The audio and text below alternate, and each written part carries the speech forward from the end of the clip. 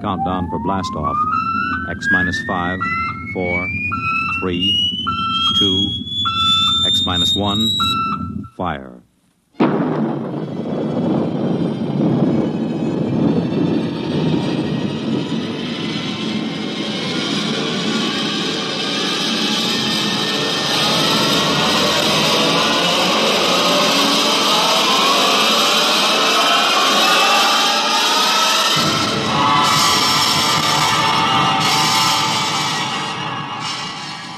From the far horizons of the unknown come transcribed tales of new dimensions in time and space.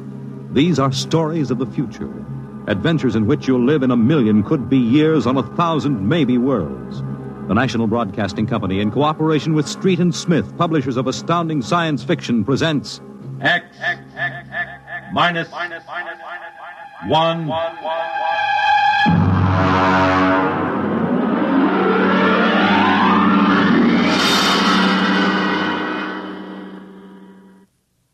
Tonight's story, Nightfall, by Isaac Asimov.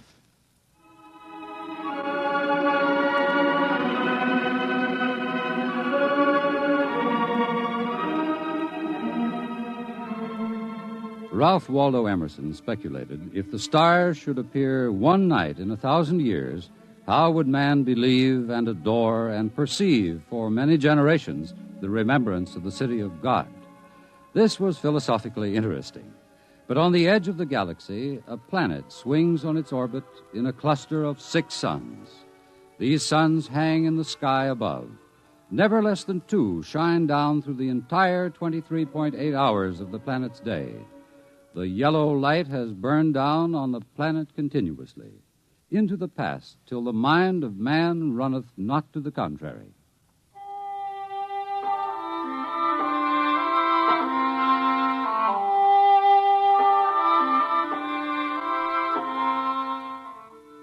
Theremin was a reporter for the Saro City Chronicle.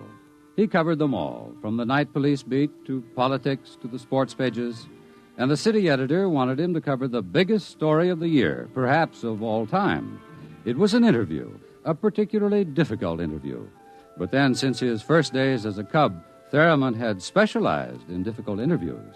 It cost him bruises, black eyes, and broken bones, but it had gotten him an ample supply of coolness and self-confidence. He didn't expect violence, though, from an astronomer. You're from that newspaper? Well, you got a lot of gall coming here. Well, now, look, Dr. Aton, it's only a job. I've read your paper. You've been writing this observatory for 2 months now. You've attacked me personally. I have nothing to say to you. Well, this is your chance to get your side into the paper. Look, Dr. Aton, I'll give it to you straight. 2 months ago, the observatory issued a press statement that the world was coming to an end. Now, that's the same story the cult of the Book of Revelations had been preaching. Now, when a scientist backs that up, it's news. Our conclusions have nothing to do with the cult. The cult is full of superstition and mysticism. We're scientists. You've got the people pretty angry. It doesn't matter. If I can't get the story from you, I'll have to go somewhere else. Go ahead. The paper can be pretty rough on someone who doesn't cooperate, Dr. Aton. Young man, if you're not out of the observatory within 5 minutes, I shall call the police. Now get out.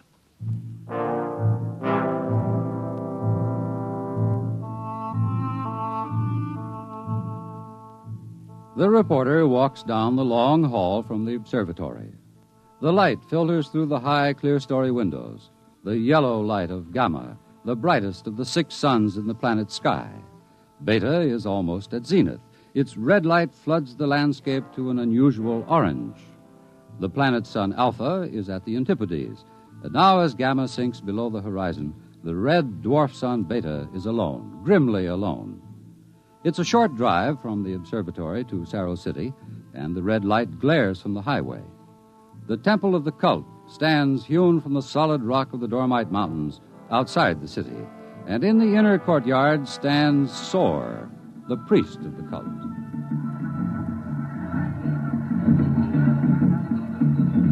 Woe to the unbelievers! Their souls will rot with the absence of light. Tell me, Your Reverence, what will happen? What are you waiting for here? The day of the coming. It is written in the Book of Revelations. It came to pass the sun Beta was alone in the sky, and the world was shrunken and cold, and men did assemble in the public squares and highways. Their minds were troubled, and their speech confused, for the souls of men awaited the coming of the stars. And the lip of the cave of darkness passed the edge of Beta, and loud were the cries of men, and there was no light on the surface of the world. And in this blackness there appeared the stars in countless numbers, and in that moment the souls of men departed from them, and their abandoned bodies became even as beasts. From the stars then reached down the heavens flame, and where it touched, the cities of the world flamed to destruction, so that of man and all the works of man naught remained. So it is written.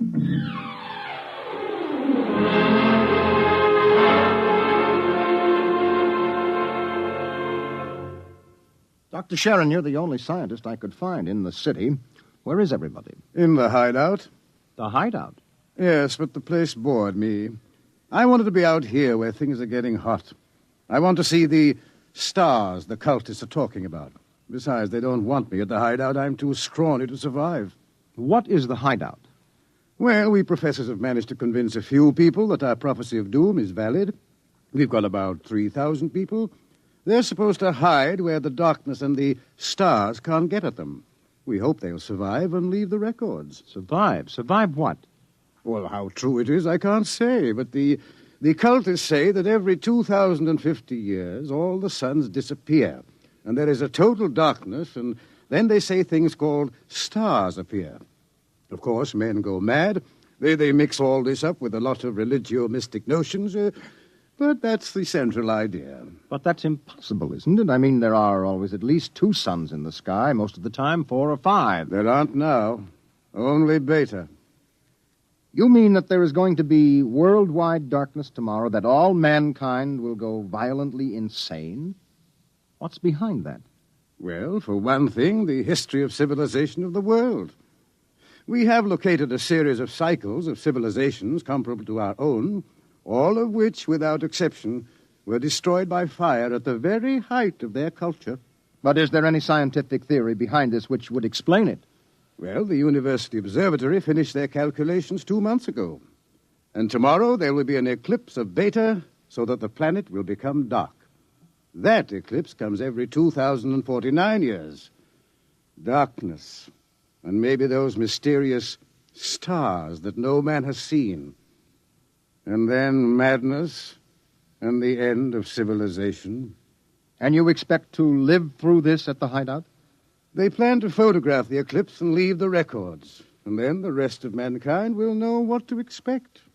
Well, what is there in darkness to drive men mad? Have you ever experienced darkness, young man? Well, no, but I know what it is. It's just no light. Oh. Draw the curtain. Why, what for? If we had 4 or 5 suns out there, we might want to cut the light down for comfort, but with only Beta... Ah, that's the point. Just draw the curtain and then come here and sit down. All right.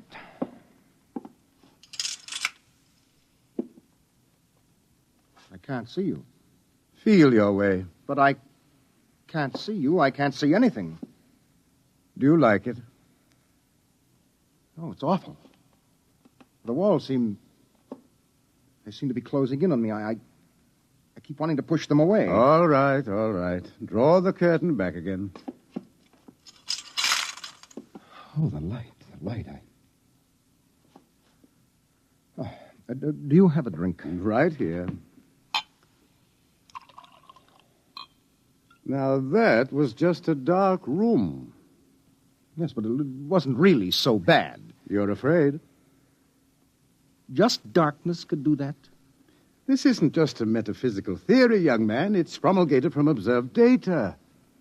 Well, come with me. Where? The locked wall down the corridor.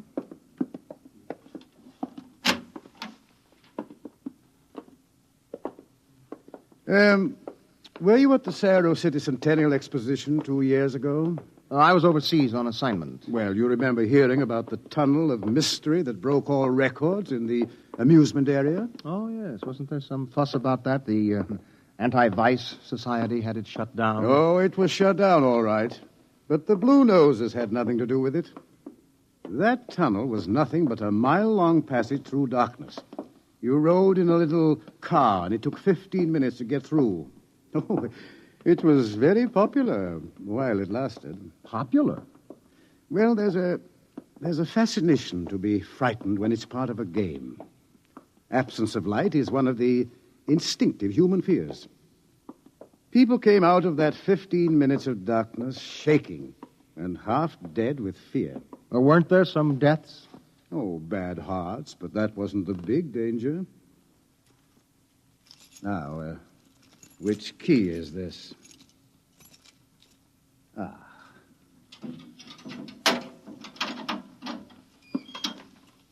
Where are we going? You'll see. No, the heart attacks were actually good for business, but there was something else. Here, I'll show you. I want you to see somebody. Latimer. Latimer. Go away. Latimer, I want you to meet somebody. This is Mr. Theremin. No, go away. Hello? He's pushing me. Make him stop pushing me. Go away. I'm not touching him. What's wrong? Latimer is afraid, aren't The you? walls. They're falling in on me. The walls. I've got to get out. I've got to get out. Let me out. You can't go out, Latimer. It's all right. I've got to get out. Let me out. Let me out. Let me out. At sleeping period, we have to give him a shot of morphine. Otherwise, he'd bat his brains against the wall. What's wrong with him? Nothing. Nothing but 15 minutes in the darkness of the tunnel of mystery. Oh, that's impossible. 1 person out of 10 came out of the tunnel that way. That's why we had it shut down. But why should darkness do that? It's obvious men cannot exist without light. Longer periods of darkness would obviously be fatal.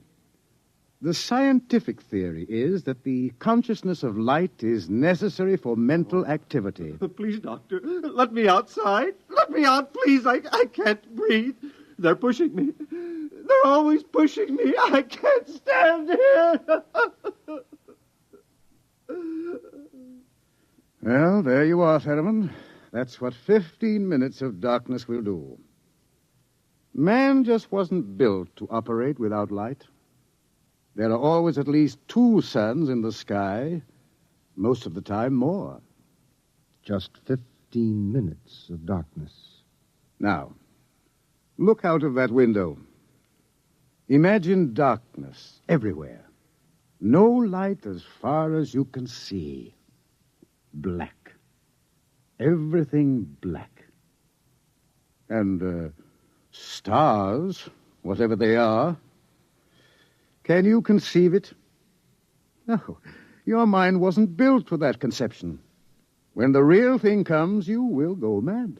Completely and permanently. There is no question of it. Tomorrow, there won't be a city left standing in the world.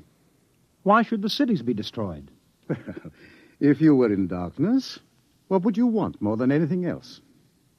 What would it be that every instinct would call for? Light. And how would you get light? I don't know. You'd burn something. They've got to have light. They've got to burn something. And every city in the world will go up in flames. Well, shall we go back to my office, Mr. Theremin, and have another drink?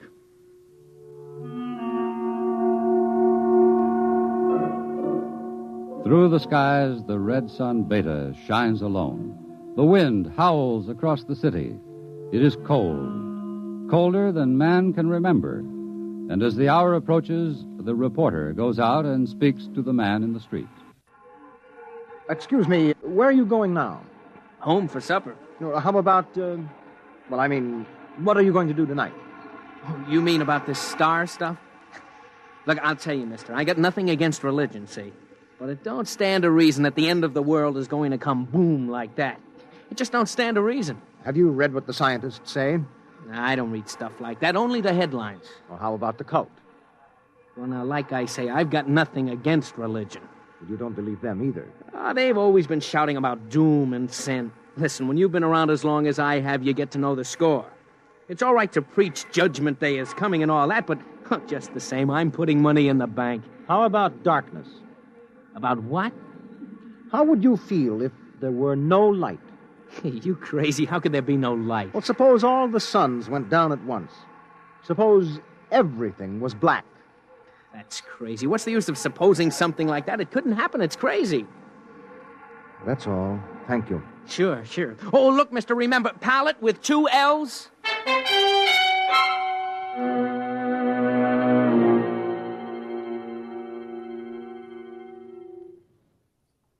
All this talk of scientific explanation, it's sinful, that's what it is. Are you a member of the cult, sir? Sure I am. Been a member since I was a boy. My daddy was a member, too. I've seen the books. It's all written down in the books. Don't you believe the scientists' explanation? Don't need it. I'm going to save my immortal soul. I'm going to stay on the mountaintop in a white robe while the stars carry me away to glory. Blessed be the stars. Amen. What are the stars? The glory, the breath of the heavens, the spirit of the ultimate. That's what they are. The observatory has announced that it intends to take pictures of the stars. Blasphemy. I sold my house. I gave all my money to the poor. Won't need it anymore. I'm going to heaven with the stars. Glory, glory, going with the stars.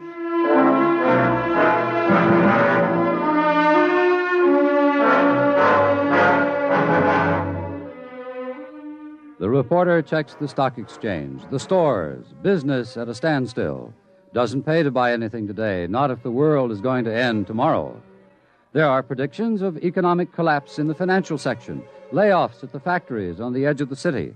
And through the streets, the people will mill and turn, unsure, crying in fear or shouting with bravado. The story isn't here in the city. And so, as the hour approaches, the reporter goes again to the observatory, high in the hills.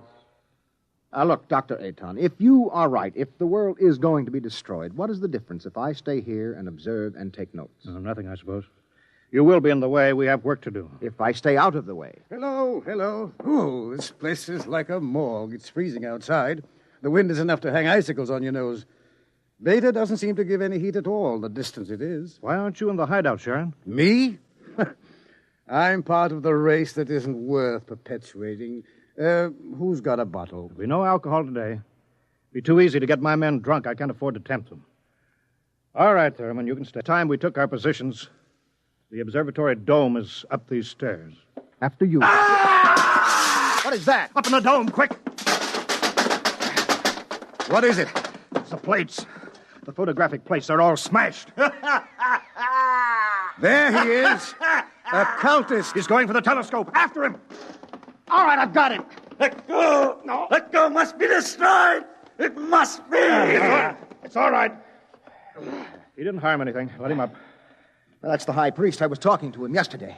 All right. What do you want? Nothing that you would give me of your own free will. I made a bargain with the cult to give me certain data that you had. In return, I promised to prove the essential truth of the creed. There was no need to prove that.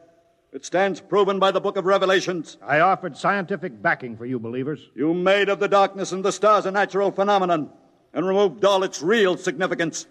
That was blasphemy. The facts exist. Your facts are a fraud and a delusion. How do you know? I know. I suppose you think in trying to warn the world against the menace of madness, we are placing souls in jeopardy, huh? Well, we haven't succeeded, if that makes you feel better. Your devilish instruments must be destroyed. We obey the will of the stars. Someone call the police in Cerro City. There's no time for that. Let me handle this. The eclipse is only a few minutes away. Look, you. Will you give your word of honor to cause no trouble? I will not. Listen. Just as soon as the eclipse starts, we're going to take you and put you in a closet with the door closed, and you will stay there. Then you won't see the darkness, and you won't see the stars. And that means the loss of your immortal soul, according to the cult. All right. Will you give your word of honor? You have it. You will all be damned for your deeds of today. Look, Look at Beta. The eclipse has started. You can see the blackness against Beta. Get busy on those cameras. Check the exposures very carefully. You're shaking, Mr. Ferriman. Yes, I don't feel very well. You're not losing your nerve. No, I'm just not used to it. You could probably make the hideout. I have been assigned to cover a story. I intend to cover it. Oh, professional honor? Yes. Yes. Allah sofanet radrock. Allah sofanet. What is that? The cultist. That's the book of Revelations. I don't understand it. He is chanting some old cycle language. The book of Revelations was originally written in it. There are probably 2 million people in Cerro City who are trying to join the cult. One gigantic revival. How do the cultists manage to keep the book of Revelations going from cycle to cycle if everyone goes mad? Who wrote the book? There are some people who don't see the stars. The blind, those who drink themselves into a stupor, and children, to whom the world as a whole is too new and too strange for them to be frightened at stars and darkness. They would have memories, and that, combined with the confused, incoherent babbling of the mad, form the basis for the book of Revelations. Oh, the cult will be riding high down there in the city. I hope they make the most of it. Dr. Sharon, I just heard from the hideout on the private line. Oh, they're in trouble? They are safe, but the city is a shambles. You have no idea. Well, it'll get worse. What are you shaking about, Dr. Ayton? How do you feel? You don't understand. The cultists are rousing the people to storm the observatory, promising them immediate entrance into grace, promising them salvation, promising them anything. How long till the total eclipse? An hour. Well, it's a gamble. It will take time to get a mob out here. If the darkness comes first, we're all right. Oh, look at Beta. It's cut in half. Half of it is black. Yes, it's getting darker. An interesting phenomenon. Oh, my collar is suddenly tight. Are you having any difficulty in breathing? No, why? Difficulty in breathing is one of the first symptoms. We have experimented. I'm cold. Seems to be getting colder. Yes, so we'd better keep our minds on something else. One of the astronomers has a theory about the stars, far away to see in the light. He developed a fantasy about a planet revolving around one sun. It's a mathematical possibility. Of course, there couldn't be any life.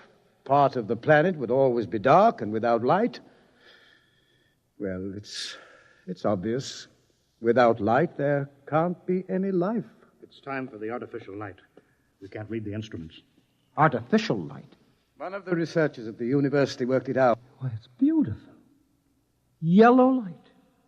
After 4 hours of red. It's beautiful. Light. Light.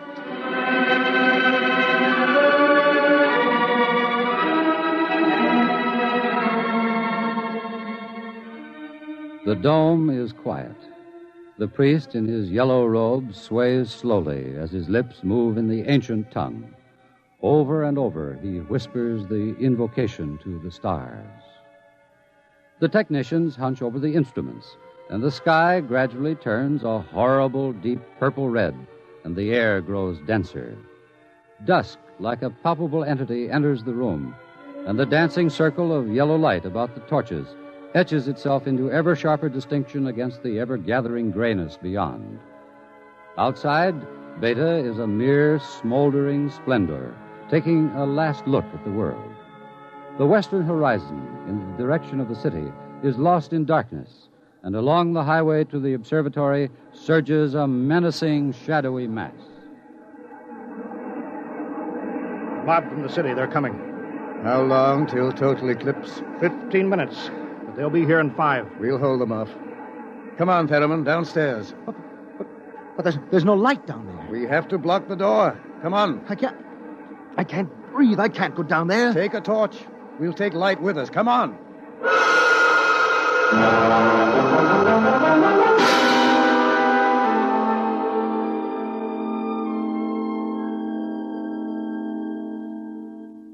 Aiton! Aiton! I'm here.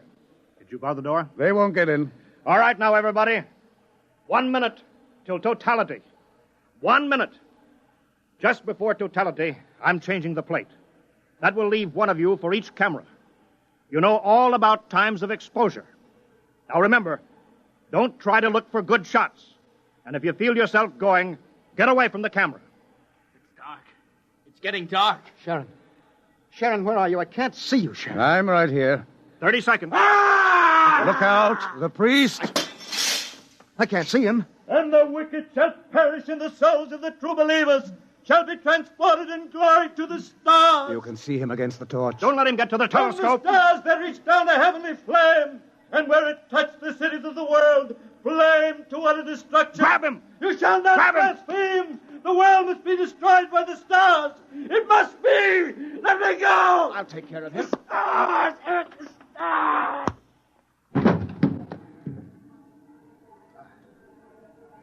5 seconds to totality. 4, 3, 2, 1.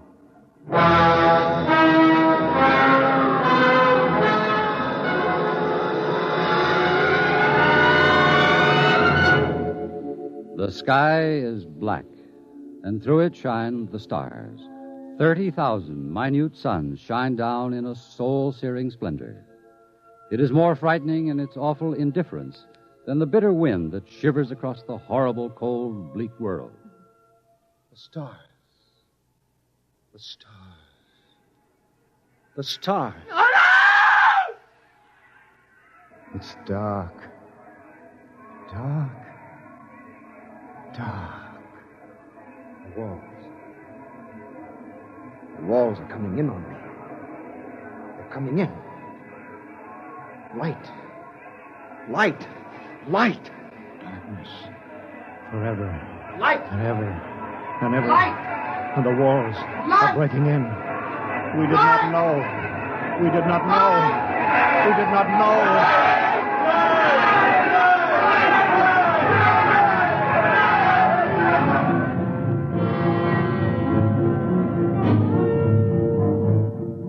On the horizon, in the direction of the city, a crimson glow begins growing.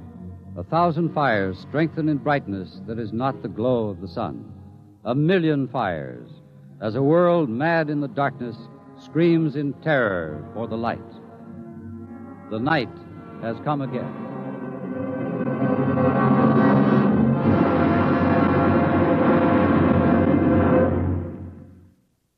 You have just heard X-1, presented by the National Broadcasting Company in cooperation with Street and Smith, publishers of astounding science fiction. Tonight, by transcription, X-1 has brought you Nightfall by Isaac Asimov, adapted for radio by Ernest Kenoy. Featured in the cast were Wendell Holmes, John Larkin, Santos Ortega, Mercer McLeod, Alan Collins, Bob Hastings, and Roy Fent. Your narrator was Floyd Mack. Fred Collins speaking. X-1 was directed by Daniel Sutter and is an NBC Radio Network production.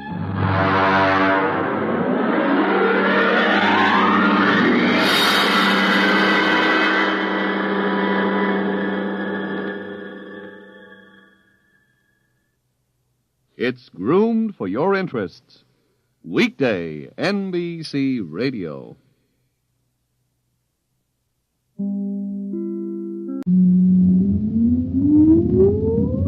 Countdown for blast off. X-5, 4, 3, 2, X-1, fire.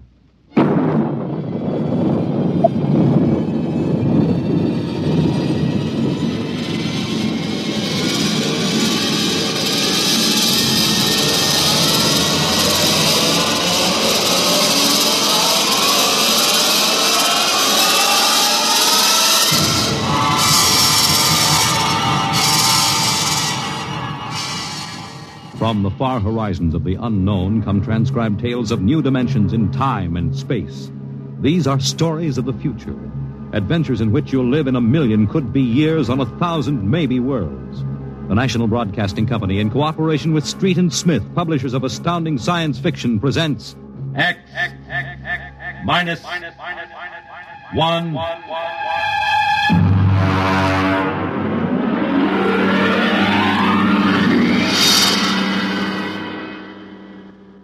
Tonight's story, The Castaways by Ernest Kinoy.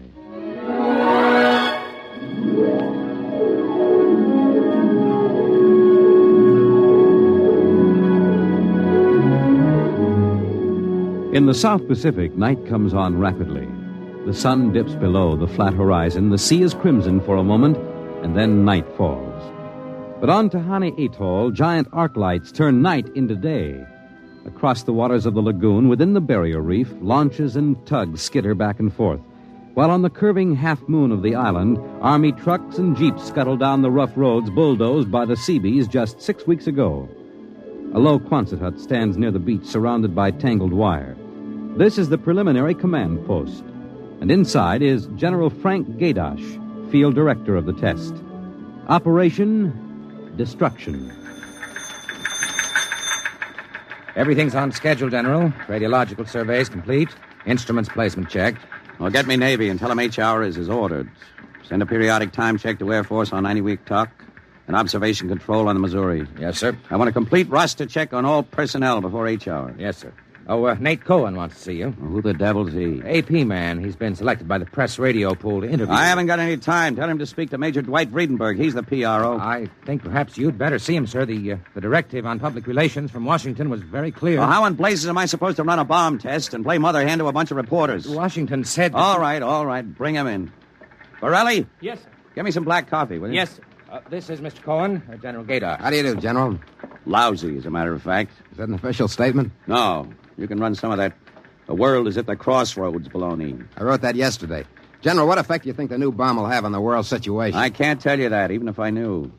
My job is to set the blasted thing off and see that nobody gets hurt, and collect the data. Can I speak to you a moment, sir? Later, Alan. Go ahead, Cohen. Can you release anything on the scientific principles involved? I don't even understand them myself. Wait a minute. Dr. Muller? Yes? Come over here a minute, will you?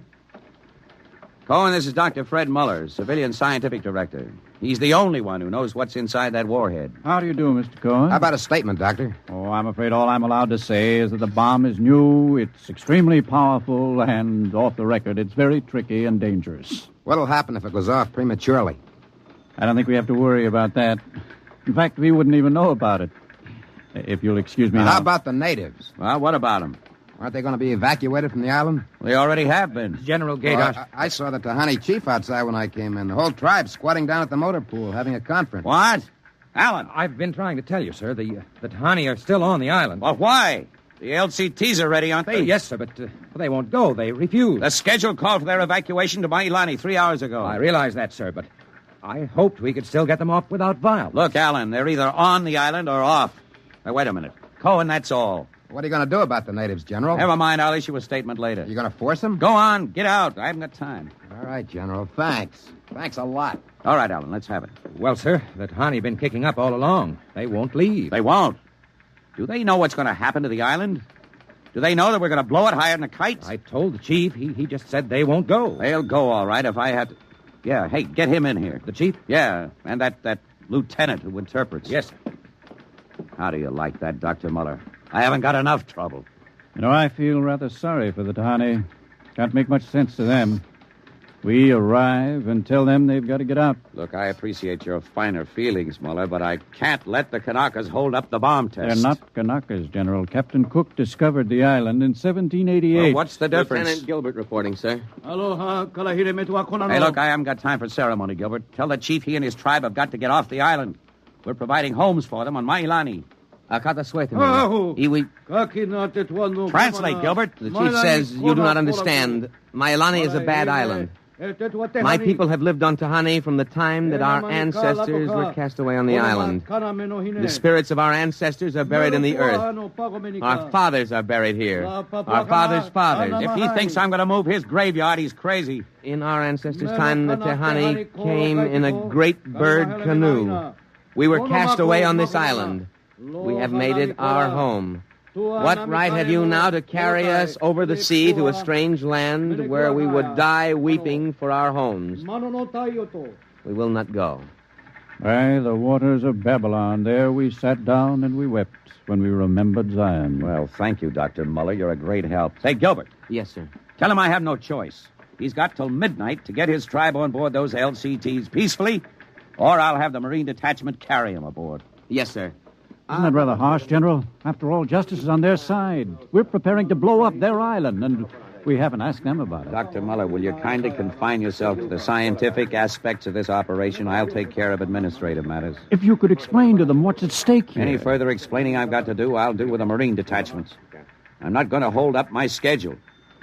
Well, Gilbert? I told him, sir. All right, get him out of here. I've had enough. No, koala. What the devil's that? Some kind of a curse, sir. I can catch some of it. The island will remember the tears of its children and punish the invaders. The great destroyers will not destroy. And the evil man, who is the chief, will travel far through the blackness of night. Even as the children of the island end, so will he. All right, Gilbert, take him away. Yes, sir. Colonel Allen, get a detail from the Marine Detachment with tear gas and small arms down to the motor pool. And in 1 hour, have those natives on that transport, and I don't care how they do it. Is that my coffee, Varelli? Yes, sir. They must know about the bomb. The great destroyer will not destroy. You worried about that curse? I should think you might be. He threatened you personally. If I were you, I'd carry a pistol till they got off the island. The chief looked as if he'd cheerfully strangle you with his bare hands. I'm supposed to end the way they do, huh? What's that? Probably the Tahani saying goodbye to their island. I think I'll go down to the motor pool. Well, stay out of the way. And get back here in an hour. We've got to have this wrapped up and headquarters moved out to the Missouri by dawn.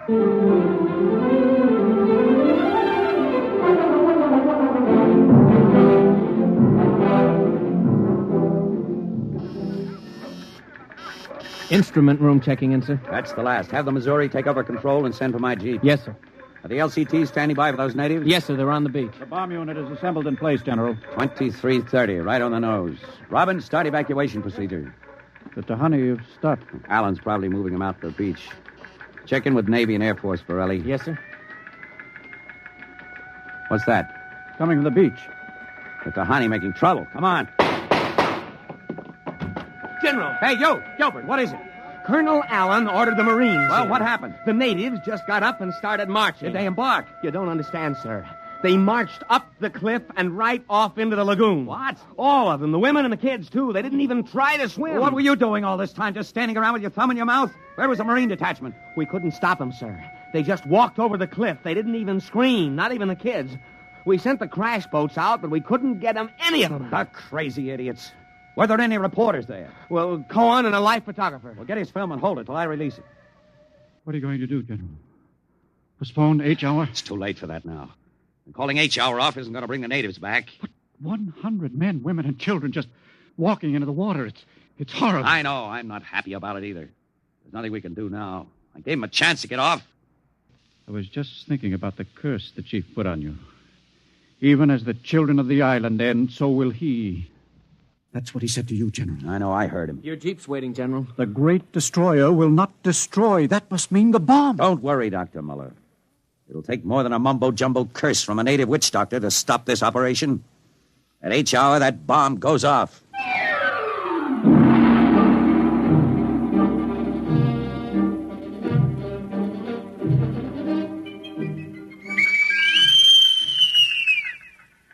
It is now H hour minus 1 minute 30 seconds. H minus 1:30. Video screen's hooked in, sir. All right, check control stations. Observation station 1. Observation station 1, check. Radiation station. Radiation control, check. Test the firing Observation circuit, station Dr. 2. Muller. Right, General. 2, check. Damage control station. Damage control, check. All set. Communications. Communications, check. All checked in, sir. It is H minus 1 minute. H minus 1.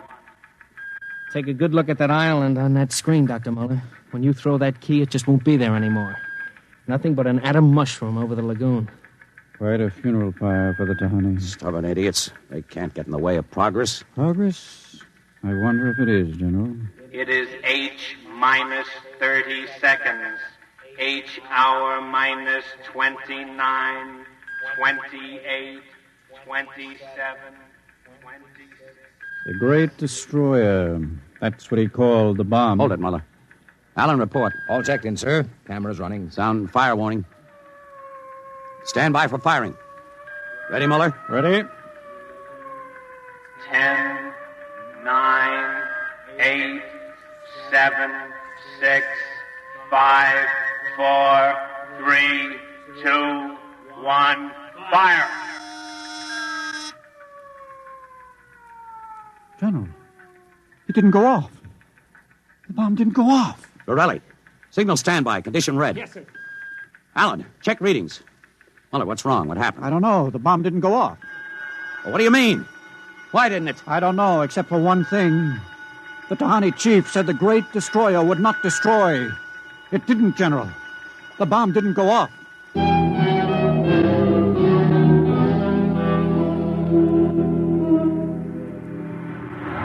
How about it, General? What happened? Have you got a statement? Nothing you can use, Cohen. Not till we find out what went wrong. Hey, who let you come aboard this ship? I walked on. You don't know why the bomb failed? It didn't fail. It just didn't go off. What's that tank thing on the deck, General? Undersea salvage unit, Mark IV. They call it a bottom crawler. Somebody going down? Well, that bomb is down there in the lagoon somewhere. Could go off at any second. Somebody's got to go down and find it and disarm it. That's a lovely job. Who's elected? I am. Wow. And Dr. Muller. He's the only one who knows how to dismantle it. All is ready, General. All right. Come on, Muller. I'm ready. Allen, as soon as we hit shallow water, get those gates open. We'll pull the crawler out. And then you get away in a hurry. If that bomb goes while we're working on it, I don't want any casualties. Yes, sir. Inside, Muller. All right. I'm in. Now, remember, get this LST out of the lagoon in a hurry. You got that, Allen? You take your orders from Admiral Yancey. Yes, sir. Good luck. Closing the hatch. The radar and Geiger counter warmed up, Muller. I was just thinking of something, General. That curse, part of it came true. The bomb didn't go off. Well? The second part of that curse was that you would end where they ended. That was at the bottom of the lagoon. What are you trying to do, Muller? Nothing. I was just thinking this crawler is going to take us right down there where the Tahani died. I'm not worried about a handful of dead natives, Muller. I'm worried about that bomb. Okay, they're opening the gate. Let's go.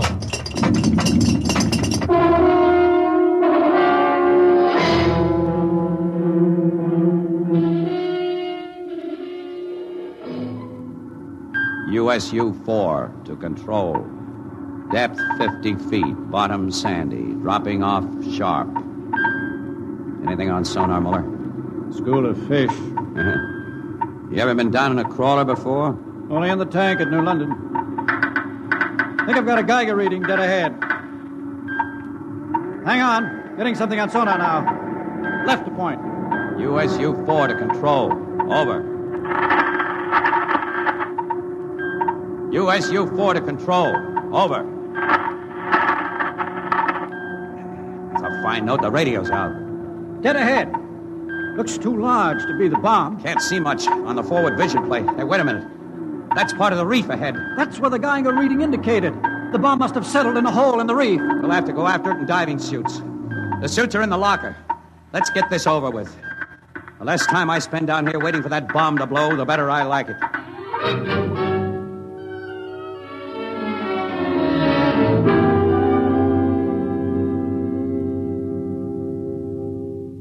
Muller, is your helmet clamped tight? You getting me all right on your headset? Okay. I'm going to fill the lock. Here goes the outer door. Let's go. This isn't like that diving tank in New London. Look out for that coral. It can cut you to ribbons. There's a hole of some sort there. Wait till I get the light up. See if you can get a Geiger reading out of that hole. Just a... There.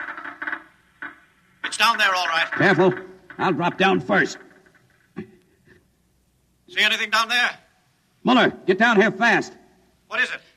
Find something? The bottom of this hole. It's metal, and the sides. But It's the coral reef. Look, welded joints. These are hull plates of some kind. And Look out, above us. it's closing. Grab it. Too late. A metal hatch. It just slid over the top. This is impossible. What's going on? It's like an airlock. The water's being pumped out. General, do you realize what this means? I'm not sure. There's an inner door opening. Careful. It's a passageway. What do we do now? There isn't much we can do. We can take off our helmets, though. The dial shows good air. All right. Come on. What is this? An undersea fort? What's it doing here? What does it mean?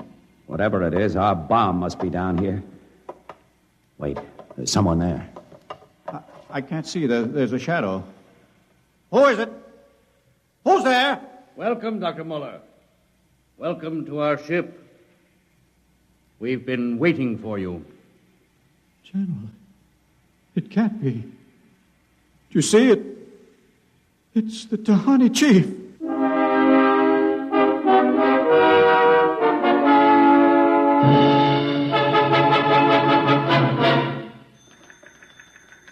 How long has the bottom crawler been down, Borelli? 4 hours, sir. 2 since we lost contact. Now, keep trying. Yes, sir. I've given him enough time. I'm going to send another crawler down. What do you figure happened to him, Colonel? Well, there are a lot of things. Hey, how did you get in here? I walked in. When are you going to release this, Colonel? It's the biggest story since the election. Bomber dead and Dr. Muller and General Gaydash dead. They're not dead. At least we don't know they are. As long as that bomb doesn't go off, there's still a chance. What happened? Bomb. Borelli, condition red. Gilbert, radiation control into action. Get the hot squad into Tahani Lagoon as soon as it's cleared, and get me a PT boat with radiation screen. What is it, Colonel? What happened? Bomb must have blown. How about Muller and the General? If they were down there in that lagoon, you guess. Now get out of my way. I'm busy.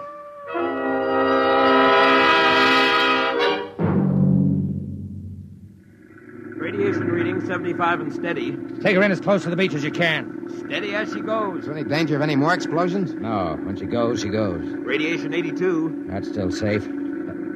Cohen, is that something on the beach? Yeah. Looks like a body. Maybe you blew one of the Tahani back out of the lagoon. No, it's moving. Gilbert, glasses. Yes, sir. It's a man, all right. Head into the beach. Who is it, Colonel? Can't tell. He's in a diving suit. It's either Muller or General Gaydash.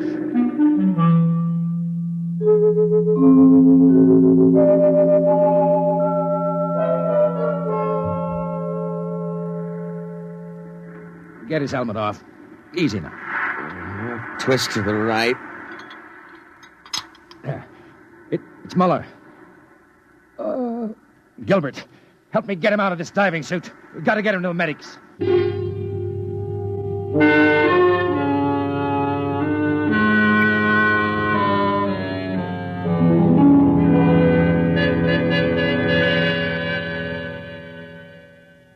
No radiation burns, superficial bruises, mild shock. He'll be all right, Colonel. Can he talk? For a while. Bomb go off. It didn't. He's still out of his head. Quiet, Cohen. Go on, Dr. Muller. What did you find? A ship. A giant metal ship there under the lagoon. A submarine? No. It was a spaceship. Spaceship? Camouflaged right next to the reef. When we went inside, we found the Tahani chief and all the tribe. Alive. What? They drowned in the lagoon. I saw them. No, they didn't commit suicide as we thought. They just dived underwater into the rocket airlock. Rocket? Airlocks? Now, look, Muller, I know you've suffered a shock, but... But it's true. Can't be. A spaceship built by Polynesian savages. But they're not savages. They're the Castaways. They're from another planet. Don't you understand? Their spaceship was wrecked here 400 years ago. They've been waiting ever since for a chance to go home. He's out of his mind. Better give him a sedative, Doctor. No, wait a minute, Colonel. Remember their story about the great bird canoe? Maybe there's something to the legend. Not a legend, it's true. They'd exhausted their fuel, came down out of space, couldn't find anything here on Earth to replace their fuel source until we developed atomic power. Atomic power? You mean they stole our bomb? That's right. Fished it out of the lagoon, hauled it aboard. Yes, but how could they convert it to atomic drive? They made me dismantle it for them at the point of a gun. Then just before they blasted off, they let me go. But what about the general? Remember the Tahani curse? I see. You mean they killed him? You don't understand. I said I dismantled that bomb at the point of a gun. It was General Gaidash who was holding the gun. What? He was one of them, one of their spies, sent out to bring back the rocket fuel they needed. And the Tahani curse wasn't a curse at all. It said that when they left the island, so would he. You mean he's with them now? Yes. And after 400 years, the castaways are going home.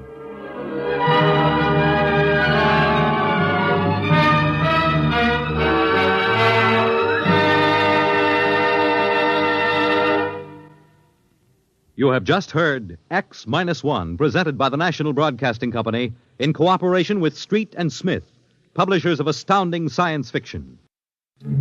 Your announcer, Fred Collins. X-1 was an NBC Radio Network production.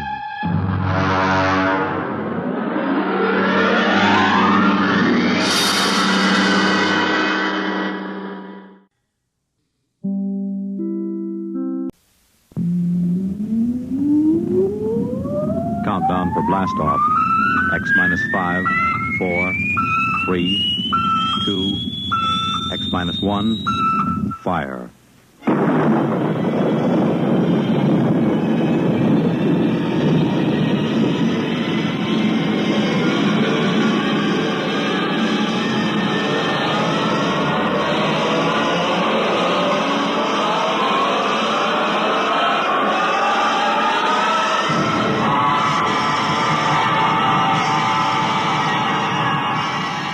From the far horizons of the unknown come tales of new dimensions in time and space. These are stories of the future, adventures in which you'll live in a million, could be years, on 1,000 maybe worlds. The National Broadcasting Company, in cooperation with Galaxy Science Fiction Magazine, presents X minus 1.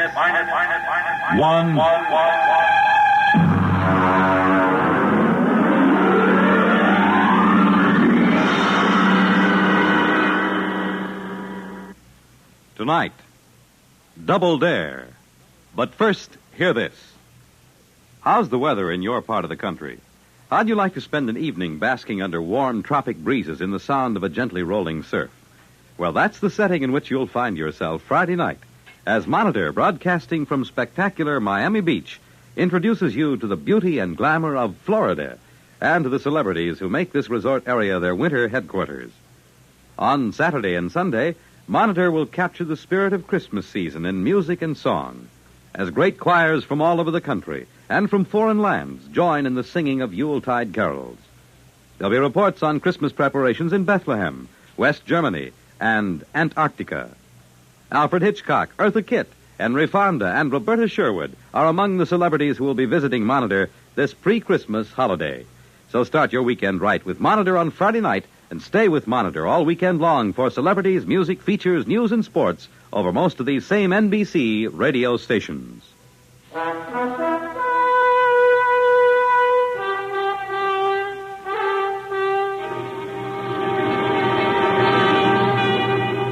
Now, X-1, and tonight's story, Double Dare. Our ship sat down on the planet Domerang right on schedule. Kemmeridge and I stood at the viewport and watched the big Domerangi official cross the field to our landing ramp. He was dressed in a bright yellow tunic, green-gray buskins, and was wearing a glittering jeweled diadem. He was walking in that ponderous way those people always walk. And it seemed like a long time before he actually reached the ramp and climbed into the ship. Welcome aboard. Greetings, gentlemen. I see you have come through the trip in fine shape. My name is Plovash. I'm your liaison while you are with us. My name's Marner. Pleased to meet you. And I'm Kemmeridge. Well, what happens now, Plovash? You have landed at a space port just outside our capital. I have come to take you to your quarters. We are providing you the finest accommodations our planet can offer. We want your working conditions to be of the best. Glad to hear it. The actual test will begin as soon as you wish. May I offer you good luck? Oh, we won't need it.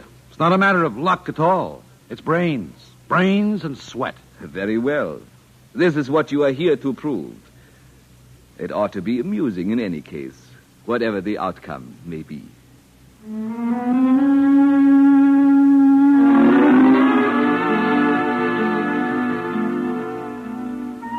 The whole weird deal had begun back on Earth. And it started where most arguments like this start, in a bar. Cambridge and I are top engineers back home, and when this visiting Domorangi made a few cracks about our civilization being second-rate in technology, we made a few choice remarks about his own technology. Well, the thing got to the news agencies and created quite a stir. It finally led to a regular interplanetary controversy over who had the best technical brains, Earthmen or Domorangi. So, here we were, Cambridge and I, sitting in an alien hotel room millions of miles from home, staring glumly at the walls. Well, we're here, Miner. We're here. And we're going to show them up and go home rich and famous. You got that? Oh, I hope we can show them. Well, we've got to. Between the two of us, we can match anything they throw at us. Well, can't we? Sure we can. Just look at this door mechanism, for instance. A simple cybernetic mechanism. Yeah. Ordinary gadget. Not nearly as efficient as our kind, either. That's just the point. Apparently, these Domorangi aren't half the sharks they think they are. We said we could duplicate anything they showed us, right? Yeah. And they've got two of their engineers on Earth trying the same stunt. Okay, so if our boys stick them and we dope out everything they throw at us here, we've won. The State Department's counting on our versatility, Miner. That's all we need. Versatility, cleverness, and hard work. We'll beat those silly-looking pants right off them.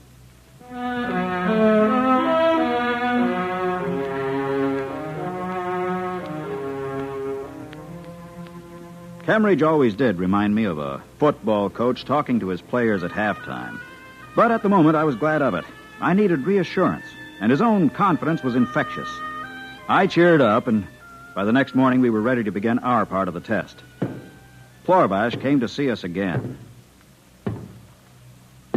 Well, good morning, Plorbash. Good morning, gentlemen. According to agreement, we have equipped our most modern laboratory for you. We will give you 2 preliminary problems. When you have dealt with them, if you can deal with them, we will give you a 3rd problem. And if we fail on any of them? Why, then we shall have proved our point. Fair enough. But suppose we deal with all 3, Plorbash. How do we win this thing? Do we just go on with your projects until we miss? Oh, no. According to the agreement between our governments, the test is limited to 3 problems only. The same is true for our team on your planet. We consider that if you do indeed complete all 3 projects, you will have demonstrated your ability. I don't like the way you say that. What's up your sleeve? Sleeve? I do not understand the idiom. Never mind. Doesn't make any difference anyway. Just let's get started and prove our point. Yes. I myself am most anxious to observe your attempts.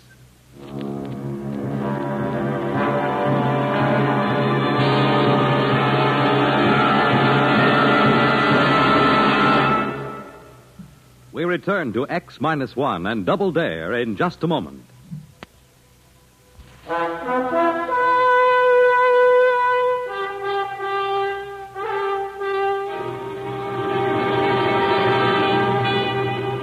Now back to X-1 and Double Dare. The lab that was to be our workshop until we won or lost this contest was a sumptuous place. The sort of research setup a sane engineer never even bothers to dream about. We stood there admiring it, Cambridge and I, while Plorbash waited for one of us to say something. Well, we're impressed. Man, it won't be hard to pull off miracles in a lab like this. You're making it easy for us, Plorbash. We are honest people. If you fail, it cannot be blamed on poor working conditions. Okay. When do we start? At once. Observe your first test. What, that little plastic bottle? The contents. It is a depilator. A bit rubbed on each cheek, and you do not need shave your beard for a week's time. Here is the bottle. Duplicate the product. But we're engineers, not chemists. Never mind, Miner, never mind. Okay, Plorbash, that's the first project. Give us the second at the same time. That way we'll each have one to work on. 2 projects at once? Very well, gentlemen, as you wish. The second is a trap for small house pests. Oh, like our mousetrap, huh? Well, I do not know your mousetrap, but this is a most ingenious device. Our house pests are color sensitive, and this trap flashes colors as a lure. To catch vorks, we use this. For flames, we activate this device. And so on. Well, as you can see, it is most versatile. We have supplied you with an ample number of vermin of different sorts. They are in cages there at the rear of the laboratory. I believe you have everything else you need. You mean this is all? Duplicate these two products, if you can. Okay. And we'll let you know the moment we finish. Yes, do that. I didn't like the way he looked when he said that. There was a catch to all this somewhere, but I didn't have time to think about where it might be. Cambridge and I went to work on our project at once. It wasn't nearly as hard as it should have been. Within 4 days, we summoned Plorbosh back to the lab. Do you mean to say you have finished already? Naturally. Stay where you are, Plorbosh. I want to show you something. All right, Cambridge, activate the trap. Check. All right, stand back. I'm going to open the cages. Oh, no, don't. Those vermin, they'll be everywhere. Too late. Here they come. Oh, but you're mad. But they'll be everywhere. Close that door. Stand where you are and watch. You see? See that? But this is impossible. All running to the same place. Our trap. Look at that. They're in. Every last one of them. Remarkable. Yeah. We've improved on your model. We've built a better trap. Your model only deals with one species at a time. Ours handles every variety. It really is rather surprising. I suppose now you want to know about the depilator. That was easy, you know. With the equipment you gave us, chemical analysis is a snap. But I'm afraid we've improved on the original model here, too. You have? In what way? They're used at the proper strength. This depilatory of ours can last indefinitely. The effect seems to be permanent. Indeed. This is a fairly impressive performance, gentlemen. You may be interested to know that your counterparts on Earth have also passed their first 2 tests successfully. Oh, well, good for them. So, it all depends on the 3rd test, then, huh? It does indeed. Shall we have that one now? Why waste time? Is that it? That thing on rollers that you've got covered up back there? Yes. Permit me to remove that cover. A machine of some kind. I recognize a type of piston valve, relays, tubes, rods. Let me plug it in for you. Here is the outlet. Now, I press the starting button. So. What does it do? Suppose you remove the plug from the outlet. All right. There. Hey, it's still going. Gentlemen, this is our power source. We use it for transportation and similar things. Duplicate it. This is your 3rd problem. Well, we'll give it a try. I shall be most interested in the results. Most interested. Good day. Cheers.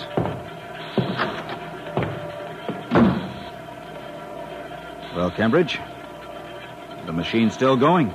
Yeah, I see. I wonder, can we build a perpetual motion machine?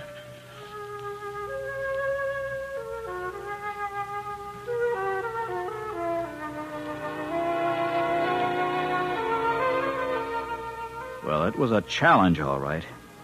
A greater challenge than either of us had anticipated in our wildest dreams. Our heads reeled with the enormity of the ideas. But we worked and worked. I don't even know how long it was, but I think it was about 3 weeks. Finally, we summoned Plorbosh, and he came into the laboratory to see our model and his side by side, both humming away with no plugs in the wall. There it is.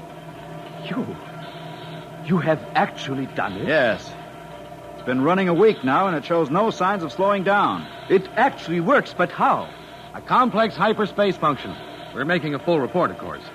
I hope you realize this is quite a stunt in gravology. We didn't think we could do it until we had to, so we did. I didn't think you could do it either. This little box on our model, have you examined it yet? No, that nearly threw us. Apparently it's tightly sealed. We didn't waste time getting it open.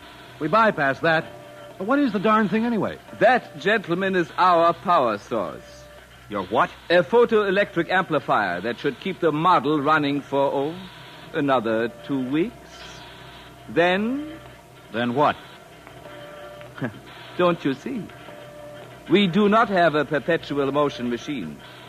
We have hoaxed you into inventing one for us. What? We didn't really think you could.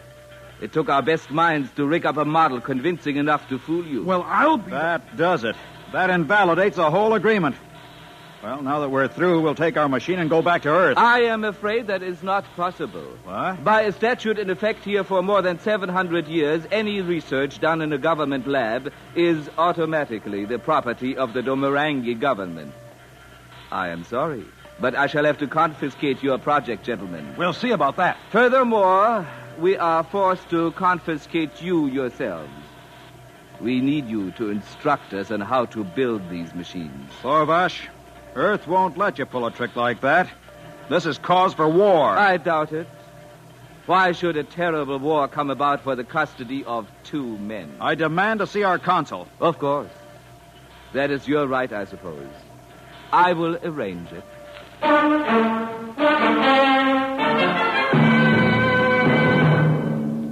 Well, there it was. Now that it was too late, I knew what the cause of my uneasy feeling was. The consul from Earth was a white-haired, sturdy gentleman with a ruddy face and a suave manner. He came to see us in our hotel room that same evening. Now, please, rest assured we shall make every effort to extricate you. Do you realize what immense scientific prestige you've given to Earth? Fat lot of good that does us now. Well, authorities on Earth have kept me informed on the progress of the 2 Domarangi. They got through the first 2 projects as easily as you 2 did. We already know that. What of it? Well, now, this is the delicate part of the whole affair. I hate to put it into words, but in fact, the people on the Earth end of this deal had much the same idea as the Domarangi. You mean another double cross?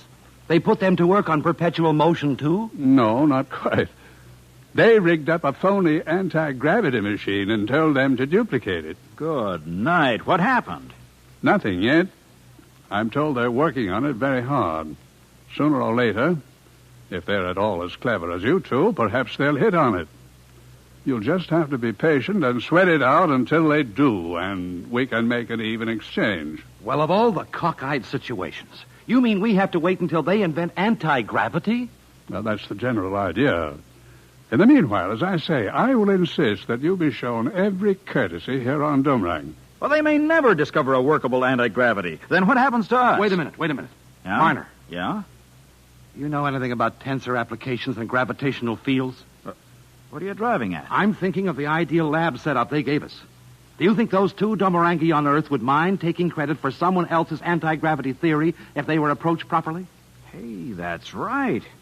They must be as anxious to get home as we are. Say, what in the world are you talking about? Consul, would you be above a bit of smuggling, diplomatic immunity and all that? Well, now, I don't know. We build the anti-gravity machine. You smuggle it to Earth and slip it to the Domarangi, then use it as a talking point for a trade. Well, what do you say? Well, I admit, it does seem the only way out. Very well, gentlemen, I'll do my very best. But there seems to be just one hitch. What's that? You still have to invent that anti-gravity machine. Oh, we'll invent it all right, because you see, we have to. Come on, Cambridge. Let's get to work.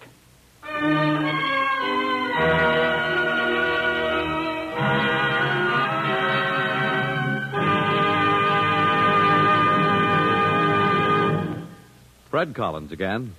I'll have another word about X-1 in just a moment.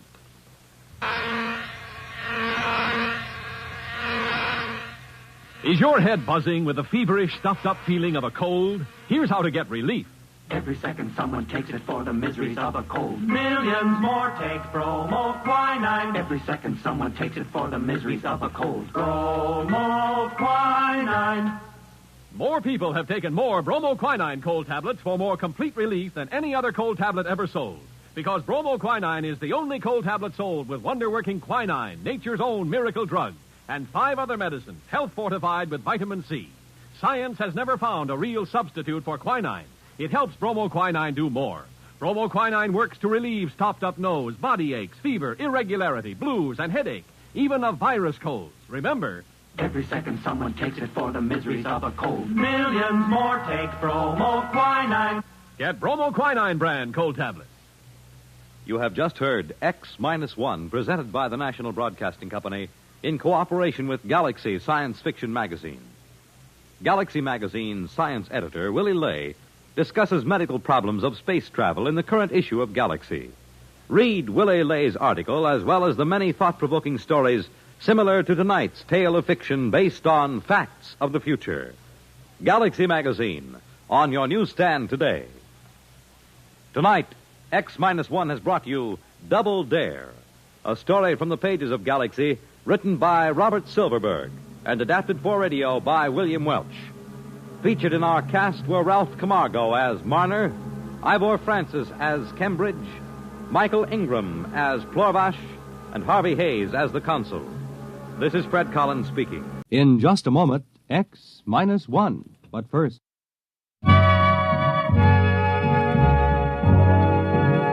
You are listening to the distinctive style of Claude Thornhill, one of today's top musicians and band leaders. It's popular music with all the beauty of a classical symphony. And there are more fine arrangements by Claude Thornhill all this week when he makes his appearance on NBC Bandstand. In addition, you're treated to the inimitable beat and rhythm of master jazzman Lionel Hampton. Join MCs Bert Parks and Dick Hames all this week on NBC Bandstand. And now stay tuned for X-1 on NBC. Countdown for blast off. X-5, 4, 3, 2, X-1, fire.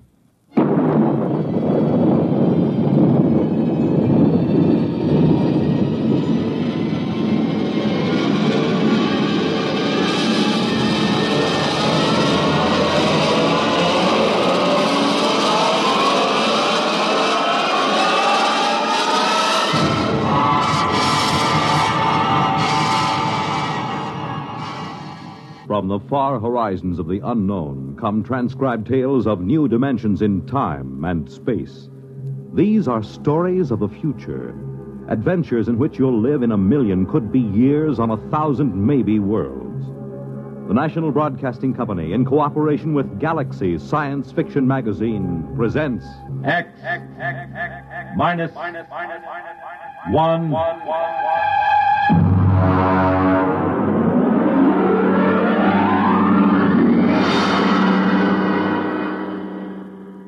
Tonight's story, The Snowball Effect, by Catherine McLean.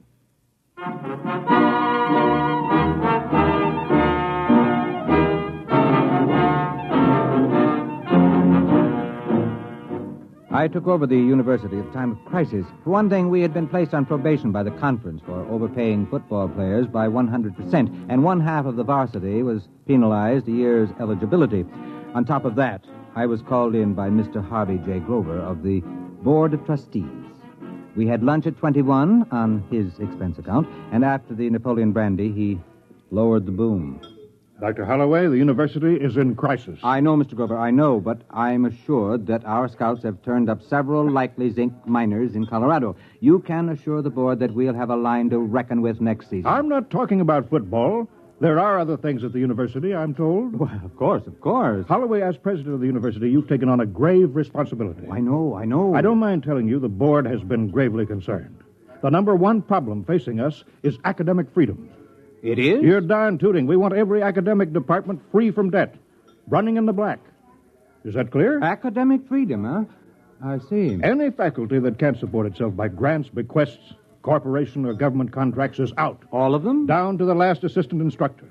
Look, Holloway, I'll put this to you straight. Most of the board was against hiring you. They had a bright young plant manager from General Products they said could show a profit from a candy store in the Mojave Desert. But I stood up for you. Why, thank you, sir. I told them the president of the university has got to be at least a high school graduate or it doesn't look good. You Well, you did graduate from high school, didn't you? Oh, yes. And college, too. I got my master's at Harvard and my doctorate at... Never mind. Let's not go too far. Have you got this straight now? Oh, yes. I've got to make a profit on the candy store. I mean, the university. That's right. Oh, and, Holloway... Yes? How many zinc miners did you say we dug up?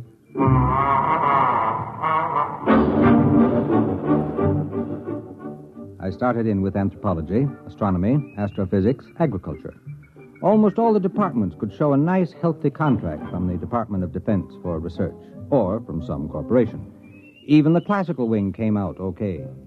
They were being subsidized by a pride of Texas millionaires who thought it was cute to have original Greek and Latin tombstones set in concrete on their patios. One fellow from Galveston gave a classical barbecue featuring a swimming pool with pornographic marbles from Pompeii set around the scum gutter. I ran into my first problem when I got to sociology. Now, look, Dr. Caswell, I'll be frank with you. I'm paid to make sure this institution doesn't come out on the short end of the stick. Well, that's a quaint expression. I got it from Mr. Grover of the Board of Trustees, so you can see this is no time for kidding ourselves. Can sociology pull its own weight? What is it? Sociology is the study of social institutions. Now, look, Caswell, to the Board of Trustees, sociology sounds like socialism, and nothing can sound worse than that.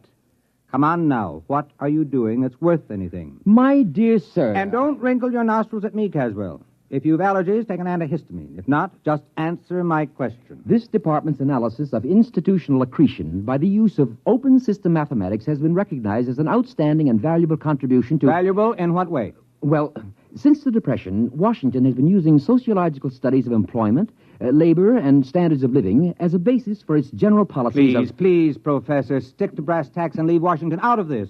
What specifically has the work of this specific department done that would make it as worthy to receive money as, say, a heart research fund?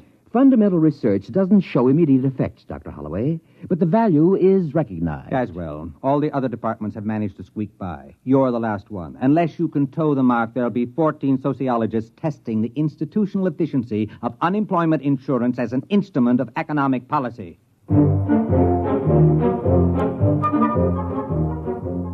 Caswell knew I had him. Unless he could show me how his department could scratch a buck together, I'd have to expunge his name from the catalog and have him drummed out of the faculty club. I'll hand it to him, though. He glared from behind his pince-nez, and sliding into his lecture manner, he started his con. Institutions, organizations, that is, have certain tendencies built into the way they happen to have been organized, which cause them to expand or contract without reference to the needs they were founded to serve. I have developed a form of socio-mathematics to plot these factors, and by comparing formulae...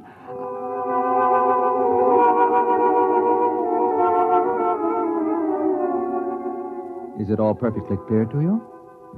Well, it wasn't to me either. I grasped the idea that he could tell whether an organization would get bigger or smaller and why, and so I asked him for proof. Well, I could give you a demonstration. How quickly? 6 months. All right, let's see. We've got a basketball team averaging 7 feet. That ought to keep the board busy till spring. And after that, that bonus pitcher we stole from the Milwaukee Braves. All right, Caswell, you've got 6 months.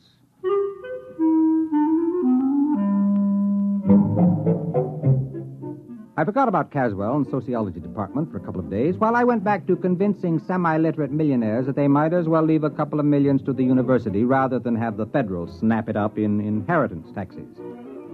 I was on to a real beaut. A button manufacturer with a bad heart who could go any minute, who wanted to endow a scholarship for needy and intellectually gifted lacrosse players.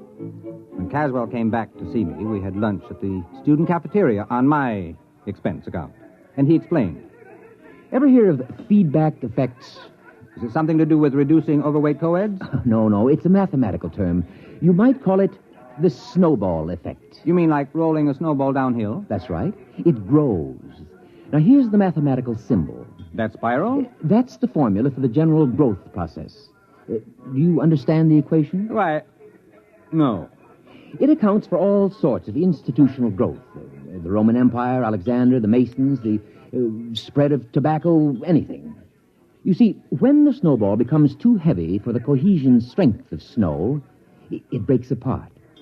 Now, we've decided to run the test on an organization and make it grow according to the formula. I see. You're going to use some club or lodge or something as a guinea pig. If you could follow the equation, you'd see I've built a pattern of a cogent reason for the ins to drag in new members from the outs, and an urgent factor to prevent anyone from resigning. That's this Greek symbol here. Kappa for compulsion.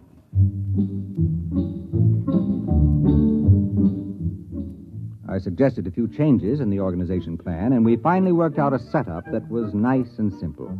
We put our heads closer together and tried to pick the best place for a demonstration. It should be small enough to observe, and yet large enough to be statistically significant. How about Passaic, New Jersey? My sister lives there. Oh, let's make it Watershaw. I have some student sociological surveys of it already.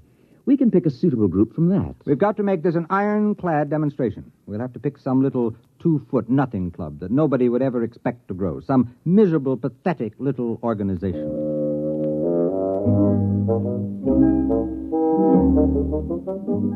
We found the perfect test guinea pig, the Watershaw Wednesday night sewing circle. Caswell and I drove over next Thursday night to a meeting. They always met Thursday night, except every once in a while when the chairlady forgot to have her hair set, in which case they met Friday. Ladies, girls, we have business to conduct, girls. Helen, please. The regular meeting is now called to order. Bernice. Just a minute, dear. Will the secretary... Bernice. You're out of order, dear. It's not a regular meeting. But of course it is. It's Thursday, isn't it? I distinctly remember when we had that special meeting on Tuesday for Toby's baby shower. We adjourned sine die when she started to have pains. Oh, my goodness, it was forced labor. That certainly doesn't count. But this meeting is just a continuation of the other one. Oh. How do you feel, Toby? Fine. A little out of breath. Did you try a little dry toast just before climbing the stairs? But, Bernice... My doctor said to breathe deeply through my nose and to have Henry tie my shoes for me. Well, I'd like to see Alfred tie anything for me. It's 3 years since I dared get a dress that zipped up the back. Madam Chairman, I rise to a point of order. Well, my goodness, Helen, you don't have to be a martyr about it.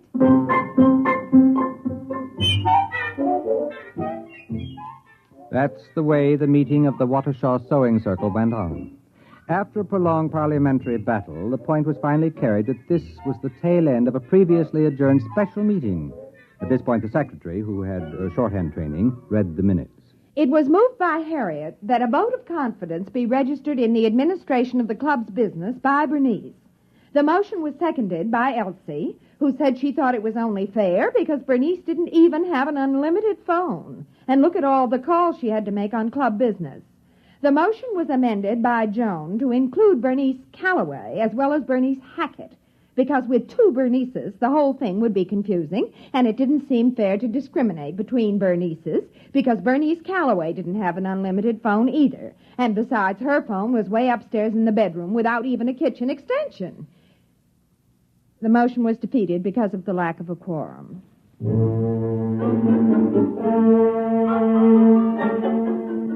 Finally, the new business of the meeting was reached, and Bernice, introduced Professor Caswell and myself as observing professors doing a survey of charitable institutions. After the business meeting, brownies, sponge cake, and apricot peekaboo cookies were served with coffee. Caswell and I drew the unlimited Bernice aside. You see, Mrs. Hackett, I've been making a few notes on a slightly modified constitution and bylaws for your organization. You have? You see, it all depends on having a competent and capable lady in charge. Oh, yes. Yes, frankly, I see. Frankly, this plan would be dangerous unless there was a woman of great character elected to the post of chairlady. Well, of course. You see, there are several ways of, influencing an election. That's why it's important that only the right people fully understand this. Oh, you're right. Absolutely. Why, the organization was just floundering before the last election. Now, can I see those plans, Professor? They sound like they're just what we need. Naturally, she was hooked. As Caswell buttered her up, her eyes began to gleam, and she studied the simple little bylaws and constitution the professor had drawn up, nodding happily as the classic beauty of the scheme struck home. The meeting broke up when, after 4 brownies and a wedge of butterscotch cashew angel food surprise, Toby started to have real labor pains. We found out later it was a 9.5-pound boy. Caswell and I left the meeting and stopped for a pizza and beer to get the taste of the apricot peekaboo cookies out of our mouths. Well, there you are, Dr. Holloway. They adopted our bylaws with only one dissenting vote. I don't like that secretary. She's a spoiler, always suspicious. My first wife was like that. Don't worry, she hasn't got a chance. That Bernice woman has clear sailing under my equations. It's rigged to favor an aggressive extrovert over the paranoidal personality. You're sure it'll work now? I'd stake my academic reputation on it. You have? Don't worry, Dr. Holloway. We've given that sewing circle more growth drives than the Roman Empire.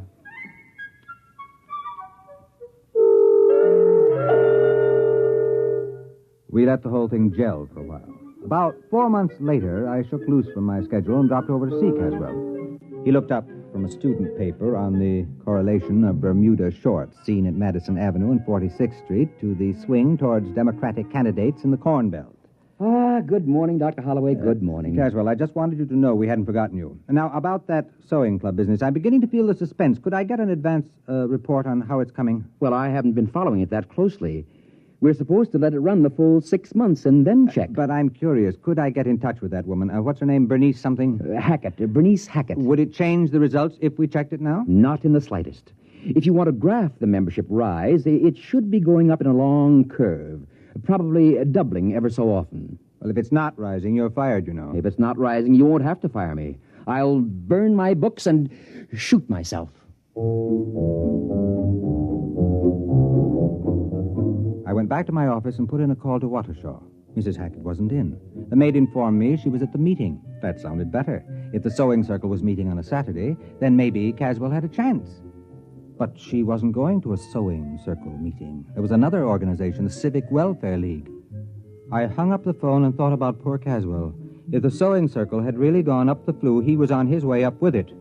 I decided to go over to Watershaw and check to give the poor old goat the benefit of the doubt. The meeting of the Welfare League was in the Knights of Columbus building, a tremendous pile used for dozens of club meetings at a time. There was some kind of political rally going on in the main hall. Streets were jammed, and I figured I was going to have a tough time finding the little back room where the Civic Welfare League was meeting. I figured they must be in a pretty bad way trying to hold a meeting in competition with a brawl like the one in the main room. Right this way, look, sir. Miss, I'm looking for a small meeting. Well, It's here you the, are. Membership application, song sheet, bylaws, and pledge. No, you don't understand. I don't well, want that's all right. You can keep it. It's a new membership kit. Everyone's supposed to have it. We've just printed up 6,000 copies to make sure there'll be enough for this meeting. No, you don't understand, Miss. I'm looking for the meeting of the Civic Welfare League. Well, this is it. No, I mean the one with Mrs. Hackett. Bernice Hackett. Do you know her? Well, there she is up on the speaker's platform. And now, after the ushers have passed among you with membership blanks, it is time to rededicate ourselves to the principles we stand for. With a bright and glowing future, the best people in the best planned town in the country, the jewel of the United States. All we need is more members. Now get out there and recruit! Recruit! Recruit!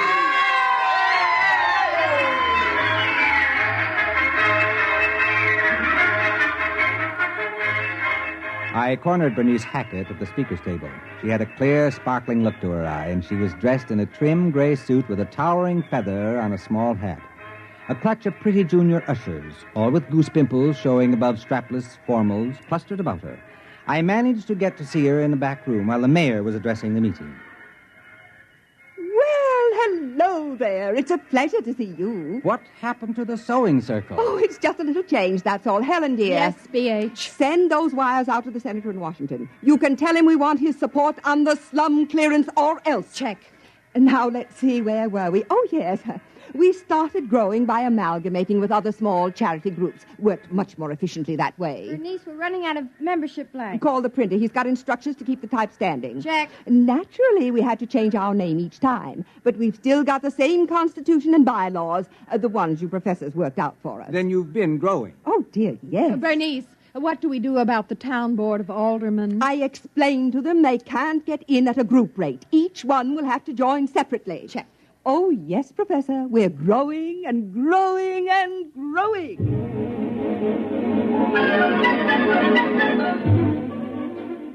I kept close watch on the sewing the Civic Welfare League for the rest of the month.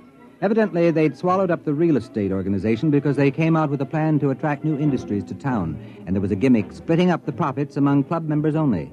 It was the same provision Caswell built in to split up profits from dues and fines, but now it was operating in the 100,000s. I graphed the rise in membership, and it went up like the first rise in a roller coaster. I went over to Caswell's office to tell him the good news. Naturally, I knew the equations would work. Well, don't be so calm about it. With a demonstration like this, I can get all kinds of grants and funds for the sociology department. You'll think it's snowing money. Well, naturally, I expected this. I haven't been following the test at all, but I was quite confident. I don't mind admitting I wasn't. Well, that organization sure blew up. Now, let's see the formula for stopping it. Oh, I didn't complicate the organization with negatives. I wanted it to grow. It falls apart naturally when it stops growing for more than 2 months. You remember we built into it the idea that the members know what happens if the membership stops growing. Why, if I tried to stop it now, they'd cut my throat. Yeah, they sure were enthusiastic at that meeting. No, we'll just let it play out to the end of its tether and die of old age. And when will that be? Well, it can't grow past the female population of the town. There are only so many women in Waukesha, and some of them don't like sewing. Sewing? Caswell! What's the matter? Are you sick? You haven't been following the experiment? Why, no. I told you I haven't even thought about it since we started. Well, they wanted to expand, and they weren't going to let sewing stand in their way. They went from general charity to social welfare schemes to something that's pretty close to an incorporated government. They're now filing an application to change their name to the Civic Property Pool and Social Dividend Membership Combine. Well, very interesting. I hadn't thought of that. Fascinating. Dr. Caswell, tell me, where does the formula say it will stop? Oh, I shouldn't worry. It stops when you run out of people to join it. After all, there are only so many people in Waukesha. It's a pretty small town. Yes, it is. Doctor, they've opened a branch office in New York.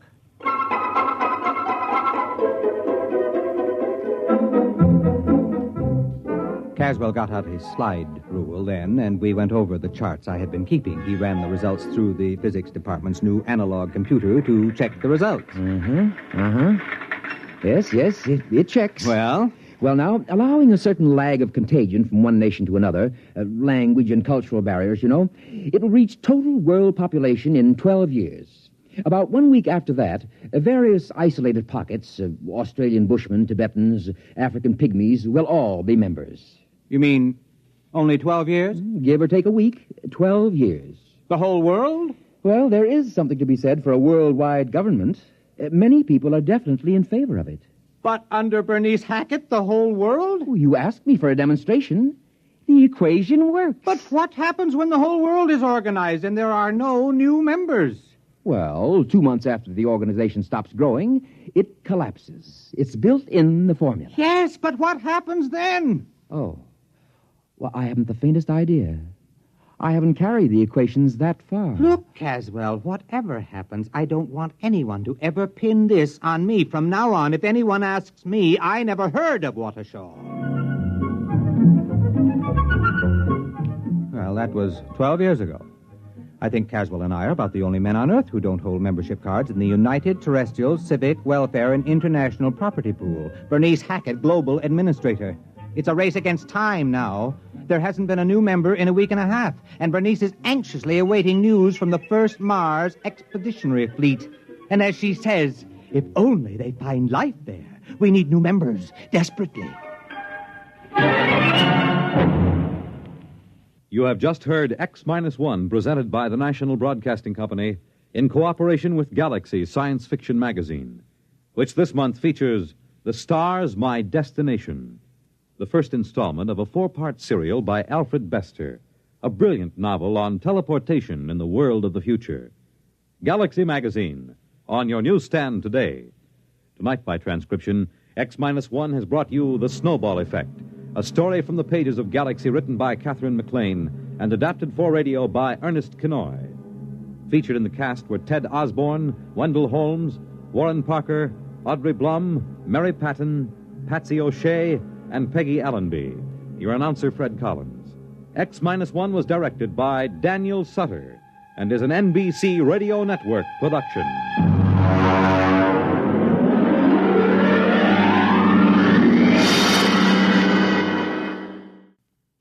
Thousands of hearts are being saved today, and many persons with heart disease are learning how to live happier and more useful lives. The fact is, most heart patients can keep on working often at the same job.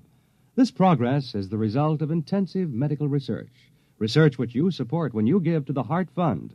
Send a contribution now to your local Heart Association or to Heart, care of your post office. When you help your Heart Fund, you help your heart.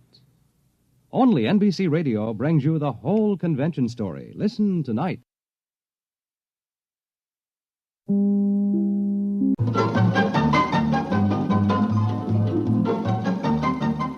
This is Nightline, your open door to people and places, and this is Walter O'Keefe. Nightline invites you to listen in on NBC's award-winning science fiction series X-1.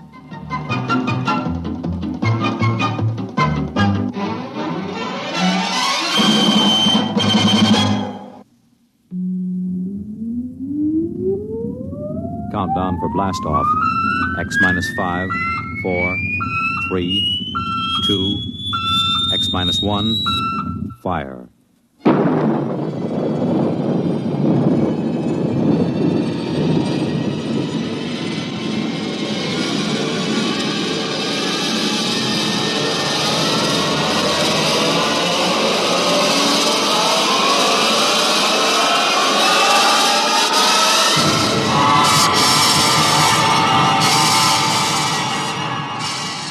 From the far horizon of the unknown come tales of new dimensions in time and space.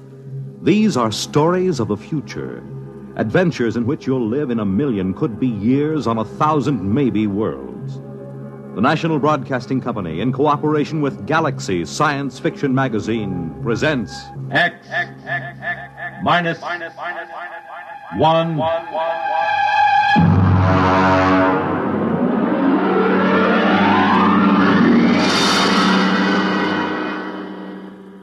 Tonight, The Light by Paul Anderson. But first, hear this. The glamour backstage at Broadway's newest hit musical show, the spectacular West Side Story, the novel experience of accompanying a congressman, Joseph Martin, as he searches out the complaints, compliments, and problems of his constituents on a grassroots tour of his district.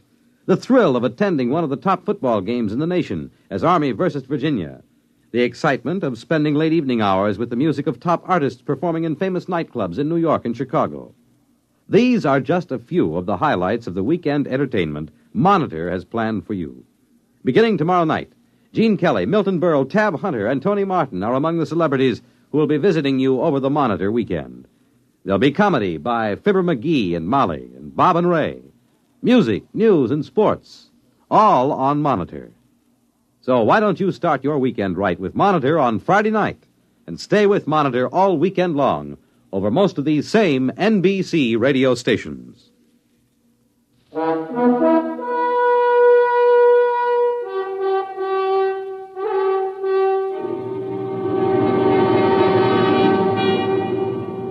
Now, X-1, and tonight's story, The Light.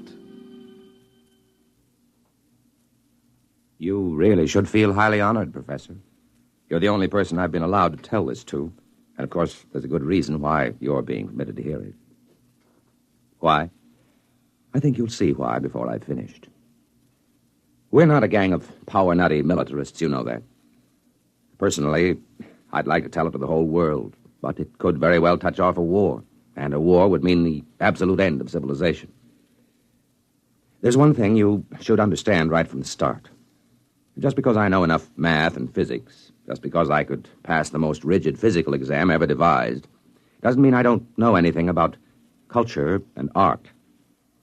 When they picked me for the three-man crew for the first landing on the moon, they were a little condescending about that side of my background. Baird, the skipper, and Hernandez, the engineer, the other two members of my team, were a little leery of me just because I could talk about art every now and then. They needn't have worried. Once we left the space station and got into orbit, we didn't have much to do for several days but talk. Look at it. From this distance, you'd swear the Earth was uninhabited. It's hanging like a big sapphire in the inky black. Poetry. Don't you ever quit spouting it. Why are you riding me all the time, Baird? Maybe I don't trust a scientist who keeps talking about art all the time. You think there's no connection between the two? I know blamed well there isn't. I always thought that when you got up this high, you could make out the continents. I can't tell where the sea ends and the land begins. It's the clouds lying all over the surface that make it so tough. I think that's Russia coming into view, isn't it, Skipper? According to the orbital schedule, that should be Siberia emerging from the Terminator right about now. Are they watching us, I wonder? Why not? They've got a space station of their own with good telescopes on it. Yeah, and I'll bet they're hoping that we smack into a meteor. Maybe they don't have to hope. Maybe they've already arranged an accident. I doubt it, Baird. They wouldn't risk sabotaging us. Not on a trip like this with the whole world watching. Because it might start a war? Don't make me laugh. Nobody's going to start shooting when they know the whole world will go up in smoke just to avenge 3 spacemen and a $10 million hunk of ship. Ever hear of chain reaction? One sharp diplomatic note might set off the whole thing. You think our own government would be sending us to the moon if there were any military advantage to be gained from it? Then what's the idea? Why are we doing this? Prestige. Yeah. They put up the first satellite, built the first space station. Now we've got to be the first man to step on the moon, or the rest of the world will start looking on us as a second-rate power. You make it sound like some kind of game. Oh, it is, Hernandez. The deadliest game mankind ever played. One false move, and bang, the whole world goes up in a mushroom cloud. How long will it go on? That's what gets me. As long as there's a balance of power. But let one side, Russia or us, find a really new concept, something the other side doesn't even dream about, and it'll be all over. Suppose they find it before we do. That'll be too bad for us. The Cold War will be over, and so will we. Why don't you shut up, the two of you? You both talk too much. It was the wrong thing to say, I knew, out there in the great quiet night. We shouldn't carry our little hates and fears and greeds out beyond the sky and into space. Or perhaps the fact that we can be burdened with them and still reach the moon shows that man is bigger than he knows. I couldn't say. Anyhow, as the whole world knows, we made it. Our landing site hadn't been chosen exactly, but as you know, Professor, we came down at the foot of the lunar Alps, not far from the crater Plato. We felt no sense of pioneering when we touched down. We were tired and tense. It was merely a hard, breakneck job.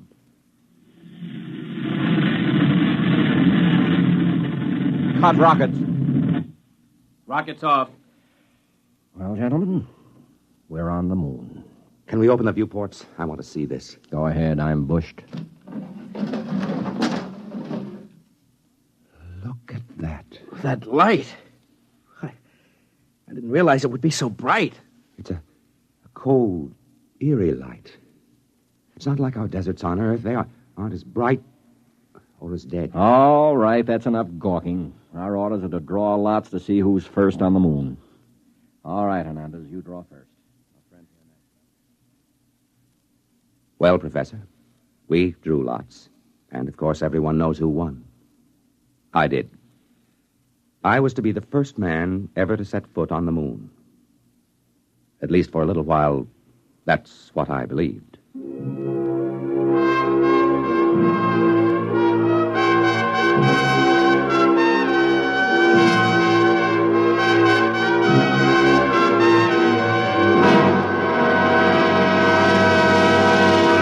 You're listening to The Light, tonight's attraction on X-1.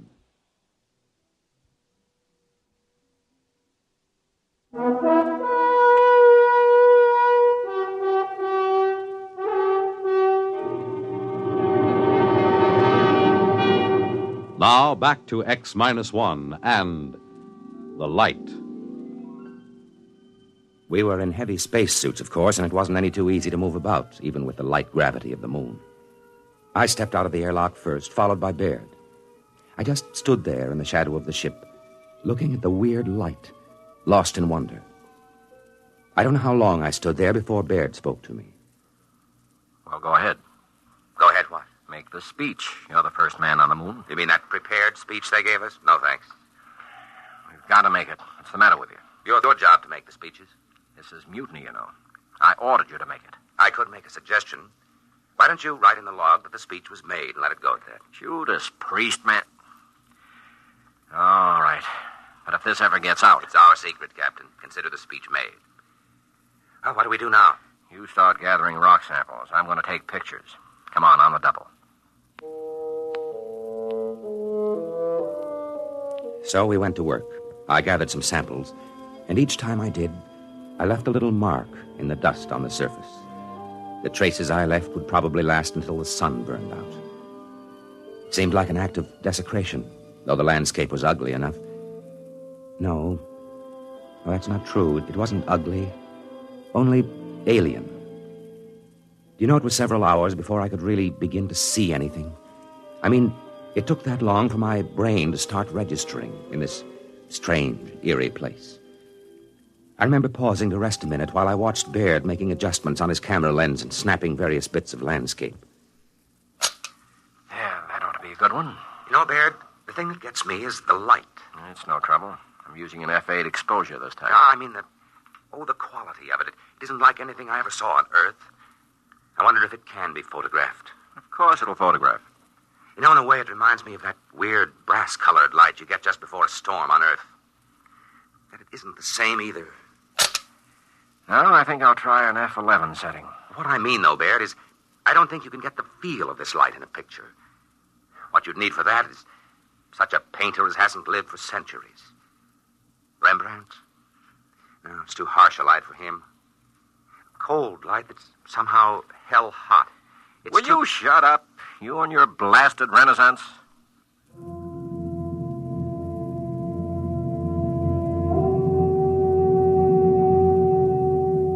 Well, I suppose Baird had a point. This was hardly the place for a chat about art. We went back to the ship after that, had a meal and a nap before setting out for more explorations. We decided to take a look at the Plato crater, and conditions were right for it, so we set off, all three of us this time. I won't describe the walk in detail. I can't. It wasn't simply the landscape and the lighting. On the moon, your weight is only 1/6 as much as it is on Earth, while the inertia remains the same. It feels almost like walking underwater, but you can move very fast once you get the hang of it. After a while, we reached the crater wall, climbed it, and stood looking down. Then Hernandez saw something and let out a yelp that almost split my ear when I heard it on the speaker in my helmet. Hey, look! What's the matter? What happened? There, in the floor of the crater, that mist. Yes, I see. Then they were right. Who? What are you talking about? The astronomers. They thought they saw something that looked like a mist in some of the big craters. They're right. It's right in front of our eyes. I thought there was no atmosphere here. How could there be mist? Maybe there's some kind of water table down on the floor of the crater. Hey, get back here! I want to go down for a closer look, Baird. And break your leg so we have to carry you home? No dice. You stay here. But we've got to find out. He couldn't break anything wearing that spacesuit. They're like armor. Stay here. I'll have your court-martial. Oh, Skipper, have a heart. Yeah, come on, Skipper. We've got to find out what that stuff is. In the end, we convinced Captain Baird, but he insisted we rope ourselves together before we made the descent. It was agonizing work getting down the lip of that crater, but we made it. We stood there silently on the floor of the crater, bathed in a cold, golden-white radiance. There's never been such a light on Earth. It seemed to pervade everything, drenching us cold and white, like silence made luminous. It was the light of nirvana. And somewhere, somehow, I had seen it before. I stood there unable to speak until another yell from Hernandez brought me to my senses with a wrench. Oh, no. No. It can't be. Now, what's the matter, Hernandez? Look there in the dust of the crater. Look and tell me I'm crazy. Good Lord. Footprints. Footprints of a man. Who? There's only one other country on Earth that could send a spaceship to the moon yet. Yes, Hernandez. Russians. Are they still here, I wonder? We can't tell by staring at the tracks. They could be 5 hours old or 5 million years. But why haven't they told the world? Why haven't they been bragging about it? Why do you think? You mean they've found something of vital military importance? Look up at the Earth. Maybe right now they're planning their next move. The last move. I don't believe it. They couldn't have done it. They couldn't have kept it secret. Why not? They could have taken off in a black ship when our space station was on the opposite side of the planet. How would we know? Come on. Where? Back to the ship, of course. They'll have to know about this in Washington immediately. If they find out we know their secret, That could be enough, Baird. That could trigger the war. I've got a cold. Are you sure it can't be broken? That it already hasn't been broken? Shut up, you troublemaking whelp. Let me alone. Just the same, Skipper, we better follow those tracks. See where they lead to. We didn't bring any weapons. I'd be surprised if they were as careless. Baird, listen to me. All right, court-martial me later if you want, but listen. We can't just go back to the ship, never knowing for sure what these footprints are and who left them. How much looking can you do? In less than 1 hour, the sun will sink behind the lip of the crater. When that happens, it's going to get cold. Colder than anything you've ever imagined. I've got a heating unit in my suit. Good for 20 minutes at the most against a cold like that. Barely time to get back to the ship. All right. I'll take the chance and get back in time. But let me follow those footprints, Baird. It's your duty to let him, Baird. All right, permission granted. God help you.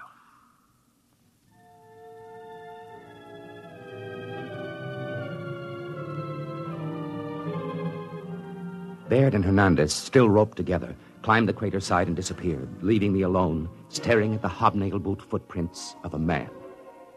I had to work fast, knowing that the sun would soon disappear and the awful cold begin.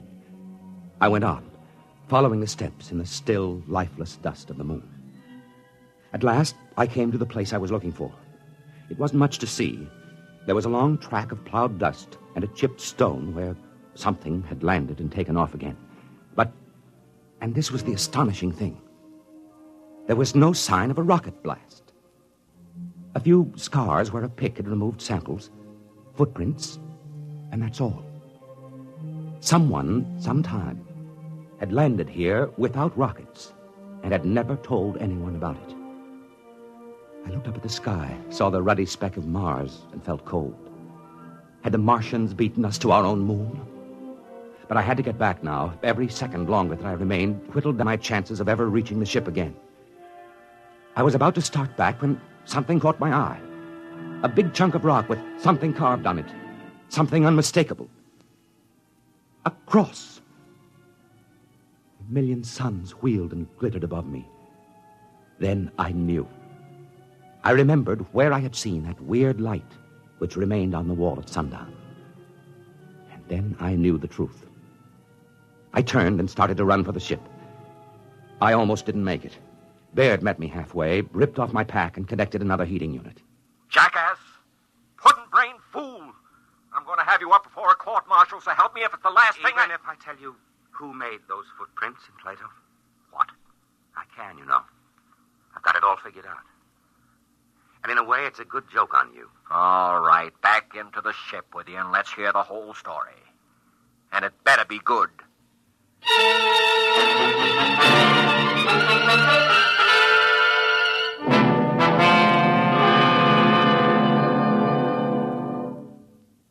Of course, intelligence has been working night and day ever since we returned and made our report. They know we were telling the truth. And that's why you've been drafted, Professor. We're going overseas together, you and I. Officially, we're tourists. You search the archives, and I'll tell you when you've turned up something we can use. Oh, we'll find it. We'll find something. It couldn't have been done by rockets, you see. Even if the physics had been known, which it wasn't. The chemistry and metallurgy wasn't there. But there was something else. Anti-gravity? Maybe. Whatever it is, when we find it, the Cold War will be over and we'll have won. You don't get it? Professor, I'm shocked and grieved. You're a historian, a cultured man. All right, then. Our first stop is the National Gallery in London, where there's a painting called The Virgin of the Rocks. In that painting, you'll see a light, cold and pale and utterly gentle.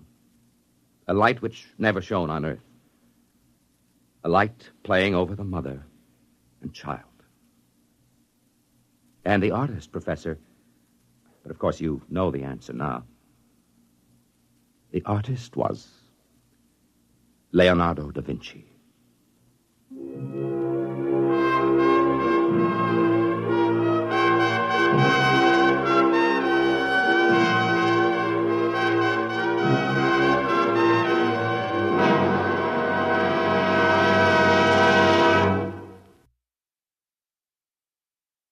You have just heard X-1, presented by the National Broadcasting Company in cooperation with Galaxy Science Fiction Magazine, which this month features the conclusion of an exciting two-part serial, Wolfbane, by Frederick Pohl and C.M. Kornbluth.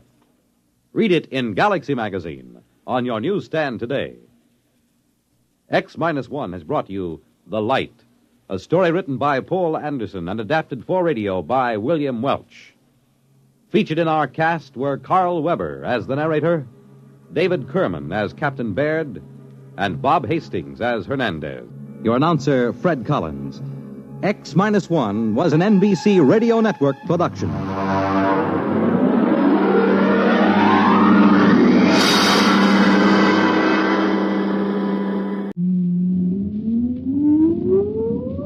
Countdown for blast off.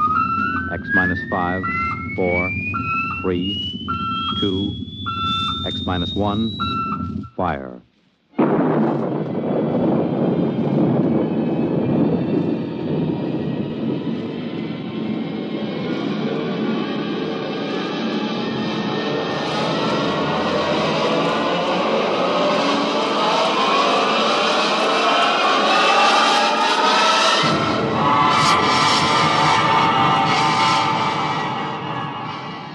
From the far horizons of the unknown come tales of new dimensions in time and space. These are stories of the future, adventures in which you'll live in a million, could be years, on 1,000 maybe worlds. The National Broadcasting Company, in cooperation with Galaxy Science Fiction Magazine, presents X minus 1.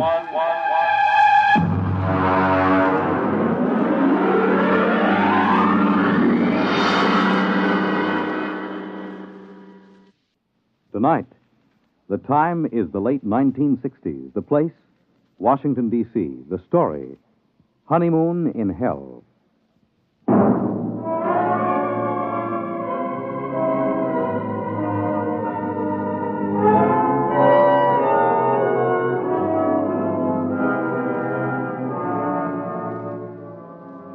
My name is Carmody. I'm a Grade 1 cybernetics man at Western Alliance headquarters in the Pentagon. Used to be a rocket pilot, but they retired me at 27 after I made the third successful flight to the moon. As a Grade 1 cybernetics operator, I get to work with Junior. Let me tell you about Junior. He was built in 1962, and he's the world's finest electronic brain, with the possible exception of Ivan, the Eastern Alliance brain, which was built on stolen plans and modeled after Junior. There are only 4 men in the country permitted in the same room with Junior because the data we feed him is so secret. One of those 4 is the president of the Western Alliance. The other 3 are myself, Charlie Mazer, and the chief. Ray? Oh, yes, Chief. Have you got Junior running a problem? Well, I just fed him the hourly data for probability of H-bomb war with the Eastern Alliance. He's ready. Hold it. According to the data just received, the probability of a hot war between the Western and the Eastern Alliance is 99.930 in favor of such a war breaking out within the next month. Oh, it doesn't sound good, Chief. Yeah. Well, I'll scramble the data, send it to the Joint Chiefs of Staff. Meanwhile, here's a Priority C civilian problem to run off. Oh, what's this stuff? Well, it seems on September 17th, a statistician in the Birth Record Department of New York City noticed that out of 813 births reported that day, 657 had been girls, and only 156 had been boys. Well, that sounds impossible. Well, that's what this statistician thought. So they phoned some other cities, and the same trend is being shown, not only in other American cities, but in Western Europe. Sunspots, maybe? That's for Junior to figure out. He's the brain here. Okay, I'll feed him. Give me the results on the intercom. I'll be in my office. Right.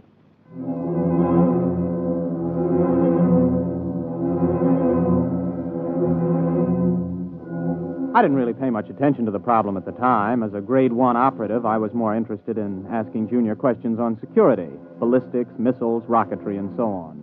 The Eastern Alliance would undoubtedly have traded 3 puppet governments and the tomb of Lenin to have an agent as a Grade 1 operative. But I took the birth statistics and fed them in and waited. Junior, incidentally, responds to vocal stimuli. Speaks 12 languages. Got the answer, Junior? I have. Okay. The present statistics, if the trend is projected for another day, indicate a definite, dangerous imbalance. If the trend is irreversible, unless new methods of reproduction are developed, the population of the United States and Western Europe will die out in 1 1/2 generations.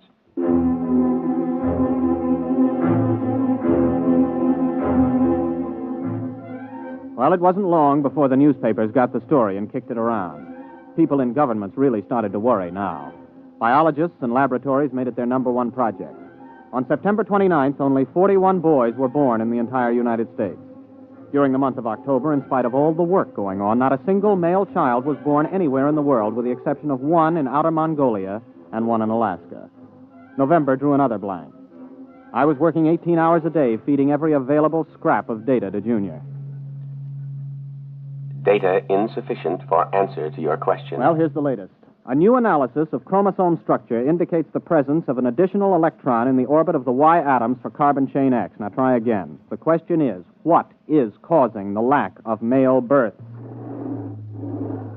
Anything new, Ray? No, not yet. Hold it. Data insufficient. Well, that's it. We've fed Junior every scrap of information that every physicist, geneticist, chemist, and biologist in this half of the world knows, and all he does is say data insufficient. Yeah, well, the operator who had him last night didn't do any better. Any more information on the Eastern Alliance? Have they made any progress? No, but at least the talk of a hot war is dying down. Well, they're still working on a space station, aren't they? Oh, yes, we're both going ahead with that. But, well, this seems to be a common problem now. You know, in spite of hydrogen bombs and ICBMs, people don't really expect the whole race to die out from a war. But the complete lack of male children, now that's something that every family can understand. Has anybody thought of the possibility of some kind of radiation from outer space that's damaging the chromosomes, something our instruments can't detect? Everybody's thought of it. Nobody's proved anything. Well, keep trying, Junior. Maybe he'll come up with something. Okay. Junior, I'm ashamed of you. Answer me. Information recorded. Look, you're a whiz on rocket fuels and space orbits, but when it comes to women, you're a total bust, just like me. I don't understand them and never will. Information recorded. Now, you've convinced us that if we use the H-bombs in total war, both sides will lose, and we know that your counterpart in Moscow University has given the same information to the Eastern Alliance. That you can figure out. But women, you can't have genetics without women, right? No. Well, you know that much. What about that blonde at the party last night, huh? What about her? The question is inadequately worded. Please clarify. Should I see her again? No. What? You haven't even got any data on her. Why shouldn't I see her again? Answer, please. Because tomorrow you are going to be married.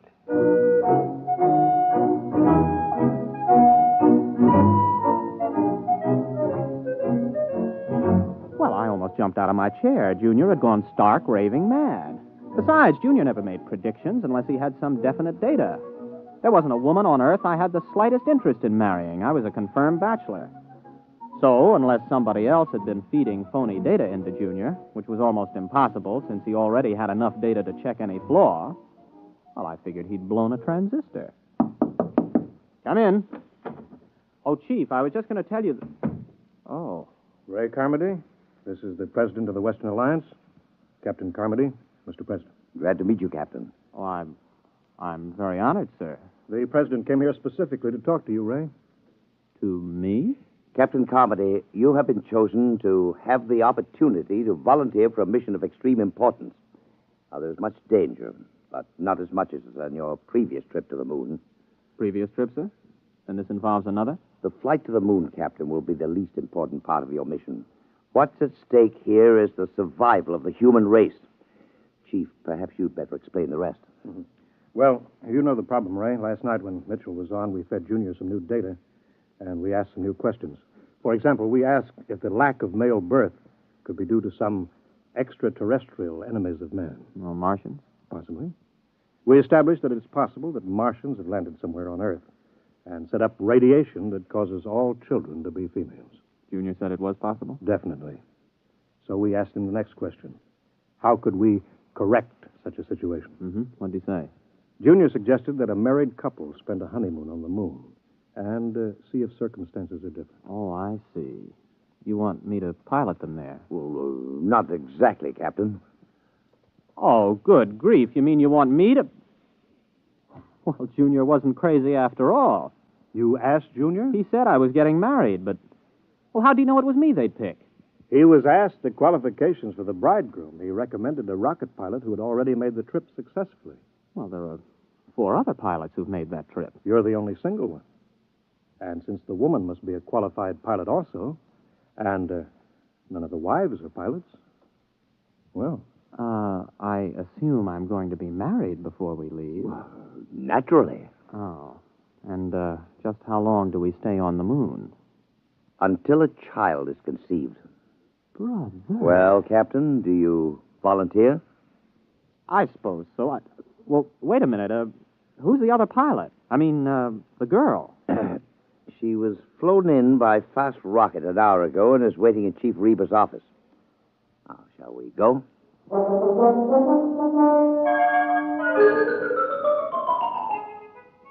There were some officials there, and a justice, and my bride. She was small, dark, slender, and very attractive. I was so busy looking at the way she filled out her uniform in just the right places that I almost overlooked the fact that she was dressed like an Eastern Alliance pilot. Captain Ray Carmody, may I present Lieutenant Anya Borisovna? You mean this is... an enemy pilot? Pleased to meet you, Captain.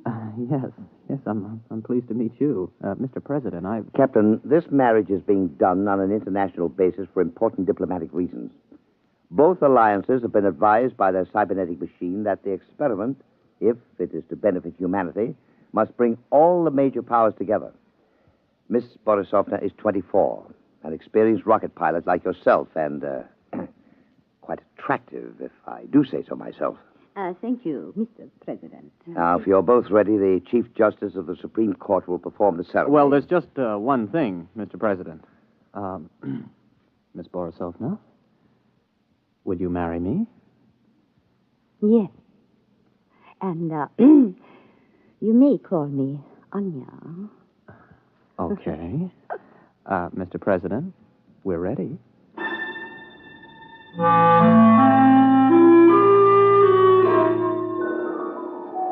I didn't even get a chance to kiss the bride. We were rushed over to the labs for a pre-flight physical. Then the chief took me aside for a private pre-flight briefing. Congratulations, Ray. Sit down. Thank you. Now, 0 hours at 10 o'clock. Only half an hour? We've known about this for several weeks now, Ray. Ship is ready. We've already fired 11 supply rockets and observed that they landed on the moon near where you're supposed to put down. One of them contains a heat-proof, airtight, collapsible shelter where you'll live. Uh-huh. Oh, what's the ship like? R-26, much better than the R-24 that you flew there. Last time, Ray, you took 4.5 Gs for 7 minutes. This time you'll get by with 3 Gs and have 12 minutes to accelerate to Brenchless. Now, you'll have enough fuel for the trip there. One of the supply rockets has your return fuel. Oh, yes. We put in a case of scotch and a case of vodka, just as an icebreaker. Before we go, Chief, what would you have done if I'd turned this job down? The cybernetics machine predicted that you wouldn't. Besides, we could have had 100 volunteers an hour after seeing Anya Borisovna. That gal is moonbait. Careful. You're speaking of my wife.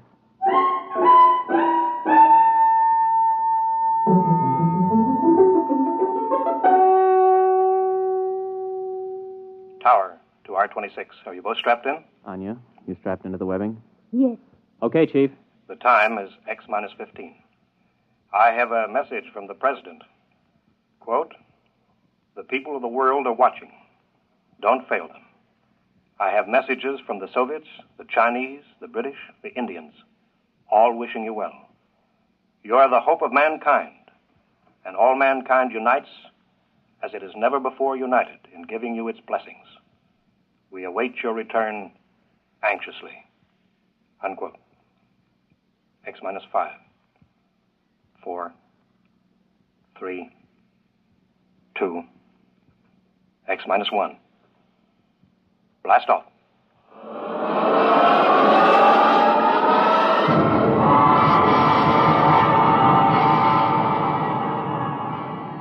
The sound that was beyond all sound struck us like a giant muffled hammer. It built up until we weighed 480 pounds, pressed flat against the webbing. Sound and pressure went on and on interminably. Then we reached Brenchless, free of the pull of Earth. I blacked out. When I came to, a lovely face was bent over mine. 2 dark eyes smiling at me. Are you all right, Ray? Oh, yeah.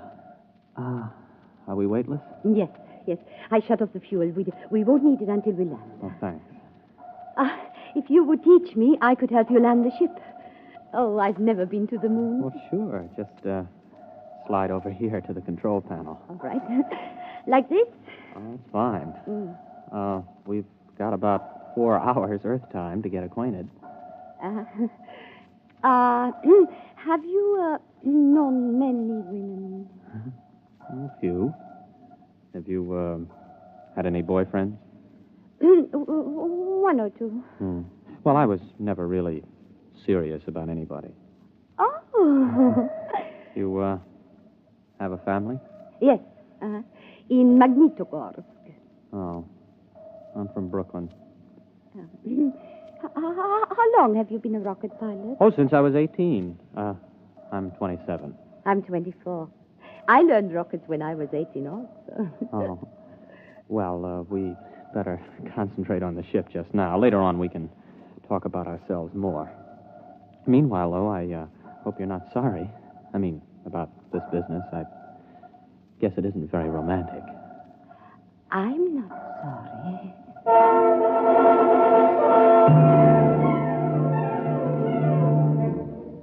We made a good landing. It didn't knock either of us unconscious. Then we got into our spacesuits and got out of the rocket. Some of the supply rockets were lying within a quarter mile. There were 6 eastern rockets and 3 westerns. About 800 yards away, though, there was a big supply rocket we couldn't identify. It looked different from the others, and neither of us could identify it as an eastern or western design we were familiar with. I pointed to it, and we headed there. You recognize that supply rocket? No, I was not briefed on anybody's standard still in the shape. Well, it must be something the chiefs of staff sent up as a surprise for us. I figured about 50 feet long, but you can't see the rocket tubes. It might be a payload from a stepped rocket assembly. Uh-huh. Well, there's a door on the side, anyway, you see? The top of that ramp. Oh, yes. Maybe we ought to observe it a while before we go in. Oh, nonsense. Come on. Ray! Yes? Ray, I'm frightened. There's something wrong with this. Only one way to find out, Anya. Let's go. Well, there's some kind of lock on this door. Let's see if it opens. Wow. That was easy. It's lighted inside. Come on. Maybe they sent us a surprise cottage for the honeymoon. Special delivery to the moon. This doesn't look like anything designed for humans to live in. Ray! The door's closed behind us. Try the lock. No, it's no use. Here, let me try. Ooh, holy smoke, I can't get it open. Do you have a gun? No, I have no weapons. They would be useless anyway. Ray. Oh, look. Good grief. They look like blobs of flesh with arms and legs. About 3 feet tall. Don't make any sudden moves. That's some kind of weapon he's carrying. Precisely, Captain Carmody. Who are you? How do you know my name? My people and I are inhabitants of another galaxy. Extraterrestrials? Precisely. As for how we know your name and your language, we have been studying you since you first achieved space travel. We have intercepted your radio communications, for example. Have you been responsible for the lack of male birth? We have been beaming an ultrasonic wave toward your planet. What are you planning to do? For the moment, we will keep you aboard our ship and study you. You may remove your helmets, incidentally. We have provided an oxygen atmosphere. Can we risk it? Well, if he wants to kill us, there are easier ways. Here, help me get it off.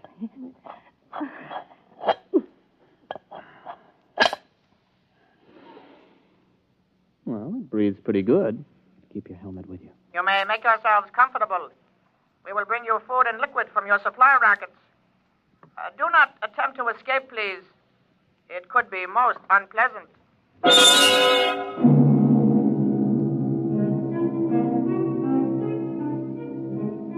The next few days were like a nightmare. The blobs left us to ourselves except to feed us. Of course, it had its funny side, too. The creatures knew we needed liquid, but they couldn't distinguish between water and whiskey. For the first 2 days, we had nothing but whiskey to drink. For obvious reasons, I don't remember much about it, but we did begin to sing to each other. We also got to know and like each other. I got to learn some Eastern songs. On the third day, the jugs were water jugs, and we sobered up. Oh, what a hangover.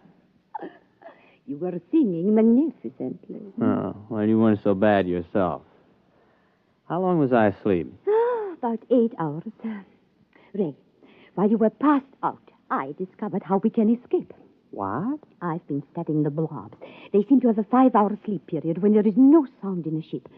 I've tried banging on the wall with my helmet during that period, but apparently they're almost completely unconscious during others. Mm-hmm. 5 hours sleep. That means a planet with approximately a 20-hour rotation. The Joint Chiefs will want to know that if we get back. And more important, we're much stronger physically than they are. I can actually bend the metal of the door lock. Well, now, what are we waiting for? Let's put on our helmets and get out of here. Are they in the sleep period? Yes, for about 3 hours. Ray, do you think we can risk it? We don't have much choice. I'll go ahead. If we get out of this ship, you run for our rocket and start to refuel. I'll keep an eye on the blobs. All right, but Ray, please be careful. Don't worry. Before you put on your space helmet... Yes? You realize I've never even kissed the bride? Yes. Oh, Ray. Good luck, Mrs. Carmody.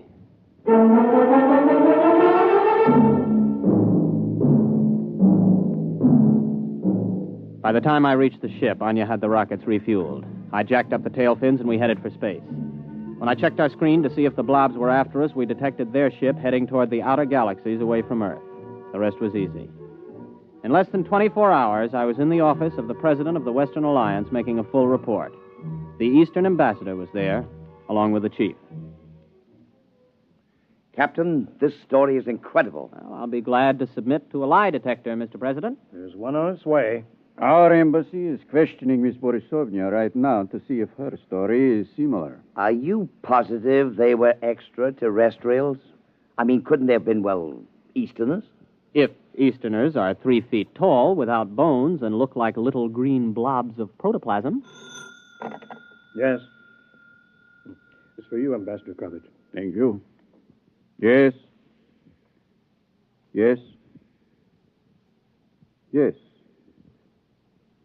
Yes. Our woman tells the same story under scopolamine. It must be the truth. Obviously, they went back for reinforcements or further orders. If and when they get back, we've got to be ready for them. My government stands ready to cooperate fully. Excellent. We'll have to build a joint space station, get to the moon, and fortify it jointly. If we pool all scientific knowledge, military data, we may be able to do it. Our propaganda ministry has already received orders to put everything into reverse gear. Carmody, I don't know how the world can ever thank you and Miss Borisovna. You not only averted a suicidal war between the East and West, you've also managed to draw us together in a joint effort where international power politics must be a thing of the past. Well, sir, I have a request to make. Anything, my boy. By the way, your wife is on her way over. I'd like to get back to Junior to ask him a personal question before I see her again, if you don't mind. Well, that's rather odd, but I suppose if it's what you wish. Chief, would you let Captain Carmody operate the cybernetics machine alone for a few moments? Right this way, Ray, boy.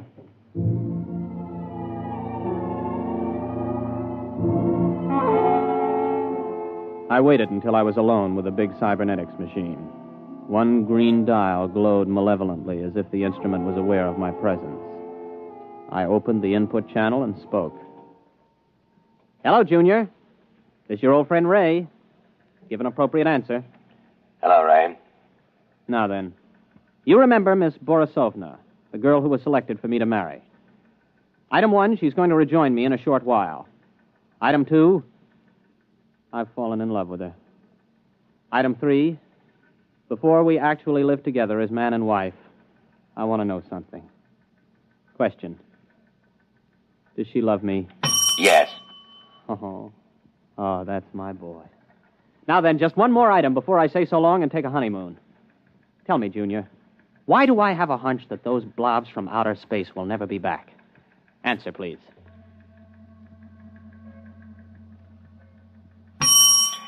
Because what you call a hunch comes from your own unconscious mind. Your unconscious mind knows that the extraterrestrials do not, and never did, exist. What? Do you wish the answer repeated? I wish you to tell me why I saw them, why Anya saw them. Neither of you saw them. Amplify that answer, Junior, or I'll smash every tube in your memory bank. Since I am an AC-7 cybernetics machine, I have no circuit reactor for threats of destruction of my tubes. The answer to your question is as follows. The memory of extraterrestrials is due to post-hypnotic suggestion. You mean I was hypnotized to find those blobs on the moon? Correct. And just who hypnotized me? I did. I hypnotized you. Oh. And Anya? A similar AC-7 cybernetics machine located at the University of Moscow. Would you explain why? Cybernetics machines are constructed to help humanity. A major war, the disastrous results of which I could accurately calculate, was inevitable unless forestalled. Calculations showed that the best way to avert that war was the creation of a common mythical enemy. Therefore, I created a situation which led to your mission to the moon. Well, wait a minute. You created the situation. Yes. Well, tell me how you did it. How did you prevent male babies from being conceived? A special modification of radio carrier wave for station JVT here in Washington, D.C., the only 24-hour-a-day radio station in the United States. The modification is not detectable by any instrument known to man at present. Well, how could you do that? You can't leave here. 1 year ago, you yourself fed me a problem. The design of a new cathode tube for radio station JVT. I modified the tube to send out a wave that would prevent male children from being conceived.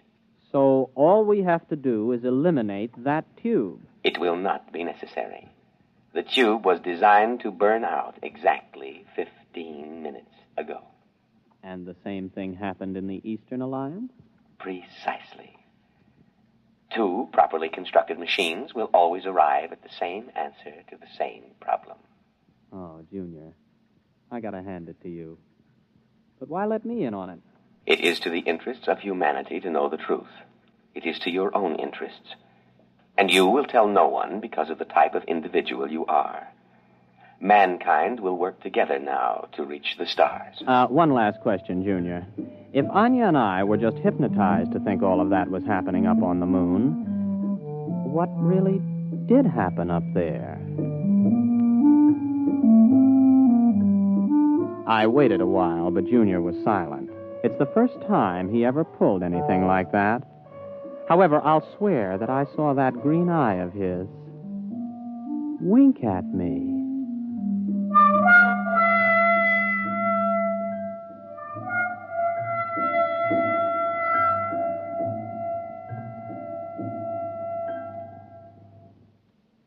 You have just heard X-1, presented by the National Broadcasting Company in cooperation with Galaxy Science Fiction Magazine, which this month features Butterfly 9 by Donald Keith. The story of Jeff, who needed a job, and a man with a job to offer. One where giant economy-sized trouble had labels like fake make, bumsy, and peakage. Galaxy Magazine on your newsstand today. Tonight, by transcription, X-1 has brought you Honeymoon in Hell, a story from the pages of Galaxy written by Frederick Brown and adapted for radio by George Lefferts. Featured in the cast were William Redfield, Vilma Currer, Wendell Holmes, Charles Penman, Leon Janney, Roger DeKoven, and Jack Grimes. Your announcer, Fred Collins. X-1 was directed by Daniel Sutter and is an NBC Radio Network production.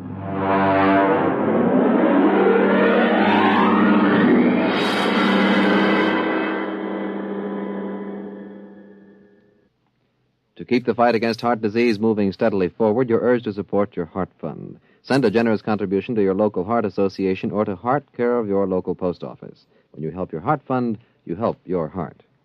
Hear the latest up-to-the-second news with Frank Blair, weekday mornings on most of these stations. In just a moment, X-1. But first, A quiz program does not always improve your IQ, but what's an NBC radio quiz program? Well, you can be sure it'll improve your disposition. Yes, NBC offers listeners a laugh lesson every Wednesday night with 2 fun-filled question-and-answer shows. One is Truth or Consequences, and though you may never learn why a chicken crosses the road, you'll howl as contestants perform the stunts dreamed up by MC Jack Bailey. The other is You Bet Your Life, and with a quizmaster like Groucho Marx, your good time is always guaranteed. Hear Truth or Consequences and You Bet Your Life with Groucho Marx tomorrow. Now stay tuned for X-1 on NBC. Countdown for blast-off. X-5, 4, 3, 2, X-1, fire.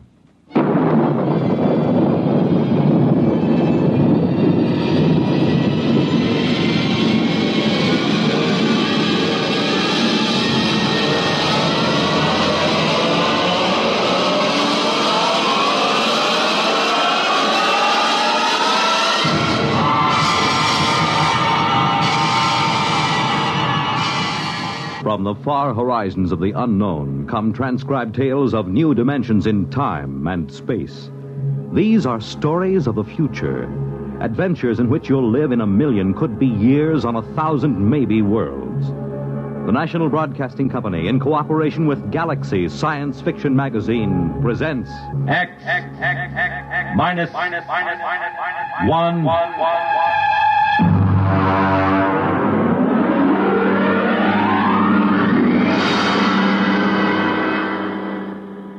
Tonight, Project Trojan by Ernest Kenoy.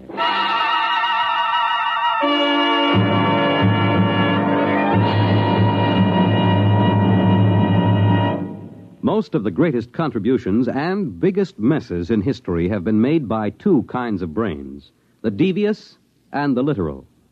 We quote from the monthly column written for Galaxy by its editor, H.L. Gold. For our story tonight has been inspired by one of his recent columns, discussing the exceedingly thin line that sometimes lies between science fiction and science fact, and of the strange use that both Allied and German intelligence made of science fiction during the recent World War II. Our report, of course, is entirely fictional, but similar schemes are known to have been attempted by both sides. And now, here is Project Trojan.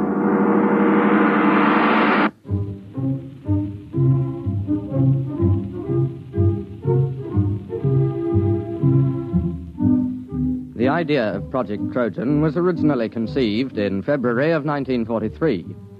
The Intelligence Plans Commission, an adjunct to Joint Army and Naval Intelligence, was under the command of Colonel Sir Harold Bostwick. The first antecedent of Project Trojan occurred on an afternoon in February. Corporal Arthur Muggeridge was serving tea to Lieutenant Maurice Withering and Captain Amos Mackenzie. Here you are, sir. That's real butter on the bread. I won 5 pounds of it from one of those Yank mess sergeants over at the Crown and Lance. Oh, butter, eh? Aye, sir. Mackenzie. Well, confounded man, you might show some interest. Here Muggeridge tangles with the 8th Air Force to improve your tea, and you sit there reading. What the devil is so engrossing? No, never mind. If it's me you're worrying about, you needn't, sir. I was cleared for most confidential and top secret before I set foot in the pantry. What is it, Mackenzie? Well, I was reading about a fascinating notion. It's a machine, you see, dreadfully ingenious. It's a method of setting up a reverse polarization field about a given metallic surface, say the plates on a submarine or a tank. Makes them 5 times as strong. A little more cream, Muggeridge. It's powdered milk, sir. Hush, leave me to my illusions. Well, Mackenzie, how can you be so calm? Don't you realize what this means? Tanks 5 times as strong? Is it in production? I mean, when do the first models go into combat? It's certainly been a well-kept secret. I wouldn't say that. There's about 50,000 people who know all about it here in England. And, of course, a great many more in America. Oh, that's impossible. But I doubt if it will ever be used in combat. You're stark raving crackers. A secret like... Where did you find this? Now, let me see that. There you are. Incredible science fiction. It's an American magazine. You mean this is a story, one of those Jules Verne things? You've been pulling my leg. Aye? Well, I mean, after all... Well, Captain Mackenzie, I hardly think that... Well... Now, don't get stuffy, man. After all, to chaff me before the ranks. I don't mind, sir. But it did have you going, didn't it? Well, it sounded plausible. I don't know a confounded thing about electrical fields. Even if you did, it might take you in, huh? You see, the trick these science fiction lads do is to take something that's solid as a rock and then to push it just a wee bit forward till you simply can't tell where the science ends and the fiction begins. Still, I wish you'd exercise your ingenuity in deceiving Jerry rather than me. Good Lord. That's a fine idea. What is? If an intelligent, brilliant officer and gentleman like yourself might be taken in by a wild tale like this, whom else's leg might we pull? Huh? Muggeridge, another bread and butter sandwich, if you please, and take one yourself.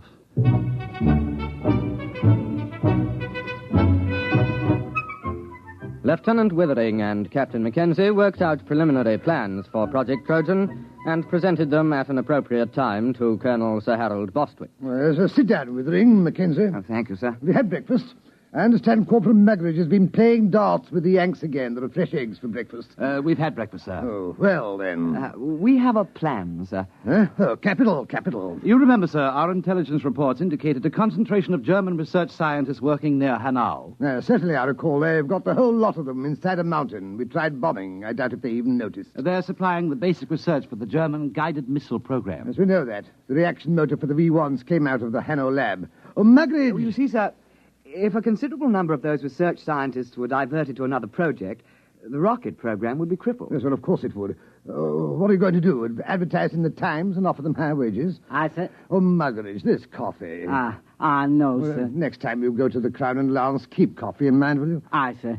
Only the Yanks are getting fair dives at darts. It was touch and go with the Yanks. Oh, we can only expect you to do your best. I'll try, sir. Well, now, come to the point, gentlemen. Suppose the Germans got hold of one of our top new development weapons. Something so completely overwhelming that they'd have to pull almost every man off rockets to work on it. Now, look here, Mackenzie. Those Jerry scientists are not exactly playing about with small boys' chemistry sets. They're a cut above our own chaps in several fields. What makes you think you could plant something on them? Science fiction, sir. I beg your pardon? Do you see this magazine? Yes, incredible science fiction. Oh, what's that chasing that girl there? That's a Martian, sir. You can tell by his tentacles. Mackenzie, are you stringing this along preliminary to applying for compassionate leave on the grounds that you're overworked? No, sir. It's a good plan. We invent a weapon that might exist but doesn't.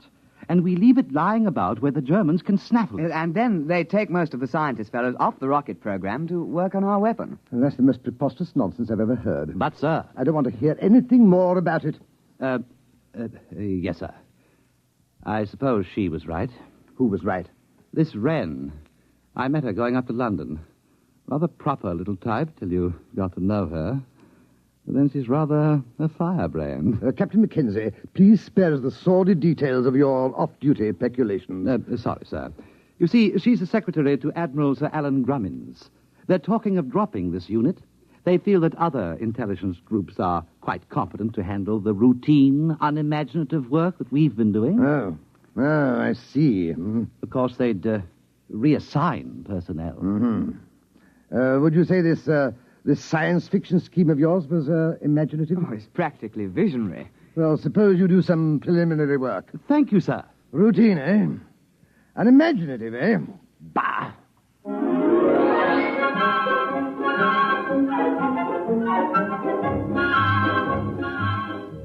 On the 14th of February, preliminary work was begun on Project Trojan.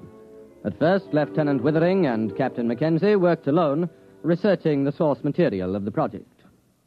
Slamming the firing keys, brick blasted down on the Krull warship.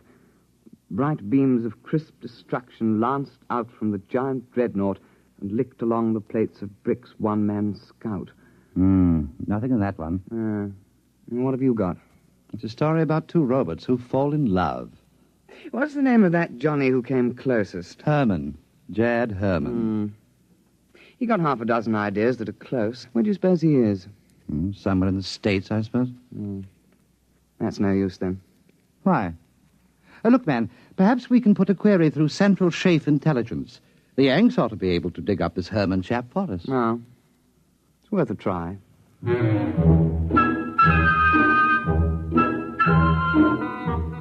It took 7 days for a report to reach IPC that one Jacob David Herman, a private first class in the American Air Force, was based on a field north of Cheltenham in the Gloucestershire area.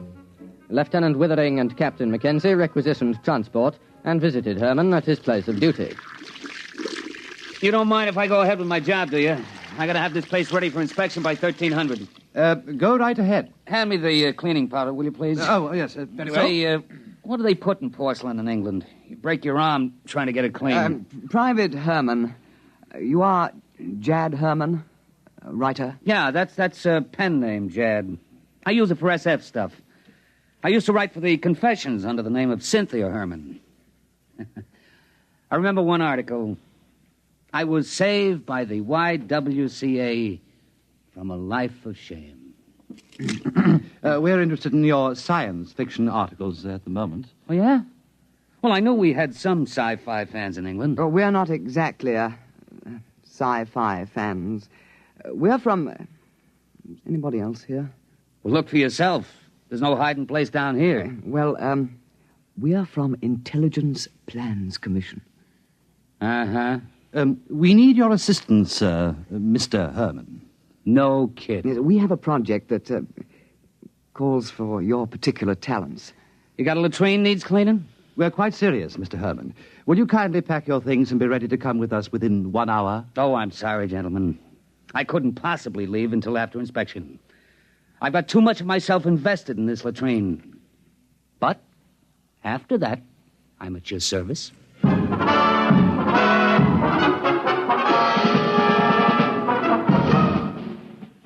Private First Class Jacob D. Herman, 329-62126, was transferred on special detached duty to Project Trojan, and after briefing was set to work on basic plans. Oh, look, Mac, here's the way I see it. If you want to con a scientist, you got to be pretty straight all the way. You can't get away with more than one phony step in the process. Precisely. Now, here's the way I see it. It's a focusing beam weapon. The electronics on that are square. I used it in a story about 2 years ago. Feinschreiber at MIT and Temple and Westover at the Bell Telephone Laboratories worked out the basic field formulas. Oh, you mean it's real? Well, up to a point. Everything's on the level till you get to the catalytic action on the grid. Now, that just won't work. It's a basic problem in physics, and it makes the whole thing impossible.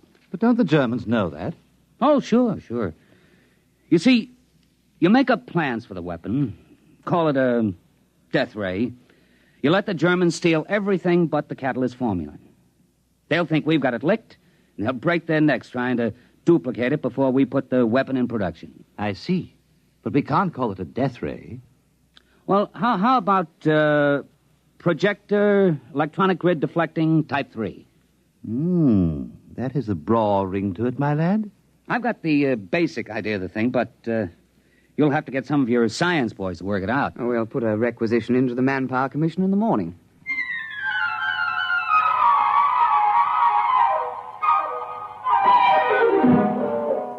Doctors Montague, Felder, Harrison, Seisenby, and Pilsudski were assigned to Project Trojan, and under the direction of Private First Class Jacobs, complete specifications and plans for projector electronic grid deflecting Type 3 were drawn up.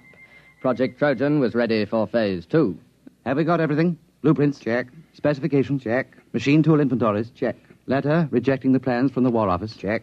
Endorsement from Supreme Headquarters rejecting plans? Check. Note from 10 Downing Street overriding rejections, handwritten postscript, build the confounded thing, WC. Check. Don't you think that's going a little too far, the rejections? Not at all. That's the master touch. A rejection of an idea by the War Office makes it appear most genuine. All right. Private Herman, if this thing were real, if it could be built, what would it do? Oh, don't ask. You could blow a hole in a mountain 10 miles away. Well, you could knock down a whole wing of bombers without even aiming. Oh, dear. Lucky it won't work. I should say so. Oh, well, now to get this lovely thing into Jerry's hands.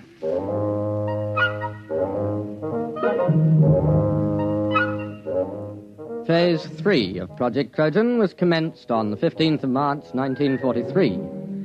Central Counterintelligence Agency had discovered the infiltration of a German agent, a Belfast Irishman named Gogarty, into the blueprint division of Clark and Porchester, a printing firm doing some subcontract work for the Air Ministry.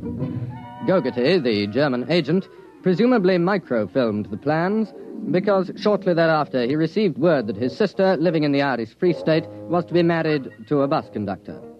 British agents attending the wedding disguised as farm labourers lost track of Gogarty for several hours due to circumstances beyond their control.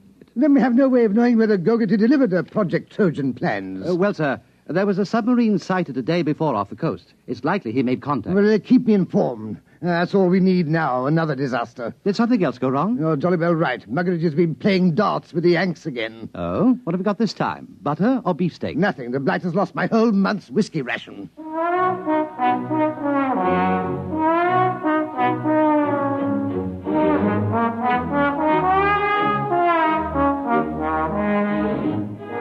Now the cover operation supporting Project Trojan was undertaken. A battalion of the Royal Engineers was detailed to practice at secret installations with wooden mock-ups of the projector. A lance corporal in this detachment, a volunteer afterwards awarded the George Medal, was court-martialed and sentenced to 7 years hard labour for revealing information about the project while drunk on a 3-day leave to Tynecastle. This particular aspect of Project Trojan has been in the news recently, inasmuch as several backbench Labour members of Parliament have asked questions in the House, as it came out that the corporal served the full 7 years and wasn't released until 1951. The Home Secretary explained that this was an unfortunate oversight, and there were jeers from the opposition, with Mr. Honorin Bevan taking the occasion to call for the resignation of the government. At the time, March and April 1943, the Intelligence Plans Commission awaited reports from British operatives. Sir, there's been a shift in assignment at the research laboratories at Hanau. Professor Schlickmann and Doctors Hirsch, Van Sulau, and Grishman have been transferred from rocket research to another project. Trojan? We must assume so. But that's only 4 men. But they're the top experts in electronics, chemistry, and metallurgy. If they're really working on Trojan, we've set the German rocket program back a year, while their scientists go yelping off after a red herring. Well, let's hope so. Bring me any further reports as soon as received.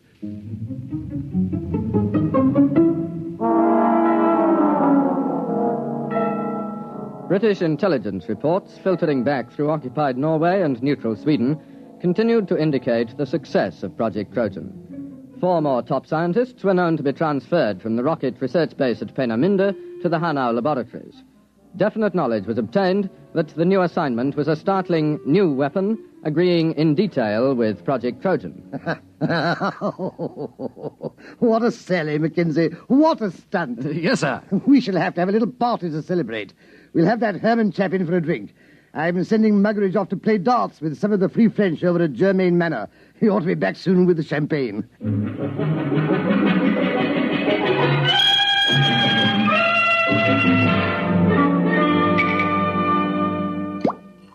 Pour all round. Private Herman? Thank you. All right now, to the projector, electronic grid deflecting Type 3. The biggest fraud since the South Sea bubble. Colonel Bostwick. Oh, Withering, take a glass. We're just drinking to Trojan. Well, I think I'd rather not, sir. Well, what do you mean? There's a dispatch from Germany. What about it? A section of the mountain overlooking Hanau has disappeared. What? It's true. It was on the reconnaissance maps yesterday, and it was gone this morning. A 10-mile slice of mountain. That's impossible. Oh, it isn't. It works. Trojan works. But it can't. There's no catalyst. It's impossible. All our scientists said so. Well, I guess they were wrong. It works. They must have found the catalyst. I suppose we should have foreseen that. All those scientists working on it. They must have built the model and tried it out. It won't take them more than 3 months to put it into production. Well, there goes the war. Muggeridge. Aye, sir. Fill the glasses up again.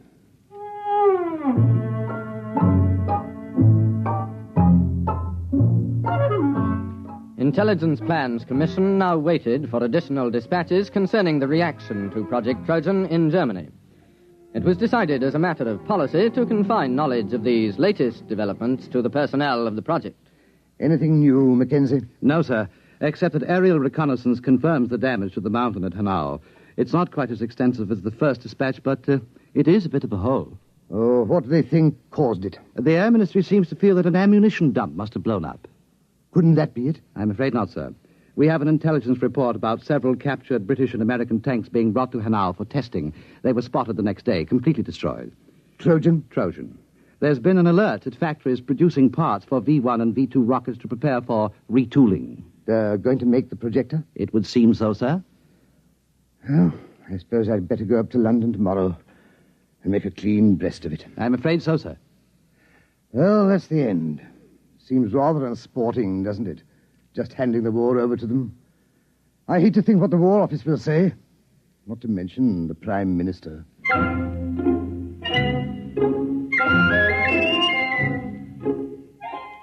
Project Trojan was nearing its closing phase. At precisely 0600 the next morning, Colonel Sir Harold Bostwick ordered his staff car and, taking a thermos of tea, proceeded to leave his office. Just before the staff car got underway, Lieutenant Withering appeared with another dispatch, accompanied by Captain Mackenzie and Private Herman. Colonel Bostwick, sir. Wait. So what is it, Withering? Another dispatch. No, don't, please. It's bad enough. There's been another disaster at Hanau. They knocked another mountain with our little present to them? No, sir. They've knocked themselves out.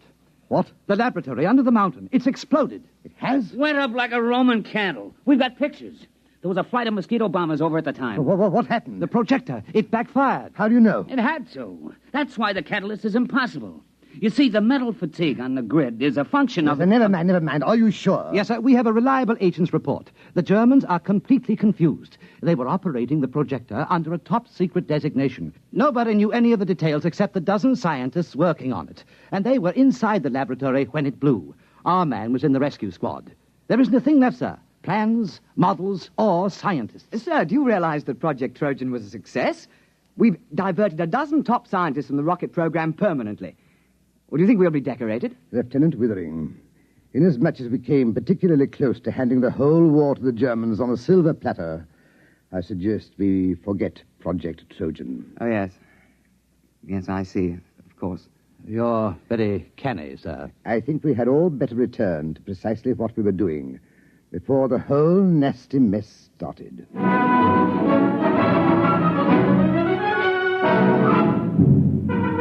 The final phase of Project Trojan was completed on the 22nd of March, 1943.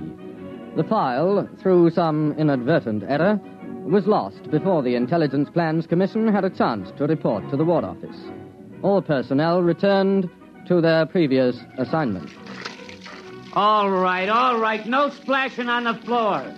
I gotta get this latrine ready for inspection by 1300.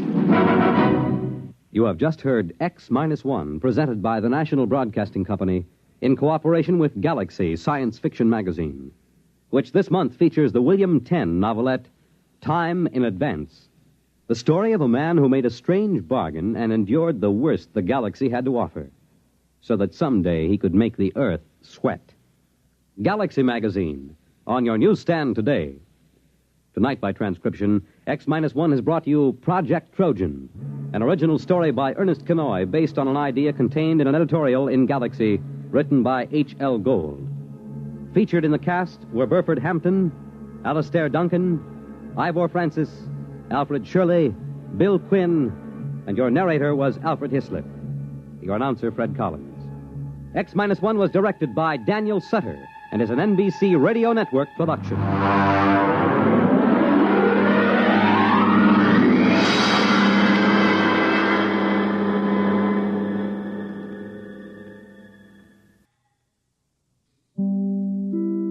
The National Broadcasting Company at this time wishes to thank the editors and publishers of Galaxy Magazine for a special award which has just been presented to the program X-1.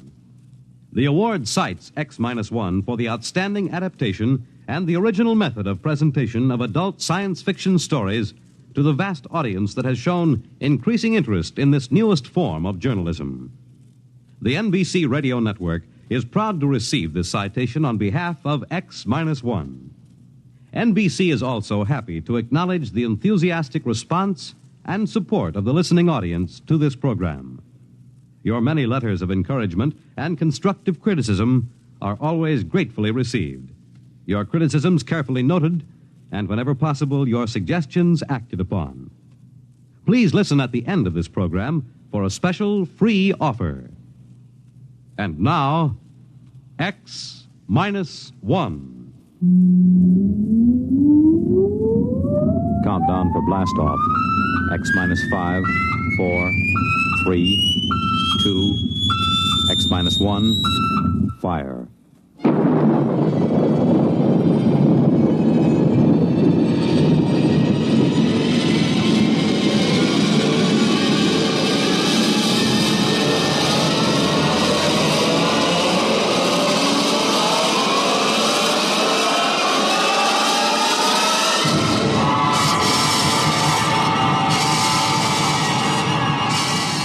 From the far horizons of the unknown come transcribed tales of new dimensions in time and space.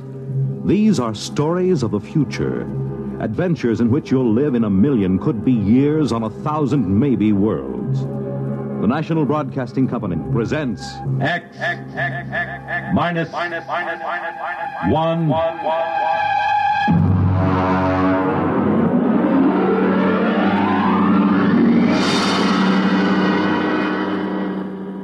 Tonight's story, Protective Mimicry, by Algis Budrys.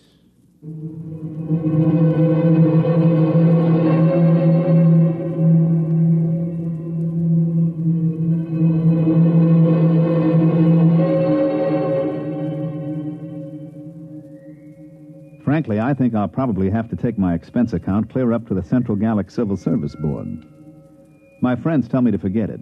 But take it from me, a rap in the credit book like this isn't easy to laugh off. Not on a grade 4 civil service pay scale. So I've made my beef out in quadruplicate and filed it.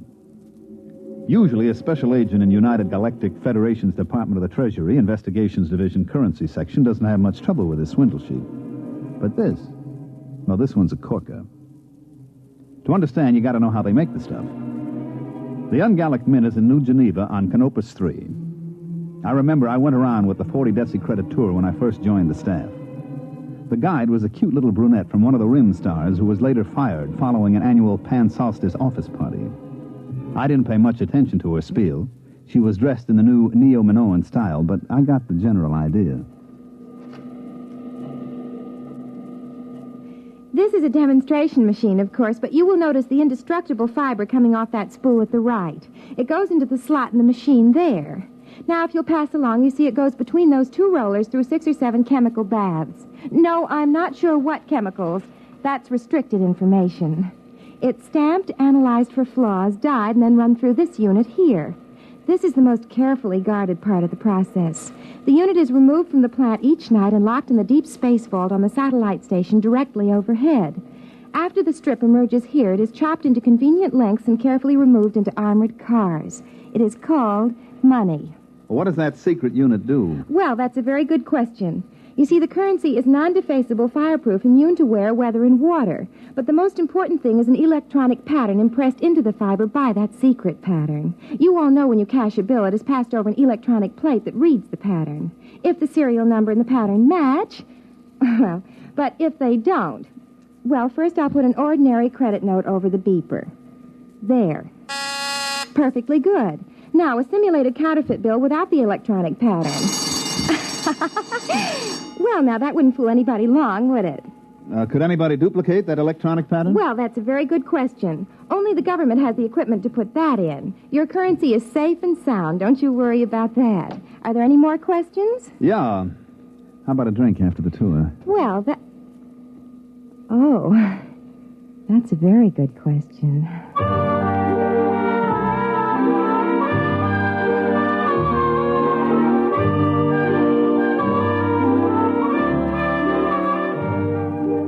It sure was. So was the answer. Well, getting back to money. The engraving, the chemical composition of the ink and the fiber would be tough enough to duplicate. But that electronic pattern snaps the clincher on it.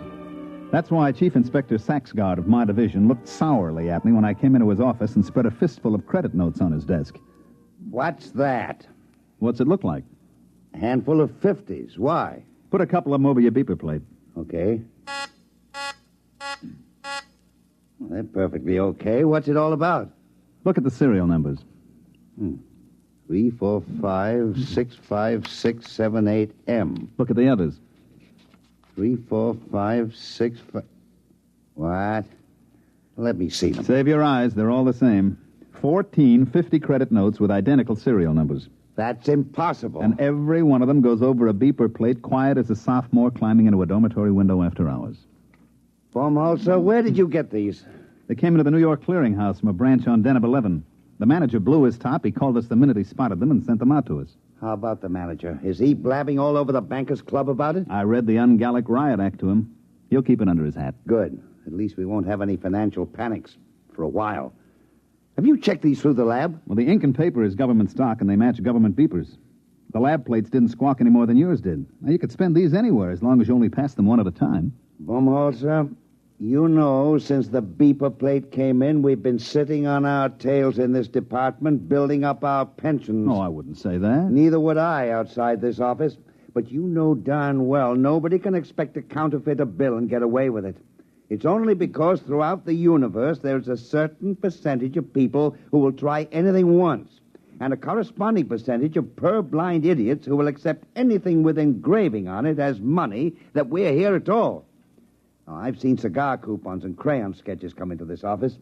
I've seen premium offers from household magazines, jet bus transfers. Why, some people would try to pick a Yale lock with a quarter pound of butter. Now, the only reason any queer can pass is because some goggle-eyed nudnik neglects to use his beeper plate. But I worry. For 15 years, I've sat in this stinking office and waited for somebody to invent a matter duplicator. Well, looks like you can stop worrying. Look at those bills, identical down to the whiskey stain in the corner. All right, Baumholzer, you call transportation and get out to Deneb 11 and find out if anybody in that neighborhood has a matter duplicator, or if he hasn't, what he has got.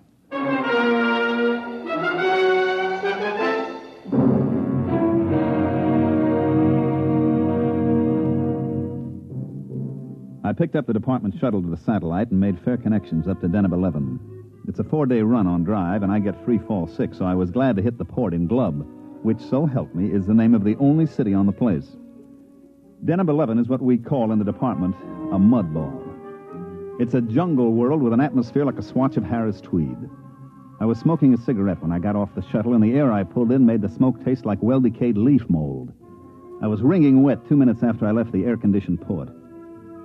I noticed the local costume would get you arrested on any beach in the galaxy, but it didn't matter since there's nothing titillating about pasty skin dripping with weary perspiration.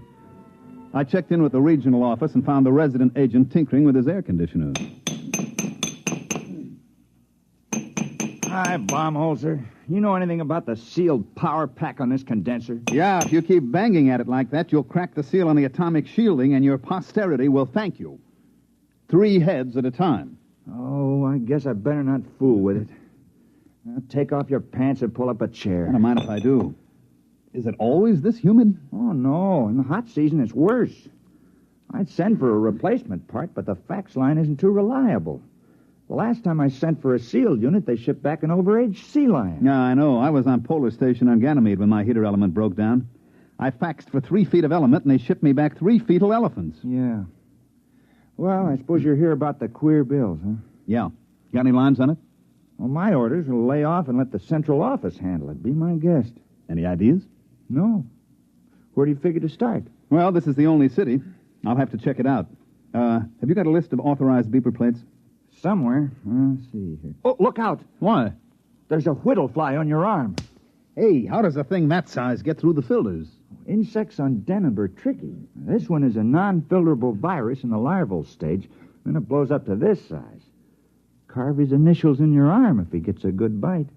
That's why he's called a whittle fly.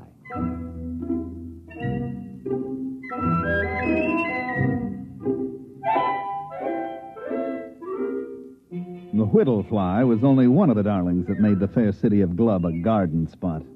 They had one cute little tyke called the laboratory beetle, because when he bit you, he typed your blood and followed you around for days getting refills. I had one take a sample of me as I went out the door of the residency with a list of beeper plates, and he followed me from store to store while I checked every installation in the city. The little devil would step up to the bar every once and again to take another shot of my hemoglobin. I even tried ducking into men's rooms fast, but he'd be waiting for me when I came out. Well, I slogged through Glub for 3 days and then poured myself back into the residence office. Did he come in? Who? The laboratory beetle. No, they usually hang around in the hall and wait. Sometimes when I've got a poker game going, you can see 3 or 4 of the little angels buzzing around outside waiting like chauffeurs outside the opera. Wow. You draw a blank? Well, I found 7 defective beeper plates, but nobody remembers any queer bills being passed. You know, who checks serial numbers? They must have come in one at a time. And the clerks at the bank always were out to lunch and referred me to the next guy. You got any lotion for insect bites? Desk drawer. In a way, the beeper plates make it tougher. Nobody even looks at the bills anymore. Just throw them over the plate, and if no bells ring, it's okay. Well, how about the other angle? Matter duplicator? I checked invoices and purchase records. Nobody's been buying electronic parts that can't account for every tube. I thought I had something. One fellow bought 12 of those giant lithium cathode tubes, but it turned out his wife was having them wired as lamp bases. Well, I better be going. I hate to keep my little insect friend out there in suspense as to cocktail time. You got another lead? Yeah, I found a bar that makes a Tom Collins with real lemon juice instead of battery acid.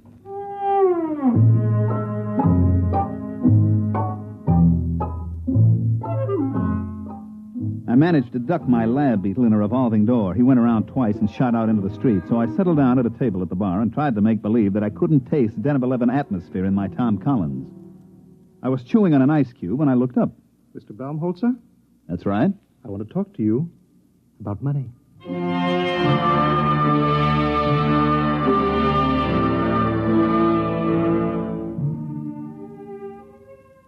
He was a terrestrial, but he'd been on Deneb a long time because he was wearing the native garment about the size of a 5-pound sugar sack. His hair, which was potato field gray, was arranged in the old-fashioned Presley style. You know, the ancient long sideburns, duck's tail in the rear that vice presidents wear in family-style banks. His ears had little bits of bone stuck in them, and his eyebrows wandered all over his face, and he stood about 6'8".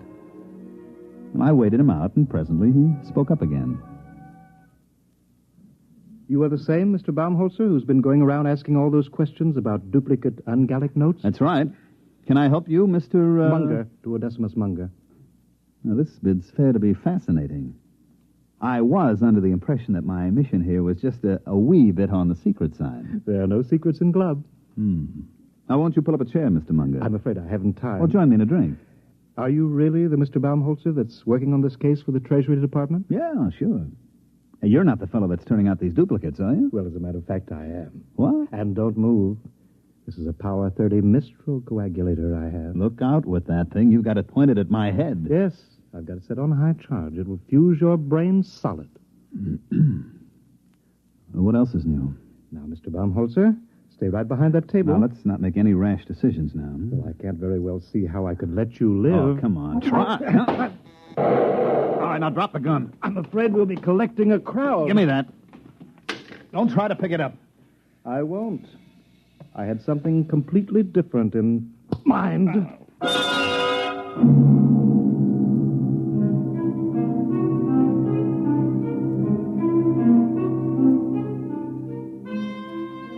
Just like in those ancient legends the archaeologists keep digging up, the ones with the hard-boiled detective and the beautiful blonde, I felt the traditional roof fall in on the back of my head. As I went black, I remember thinking how odd it was that it was happening to me some 500 years after Spillane the Scrivener. I came to in the same archaic fashion with my head going around in a free orbit around my neck. Baumholzer, are you all right? I can't see. I'm blind. Everything's black. Well, open your eyes. Oh. Where is he? Who? The guy who slugged me. What am I doing back at your office? Oh, some bartender brought you in. I thought you passed out from too much lemon juice. There was a guy named Munger. Which way did he go? Beats me. Munger? Tall feller in native dress? Yeah. Oh, well, you might as well forget about it. Why? Well, I can order a pickup on him next time he's in town. They'll sock him away in a psycho ward for a while. Forget it. Look, I am not an old lady calling up complaining that the nasty delinquents are teasing my cats. That Munger's tied in with the queer. Him? He said he was the passer. Well, that can't be. Munger. You got a file on him? Yeah. I get a number of complaints on him, so do the local cops. Well, I didn't want to make trouble. He's a very wealthy man. I'll bet. What does he do? Well, he's a merchant or something at a native village. Once or twice a year he comes out and paints the town, but a counterfeiter? I would like to talk to him again with the Mistral in my hand. He had a Mistral? Well, that's a violation of a municipal ordinance. You're supposed to check him at the quarantine. Look, I'm not investigating parking tickets and violations of the anti-noise laws. This is a counterfeiting case. Now, do you know where I can find him? Well, he's probably gone back to his village. Where's that? Out in the jungle. All right, get out your rubbers, friend. We're going out after him. Suppose you fill your bathtub full of mud, build a fire under it, turn on the shower, and crawl in and wallow a little. Do that, and you've got a fair idea of the Denebian jungle. I went out with Hall, the resident agent, and we started off. Stick close, Baumholzer. Visibility is about 10 feet. I'll eat everything I can see within 10 feet. Ow! What happened? I walked into a tree. Help me up out of the mud.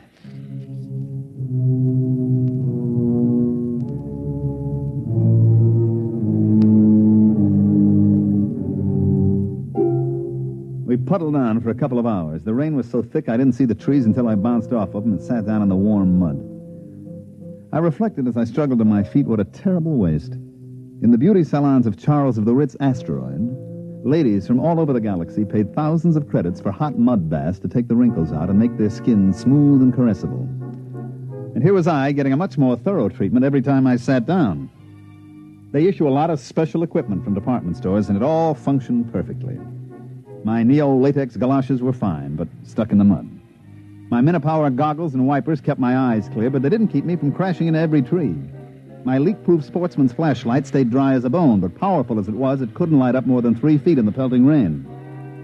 Hall, the resident, led the way, consulting a compass and a waterproof map, and finally we stopped, and I noticed that there wasn't any rain coming down on me. It's a rain shelter. The natives build them. Kind of them. Well, they're on all the trails. If you go more than a day in the rain, you go punchy from water drumming on your hat. I believe it. Well, now, don't sit down. You'll sink in. I don't know. Theoretically, a broader base should keep you from sinking, like snowshoes. Well, also increases the suction. I'll stand. How far's Munger's village? Well, either 2 miles or 22. I can't read the map very well. Hey, wait a minute. Listen. Well, that's the rain. No. You hear that squelching? Somebody's coming. Oh, yeah. From over there. Natives? Maybe. There he comes. Well, we've got first pick on the shelter. It's a native tradition. First come, first dry. Yeah, there's somebody out there, all right. Who's there? Who is it? A friend of mine, Mr. Baumholzer. All right, Munger. Where did you come from? Don't move. I have several friends pointing long spears at your kidney. Ole! Ole! Shall we go, gentlemen, back to my village? I believe you were looking for it.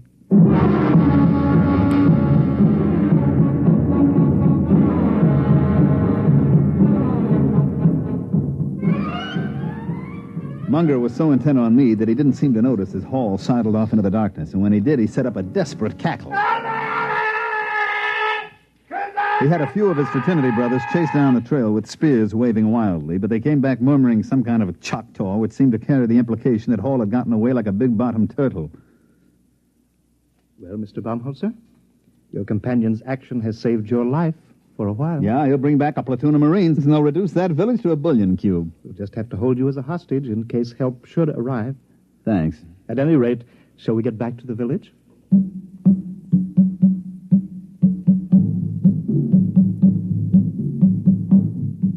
He had about 10 natives with him, each one about 7 foot tall, with those big, flat feet that evolved on Deneb for walking in primordial ooze. They were dressed in the standard native loincloth with matching accessories, namely 10-foot spears. When, as we started out along the trail, I got a good look at Munger's loincloth, it was composed of tastefully arranged 1,000-credit notes. Well, by the time we got back to the village, the rain had stopped. The humidity, of course, was still 120%, and the only difference was that the moisture just loitered around rather than actually falling. There was some kind of a clam bake going on in the village. The natives were pounding a couple of drums, and as far as I could see, getting rapidly stinko on some kind of jungle juice that they passed around in huge gourds. They were leaping and dancing, and as far as I could tell, doing snappy sayings and fancy patter as I sat on some kind of a low mushroom and tried to ignore the 2 spears that were pressed against my throat. It felt as if a nervous barber was trying to shave me with his razor tied on the end of a 10-foot pole. After a bit, Munger strode up to me with all the dignity of the lord of the jungle, and he waved the spears a foot away, pulled up a mushroom, and sat down. Actually, you know, that wasn't a native rhythm at all. The original Denebian music is a kind of quiet, flute-like melody, something like Mozart. That didn't sound very flute-like. Yes, I know. One of the first terrestrial anthropologists out here to study the Denebs took recordings of their music, and then to be polite, he played them in a few recordings that he'd made on an earlier field trip. Unfortunately, they were from that lost rocket colony on Ceres. Their music was a degenerate ancient form called, I believe, Roland Rock. The Denebs liked it. And they've been doing it ever since. Well, what's the party? They're propitiating the tree. I don't know why. It's never failed yet.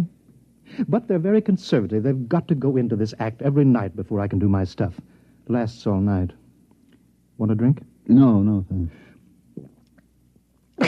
Oh, I wish I had a fifth of something civilized. I've been drinking this native swamp water for much too long.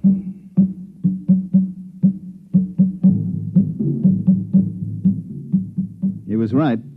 They kept it up all night, and I sat trying to figure out in which hut Munger kept his machinery to make those duplicate bills. Finally, the weak light that passes for dawn on Deneb came up, and the natives quit hollering. Let's go, Baumholzer. I hate to keep a man in suspense. You're curious about those duplicate bills. Well, now you're going to find out how it's done. Well, it's good of you to show me. I suppose your theory is that I'll never live to tell about it. That's very sensible of you. I like a man who can face facts.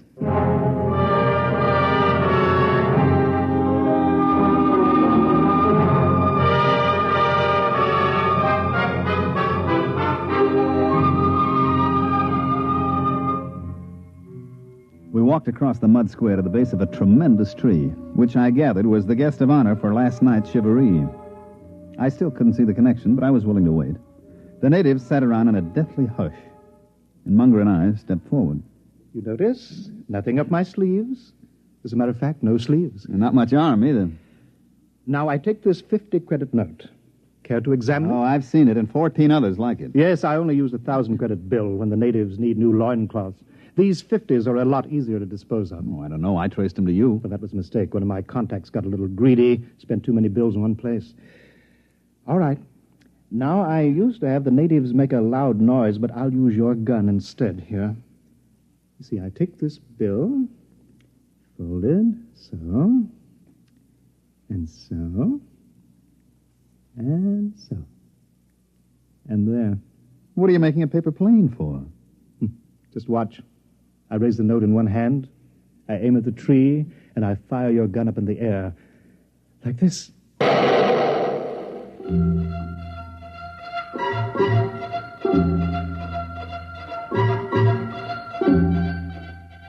As he let fly with my gun, Munger sailed the paper airplane straight at the tree, and it sailed right into the foliage. Now watch.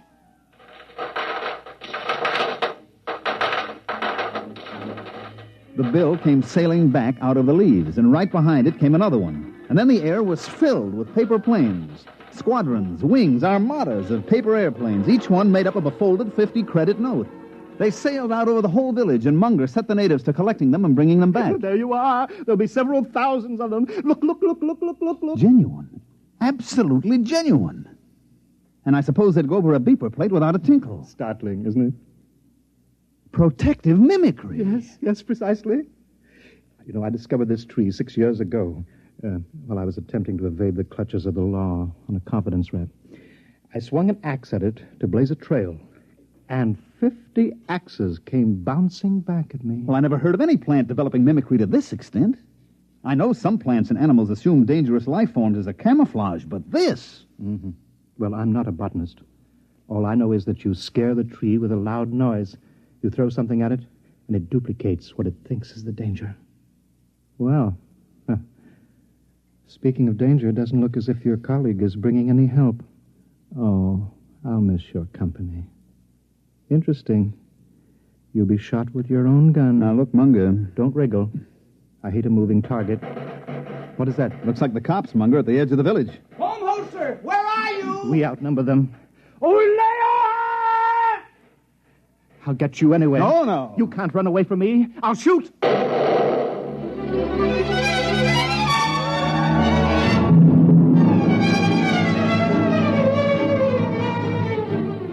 I broke for the other side of the square, and just as he shot at me, I tripped over a pot and went flying smack into the tree.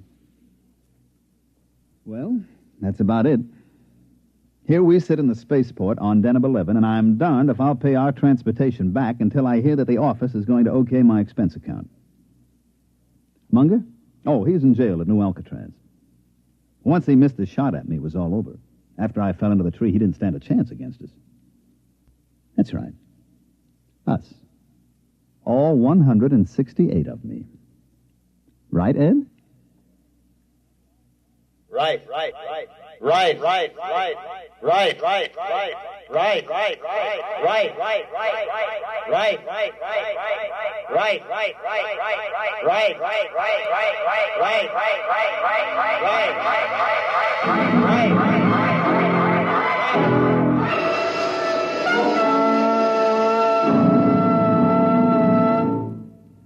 You have just heard X-1. Here is an important special announcement. In appreciation of bringing adult science fiction to the listening audience through the medium of this program, X-1, Galaxy Magazine wishes to make the following free offer to our listeners. For the first 2,500 who write in requesting it, we will send a sample copy of Galaxy Magazine at absolutely no cost. This is an opportunity to read the finest in adult science fiction, just as you listen to it each week here on X-1. To get your free sample copy of Galaxy, just write a postcard or letter to X-1, NBC, Radio City, New York 20, New York, and ask for your free copy. Be sure to print your name and address plainly on your card or letter. This offer can be made only once, so if you want your own free copy of this leading science fiction publication, be sure to write without delay. Here is the address again. Write to X-1, NBC, Radio City, New York 20, New York. Your sample copy of Galaxy will be sent to you without obligation of any kind. Tonight, by transcription, X-1 has brought you Protective Mimicry, written by Algis Budrys, and adapted for radio by Ernest Kanoy. Featured in tonight's cast were Mandel Kramer, Terry Keane, Charles Penman, Dick Hamilton, and Wendell Holmes. This is Roger Tuttle. X-1 was directed by Daniel Sutter and is an NBC Radio Network production.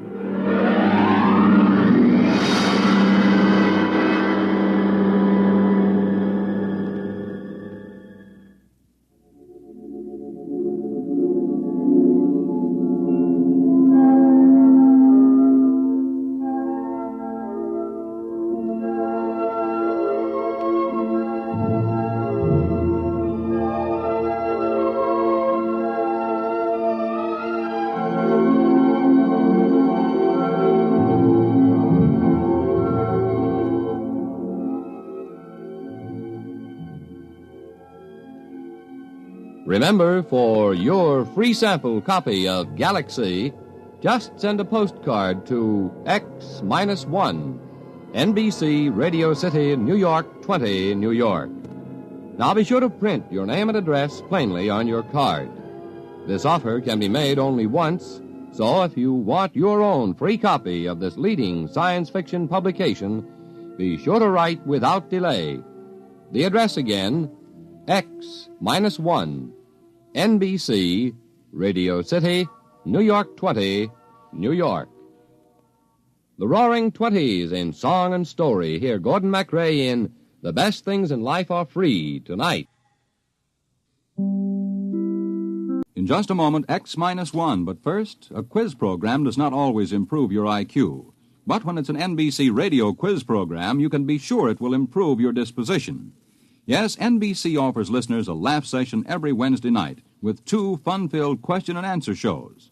One is Truth or Consequences, and though you may never learn why a chicken crosses the road, you'll howl as contestants perform the stunts dreamed up by MC Jack Bailey.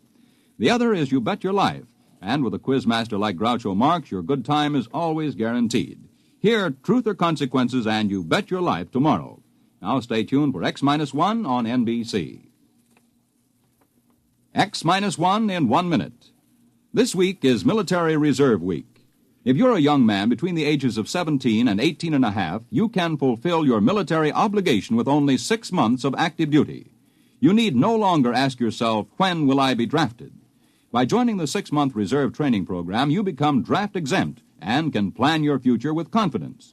You are paid for your service while in training. You may be able to pick the exact job you want depending upon your aptitudes and Army vacancies. You may enlist in the program and then receive a deferment until you have finished high school. Your training will teach you to protect yourself and your family in any emergency. The training builds you physically, and the technical skills you learn can help you later in your civilian career. There are many other big advantages for you in the 6-month training program. Visit your Army Reserve Center for all the facts about your big opportunity in the 6-month training program. Learn how you can plan your future with confidence. The book says, when the ship shall enter into the orbital pool of its destination, the motors will change in sound due to the increased anti-gravity components. A study is being made to interpret the meaning of the word destination, which was lost some 4,000 years ago and has always been a subject for much controversy. But this need not concern you. Suffice to be reassured that the change in the sound of the motors is a part of the scheme of things. Return to the schedule. The ship is all. Praise the ship. The ship is all. Praise the ship. Countdown for blastoff. X minus 5, 4, 3, 2, X minus 1, fire.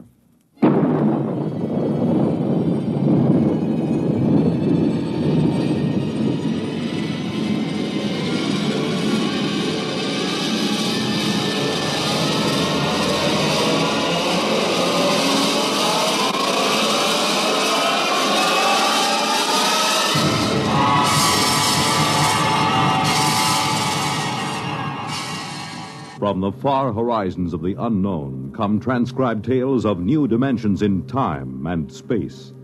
These are stories of the future, adventures in which you'll live in a million, could be years, on 1,000 maybe worlds. The National Broadcasting Company, in cooperation with Galaxy Science Fiction Magazine, presents X minus 1.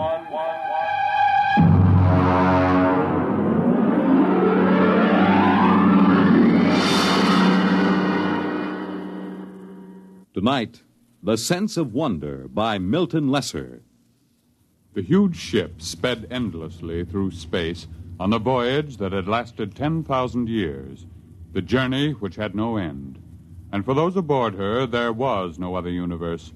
To them, the ship was all.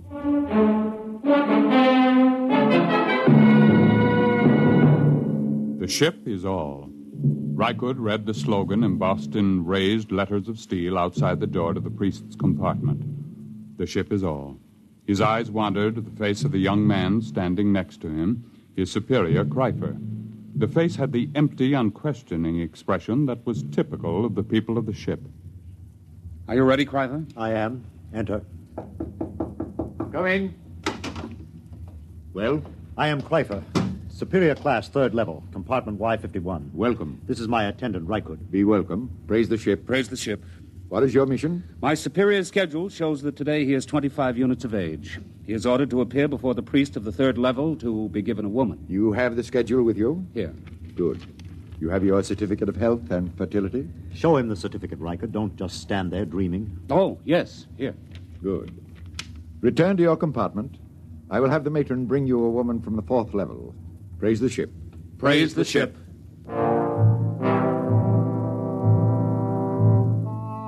Kreifer returned to his compartment, followed by Rykud.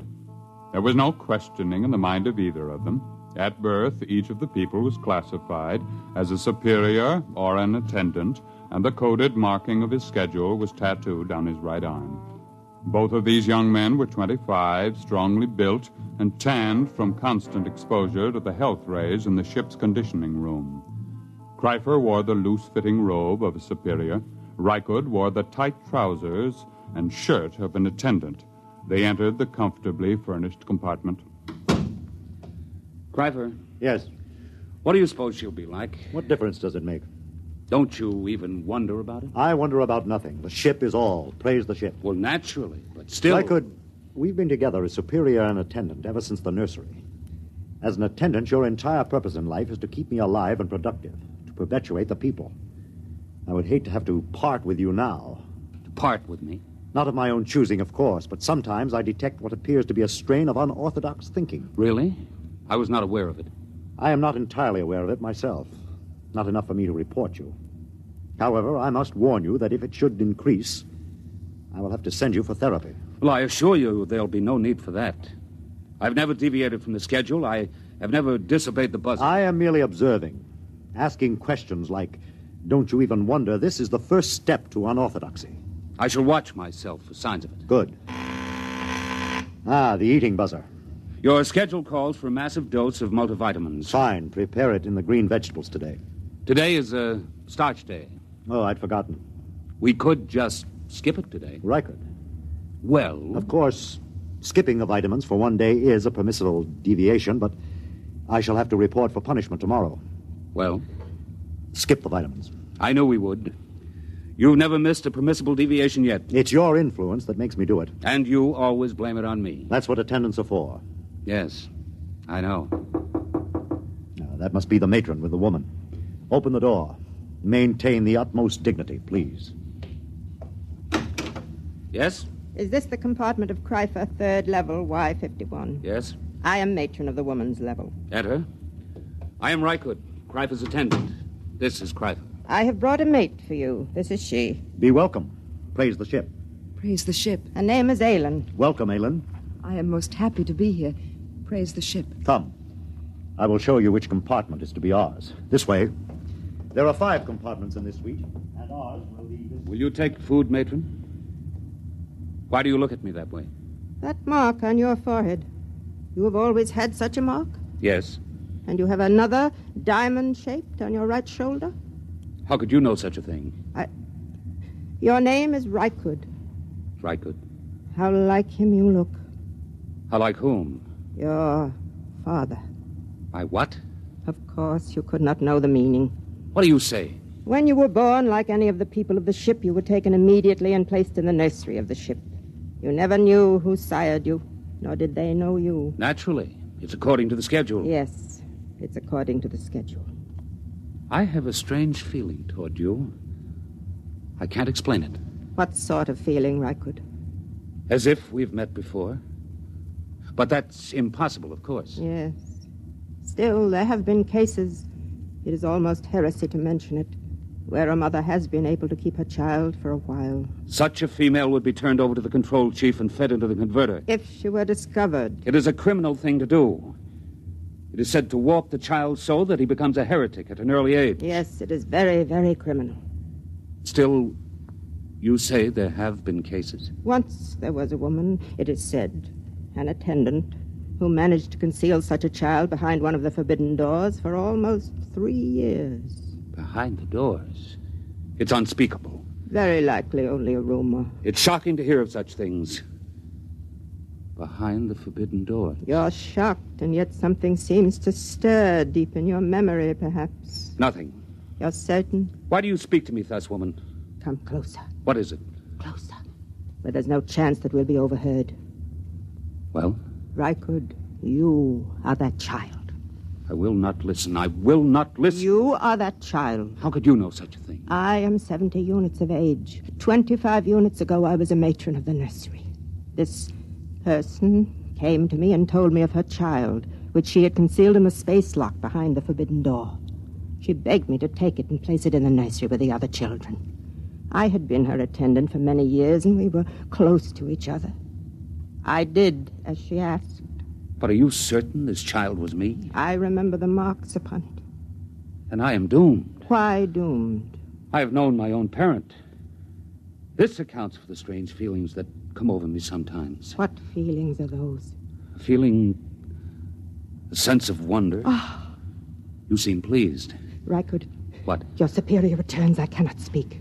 But if you would satisfy this sense of wonder, I have a book which I will give you. I cannot accept a book without the supervision of the ship's librarian. Take this one. Keep it concealed. Here. No, Take it quickly. They're coming. Well, what are you two whispering about? I was merely explaining to your attendant how he must behave in the presence of your mate. There is no need to explain. All is scheduled. Nothing is questioned. Praise the ship. Praise the ship. I hope that your union will produce the optimum number of children. I'll leave now. Aylin. Yes, Kryfer. Your duties will be very simple. Rykud will teach you how to prepare my meals, and you will memorize my schedule. In 3 months, he will be freed from service as my attendant, and he will report to the second level to find a mate in the attendant class. Yes, Kryfer. It's time for my health treatment. Teacher Rykud. Yes, Kryfer. Come here. Closer, where I may examine you. This is Kreifer's schedule. You will memorize it. Yes. Here is a list of permissible deviations. Oh, I am familiar with it, naturally. I see. I was not aware of what training you received on the women's level. The matron trained us well. Good. You have been with the matron a long time? Ever since I left the nursery. I see. What is she called? Mara. Mara? Tell me, did she ever speak to you of a sense of wonder? Are you of the control police? Certainly not. Then you should know better than to discuss feelings. I'm sorry. I thought perhaps... What's that? The change bell. There has been some change. It frightens me. Oh, what does it mean? I don't know. I heard it only once before. When the ship passed very close to a red planet, there was a shower of stars, and the ship seemed to shake, and the change bell rang. We were all summoned to the priest and told that we must undergo a test for radioactivity. What are we to do now?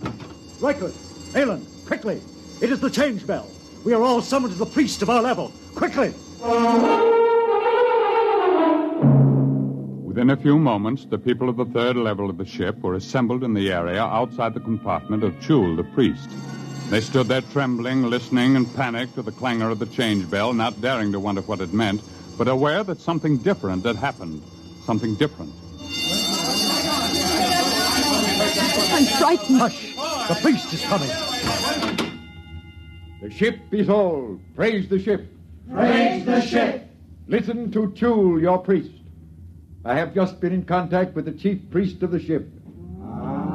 This is what I have been given to say. For 10,000 years now, ever since the ship began the voyage which has no end, we have lived as one people following the schedule. In those years, the change bell has rung only twice. On one occasion, it was to announce a change in the schedule for the preservation of the people of the ship following the epidemic. On another occasion, the ship passed close to a radioactive explosion, and it was feared that we had become dangerously activated.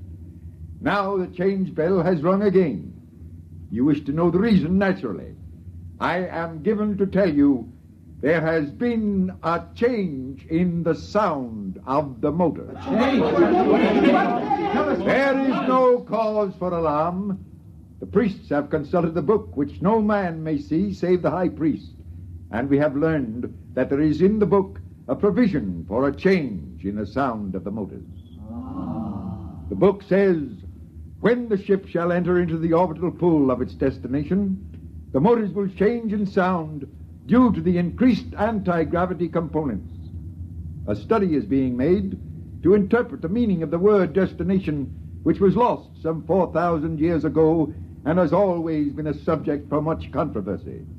But this need not concern you. Suffice to be reassured that the change in the sound of the motors is a part of the scheme of things. Return to the schedule. The ship is all.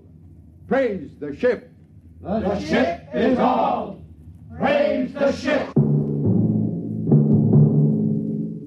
On his way back to his compartment, Rykut stopped for a moment in front of the forbidden door which led to no one knew what, and listened to the sound of the motors.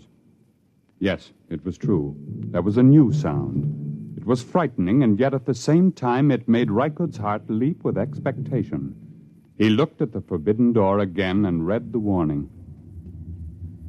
No unauthorized persons permitted through this door. Attendant? Yes. What's your name and compartment? Rykut, attendant to Kreifer, third level, Y51. Who are you? Graf, control police. Why do you loiter outside the forbidden door? I was merely reading the warning, trying to impress it upon my brain. Is there a need to impress it? You have doubts? Well, no. No, of course not. Then why bother to impress it? If you have no doubts, there is no need to impress it. Well, I was merely... You see, I am engaged in the training of a mate for my superior.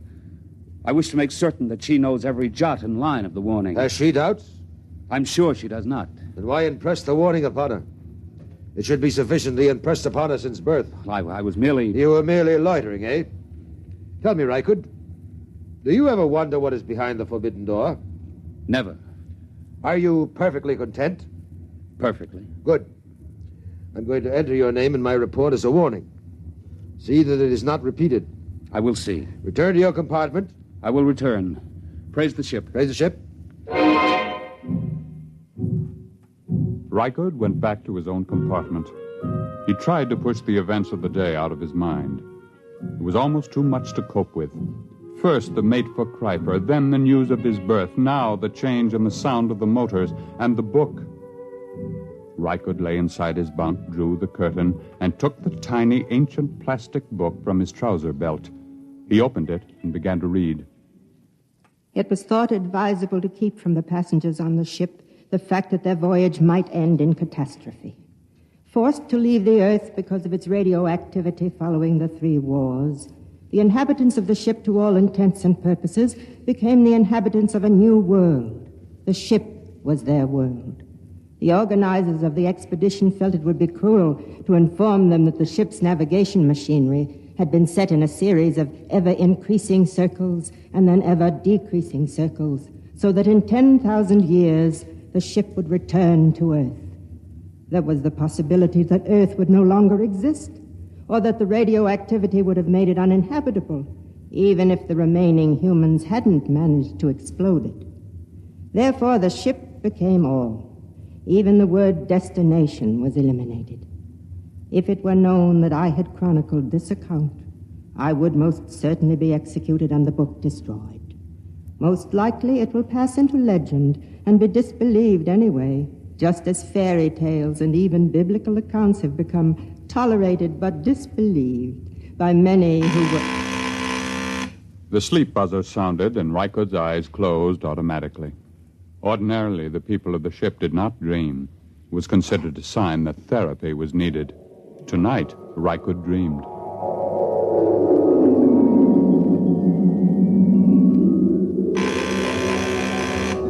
Rise, rise. Dress, dress. Eat, eat. Raise the ship. Rise, eat, dress. The ship is all. Rykud! No. Rykud! No. What? Shh. What is it?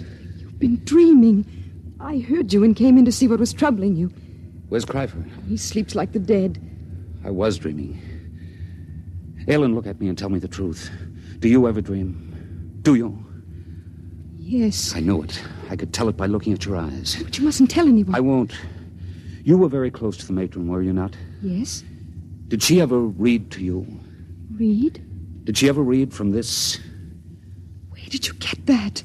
She gave it to me. Then you must be one of the trusted ones. Who are the trusted ones? Some of us, the women who were with the matron since we were very small. We've been trusted by her to hear the reading of this book. I see. But if anyone found out... I know. Rykud? Yes? I feel very strange. I, too. What is it? I don't know. Sometimes, after the matron had read to us from the book, I would have this feeling, strange and frightened. And she would comfort us. Comfort? What does that mean? She would put her arms around us. And did that comfort you? Yes. How terribly strange. Rykud? Yes? Comfort me. Put your arms around me. Aylin. Please, will you? Yes. Yes, yes.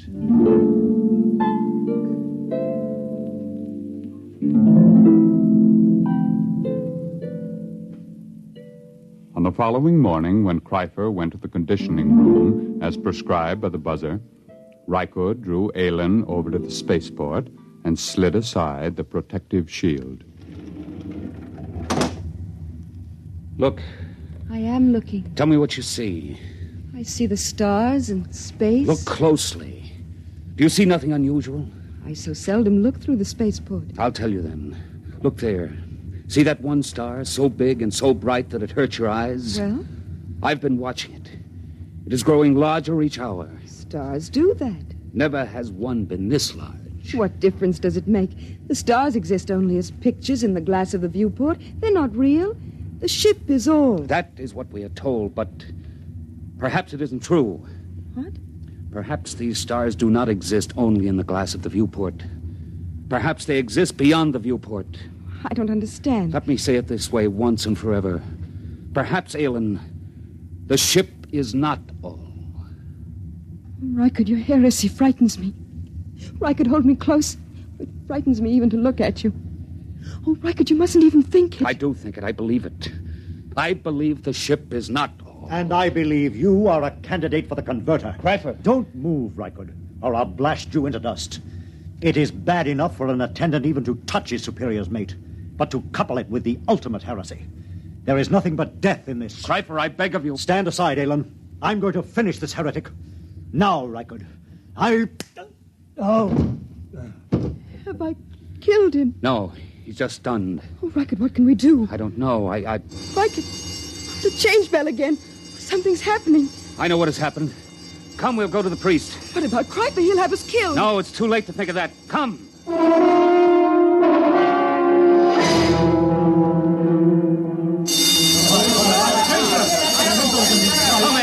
Stand close to me. The priest is entering.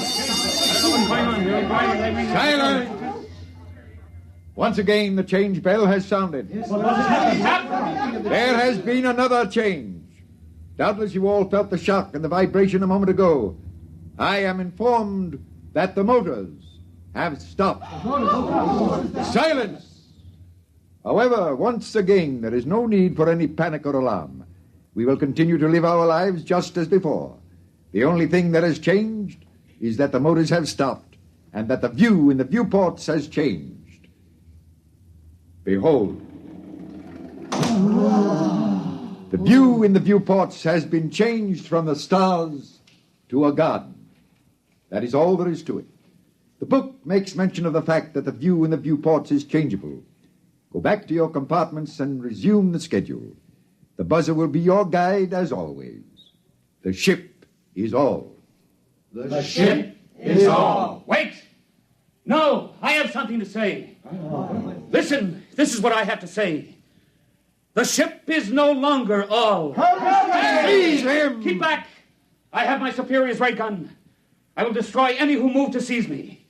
Listen to what I have to say. The view in the viewports is not just a garden. It is the destination. It is the earth. Don't you understand me? We have arrived. We have reached the destination. The journey is over. We can leave the ship and go out into the garden. Fools, can't you understand? Watch the viewport. Watch it. The viewport is broken. I've shattered it. You can go out. Feel the air rush in. Smell its fragrance. Rykard, they don't move. They don't understand. Seize him! Kill the heretic! Kill him! Rykard, they're moving toward us. Run. Follow me quickly. After him! Death to the heretic!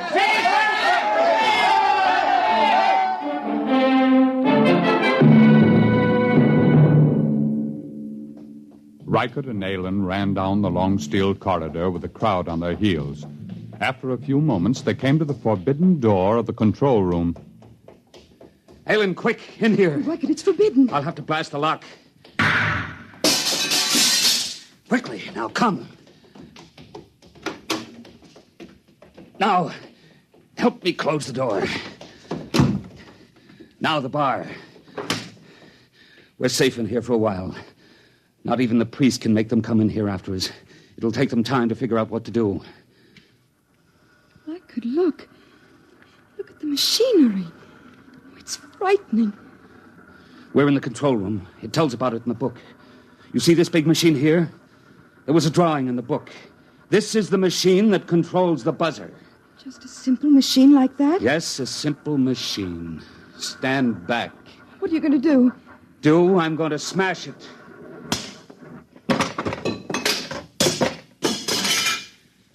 Now they're going to have to find a way to live without the buzzer. Rykard, they're breaking down the door. Come with me.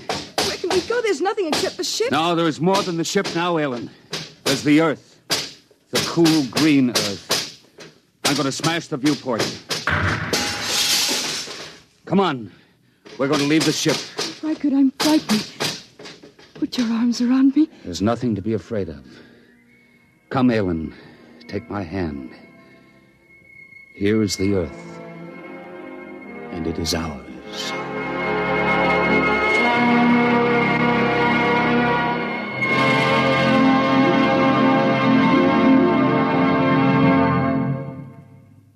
You have just heard X-1, presented by the National Broadcasting Company in cooperation with Galaxy Science Fiction Magazine, which this month features a story by F.L. Wallace titled Mesereau Loves Company. When Marcus Mesereau set out on his mission to Earth, he was driven by pride and indignation, plus a practical reason. But if he'd known what lay ahead, he might have decided to let bad enough alone. Galaxy Magazine on your newsstand today. Tonight, by transcription, X-1 has brought you The Sense of Wonder, based on a story from the pages of Galaxy written by Milton Lesser and adapted for radio by George Lefferts. Featured in the cast were James Monks, Bill Quinn, Edwin Jerome, Vera Allen, Rita Lloyd, Joe DeSantis, and Dick Hamilton. Raymond Edward Johnson was the narrator. Your announcer, Fred Collins. X-1 was directed by Daniel Sutter and is an NBC Radio Network production.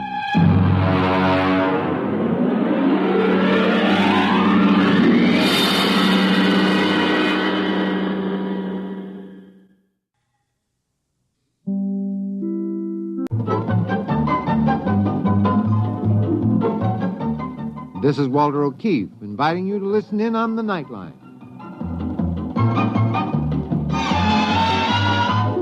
Tonight, live the incredible life of ages yet to come, in a time that might be 1,000,000 years from now, on X-1.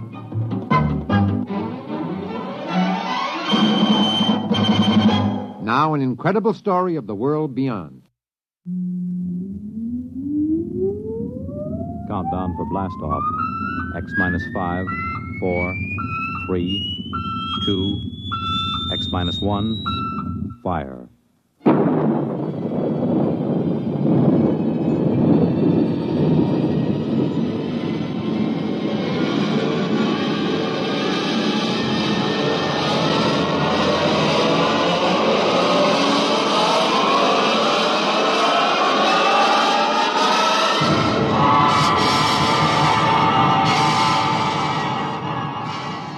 From the far horizons of the unknown come tales of new dimensions in time and space.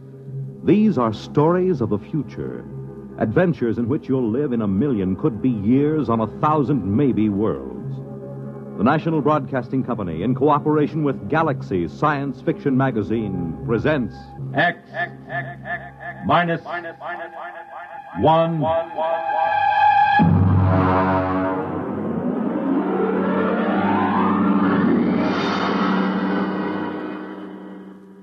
Tonight, Inside Story by Richard Wilson.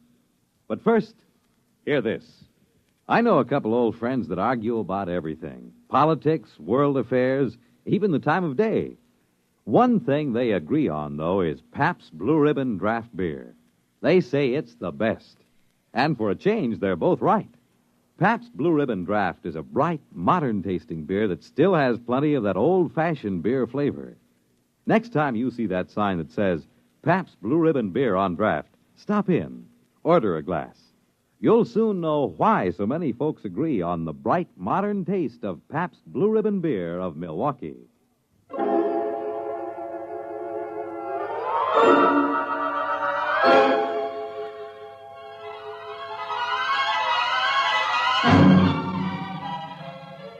Now, X-1 and Inside Story.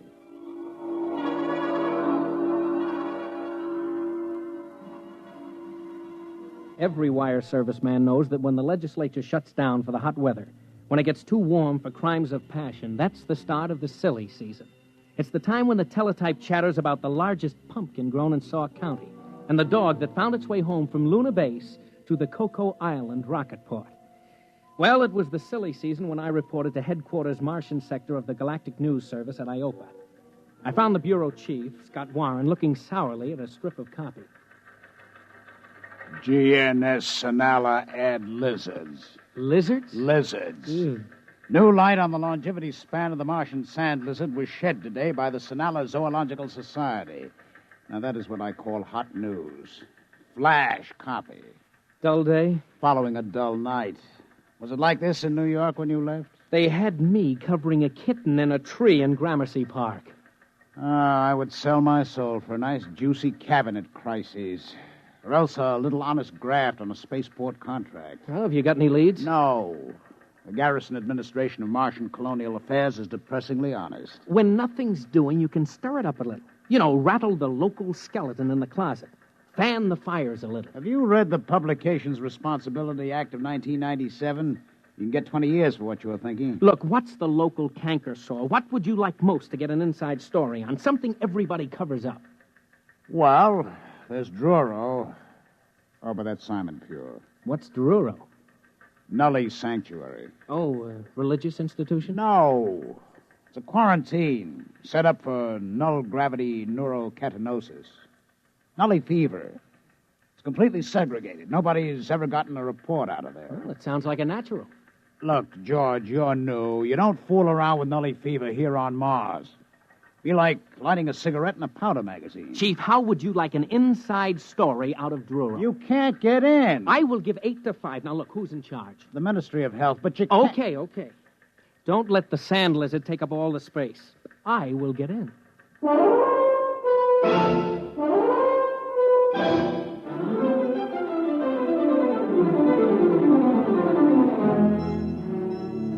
It wasn't so easy. I did fine over at the Health Ministry until I mentioned Druro. And then I might just as well have had a galloping case of Nully fever myself.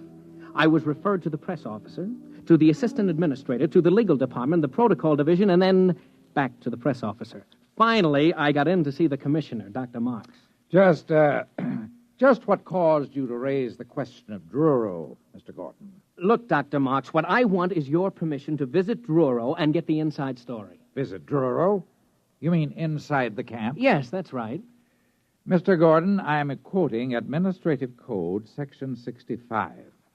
Any person found within the perimeter at Druro is considered to be a Nully fever victim. Contagion is something like 99% certain at a range of 100 yards. What's the treatment? Druro. You mean they're just shoved there to rot? A Nully, Mr. Gordon, will rot wherever he is. He deteriorates to the point of total sterility. Take my advice. Forget it.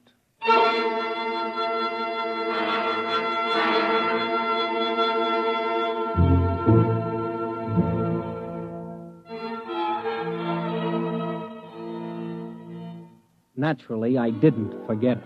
I did more research. I found out that Nully fever seemed to be a mutated virus that got that way in the early Earth-Mars rockets that had inadequate radiological shielding. The symptoms masqueraded as half a dozen diseases, but the end product was the same. A physical deterioration that I don't care to go into, and a psychological lowering to an animal state.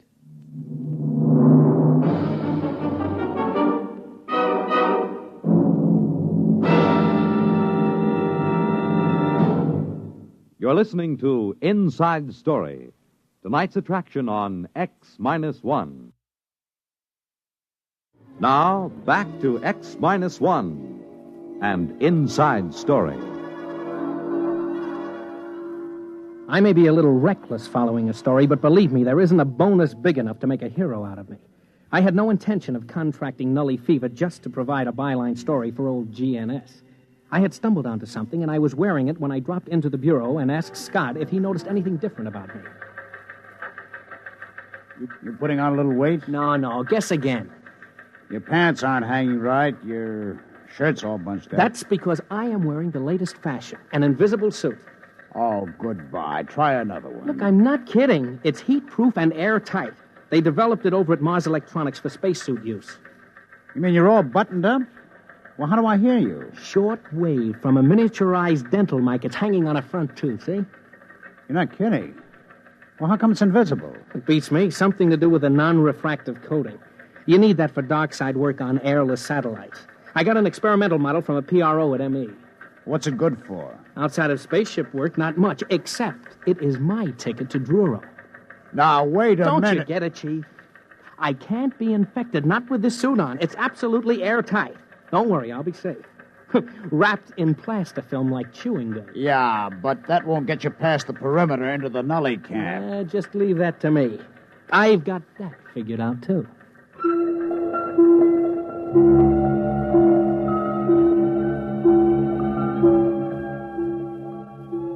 I picked up a sandcat out to the town of Druro and waited for 2 days.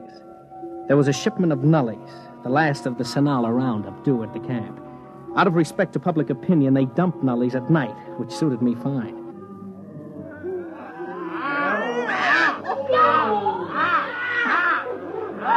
About 100 nullies were going over the newcomers like kangaroo caught in a frontier jail. I don't think anybody actually got killed, but they almost tore the new bunch to pieces, grabbing cigarettes, jackknives, buttons, shoes, anything. And then, like as not, the old-timers would fight each other for it. The whole thing was over at dawn, and I could get a look around the camp. There were prefab huts and some trees. I started over to one of the huts. My hut. Take it easy, friend. I'm not going to hurt you. Look, I'm your friend. Sure. You think you're going to steal my ration, huh?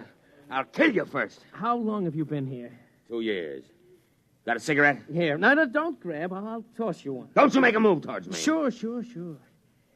What were you before you got in here? Huh? A teacher. An IOPA technical.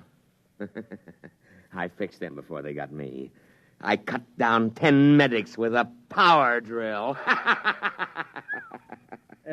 When is breakfast, friend? You go plenty hungry. Ration isn't till tomorrow. You think there was some fight last night? Wait till you see ration drop. Last time somebody tried to beat me to a ration case, I fixed her. Never mind. Don't tell me about it. Hey, what's that over there? Up the hill. Looks like a regular fortress. What are you trying to do? Hurt me? No, I just asked you what goes on up there, those other huts inside that barricade. You spying for them? Yeah, sure. You're spying for them, you dirty...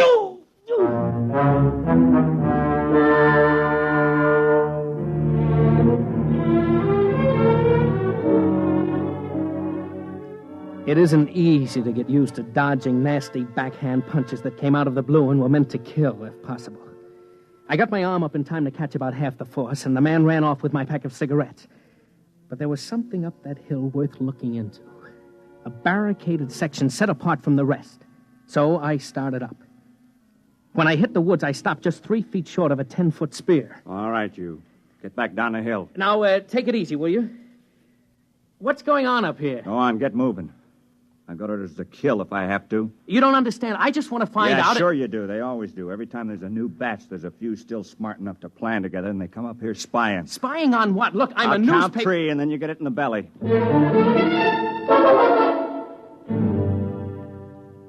No hero I got before he reached 1.5. That night, I managed to talk to the ex-teacher without either of us slugging the other. I asked him about the guard on the hill. They get all the best rations.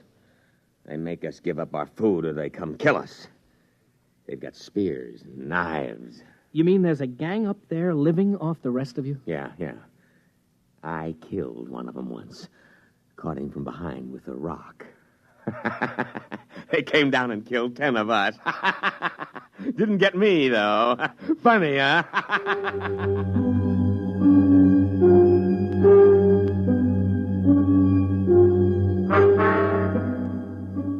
I got the picture. It's been the same every time men are herded together like animals. Andersonville, Buchenwald, and Dachau, the Alaskan camps in the 70s, and now Druro. The strong live off the others, a kind of racketeering in spades. Grab the best of everything, live as rich as you can, and don't worry how many you leave to starve to death. We're gonna get them, though. Tonight. Got rocks together and clubs. Go up there and we'll get them. You come.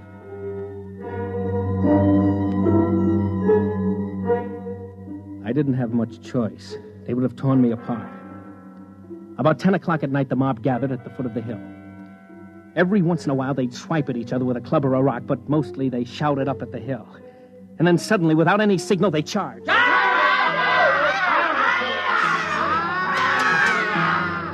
It was kind of sick. Men and women, heaven knows what they were before, teachers, mothers, anything, screaming and running up that hill. And then the defenders cut loose. There were torches so I could see, rocks rolled down, boiling water, spears, arrows, enough to cut down that unarmed mob. I was hiding behind a tree now, sick, good and sick. When it happened... No!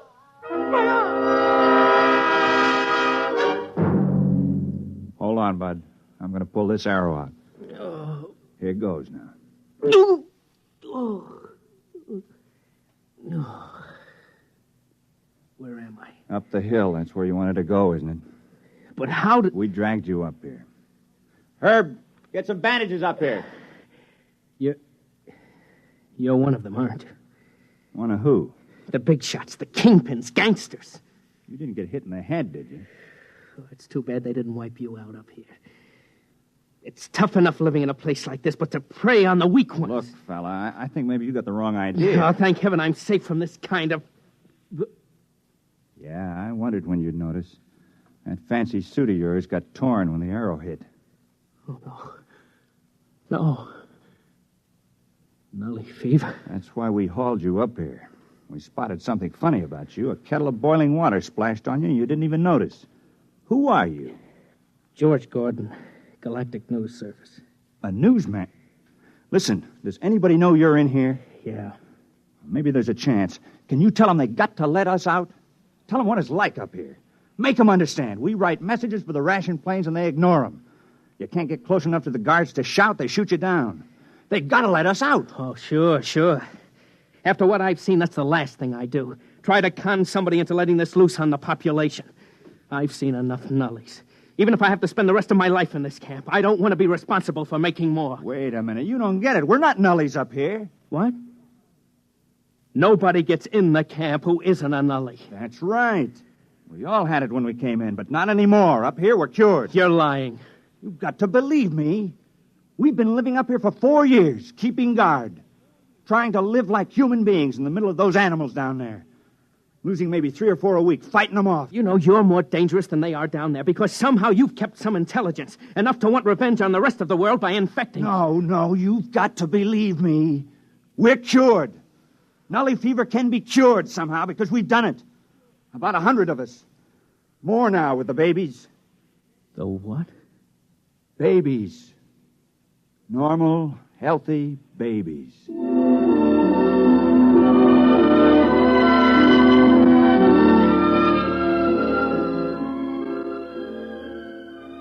He pointed across the clearing to another hut, and I saw it. A woman about 30, sitting on the doorsteps, nursing a baby, an infant. And I heard the words of the commissioner echoing in my ear. And of course, total sterility. These weren't nullies, not anymore. If they could have babies, they must be cured, living as a desperate island in a mad world of violence.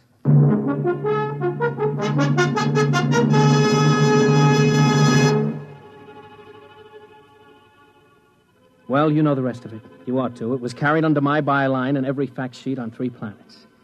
They had a micro-technician up the hill who gimmicked my miniature microphone with a hairpin and a piece of quartz crystal, so I cut in on the main traffic beam between Sinala and Iopa.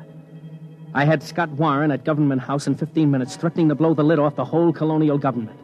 The babies did it. Aerial photographs with micro-enlargements. They had pictures of those babies on the wire the next day. Red tape held it up a week. But finally, 100 cured ex-nullies and 1 reporter were out of Druro at Iopa General Hospital for checks. They found it. Nully fever is psychosomatic. You take somebody strong enough to fight for survival, give him incentive, and he'll lick it by himself. No miracle drugs needed. It starts with a virus, all right. But it ends with psychotherapy. A good dose of willpower. I got back to work in a month. Welcome back, George. The teletype's dead as ever. Back to the longevity of the Martian sand lizard. Druro Nully story played out? Dead as last week's herring. Well, what else is new? Maybe we can find another skeleton in the closet. How about life on the Martian moons? Now, that ought to be good for a headline.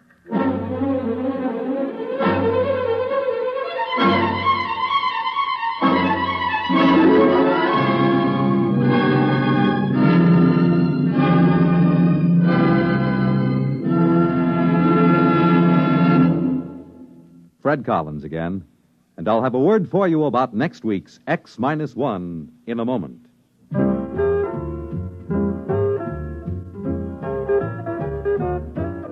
Hey, Molly, it's me. Where are you? Right here, McGee. What's the matter? Are you doing anything? Am I doing anything? I've got a towel wrapped around my head, a broom in one hand, a bucket of soap and water in the other, and the kitchen curtains under my arm, and you ask me if I'm doing anything. Sure, I'm vacationing in Florida. Oh, here, Molly, let me take that stuff. What are you doing? Now, just sit down. Sit down right here. Well, you're sweet, McGee, but I've got... You can go back to work in a minute. I got something big to tell you. You know, something really big. What have you gone and done? We're going to be on Monitor. Monitor? NBC's fascinating, motivating, merry-making, scintillating, ever-vescerating weekend radio service. Oh, that Monitor. Of course. And we're on it, McGee? When? This weekend and every weekend. What do you say to that? Oh, that's wonderful, McGee. So don't make any plans, folks. We'll be seeing you this weekend. All weekend. On Monitor. And now a word about next week's story.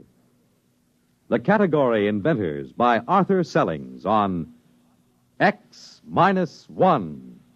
You have just heard X-1, presented by the National Broadcasting Company in cooperation with Galaxy Science Fiction Magazine, which this month features Time Waits for Winthrop by William Tenn.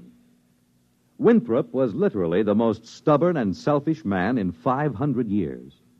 How could they convince him not to strand them in this society of shriek fields and panic stadiums?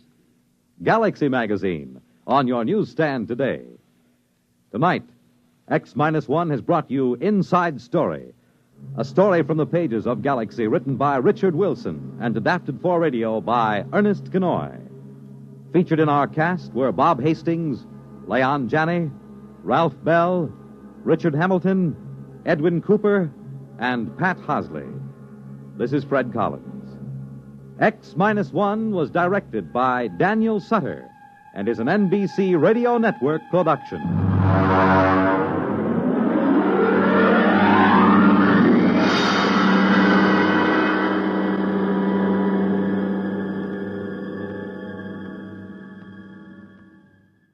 There's excitement in the air at night, and Nightline brings it to you. Hear Nightline with Walter O'Keefe, next on most of these NBC stations.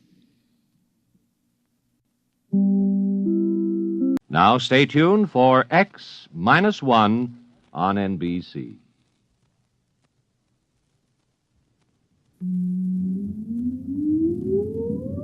Countdown for blast off. X-5, 4, 3, 2, X-1, fire.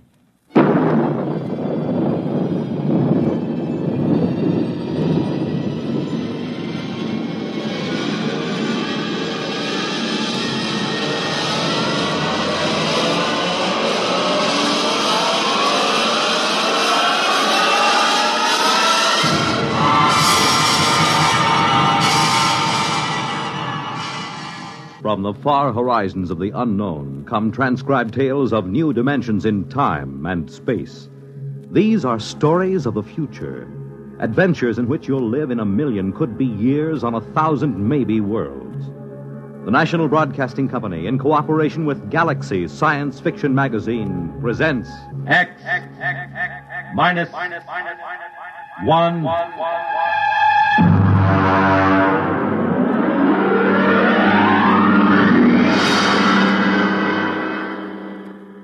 Tonight, Clifford D. Simak's story of the 21st century, How To.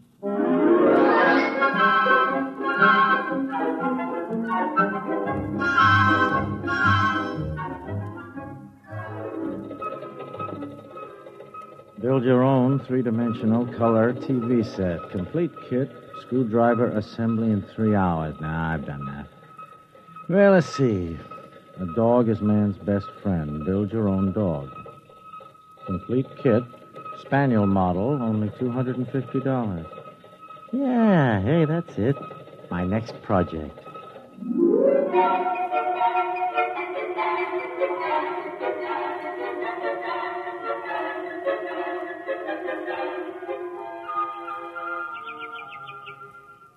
Gordon, is that you? Yeah, yeah. Where are you? On the terrace. I'm just finishing a landscape. Oh, hi, yeah. Grace, look, did it come? Don't kiss me. You'll get all full of paint. I wasn't going to. Where's the package? Well, they set it against the side of the house. Over there, see? Oh, it came, huh? I want to look at it. I would have put it down in the basement, but I couldn't lift it. Hey, this is pretty heavy for a spaniel. I can't lift this myself. Well, I'll start dinner as soon as I finish this part of the picture. I want to get the grass while the light's right. Yes, all right, so no hurry. I want to examine the kid anyhow. Of course, if you didn't waste our money on things like dog kits, maybe we could afford a robot, and I wouldn't have to cook. Yeah, all right. There. That should be enough for now. The light's beginning to get tricky. Good night. You're not going to open that thing here on the terrace. Now, you'll make a mess. I just want to see the parts. You know, this thing's too big and heavy to be a dog kit. Maybe it's a Great Dane. No, it can't be. Look, here's the shipping tag. From How To Kits, Inc. to Gordon Knight. One dog kit, Spaniel model, $250, paid in full. The Great Dane cost $350. Well, all I can say is that must be the world's biggest spaniel. Hey, you know, that's darn funny. I told you I don't want you fooling around with it up here. Now take it down in Grace, the basement. this can't be a dog kid. You know what I think? It's a robot. A robot? But you didn't order a robot. What did you? No, certainly not. They made a shipping error. That's about the size of it. Ah, doggone it. I'll have to put this crate back together again and call the express company. Are you going to return it? Well, certainly I'm going to return it. You don't think we can keep it, do you? Well, why not? The tag says paid in full, so they can't say we owe them anything. But it's a robot. They're expensive. Well, I don't see how the company will ever know. When inventory time comes around, they'll be short one robot and long one dog. Of course, I've always wanted to put together a real robot. Lord knows when I'd get another chance. Then it's settled. No, it is not settled either. I'll tell you what, I'll put it together just to see what it's like. But I won't activate it, see? I mean, I'll disassemble it right away and ship it back to the company.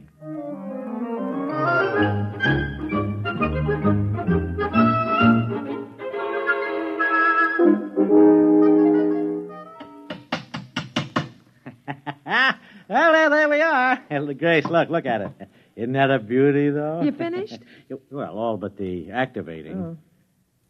Grace. What? You know, I was just thinking, how do I know I've got all the parts adjusted properly? I haven't the remotest idea. No, I mean, the only sure way would be to test it. You mean activate it? Well, only for a minute or two, you understand? I mean, just to be sure. Then what? Well, then I'll disassemble it, naturally. Well, all right. As long as you don't take too long. No. I'll have it in a jiffy. Now, here, look. Oh, you see, all I have to do is just put on the activating plate. Yeah. And turn this lock nut in like so. Now, wait a minute. Just adjust the automatic current control. Yeah, there. Now, that should do it. Now, stand back. Now, I'll turn it on. Oh, I hope it works. Oh, it'll work. I followed the directions to the letter. You ready? Now. It works! Yeah, I'll have to oil that joint. Wait. Grace, it's moving its head. My name is Albert. I am a robot. What is there to do? Well, it certainly has a nice voice. Now, take it easy, Albert. Just sit down and rest, and we'll have a little talk. There's no need to rest. I was made to work. Well, as long as it doesn't need to rest, I can think of 100 things for it to do. Now, there's the house and the garden and the lawn. No, look, Grace, I wonder if he could learn to cook. A robot can be taught to do anything a person can do. Oh. No, hold on a minute, Albert, please, and listen to me. We can't keep you, you understand. I mean, you were sent here by mistake. But, I mean, as long as you're activated, there wouldn't be any harm in letting you do a few things. I can do anything. Good. The whole house needs a thorough cleaning. Grace. Then, of course, I'd like some new drapes for the study. No. And the kitchen hasn't been painted for 4 years. Then there's that leaky faucet. Oh, Lord. Well, what's the matter? Attachments. There aren't any. Look, he can't do all that stuff without attachments. And they cost almost as much as the robot itself. Don't worry about attachments. Just tell me what's to be done. Well, you heard my wife. Oh, what about your grounds? Oh, I got 100 beat-up acres that need attention, but of course I realize that that's too much work, huh? Don't worry about a thing. I can fix it for you. I will make the necessary equipment. Make your own attachment? Don't worry about a thing. Yeah, but how? Oh, for heaven's sake, stop arguing with him and let him get to work. I'm not arguing.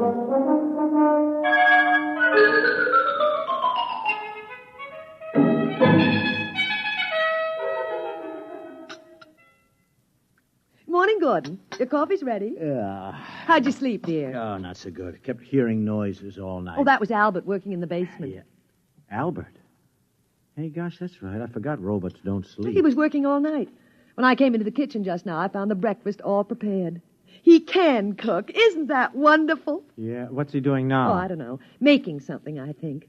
Oh, Gordon, he's going to be such a tremendous help to me. I'll be able to spend more time than ever with my painting. Now, wait a minute. What makes you think we can keep him? I mean, no, Grace. I mean, we could get into trouble. Well, I don't see how. I'll tell you what. Why don't you walk over and call on Anson Lee? He could advise you. What does he know about it? He's a lawyer. Well, technically, he's a lawyer. I mean, he never seems to work at it anymore. Well, you have to understand Anson, that's all. Look, I understand him all right. He's a reactionary, a throwback to the 20th century. Spends all his time lying in a hammock, drinking and reading Proust. Well, it's what he enjoys doing. I'll bet that guy never assembled a kit in his life. Can you imagine that? Well, we all have our peculiarities. Just the same, he could give you legal advice. Well, all right. I'll go over after breakfast. If it'll make you feel any happier, pass the cream.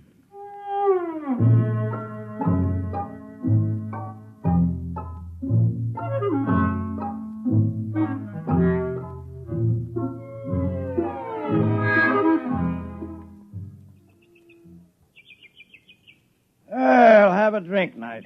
Hard cider. Made it myself. Thought you didn't go in for home projects, Lee. Oh, I don't. Making this cider was the first honest work I've done in years. I don't doubt it. Every time I get a end to work, I look across at your place and I decide against it. How many rooms have you added to that house since you got it built? 8. Good Lord. Think of that. 8 rooms. No. It's not hard once you get the knack. It's kind of fun. You just buy a how-to kit. Sure, I know. Just follow directions. That's right. Anybody can build a robot on a kitchen table. Well, no thanks. Why do you say that? What? I mean about building a robot. Oh, I don't know. I suppose I expect you to start building one any time now. You've done everything else. What's got into people these days, Knight? They just aren't equipped to enjoy their leisure. That is, most of them aren't. Me? I am. I read, and I lie in a hammock, and now and again I even think. Yeah. Yes, I guess that makes me an eccentric. Here, have another drink. Oh, no, thanks. I'll have to get back to my place.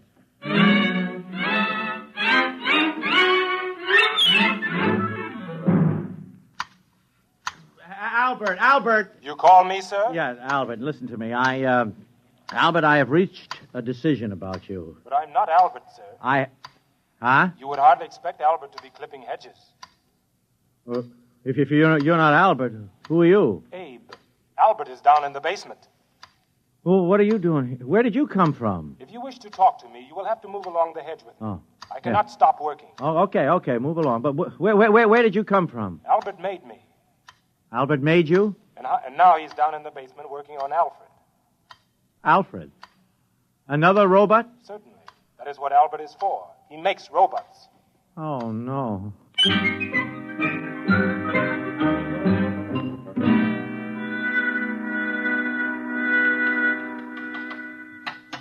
Albert. Oh, there you are. Albert, what's going on here? I'm reproducing.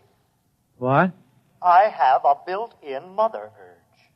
I don't know why they named me Albert. I should have had a female name. Oh, but you shouldn't be able to make robots. Look, boss, you worry a lot. You want robots, don't you? Well, yeah, I guess everybody could use a robot. I make robots. I'm making all you need. Albert, put down that head and listen to me. I want to have a serious talk. Sure, boss. What's on your mind? Now, Albert, I just looked through your packing case and I found this tag. Look, it says X, 190. X, Albert. Don't you understand? That means you're an experimental model. That's correct. You were never meant to be sold. That is also correct. I know. Don't you see? That means trouble. I can't keep you. I've already taken care of that.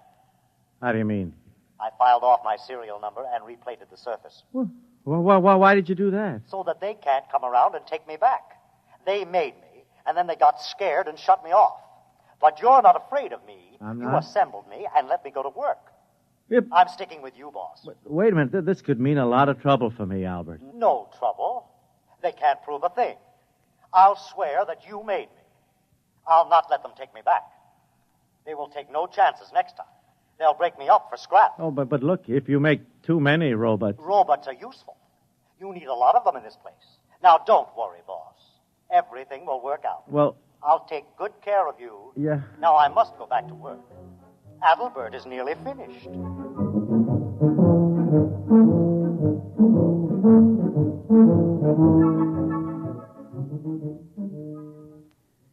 Knight. I'm from the county tax office. Tax assessor. Oh, I didn't know you fellas came around more than once a year. Ordinarily, we don't. This is a special case.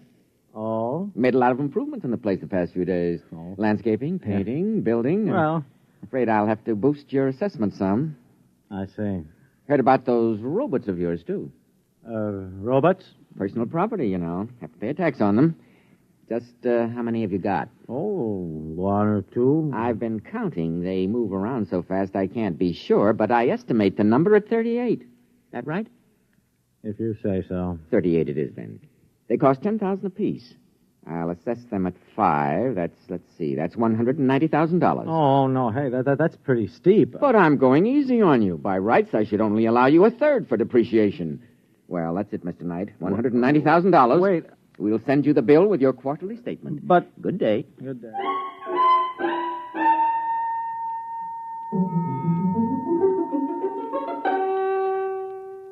Now, Albert, look, I've been holding off until we got the new landscaping job under control, but I can't hold off any longer. I mean, we got to start selling some of the robots. Selling? Yeah, 20 of them. That should do for a start. The tax assessor was here. I need the cash. You can't sell the robots, boss. Why can't I? Because they're my family, my boys. Named after me, all of them. Albert, I'm sorry, but that's ridiculous. They're all I've got, boss. You wouldn't sell your own children, would you? Well... All their names start with A, just like mine. Abe, Adelbert, Alfred, Adam, Aaron, Anton, Axel. All right. Don't go through the whole roll call. I mean, the point is I need the money. Don't you worry, boss. I'll fix everything. You have nothing to worry about.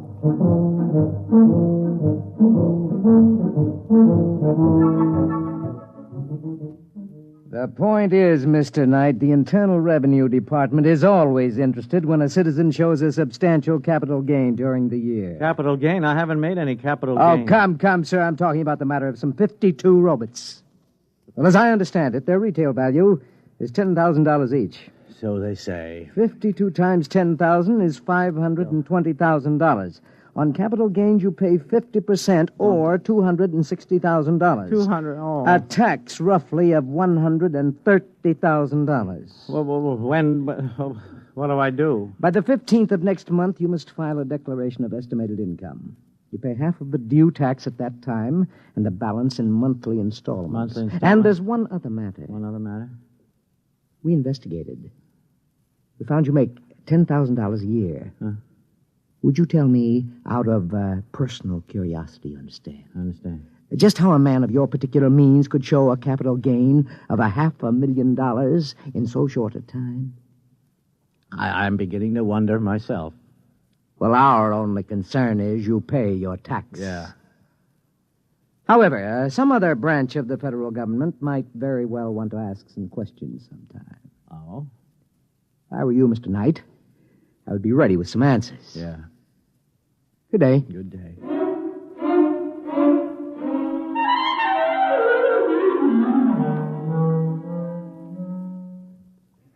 Albert, now look, I tell you, this is a crisis. Do you understand it? Like it or not, I have got to sell some of your boys, a whole bunch of them. Boss, I told you not to worry. Not to worry. Listen, I just came from the income tax people. I owe the government a cool $130,000, and those boys don't fool around. I'm desperate. Money is no trouble, boss.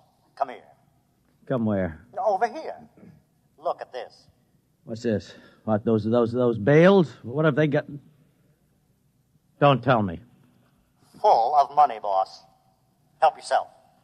You mean that actual, real money in those bales? Not stage money now. Real money, boss. No ones, of course, but lots of 10s and 20s. Yeah. That bale over there is full of 50s. Full of 50s. We didn't fool around with the ones. Albert, look me in the eye. Did you make that money? You said you needed it. We took some bills and analyzed the ink. Found out how to weave the paper and made plates. I hate to sound immodest, boss, but they're beautiful. Oh, my gosh, I'm a counterfeiter, too. We just ran off as much as we thought you'd need. Yeah. If it's not enough, we'll make some more. It's enough, not another dollar. Well, you're the boss. Albert, listen to me. There are laws in this country. I mean, you just can't go out and print money. That's a crime, don't you understand? Now, look, you take it all outside and burn it right up. You understand? And don't print any more. That is an order. Gordon, are you down here? I'm busy. I hate to disturb you, dear, but I thought you ought to know about the sheriff. I don't want to know... The sheriff? He was here with a subpoena, or whatever you call them. That's what you call them. Seems the how-to company's going to sue us. Oh, no. Oh, no, all right, that does it. That Gordon, does it. Where are you going? To see my lawyer.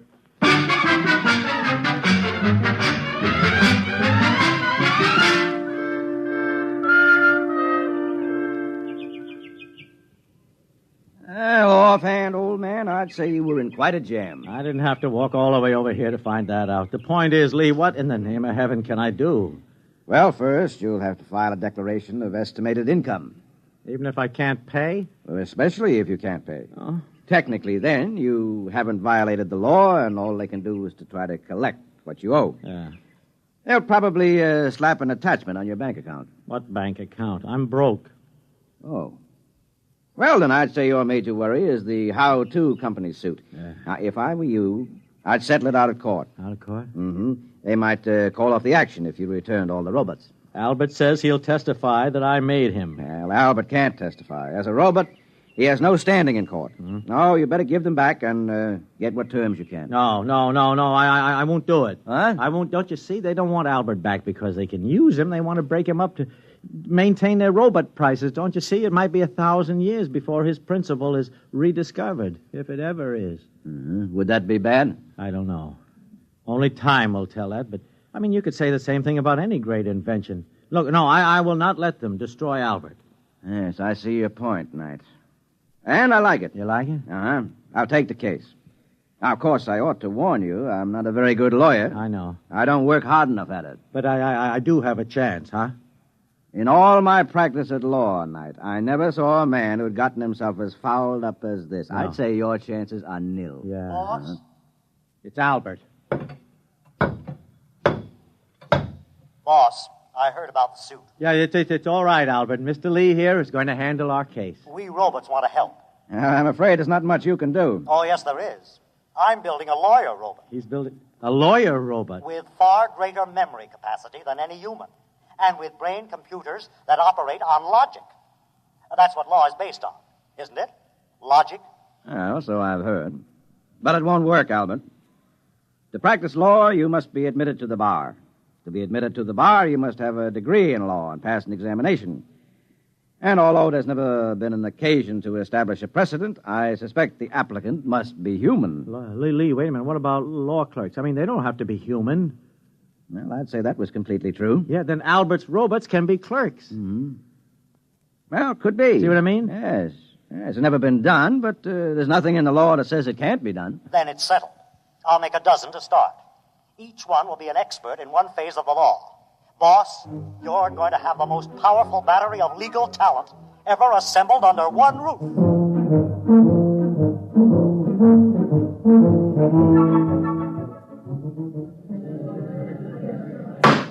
Quiet in the court. Mr. Lee, what is the meaning of this outrage? What outrage, Your Honor? Those robots sitting at the defense table. These, Your Honor, are my valued assistants. Robots? Yes, Your Honor. Take them away. They have no standing in this court. If Your Honor will excuse me, they need no standing. I am the sole representative of the defendant. My client is a poor man, and he is opposed by the most formidable array of legal talent money can buy. Now, surely the court will not deny him whatever assistance he's been able to muster. This, sir, is highly irregular. If it please Your Honor, I should like to point out that we live in a mechanized age. The court clerk uses a machine to take down the transcript of these very proceedings. To my certain knowledge, no court has ever challenged the presence of such a device as an aid to the furtherance of justice. Now, if Your Honor can point out anything in the law specifically barring these robots from the court... That's ridiculous, sir. Of course there is no such provision. At no time anywhere did anyone dream such a contingency would arise. In that case, sir, I ask the court for a favorable ruling. Mr. Lee, as you point out, there is no precedent for my ruling in any way but in your favor. Therefore, sir, with reluctance, I do so at this time.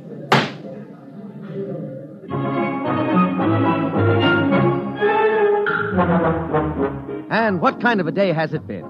It's a day in which a new kind of trial has suddenly captured the imagination of the public. A trial in which a man accused of misappropriating a robot has brought into court a whole battery of robots to aid in his defense.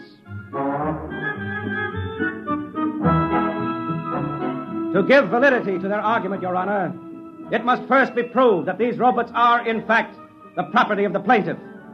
That is the issue at trial in this case. So, in the now famous robot case, the issue has come down to this. Was the robot stolen or was he liberated? It is a far-reaching question indeed. Your Honor, I have already established that robots are possessed of free will, that they have the power of reasoning, and that they can most certainly reproduce. As to my worthy opponent's fourth contention, that they have no spiritual sense, I contend that this is irrelevant. There are agnostics and atheists in the human race, and in general, no one has denied them their full rights on this count. And so the trial has at last come to its end. The whole nation, indeed the whole world, awaits the momentous decision which must be handed down. In Washington, D.C., Treasury officials have been meeting steadily for a week to find some way to avoid the loss of the enormous taxes on robots in the event the decision rendered is in favor of the defense. One high government official has said that if robots are declared free and equal, it means they must be given full citizen rights under the Constitution. Already, the chairmen of both major political parties are mapping campaigns to corner the robot vote.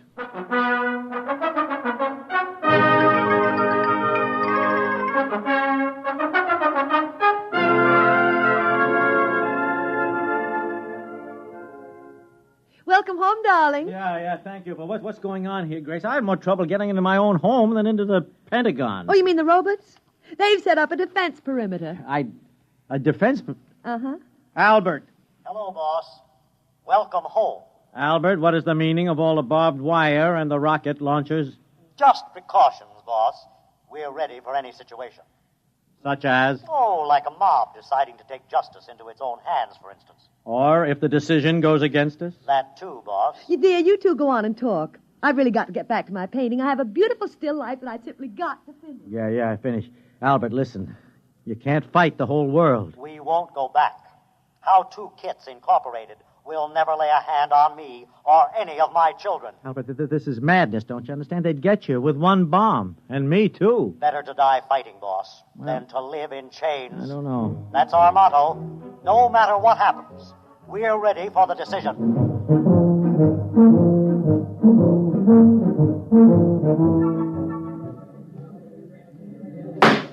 The court is ready to render its decision. It is the most difficult decision I have ever made, for in following the letter of the law, I fear I may be subverting its spirit. After long days of earnest consideration of both the law and the evidence as presented in this court, I find for the defendant, Gordon Knight. I cannot rule otherwise. May I add that this ruling, in spite of the fact that I myself made it, outrages my social conscience.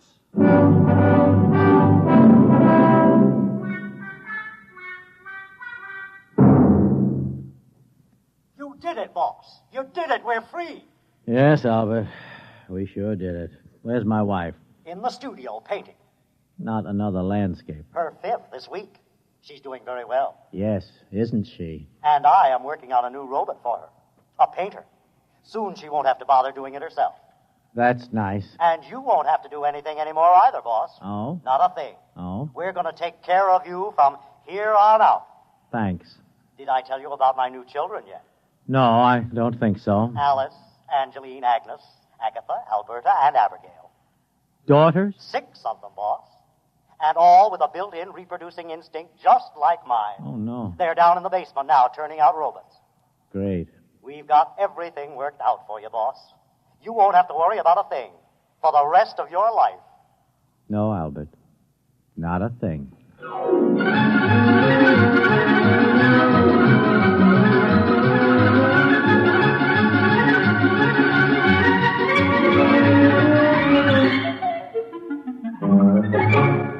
You have just heard X-1, presented by the National Broadcasting Company in cooperation with Galaxy Science Fiction Magazine, which this month features Name Your Symptom by Jim Harmon, a story of a future in which anyone who shunned a cure needed to have his head examined, assuming he still had one left. Galaxy Magazine on your newsstand today.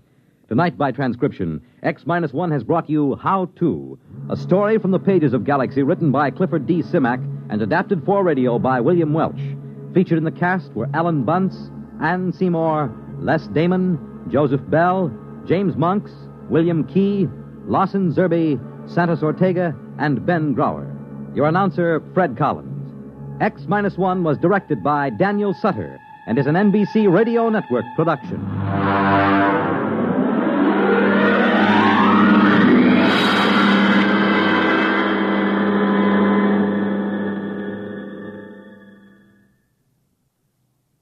Hear politics and primaries, Dateline, Illinois, and Wisconsin, tonight on NBC Radio.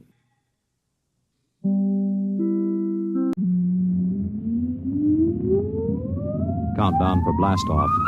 X-5, 4, 3, 2, X-1, fire.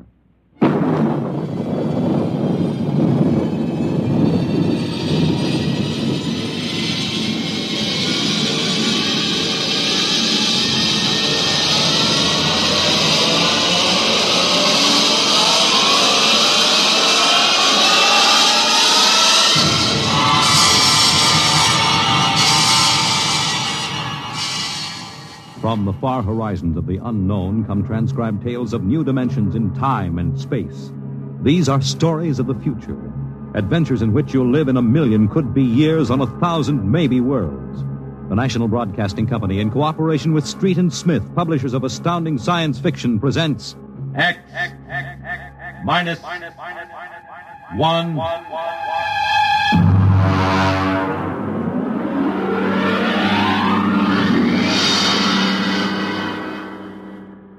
Tonight's story, Child's Play by William Tenn.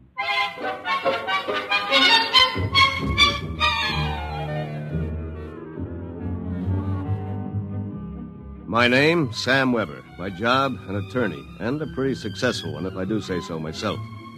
Maybe you won't believe it, my best friends find it hard to believe, but I used to be a completely different guy.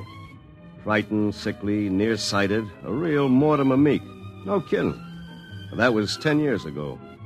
The big change in me began to take place on a cold December morning in 1955. Just a moment, please.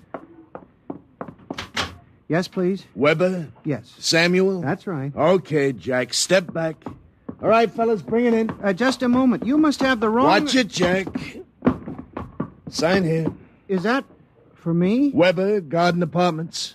It looks like a coffin. I don't design them, Jack. I just deliver them. Sign here.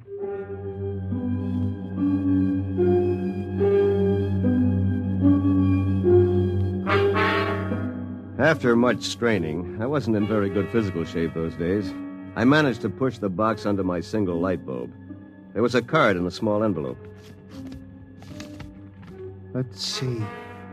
To Sam from your classmates at the Interdimensional and Cosmic Institute. Merry Christmas. 2155. Holy jumping catfish. Hey, mister! Hey, mister! There must be some mistake. Hey! Holy jumping catfish. They were gone. And I didn't even know which delivery company it was. I sat down to think, and it was just beginning to seep into my sleepy brain that maybe this was one of Lou White's practical jokes when I noticed there was something funny about that box. For one thing, it was dated 2155, 200 years from now. And for another thing, it was solid gold. Pop had been in the jewelry business long enough for me to verify that. At that point, I decided to open it up and see what was in it.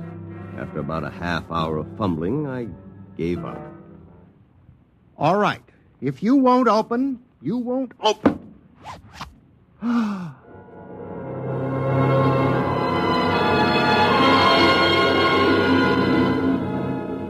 No sooner had I said the word open than it came apart like the skin off a banana. There inside was something resembling a high-powered kid's chemical set. Vials, jars, tubes, wires. You never saw so much scientific-looking junk in your life. And on top of it all was a book of instructions printed in mad green streaks. I opened the cover and read page 1.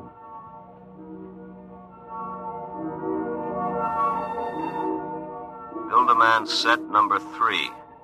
This set is intended solely for the use of children between the ages of 11 and 13. The equipment will enable the child to build and assemble complete adult humans in perfect working order. A disassemblator is provided so the set may be used again and again with profit. Refills and additional parts may be acquired from the Build-A-Man Company, 928, Diagonal Level, Blunt City, Ohio. Remember, only with Build-A-Man can you build a man.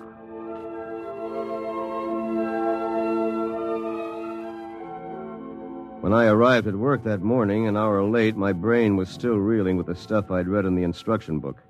By the time I'd reached the office, I decided it had been a bad dream and it would be over by nightfall.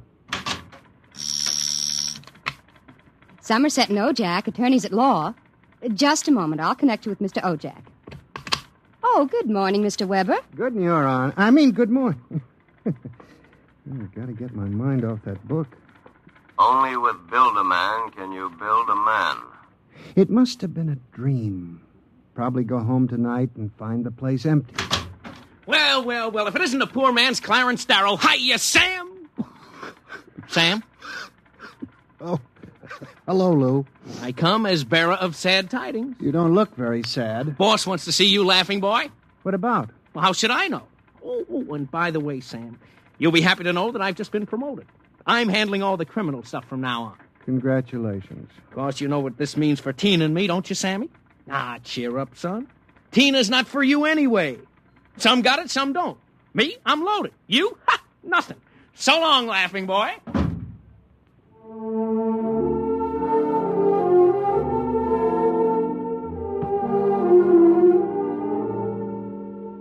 That was my good friend, Lou White. Lou was one of those guys who always lands with his feet firmly planted in the back of somebody else's neck. In the year I had known him, he'd already managed to steal the job I wanted, and he was now working on the girl I wanted. Her name was Tina. Tina Velvet. She was...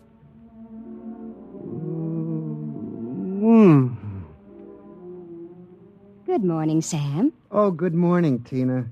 My, you look... Yes? Good enough to take to lunch. Oh, I'm sorry, Sam, but I promised Lou. Sure. I hope you're not too disappointed. Me?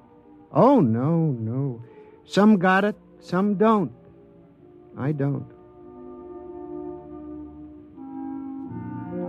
Theoretically, Tina was employed by Somerset and Ojak as combination secretary and switchboard operator for Lou and me. I guess she wasn't what you'd call really smart, but she always managed to look like a pin-up girl caught with her clothes on, if you know what I mean.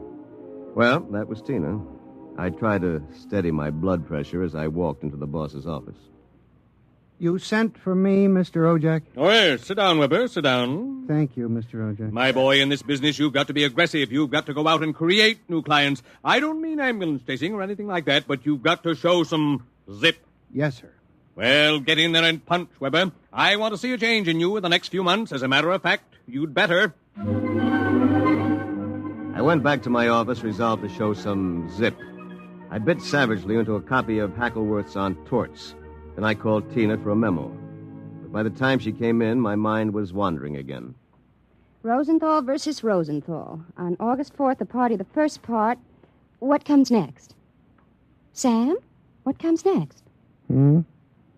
Oh, listen, forget the memo for a while. I want you to take a letter. All right, Sam. Today's date, usual heading. To the Chamber of Commerce, Blunt City, Ohio. Gentlemen, would you inform me if you have registered a street or avenue known as Diagonal Level or Avenue? I write on behalf of a new client of mine. Oh, Sam, he was a new client. I wondered about it, but he looked so strange and sinister. What did he look like? Well, he was a terribly tall old man in a black overcoat.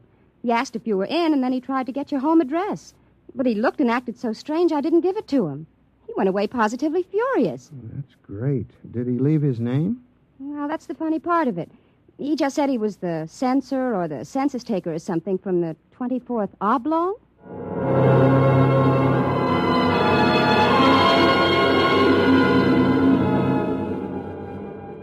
I left the office early and went home. Sure enough, there it was, my Build-A-Man set gleaming a little obscenely in the corner. I walked over to it, gave it a kick, and hollered, "Open sesame!"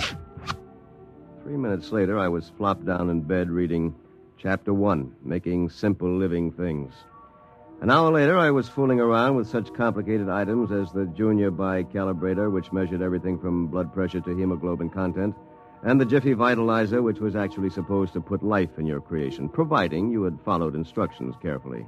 At 8 o'clock, I went out to supper with the idea of getting a little drunk. I did.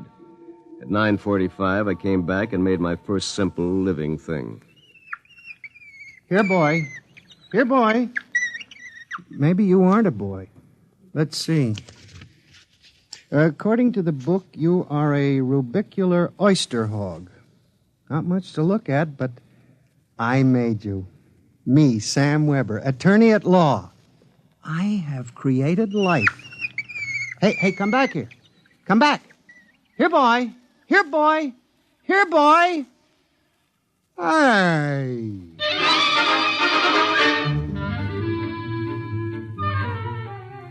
It was no use. My rubicular oyster hog, which was a cross between a field mouse and an oyster, had run out under the door and into the world. Next morning in the office, I turned to Chapter 2, Duplicating Babies and Small Humans. Assemble your mannequin, setting all molds to the indicated calibrations. To disassemble a model, use the disassemblator provided with the set. If you cannot destroy your creation, the law requires you to call the census keeper for your oblong. Good morning, Sam. Here's that memo on Rosenthal versus Rosenthal. Also a letter for you. Shall I read it? Please. Dear Mr. Weber, there is no firm at Blunt City bearing the name of Build-A-Man, nor do we have any thoroughfare called Diagonal. Sincerely yours, Thomas Plantagenet, Mayor. Well, that's that. Oh, by the way, your client was here again this morning, the ghoulish one. What'd you tell him? I said you'd be in later. Thanks. Will that be all, Sam? Yes. No. Are you doing anything New Year's Eve? Sam, I'm disappointed in you. What did I do? You haven't even noticed. Noticed what? The ring, silly. Third finger, left hand. What? Lou gave it to me. Well, Lou has plenty of zip. I'm sure you'll be very happy zipping around with each other. Oh, Sam. What's the matter? I don't know. I'm so confused. Hey, listen, what's going on in here? Tina just told me the good news about your engagement. She's crying with happiness. Is that right, honey?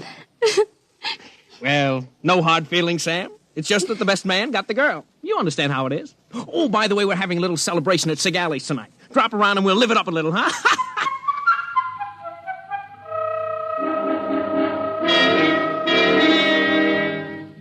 I went home feeling like a man who had been stuffed into a washing machine with the dial set at rinse dry. I was a failure.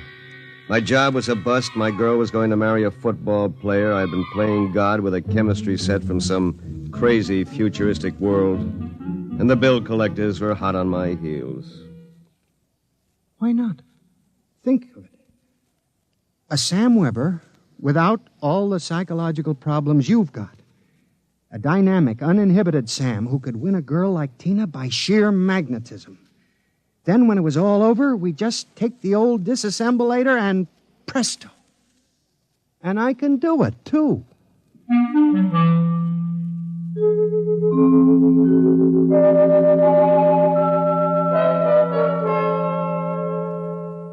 Chromosome content check. Well, here goes. It's moving. Holy mackerel. It's alive. It's sitting up. Whoa! Hey, I feel great. Take it easy. Do you know who you are? Don't give me that take it easy routine. Of course I know who I am. I have all the thoughts you ever had up until the point I was vitalized. My brain is an exact duplicate of yours, except that I'm not all blocked up psychologically. Oh, by the way, since we both have the same name, it'll simplify things if I call you Weber. I'll be Sam. Look here. I'll make the decisions. How would you like a good punch in the nose? Is that any way to talk to your own parent? I did create you, you know. And don't think I don't appreciate it, Weber, old man. But let's get one thing straight. I live my life and you live yours. Got that? Who pays the rent? You do. For a while, anyway. I haven't decided whether or not I want to stay in the law business. The law business? It'd be a shame to waste all that good training, though. We went to Harvard, didn't we? On the other hand, I want to spread out a little. Tina's the kind of girl to whom money is very important. Tina? What'd you expect? We're not quite the same, you and I. I've got zip. Don't use that word. Sorry. Now, how about some dinner? I'm starved.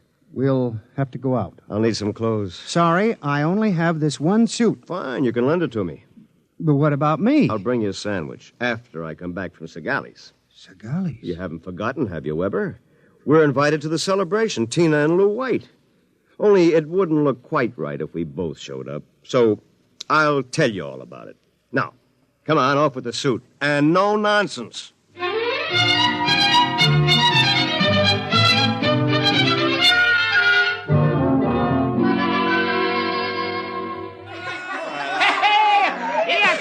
Living it up, folks. Yahoo!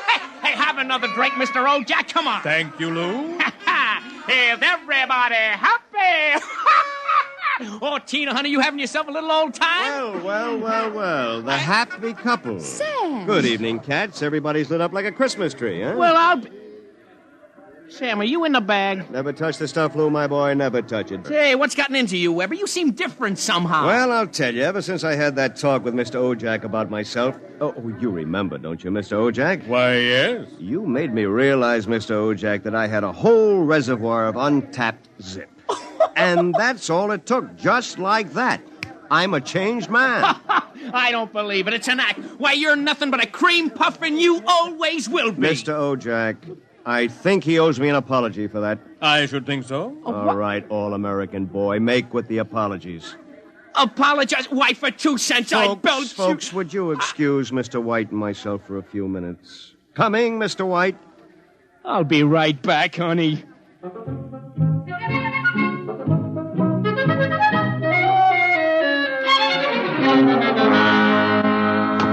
Oh, no! Okay, big boy, you've taken enough punishment. Sam, Lou, don't kill him. He did... Oh, dear. He'll be all right in a little while, baby. Did you? I mean... Oh, Sam. Tina. We really shouldn't be... kissing like this. Well, it's what you've always wanted, isn't it? Well, isn't it? Oh, Sam.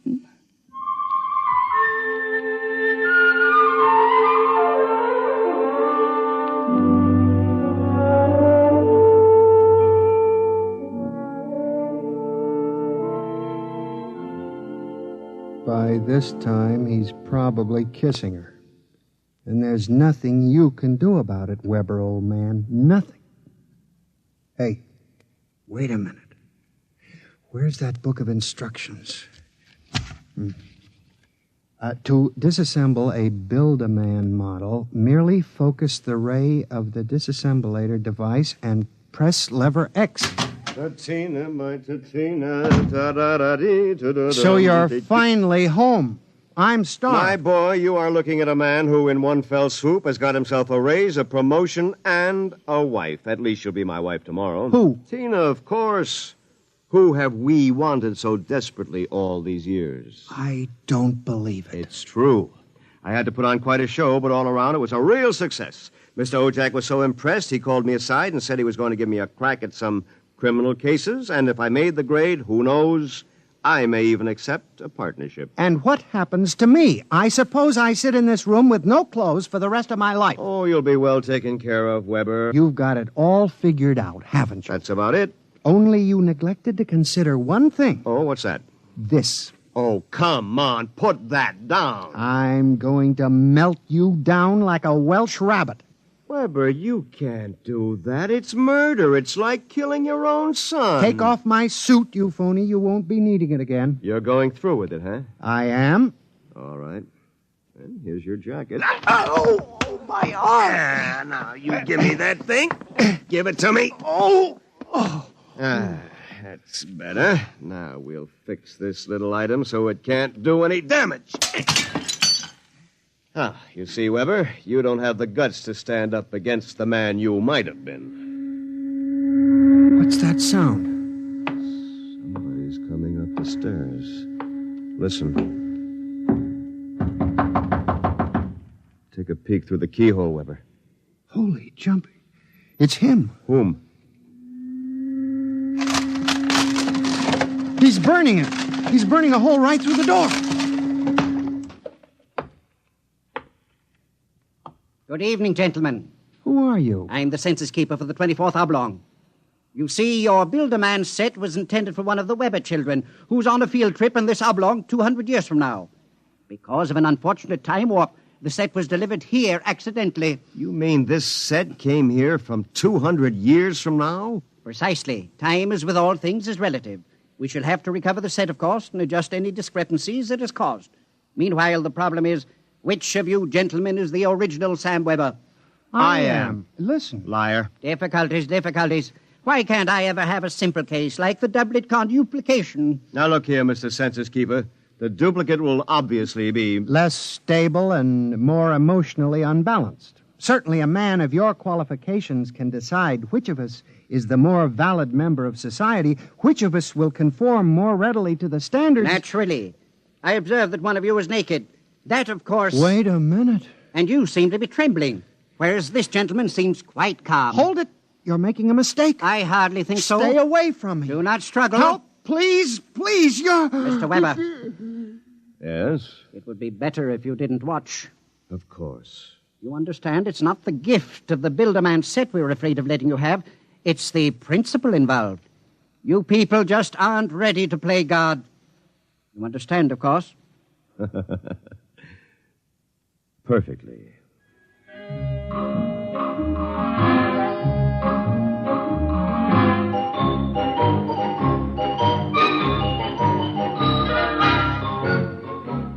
Well, that's my story. Within 10 seconds, the old Sam Weber had been completely dismantled and packed into the box.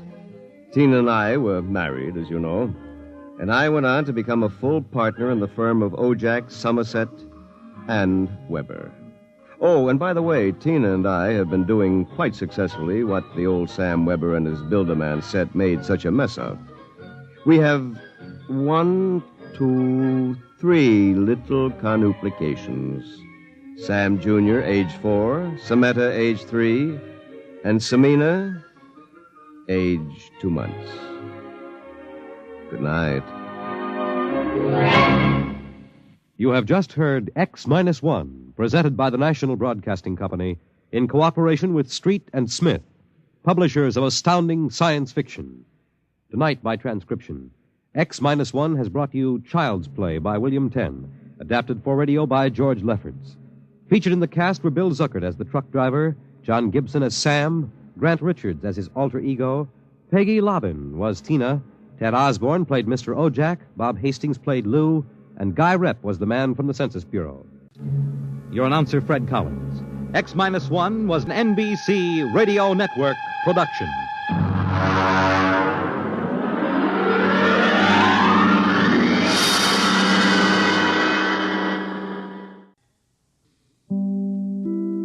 In just a moment, X-1. But first, after a hard day's work, there's nothing more welcome than an evening of variety entertainment.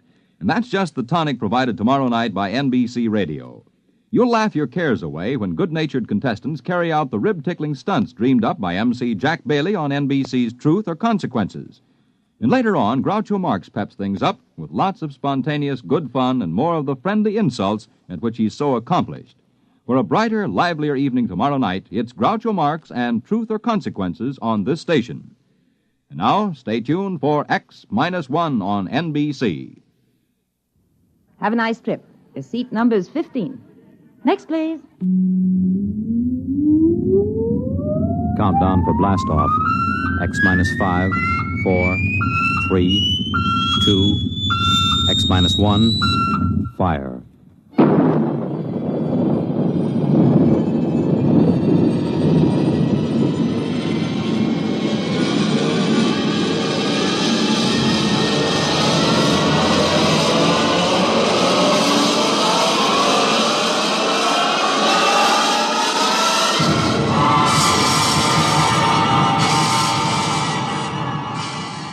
From the far horizons of the unknown come transcribed tales of new dimensions in time and space. These are stories of the future, adventures in which you'll live in a million could-be years on 1,000 maybe worlds. The National Broadcasting Company, in cooperation with Galaxy Science Fiction Magazine, presents X minus 1.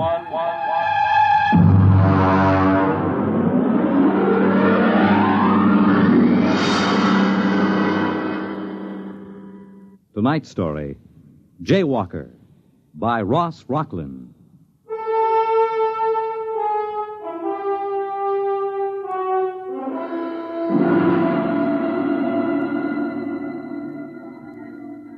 Intergalactic flight number 14 now loading at ramp 10.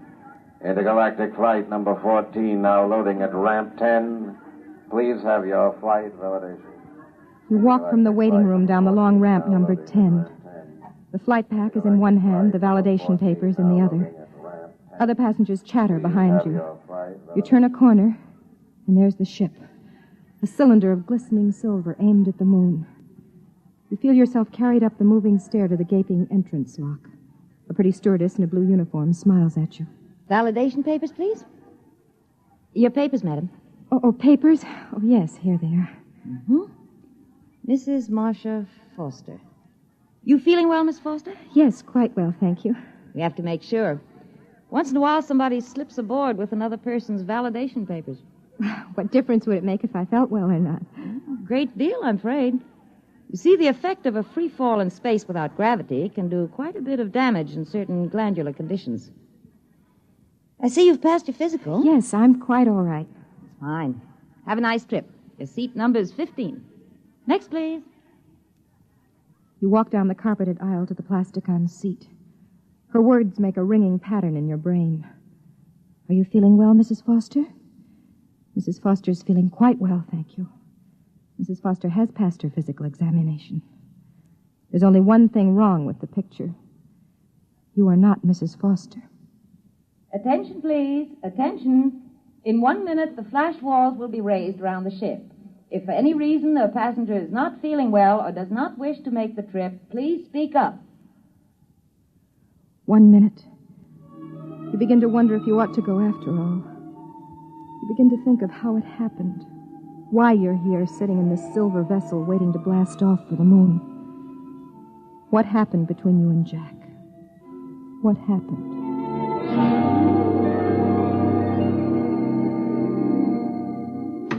Honey, I'm back. Jack, oh, darling. Oh, You miss me? did I miss you? Oh, I brought you a little present from the moon. what is it? Open it and see. All right, I will. Try it on. Oh, it's beautiful. Took us 2 hours to pick it out. Us? Oh, me and Sue. Sue Egan. Well, who's she? Well, the stewardess on the ship. Oh? Well, how long has she been on the Earth-Moon run? Oh, I guess it's about a year now. It's funny you never mentioned her. Oh, haven't I? Well, what's the difference? It just seems odd. Hey. What? Well, you're not jealous, are you? Is she pretty? Oh, monstrous. 4 feet high and 3 feet around. And she has a big blue eye right in the middle of her forehead. Oh, you're insane. Come on, how about a kiss? No. Oh, lady, I've been away for 4 months. Sorry. I guess I'll just have to go back to Sue Egan and her 3 blue eyes. In that case, here. Oh. I have been away a long time. Jack, I want to talk to you about that. Okay. But could it wait till tonight? I am taking you to dinner, Mrs. McLean. I'd rather talk about it now. Okay. Jack, we've been married for 6 years now. Is it that long? 7 in July. For the last 2, you've been skippering that rocket to the moon. I know. 3 weeks at a time, with only a week in between. Well, I do get a month vacation Jack, besides. that is no kind of life. Oh, Marcia, I don't know what I can do about You it. haven't tried to do anything about it. I guess you're right. Do you intend to try? Marcia... But I need to know. Marcia, flying is my whole life. But it isn't mine. I'm not going to spend 3 weeks out of 4 sitting here wondering if you'll come back alive. Oh, now that's ridiculous. Is it? What about my father, who died on the Elsinore when it missed Mars? Your father died as the result of a space maneuver that no pilot in his right mind would try. They missed the planet. That could happen to anybody. They missed it because they tried to warp the ship around. I'm afraid I don't understand. Well, it isn't very hard to understand. A spaceship takes off with everything calculated to the last decimal point. It has exactly enough fuel to take it to a planet if it follows an exact course, an ironclad mathematical orbit. Well? Well, there was a Jaywalker aboard the Elsinore. A Jaywalker? Well, that's what we call somebody who boards a ship knowing that he has no business doing so. In this particular case, it was a senator going to a convention on the moon.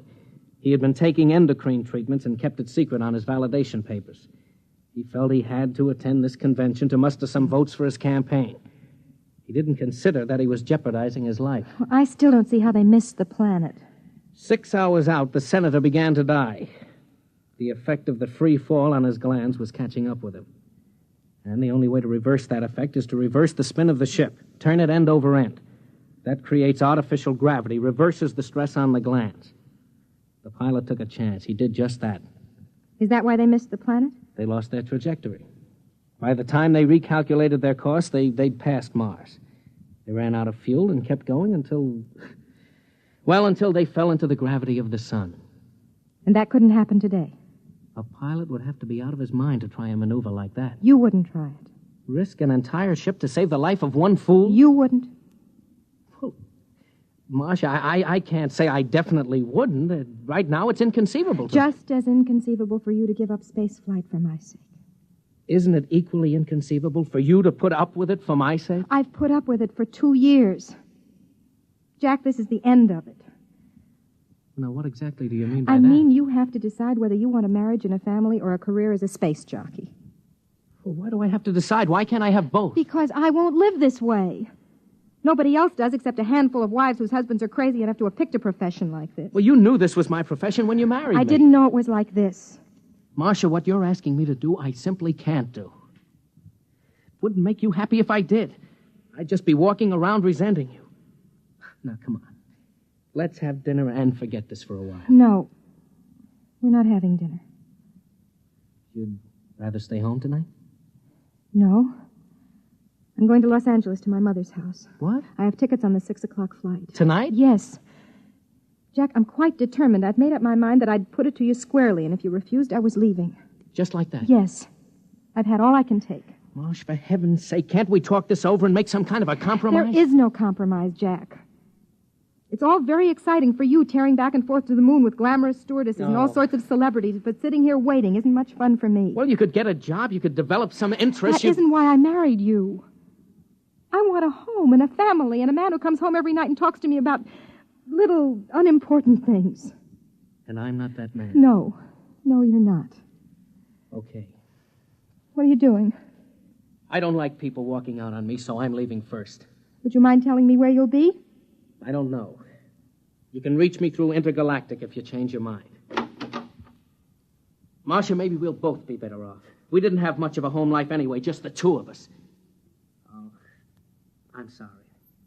I didn't mean that. I know how you feel about not having children. Goodbye, Marsh.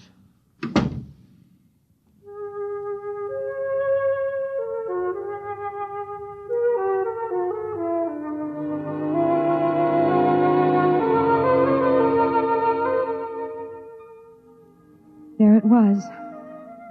You learned when you came back from Los Angeles 2 months later that he'd been seen in the company of one Susan Egan, stewardess for Intergalactic on numerous occasions.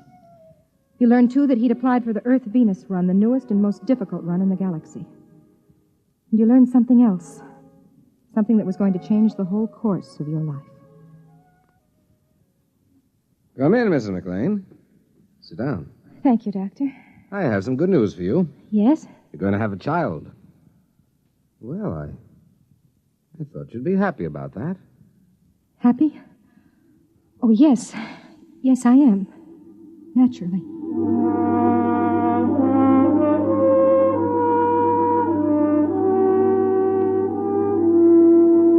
You debated for a long time, and then you called the Intergalactic office.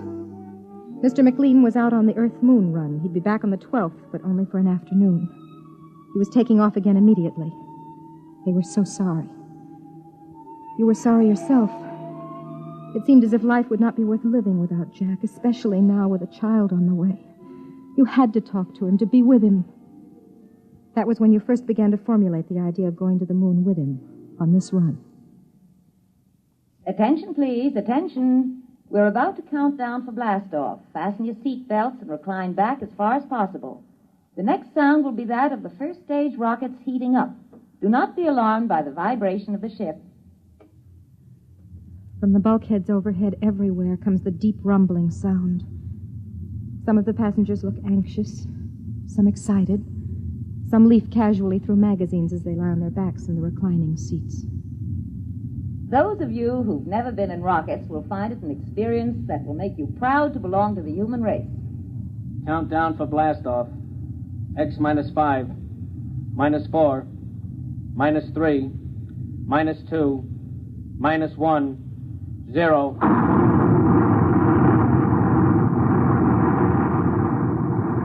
The rumble heightens. All emotion leaves you. Cold, ravening fear takes over. You try to close your eyes, your ears against it, but your mind won't respond. You look out the port, and the scene is suddenly splashed with a rushing sheet of flame that darkens the sky and is torn from your vision. Snatched away, the buildings, the trees, the roads vanish. A great, soft, uniform weight presses down on you. You push with all your might, but it smothers you, presses you back, drives your blood down, down inside of you. And then, quiet. We are now 102 miles over New York City. You may unfasten your safety belts. The pull of gravity will no longer trouble you. You unfasten the safety belt and sit in the seat, wondering what to do next. Ladies and gentlemen, welcome to intergalactic flight number 14 out of New York Rocketport, destination Moon. I'm your hostess, Miss Susan Egan. Your pilot for this flight is Captain Jack McLean. Our position at the moment is approximately 550 miles above Earth, and in less than 1/2 hour, we'll be in free fall, completely without gravity. Our speed is currently 29,000 miles per hour. We should arrive at Moonport at exactly 6 p.m. tomorrow, Earth time. I wish you a pleasant voyage. If there's anything you need, Intergalactic is at your service.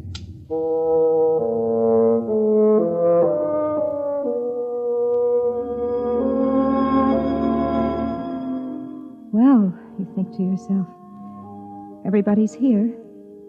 Your husband, his loved one, and his wife. You watch her as she walks back along the rows of seats with an armful of the latest magazine reportings. A tall girl, about 29 or 30, dark brown hair, dark eyes. Not very pretty. The sort who would be able to talk to him about steam tubes and beautiful landings and solar storms. Mrs. Foster, would you like something to read? Oh, thank you, no. First time in a rocket ship? Yes, could you tell? You look a little green. You feeling well?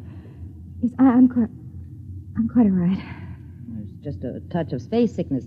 Come along to the ship's hospital and we'll fix you up in a jiffy. No, I'd rather just sit here a minute. Of course. Oh. Come on. Let me help you into the ship's hospital. That's it. Come on, take it easy. Now, come on.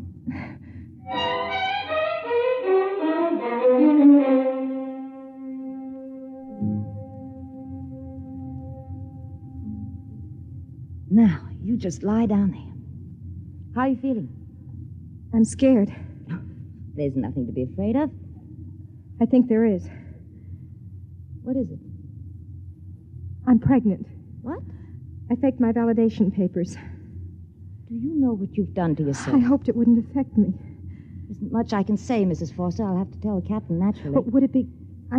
could I tell him myself? If you'd rather, I'll call him. Stewardess to captain. McLean, what is it, doll? Jack, there's a passenger in the ship's hospital. What's up? You'd better come down here. Well, look, Susie, I've got my course correction I think you'd better come right down. Okay. Charlie, take it, will you? I'll be right back. He'll be here in a minute or two. Here, let me put this pillow under your head. Thank you. Now, what made you do it? You wouldn't understand. You loved him, and he's stationed on the moon, and you wanted to be near him. Is that it? Could you understand that? You mean not being able to have the man you love? Yes. I think I could understand.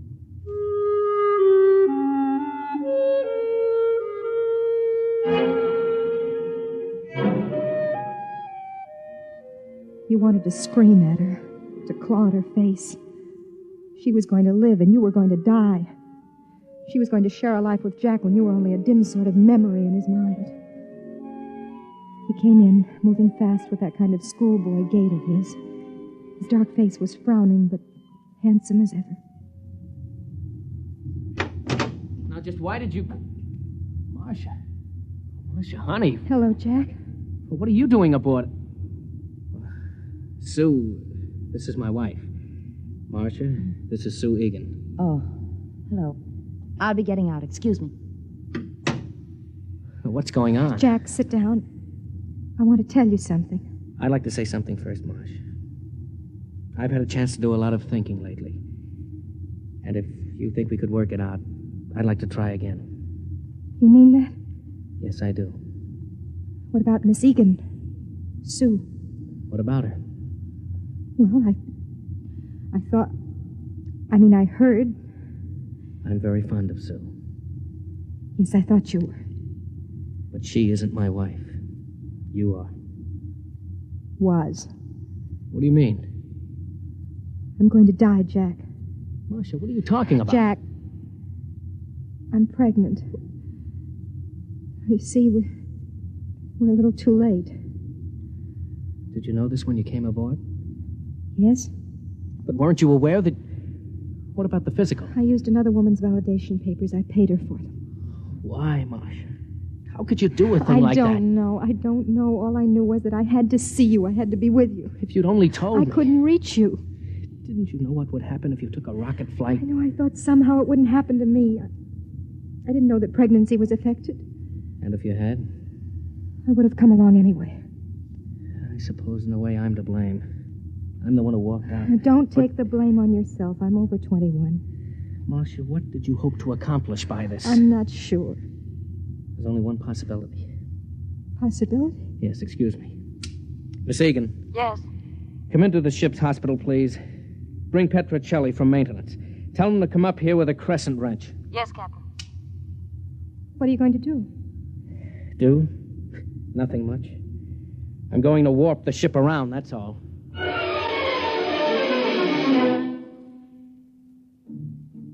Petrocelli was a big, easygoing man. Jack left me alone with him and Miss Egan while he went back to the control room. Petrocelli started to bolt a metal bed to the side wall of the cabin.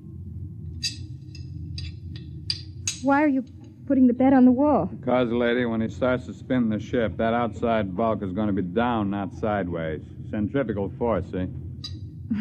I'm afraid I don't. Well, that's too bad, because I got other things to do besides explain. Okay, Susie, it's all yours. Oh, is he always that rude? Doesn't it occur to you that maybe he's under a slight strain? Strain? Look, Mrs. McLean, your husband's going to warp the ship around. The chances of his pulling off a maneuver like that without piling us up in the sun or in deep space are about 1,000 to 1. I appreciate that you wanted to see him and show him that he ought to be ashamed of himself for leaving you, but does it occur to you that all of us may lose our lives because of it? Including Petrocelli? No, I hadn't thought about it. Let's go. I've got to strap you into that bed. No, wait. What will happen to me if the ship isn't warped? Sudden floods of the adrenal glands, convulsions, panic, spastic secretions, and eventually death. What causes it? Lack of gravity. We aren't sure just how. The purpose of spinning the ship is to press you up against the outer wall and create the effect of gravity through centrifugal force. Do you think he can do it? I think he's the best skipper in the intergalactic fleet. That isn't the answer to my question. Can he spin the ship without killing everyone? I have faith in him.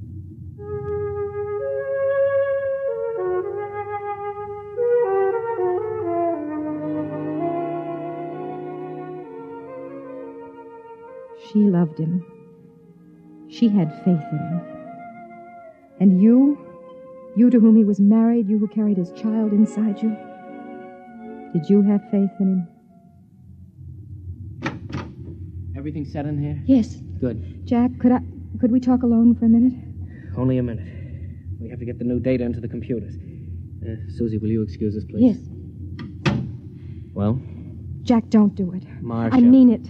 You've no right to risk all those lives just for me. Marsh, I'm captain of this ship. I do as I see fit, and I can't do otherwise. But it isn't fair to them. It isn't fair to you. When we're born into this life, we don't make any agreement that says everything is going to be fair and equitable. I refuse to let you do it. You can't stop me. I'll take my life. I'm going to ask Sue to stay with you. What about her? Don't you love her? Well? Marcia, whether I love Sue Egan is not the point just now. I've decided to spin ship to save you and my son. Or daughter. If it means risking the lives of others, I have to take that risk. Jack. Yes? Why are you doing it? Because I love you.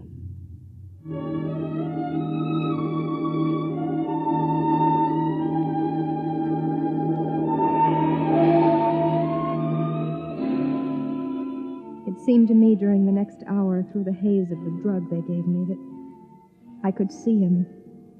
There was the curved silver board. Before it sat Jack, hunched like a harried bookkeeper on the last day of the month. Okay, Charlie. We'll come to the moon obliquely at 0.307. We pass it, stop, spin the ship over once to check speed. Then put the tail down when we feel gravity at 7.035. And if we can do it with the fuel we've got, it'll be a miracle. All right, start the calculators. Engine room, reverse tubes. Reverse tubes. Wait for new course vector 7073. Ready for new course vector. Set firing formula 2635726. Firing formula ready. Coming into course vector. Counting down. 7077. 76. 76. 75. 75. 74. 74. 73. Fire.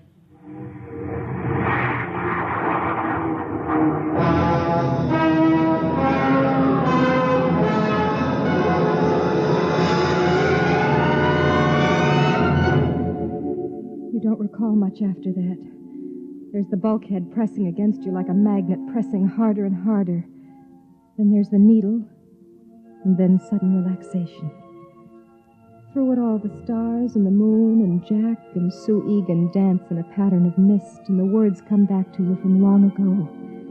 The things he said to you when you were both in love many years ago. When I fly the ship, it seems that all Earth watches me through your eyes. A man comes to love the things he has to fight for, I guess. How is she? Hold tight, Marcia. Hold tight to me. She calls you Marcia. This woman who hates you, who loves your husband, she calls you Marcia. Marcia. Marcia. Marcia.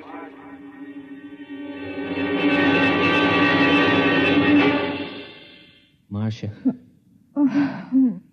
Marcia. The curved ceiling, but a new curve. And soft rose instead of chrome metal. A new feeling, unlike Earth or the ship. Honey, wake up. Oh. Jack? It's all right, honey. We made it. We're on the moon. Moon? Yes. You're in the new Lunar City Hospital. You did it. You really did it. Well, I've been telling you for years that I was the best pilot in the fleet. Oh, you don't have to pretend. I know how you must feel about what I did. I'm not pretending. I was a selfish coward. I wasn't concerned about anything but my own happiness. Marcia, there isn't any absolute scale for courage or kindness or goodness. I couldn't pretend to judge you or anybody else. I only know that I believe you're a good person.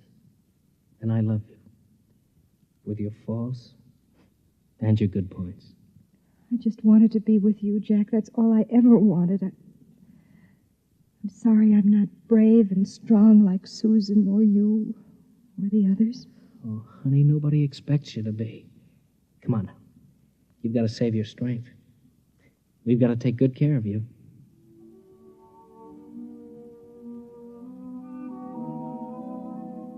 He reaches down and touches your lips with his fingers. It's like a benediction. you know that you'll never again question his right to do the things that fulfill him. To take a silver ship above the earth and guide it to new planets. Our child will be born on the moon, you whisper to him, and our grandchildren in the stars.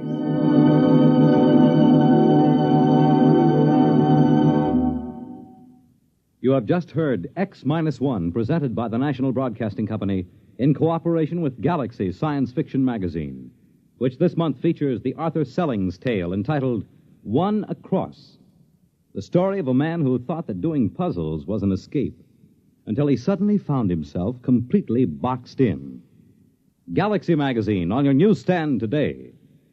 Tonight, by transcription, X-1 has brought you Jaywalker, a story from the pages of Galaxy written by Ross Rocklin and adapted for radio by George Lefferts.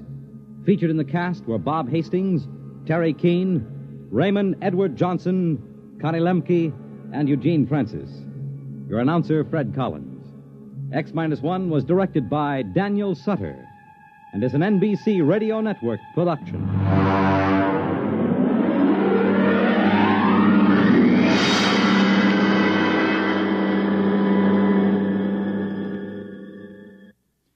Next week, the story of the journey that had no end, of a ship that had traveled so long through space that none aboard her could remember their destination or even wonder where they were going.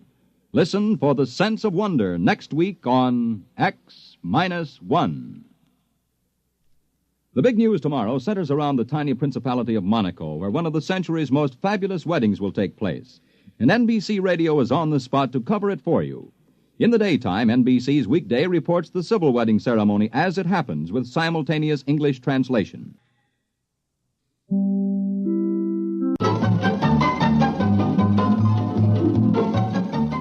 This is Walter O'Keefe, inviting you to listen in on the Nightline.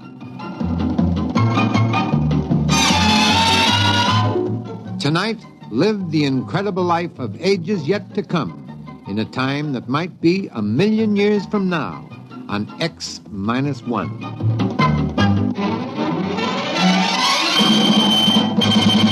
Now, an incredible story of the world beyond. Countdown for blast-off. X-5, 4, 3, 2, X-1, fire.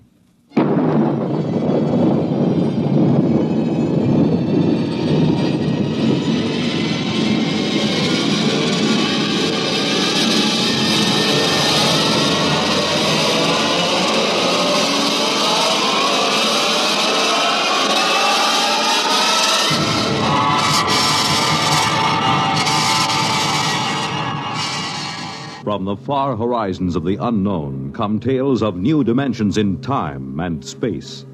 These are stories of the future, adventures in which you'll live in 1,000,000 could-be years on 1,000 maybe worlds. The National Broadcasting Company, in cooperation with Galaxy Science Fiction Magazine, presents X-1.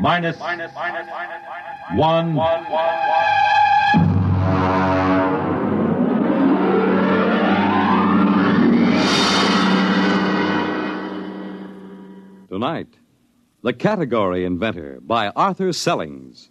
But first, hear this.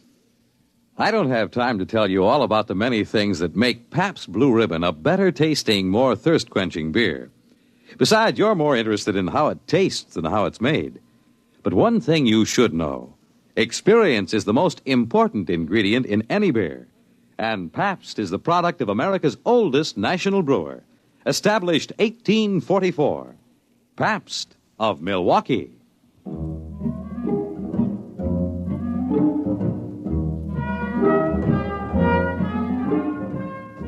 Now, X-1, as Nelson Olmsted stars in The Category Inventor. Frankly, I didn't expect to have the trouble. The morning that it happened was just like any other morning. I came into the locker room and took off my coat, and through the open doors I could hear the welcome sound of the boys warming up. Perhaps I should have realized something was wrong when Kurt Bergson, the orchestra manager, came up to me. Gilbert, How are you this morning? Fine, Mr. Bergson. I'm not late, am I? No, not late. You must have left the house early this morning. Yes, I did. It was such a nice day, I thought I'd walk. Luckily, I don't play the double bass. Bassoon isn't so hard to carry. You didn't get your mail this morning? No, I didn't. Mail usually comes about 10 o'clock. Well, I better get out there and warm up. Gilbert, I wish you had gotten your mail this morning. You see, I have to let you go. What? What do you mean? Why? What's the matter? Well, you understand. But there's a concert tonight and tomorrow night. Who can you get to replace me? Where can you get a bassoonist? Where? Oh, no. I'm sorry, Gilbert. It had to happen. Oh, no. Not the bassoon. The timpani I can understand and the piano, but not the bassoon. I'm going out there. Don't, Gilbert. Don't. You'll just be unhappy. Now, let me by, Mr. Bergson. I've got to see it with my own eyes.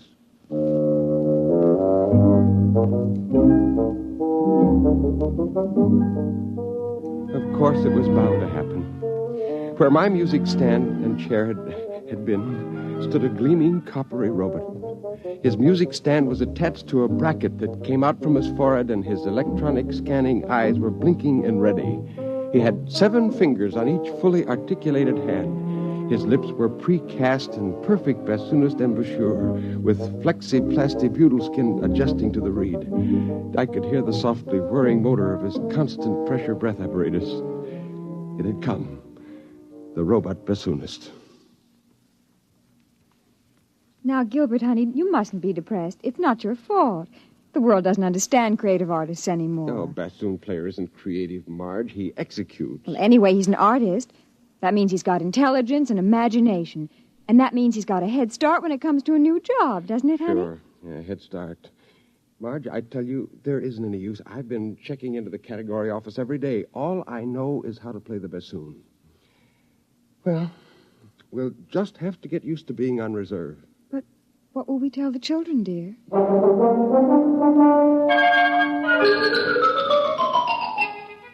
And then, of course, one day the household robot broke down in the middle of breakfast. Gilbert! Well, what is it? What? The robot right in the middle of getting breakfast, it exploded. I'll ring Center. Oh, but the children will be late to school. Call in, Michael. Well, there's not much use in their hurrying if there's no breakfast, is there? Well, I'm trying. You think it's easy making breakfast by hand? No. Don't just stand there. Do something. The children won't get any breakfast, and they've got enough to put up with. Well, what do you mean by that? What exactly have they got to put up with? Look, I haven't got time to argue with you. Which one of these tubes is the orange juice concentrate? I think that's ketchup. Well, turn it off. Oh, you jammed it. Oh, it's been like this ever since you stopped. Ever since I what? Oh, keep your hand over the ketchup. It's flooding the kitchen. Ever since what? Ever since they put me on reserve. That's what it is, isn't it? Listen, if you think... Oh, that confounded robot always in the way. I ought to... If you're going to use foul language, you might at least keep your voice down. You know what sharp ears the children have. Oh, so now I'm a corrupter of my own children. Well, let me tell you that... What's that? The Henomat. I said it to synthesize fresh eggs. It's out of control. Oh, Gilbert, there goes the ketchup again. No. Do something.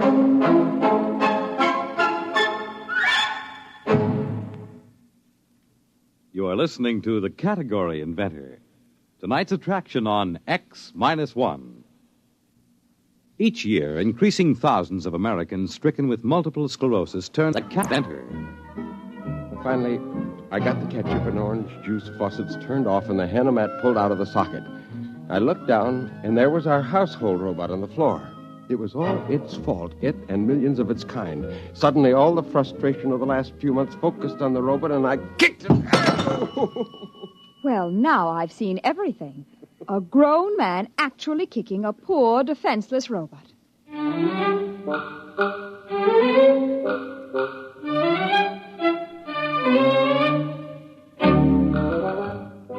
I was expecting the mechanic from Robot Center when the door buzzed.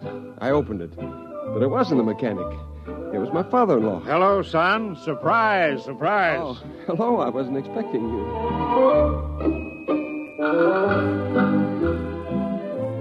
George is a politician. They haven't yet found a robot that can take that trade over. Right behind him was the mechanic from Robot Service. However, he wasn't the mechanic, he explained.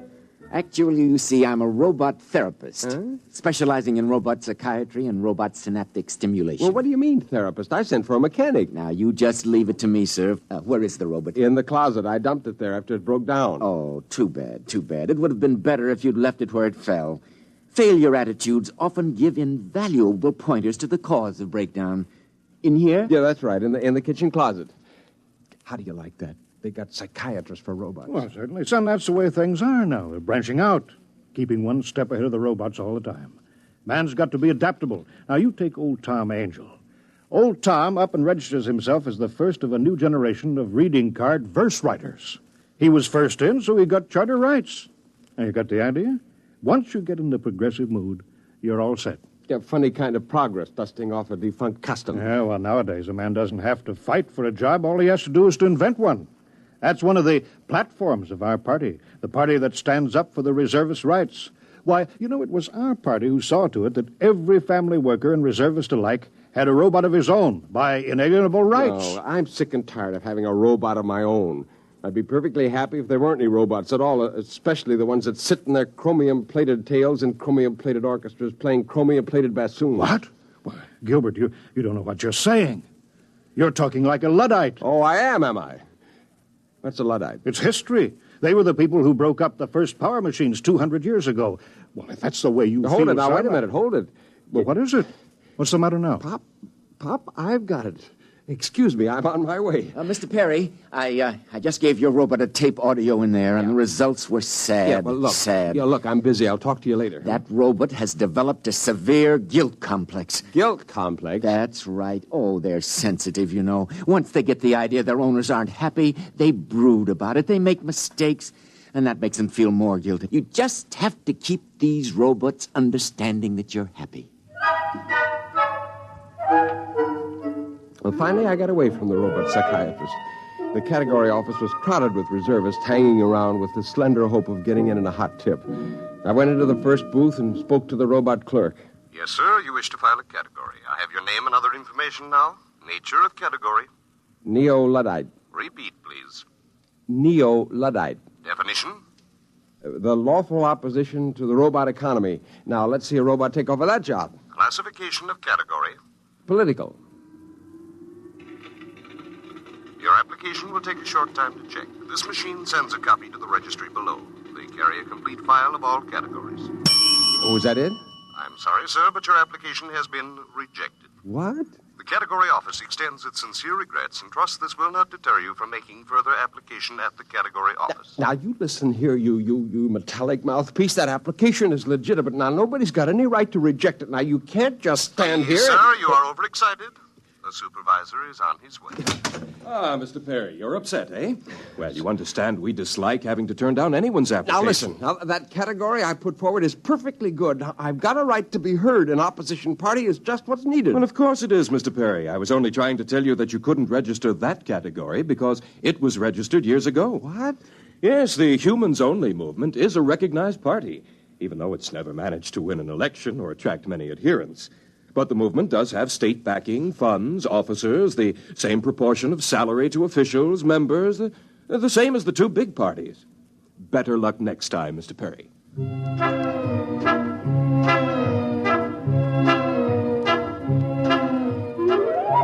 is only one thing to do. Start all over again, some of the lines. Study and study until I could do it as well as I could play the bassoon. But what line? And how could I be sure that it wouldn't be taken over by the robots? I was walking along the street, and then suddenly a soundy ad jumped up out of a hydrant at me, and I popped it and listened. Are you on reserve? Are you tired of being unemployed? Don't fret. Contact the C.P. Jones Bureau, Category Inventors, Room 53, Universe Building.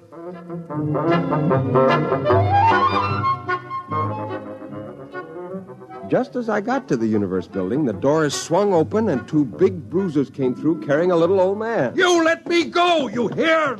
Let me go! I'll have a writ served on you. A man's got his rights. Now you let me go, let me go! Are you all right? I'll have a writ served on him. Are you hurt? No. Oh.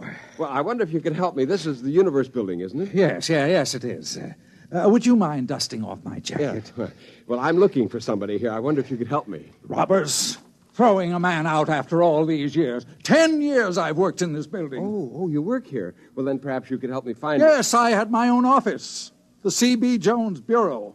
You're C.P. Jones, the category inventor? You heard of me? I was coming to see if you could fix me up. Oh, well, it's just as well you didn't.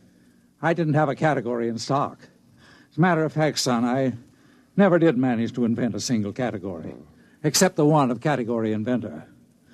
Well, they finally caught up with me, revised my category a week ago, and canceled my license. Say, would you like to have a drink? No, I don't have any money, only reserve script. Well, that's good enough for an emergency. Come on.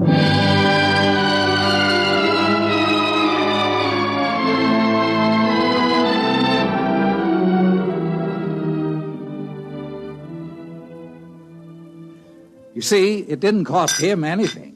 My fee was only payable out of salary if and when I delivered. Once a year, the accounting office sent over a robot auditor to check the books. Oh, I had 2 or 3 sets of books, but they finally caught up with me, and now I've got to invent another job. I used to be a trapeze artist in the circus. I was the oldest trapeze man in the game, but I got too shaky. Have another drink. Yeah, well, it's my turn to buy. All right, but say, after we finish this round, let's move to a real bar. About the 4th bar, we got to playing a parlor game, inventing make-believe categories, you know. You go from the inane to the obscene and back again. And we got thrown out of one bar, and then we started on beer, and, well, that made us sad. And C.P. Jones began to recite poetry. How am I to face the odds of man's bedevilment in God's? I, a stranger and afraid, in a world I never made. Say, did I ever show you a one-handed nip-up from the chandelier? I used to be an acrobat, you know. Alley-oop!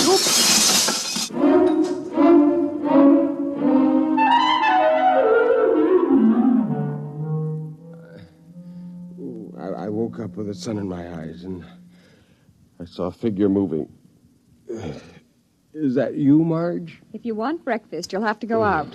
They haven't delivered the new robot yet. Oh. Do you want all this trash? What trash? These papers in your pockets and a note. What does it say? Oh, I'm not surprised you can't read this morning. I'm surprised you're breathing this morning. No, please, Marge. All right. It says, Umbrological Parallax Tracer. What's that? Umbrological Parallax Tracer. Umbrological, That's it. What's it? That's it. Give me my pants. I've got something to attend to.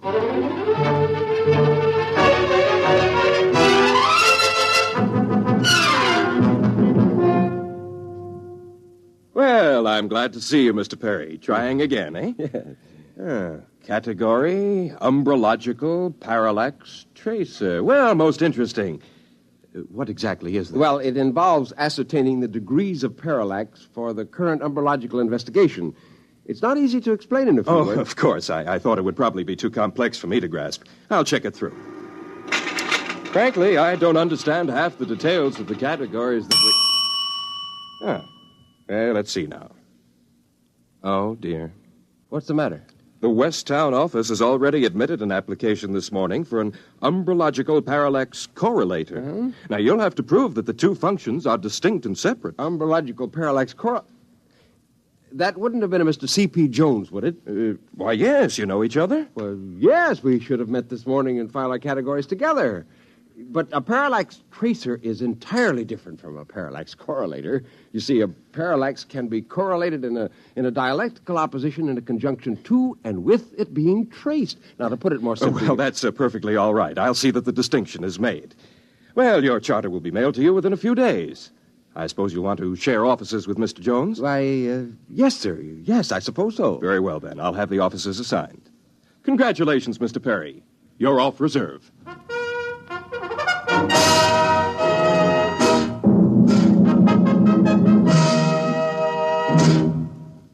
Well, How do you like the new office, Gilbert, my boy? Old figure, you almost queered the pitch for me by filing. Well, I didn't have your address, and I didn't know you'd get the same idea. I just remember we laughed a lot over it and thought it one of the best phony categories we'd made up. Of the printable ones, that is. Anyway, I did change the end to give you a loophole. Of course, we're cheating, aren't we? Cheating? Well, I'm not. I've already looked up umbrology for a start. There isn't any such word. Well, if there was, it would be a science of shadows. Oh.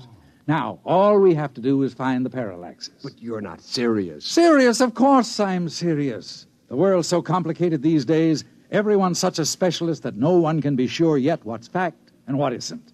We're the only umbrologists in the world. Who can question us? Yes, I suppose that's true. Why, the scope's enormous. Anyway, we're off reserve. We've got a job. And I'm not letting any grass grow under my feet here. Now, don't just stand there. Our robot hasn't arrived yet. Give me a hand with this filing cabinet. We're going to need it. You're right. We got our work cut out for us. Let me tell you, the life of an umbrological parallax tracer isn't all beer and Skittles. Let's get to work.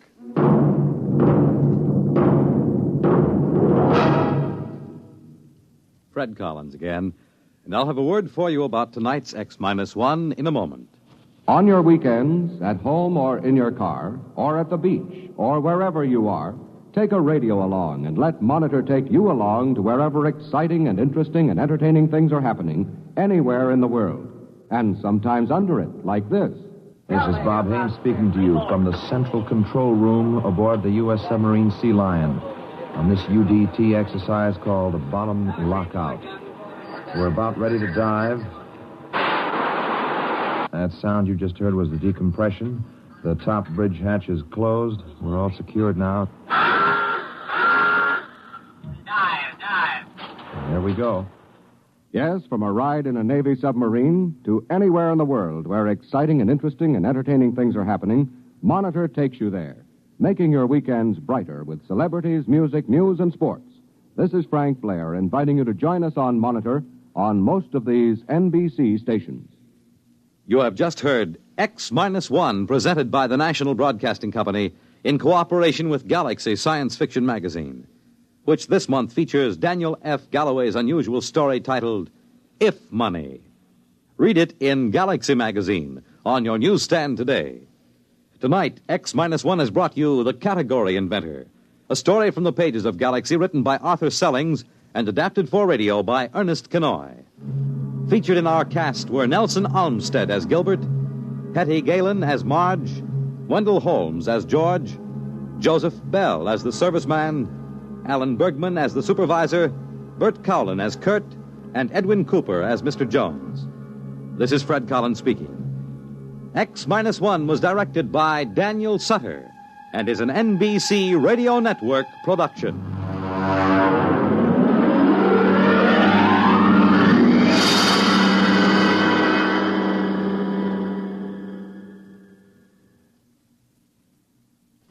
There's excitement in the air at night, and Nightline brings it to you.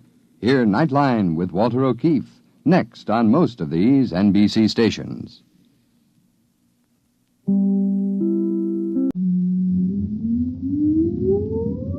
Countdown for blast off. X-5, 4, 3, 2, X-1, fire.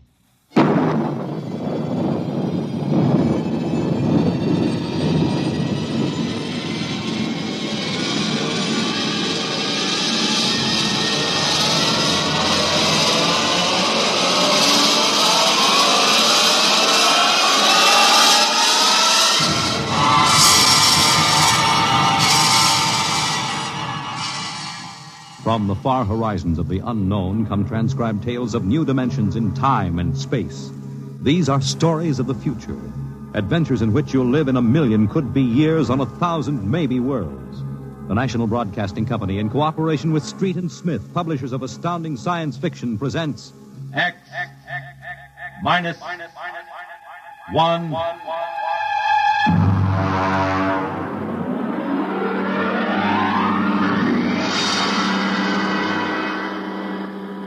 Tonight's story, Almost Human, by Robert Bloch. Have you heard of the new science called cybernetics? It concerns man's efforts to develop a perfect thinking machine, A robot electronic brain that will not only do man's work, but even do his thinking for him. A robot that is almost human.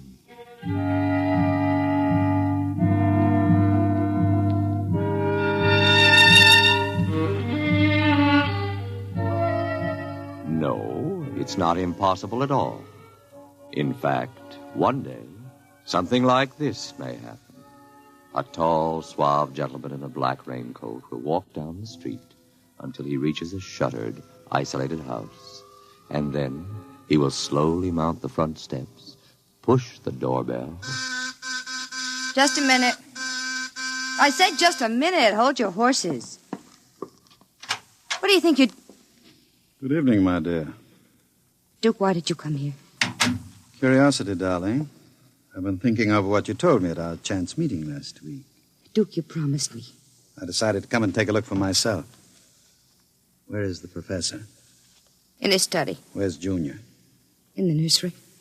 The nursery? How quaint. And you, I take it, are Junior's nursemaid? I help the professor. Tell him he has a guest. Duke, he's a nice old guy. Don't Tell do him, it. darling.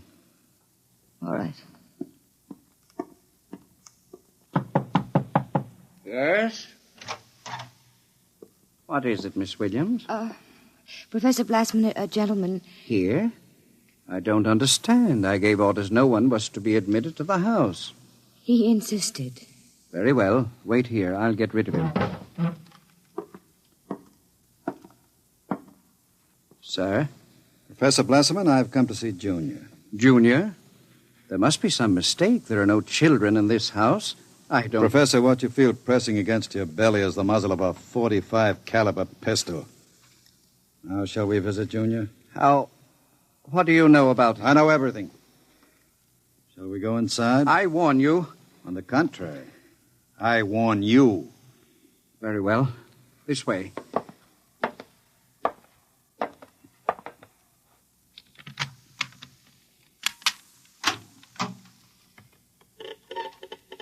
This is the nursery.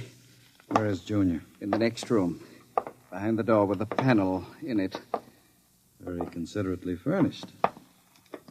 Mother Goose figures on the walls. Blackboard, toy blocks. Panda, bunny rabbit doll. Touching. All right, let's see him. You can look through the panel. Mary had a little lamb. Oh, wow. Who'd have believed it? Junior isn't very pretty, is he? I was not concerned with aesthetics. Why do you hide him? Is he dangerous? The world is not yet ready for such a thing. Besides, I must study.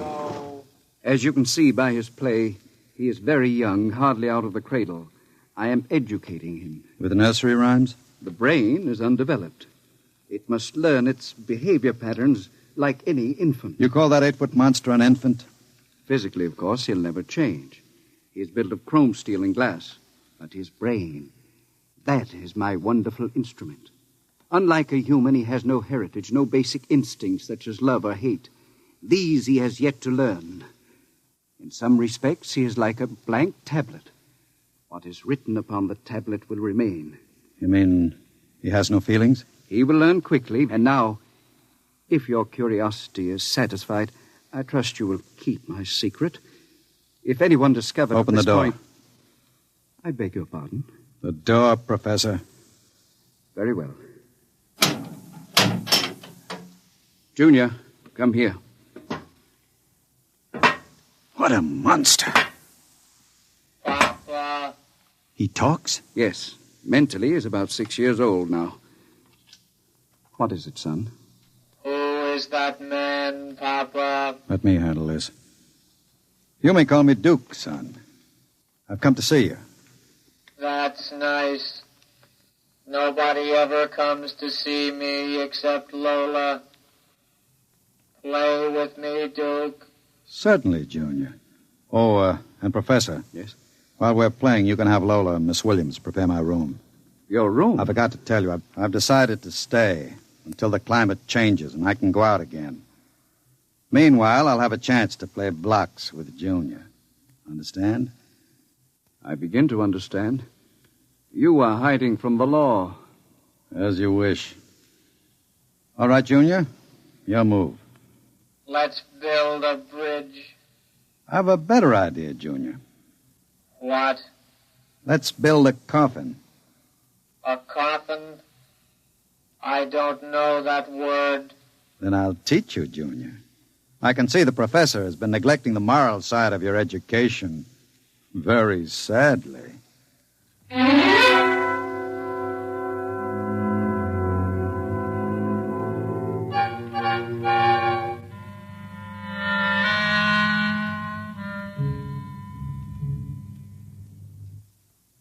You shouldn't have come here, Duke.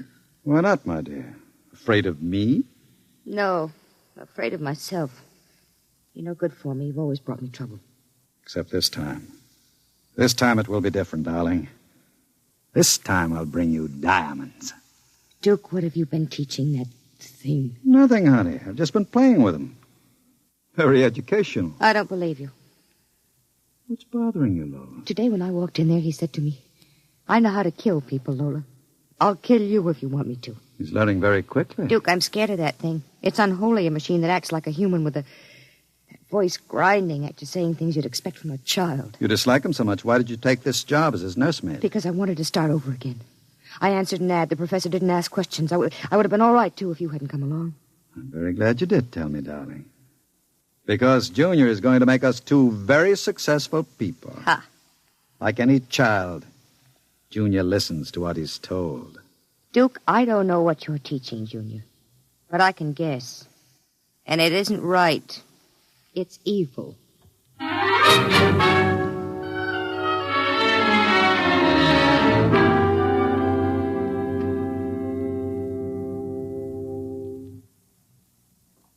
Now, write on the blackboard, Junior. My name is Junior.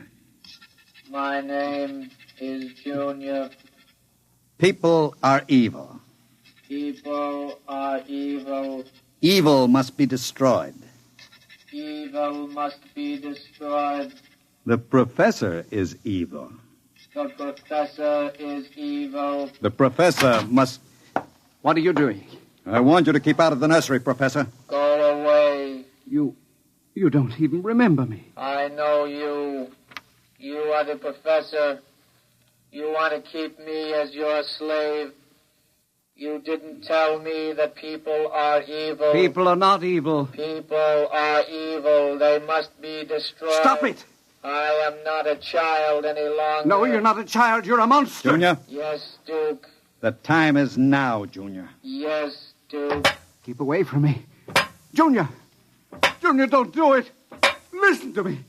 Junior, listen to me! Ah!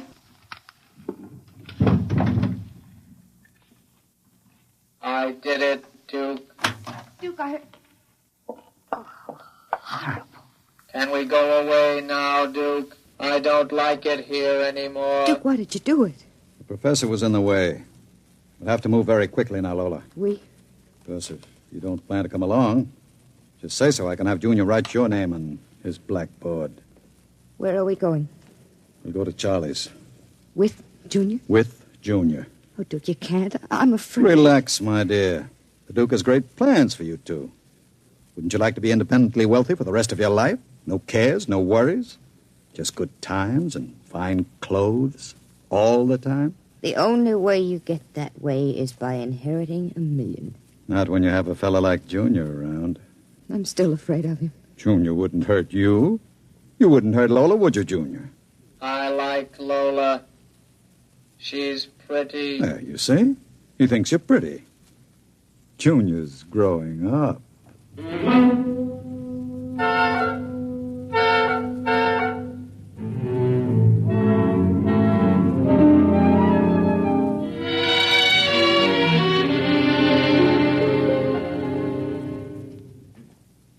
Sit down, Charlie. Sure, Duke. Lola and I are going to hide out here for a while. We'll need some help. Listen, Duke, I'm trying to keep the cops away. Sure. Now listen to me. I need a casing job done. Oh. Sure, Duke. You know the armored truck service? Sure. I want to know when they take the Acme deposits from Boston to Worcester.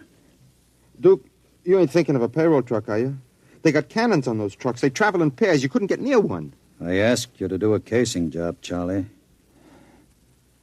Sure, Duke. Anything you say. Find out what time they passed the narrowest and most deserted stretch of road. Well, if you're going to pull a job like that, you'll need 50 men. You want me to get some of the boys? I won't need anybody. I've got somebody. Where? He's out in the car. Oh, what's his name, Duke? Anybody I know? His name is Junior. Junior? I don't know any Junior. You will, Charlie. You will.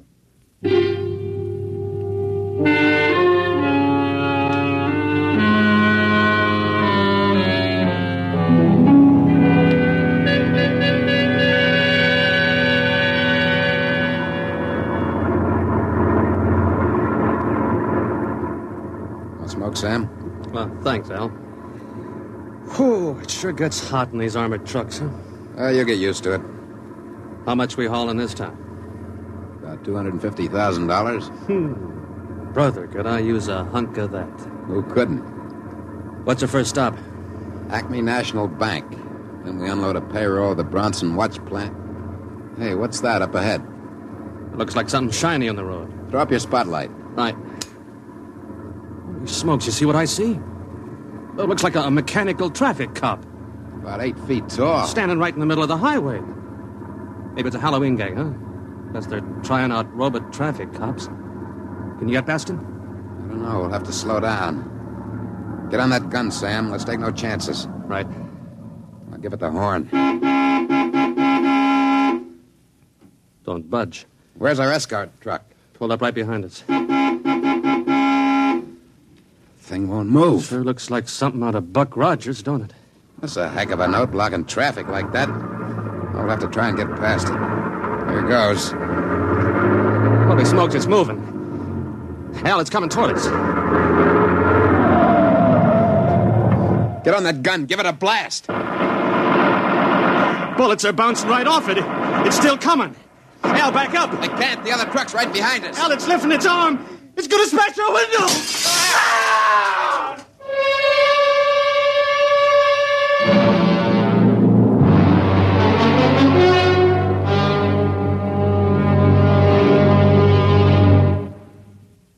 Jeez. If I hadn't have seen it with my own eyes. Duke, we got to quit this. What's the matter, Charlie? Getting shaky? The papers say he killed all 4 drivers. Listen, Duke, that robot is hot. We got to get rid of it. Stop your blubbering. One more good robbery. You ain't going to pull another one. Why not? Count me out, Duke. The law's going to track that baby. Are you quite finished, Charlie? You got no heart, Duke. You're like Junior, all steel inside. And you're just a big, warm-hearted slob. I suppose flowing with the milk of human kindness. Well, I got nerves. I can't stand that thing, the way it looks at you with that iron face and clanking around all the time. Listen, here it comes.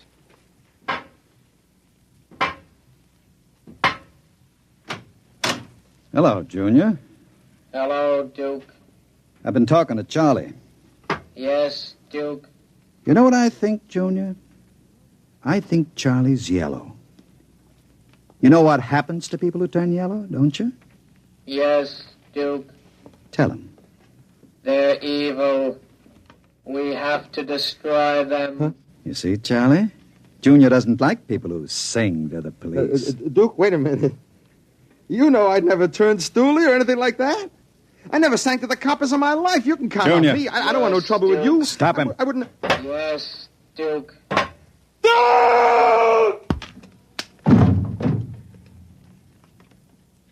I stopped him, Duke. All right. Take him down to the cellar. Duke, that noise. Charlie! Junior, put him down. Take him down to the cellar, Junior. Yes, Duke. Duke. Relax, darling. Stop shaking. Duke, we can't stay here. Charlie's going to be missed. He's got friends. Now we'll have the gangs after us, too. Oh, come on now. Don't worry, darling. The Duke will take care of everything. Where are you going? Out to a travel agency to get some tickets. You and I are going to take a trip, Lola. You're leaving me alone here? Junior's here, too. That's just it. It's being alone with that thing. Duke, I got the jitters. Now, don't you worry. In 48 hours, you and I will be on our way to Switzerland with $500,000 worth of loot. What about Junior? Junior will be taken care of. How can you get rid of him? Junior will do anything I say. So I'll merely have him get into the furnace and sit there while I fill it with oil and set fire to it. Too bad the professor couldn't have stayed around to see him growing up. He's almost a man now, Junior is, but not quite as clever as a man. He'll find that out after he steps into the furnace. Get rid of Junior now, Duke, before you leave. There's no time. I'll be back about 8. Duke, please. And be nice to Junior while I'm gone. Don't show him you're afraid of him. Goodbye, darling. Goodbye, Duke.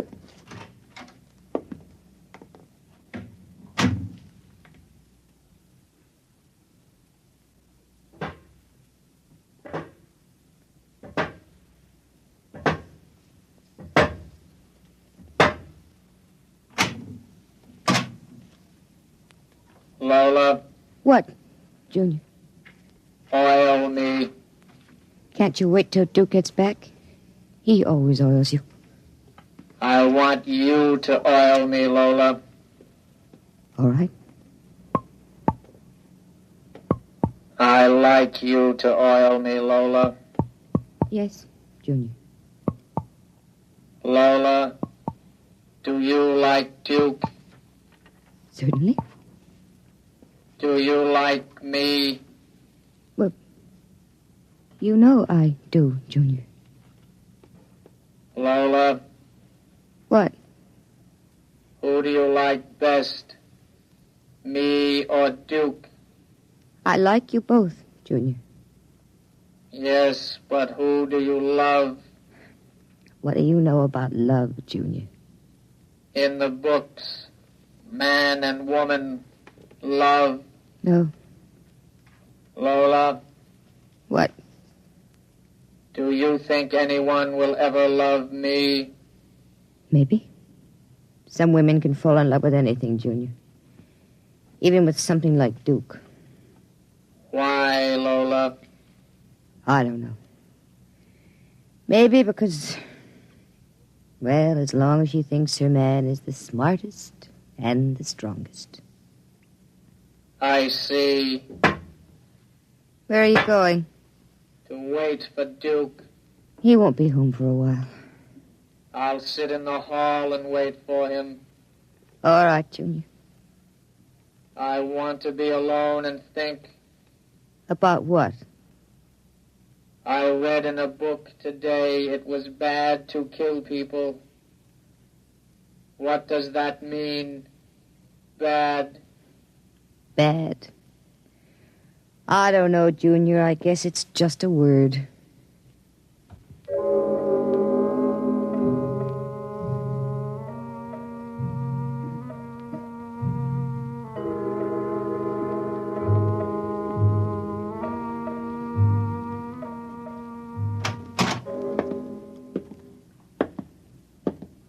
Lola?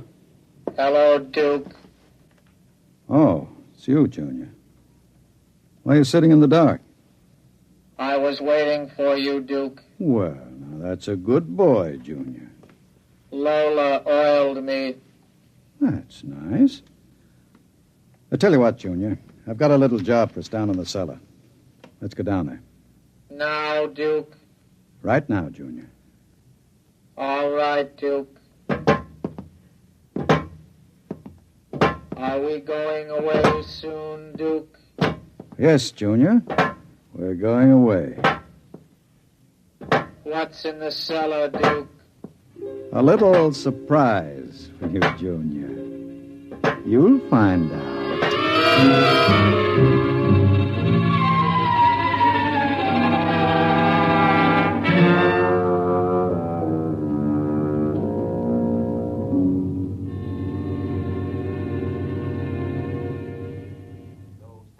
For the latest news. And now, a brief interlude of recorded dance music.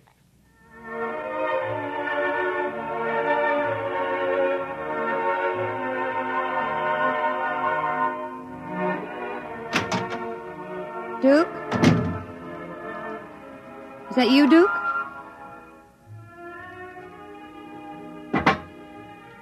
Junior.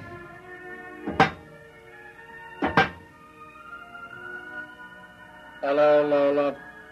I thought I heard Duke come in. He came in. Where is he? Down in the cellar. What's he doing? Nothing. Did he say he'd be up soon? No. Maybe we better go down and get him. He's dead. Oh, no. No, he isn't dead.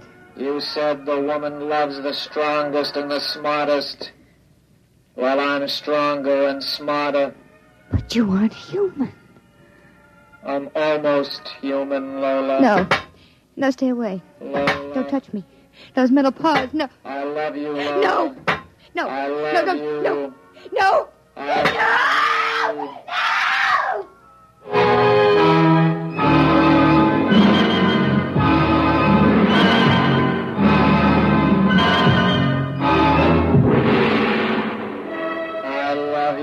The last thing she heard was the robot's harsh voice, droning it over and over again. I love you. I love you. I love you. And strangely enough, it did sound almost human.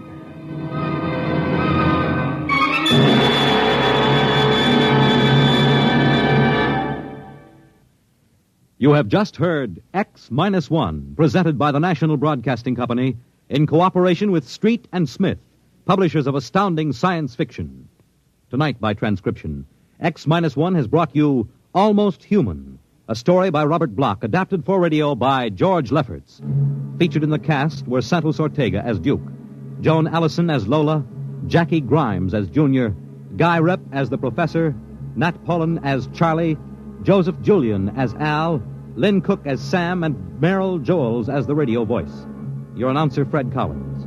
X-1 was directed by Ken McGregor and is an NBC Radio Network production.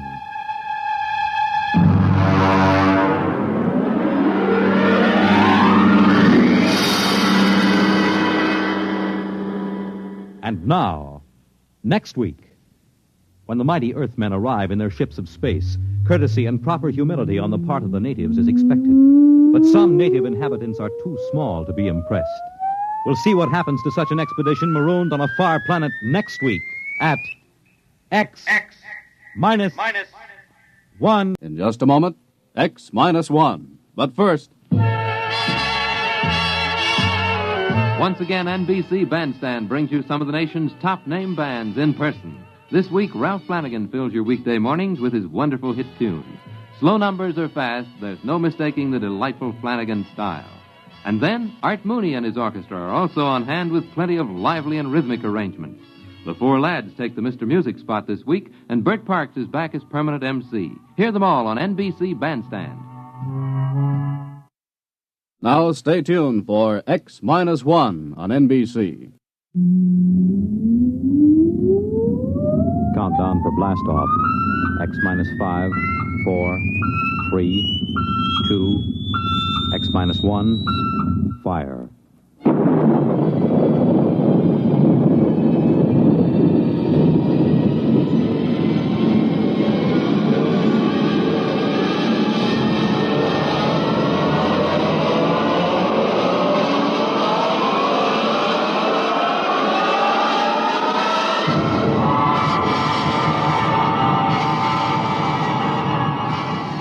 From the far horizons of the unknown come transcribed tales of new dimensions in time and space. These are stories of the future, adventures in which you'll live in a million, could be years, on 1,000 maybe worlds. The National Broadcasting Company, in cooperation with Galaxy Science Fiction Magazine, presents X-1.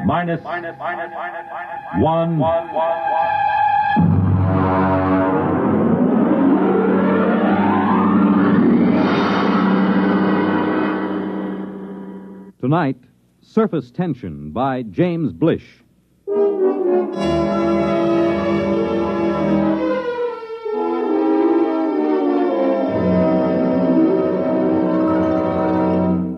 in, Professor. Come in. Mr. President, do sit down. I'm terribly sorry to have kept you waiting. Time has very little significance, sir. Well, now, what is the urgent nature of your visit? Mr. President, for some time now at the Nuclear Institute, a group of us have been making a study of a new star, which has entered our constellation. Yes, the military advised me there was some disturbance. We've completed our calculations, sir. And? Before I give you our results, let me tell you that we've been in touch with the Scientific Council of the Asian Confederation. They've verified the results. I'm waiting, Professor. Mr. President, the effect of this new star in our galaxy will be extremely catastrophic. At the rate it's expanding, it will cause the sun to explode. What? The sun is going to explode. But, well, that means... Exactly. The world will end in precisely 2 weeks and 7 hours. This is incredible. Are you absolutely certain of these calculations? Absolutely. Does anyone know of this? Well, as soon as we guessed where our study was leading us, we classified all information. The actual final results are known only to a small group of scientists here and in the Asian Confederation. 2 weeks. And 7 hours. That would be September 4th, 2056. At approximately 12 noon. Is there anything to be done? Nothing. No, the other planets, Mars, Venus... All will be destroyed. The universe as we know it will disintegrate. And the race? Will vanish. It's impossible. Those are the facts, Mr. President. How you choose to make them public, if you do choose to make them public, is a matter of government. Yes, of course. Has the president of the Asian Confederation been notified? He's being notified at this moment. I intend to take the following steps, Professor. First, I will contact the Asian Confederation. What's the name of their chief scientist? Dr. Gorlick. Ah, yes. I'll propose that you and Dr. Gorlick be given every resource to find a method of preserving the race. You'll be flown to their laboratories by rocket ship in an hour.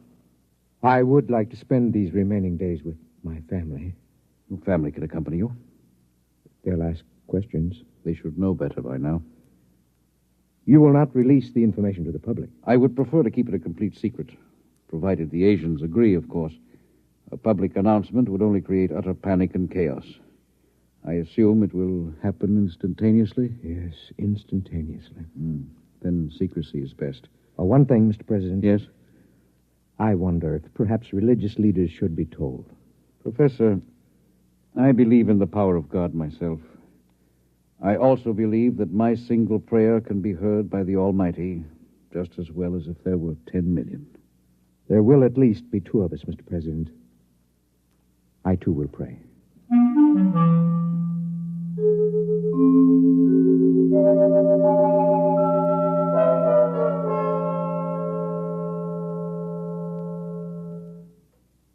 Dr. Gorlick? Professor, how nice to meet you again. Do sit down, sit down. Thank you. Quite a problem, eh? It's quite a problem. If the rest of the world knew what we too know. I feel they should be informed, nevertheless. Well, that part of it is for the administrators. We have our own work.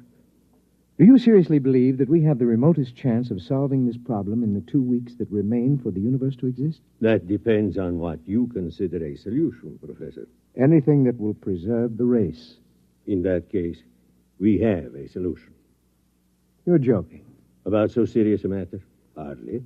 But would you step over to the table, please? Now, if you will be so good, look into that eyepiece in front of you while I focus it. Will you tell me, please, what you see there?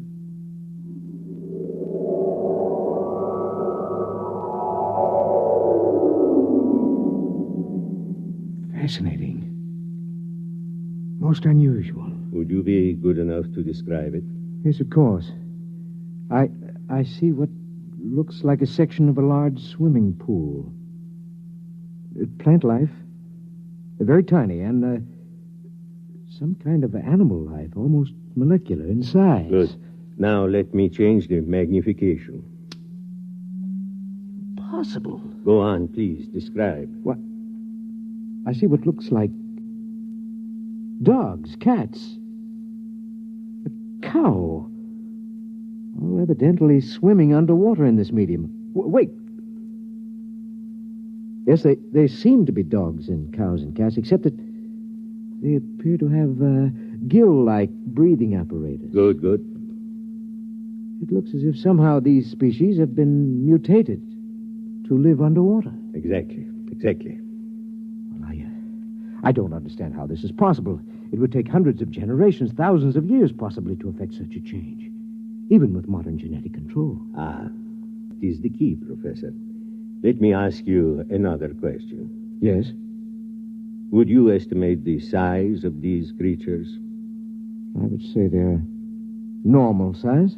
And the size of the pool, as you call it? A tank of quite enormous size. I cannot see the walls, but I assume they are there. Good.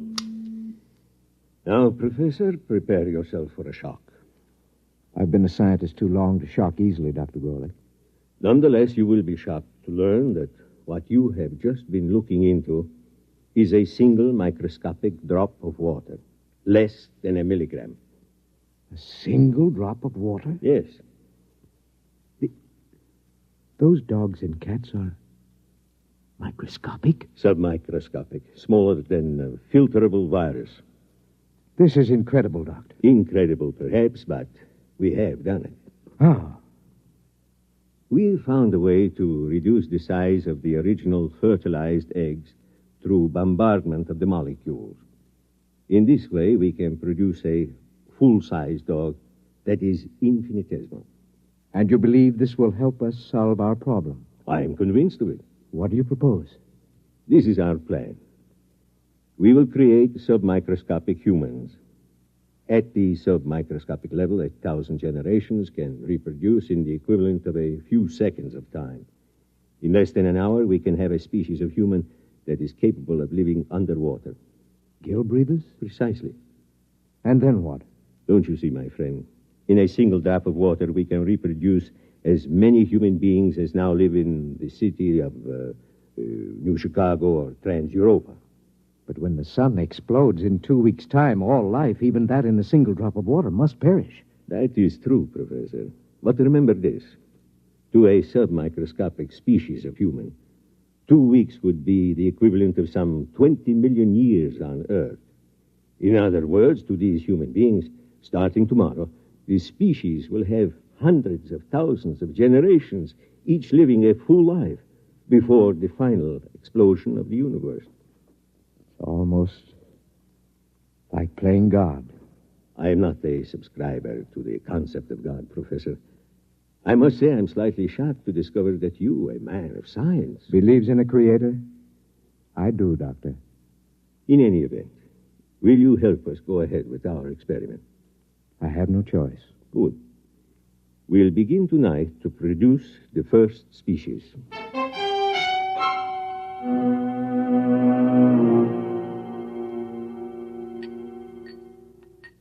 Careful with the virus. Here's the tube. Now then, we'll place this in a drop of water underneath the lens of the microscope.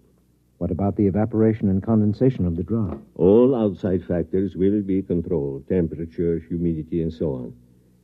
Will you turn on the lens, please? Now, using the highest magnification, we'll be able actually to manipulate a single being with electron magnets. A sensation we would interpret, possibly, as we interpret a centrifugal force. Ready? Ready. Good. We begin the experiment.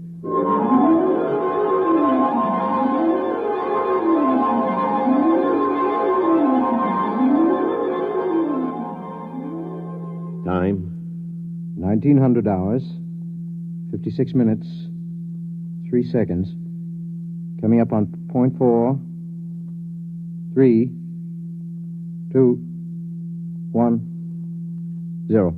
Observation. The first fertilized ovum, reduced to submicroscopic size, has begun to develop. Time? 1956, 20 seconds. Coming up on 2, 1, 0.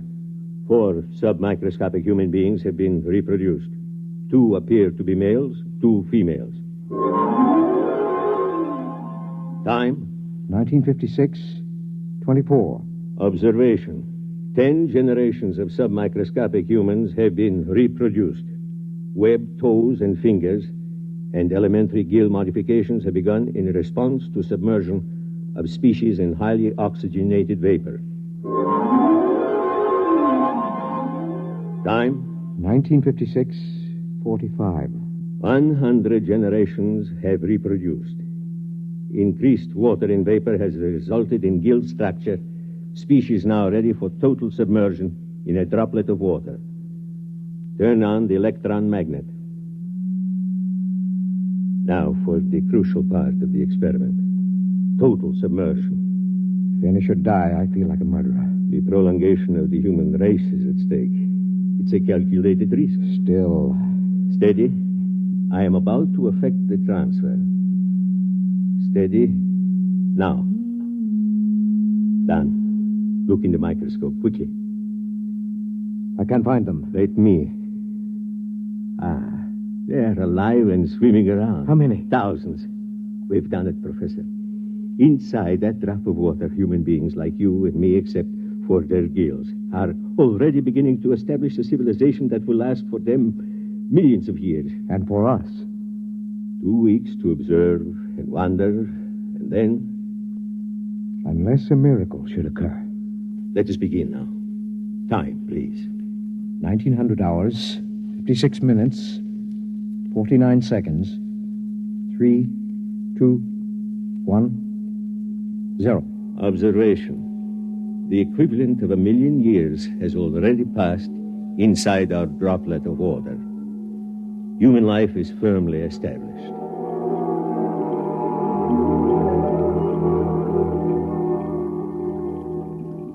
Sir! Sir! Come in, Lavin. Come in. I swam down from the museum. I'm exhausted. Rest yourself. Would you like some proto steak? No, thank you. Breath of oxygen, perhaps? 100 proof, distilled from pure upper-level water. A breath, perhaps. Now then, I assume that you come about the plates. Yes. Naturally, the directors of the museum are most anxious. I haven't completed the translation yet. It's been 6 months. Yes, I know that, but they're incomplete.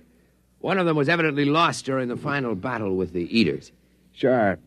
Can you tell me off the record what you've already deciphered? Well, first, let me warn you. These plates were prepared thousands of generations ago. They're highly romantic. What they tell us may be fantasy. Still, I'm fascinated. After all, the greatest archaeological discovery of all time, buried 1,000,000 years in the ooze of the bottom. Very well. The first line of the oldest plate reads as follows. It goes, "In the beginning, we were created..." Created? What an extraordinary concept. By whom? What about evolution? Yeah, let me finish. It goes, "We were created by men who are not as we are, but who are our ancestors all the same. They were caught in some disaster, and they made us and put us here in our universe so that the race of men might live on." Ridiculous. Perhaps. Well, this supposes a universe other than ours. The theory has been advanced before. By fools. Fools? Look at us, Lavin. Are we really suited to this universe? Our gills, our webbed feet, these are the product of evolution and adaptation. But the shape of our bodies, the way we swim... Well, I'll admit there's some basis for the theory, but every experiment, every attempt to prove that anything exists outside, that the surface can be pierced... According to the plates, the surface can be pierced. Listen to this passage. There are 3 surfaces of the universe. The first is the bottom, where the water ends. The second is the thermocline, the dividing water between the bottom and the sky. The third is the surface film beyond which none can pass. And beyond the surface film, beyond the surface is the universe of the creators. Well, the whole thing sounds like a parable or a song. Whatever it is, remember this. Thousands of generations pondered the miracle of our existence before these plates were written. Primitive. Men. You sound like a mystic, Shar. To think that a scientist like yourself could believe in the existence of creators. Nonetheless, creators who were formed in our own image. Or we in theirs. I'm shocked, truly. I intend to complete the translation of the plates. I will pursue this project for the rest of my life, if necessary.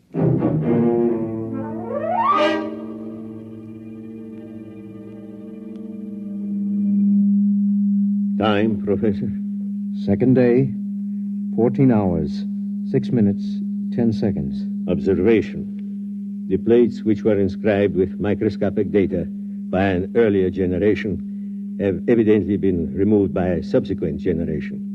Our study shows that a highly developed civilization is now living in the drop of water.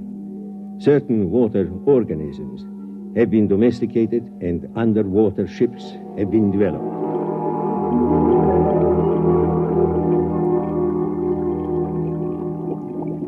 The meeting of the council is called to order. Gentlemen, you all know the topic. Our speaker will be Shar. Gentlemen, some 28 time units ago, when I was a much younger man, I was given the privilege of translating some metal plates found buried in the bottom. As all of you know, I've devoted much of my life to convincing the world that travel through the surface film was not only possible but necessary to survival. Finally, the council has seen fit to grant my request for a special ship to accomplish this travel. I'm deeply grateful, and I would like to request my friend Lavin as head engineer for this project. Permission is granted. We wish you luck. The whole of our world will be following your expedition.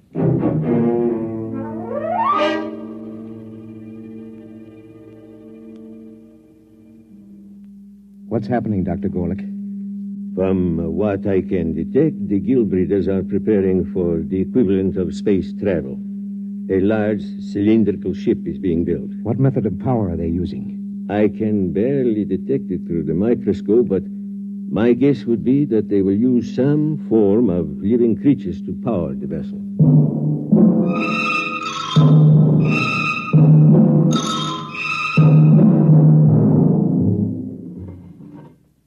Shar to leader. Shar to leader. Leader, go ahead, Shar. The ship is ready to take off for the upper levels, leader. Water sealed in? All tight. Diatom's ready to move? Diatom's ready. We'll give you an escort of paramecium ships as far as the upper level. After that, you'll be on your own. Very good. Whenever you give the signal, Captain, Lavin can order the diatoms to proceed. The sandbar is clear for the initial climb. Your course is straight up the stem of water plant 6. Diatom's ready? Diatom's ready, sir. Cilia in motion? Cilia in motion. Internal water circulators on? Circulators on. Countdown for takeoff. 5. 5. 4. 4. 3. 3. 2. 2. 1. 1. 0. Diatom's in motion. Full speed ahead. Good luck. Well, Shar, this is the beginning of your dream. If the ship holds. We've utilized every engineering principle known to man. Double construction of the toughest water lily, 2,000 living diatoms for power, 20 million cilia. I'm not worried about the power. I'm worried about the temperature and the impact when we reach the surface film. What's our speed? 20,000 knots. Well, we've reached water plant 6. Now for the climb up the stem to the surface. Overseer. Overseer. Request more mucus from diatoms. Proceed with climb up stalk 6. Yes, sir. If the diatoms can hold the stalk at the reduced pressure of the surface, we'll have hurdled the first barrier. We're at pressure 6 now, almost at the upper level. Captain. Yes? We've lost 27 diatoms. Ciliary detachment. Not serious. We have the vorti to fall back on. Proceed. Yes, sir. What's our pressure? 3 coming into 2 now. We're already closer to the surface film than man has ever gone. Our unmanned test ships went through. Unmanned test ships are a different story, Lavin. Besides, if we do get through to the other side, our problems may just be starting. Oh, we're entering pressure 1 zone. Yeah.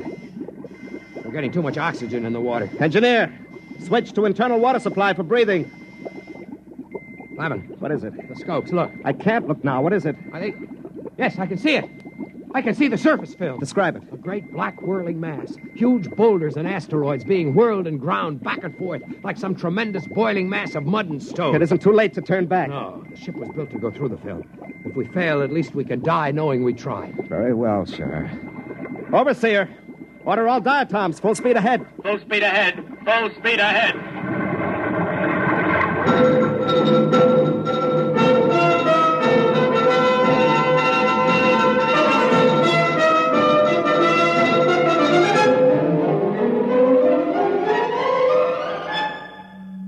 Film, Shar. Pressure on the ship is increasing. Overseer, more oxygen for the diatoms. Captain, the diatoms are dying. More oxygen. Keep moving. We're almost through.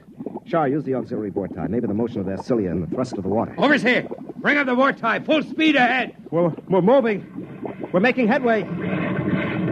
Oh, if the ship will only hold together. Shar, we're through. We're on the surface. Open the viewing port. It's blinding. Put on your eye shield. Look, Shar.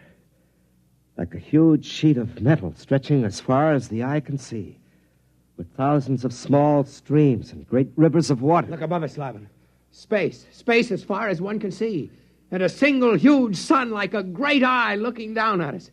Must be billions of miles above us. See those enormous boulders and that molten rock on the surface? The ancients did not lie when they made the plates, Lavin. The universe does exist beyond the surface. Yes, but where are your creators, Shar? Certainly they were a romantic notion. I believe they exist, Lavin. Shar! Captain, the diatoms are dying. There's not enough oxygen in the water cases. What's the atmosphere like? Almost 30% oxygen, completely unbreathable. We'll have to try to get back into the surface film to restore life to the diatoms. Overseer, get the diatoms out of their shells. Full reverse speed down the stalk. We're going under again. Yes, sir. I'll try. We know one thing, Lavin. The surface can sustain life. Can't sustain ours much longer. Full reverse. It's no use, Captain. The diatoms are near death. Use the vortex. We haven't enough water, sir. They're starting to suffocate. We've got to get back beneath the surface. Lavin, we must think of what it means to mankind to know that the universe goes on, that it can sustain life. I don't know what to do, Shar. We're finished. There must be a way. A way? Why don't you pray to your creators now? Perhaps they'll help you. And as for me, I'm resigned to death. I cannot share your bitterness, Lavin. We have enough water for perhaps 2 minutes breathing, Shar. There are no miracles and no creators. You'd better prepare to die. I am as ready as you, Lavin. Captain, we're strangling. Well, Shar, why don't you pray to the creators? Better still, let me. I have a louder voice. Hey, creators! You all-powerful ones who made us, can you hear me? This is Captain Lavin of the first ship to breach the surface. We need your help. Can you hear me? We need your help. If there be creators, and I believe there are, then I ask that our presence be noted, and that we be delivered from this trial not for ourselves, but for the good of the race.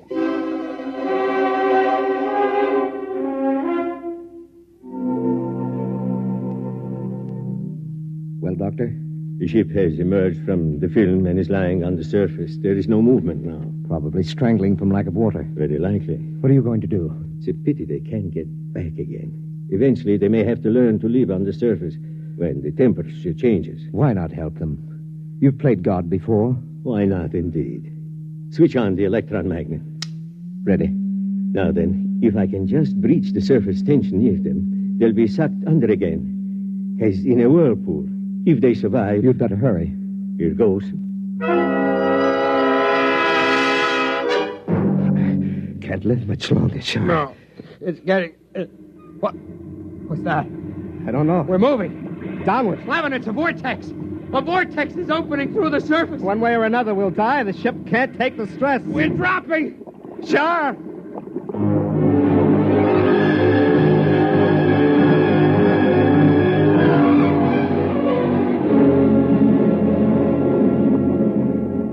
Lavin, we're through. We made it. The water is circulating again. It's too much to believe, Shar. It's like... A miracle. Yes. It is a miracle.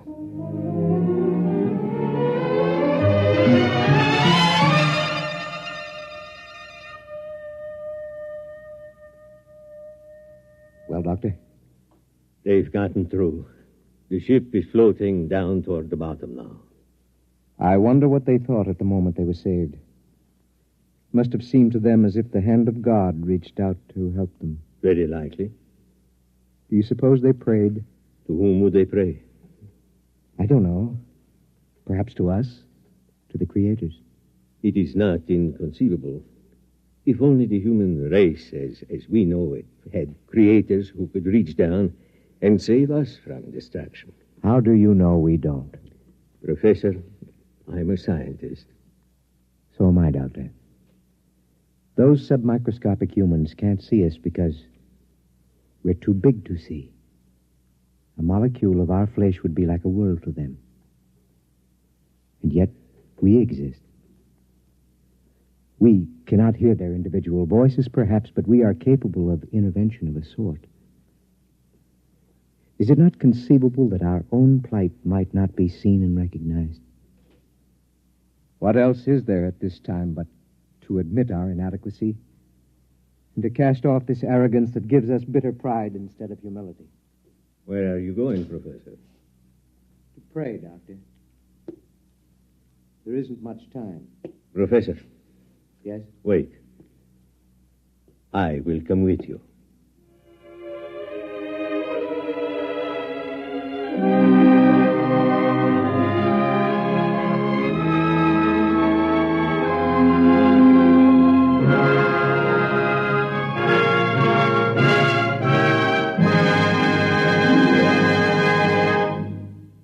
You have just heard X-1, presented by the National Broadcasting Company in cooperation with Galaxy Science Fiction Magazine, which this month features Jackpot by Clifford D. Simak. After years of searching, they had discovered the richest strike in the whole galaxy. But what in the name of space was it? Galaxy Magazine, on your newsstand today. Tonight, by transcription, X-1 has brought you Surface Tension, a story from the pages of Galaxy written by James Blish and adapted for radio by George Lefferts. Featured in the cast were Louis Van Ruten, Danny Acco, Lawson Zerby, Larry Haynes, Mason Adams, James Stevens, and Robert Hastings. Your announcer, Fred Collins. X-1 was directed by Scott Buckley and is an NBC Radio Network production.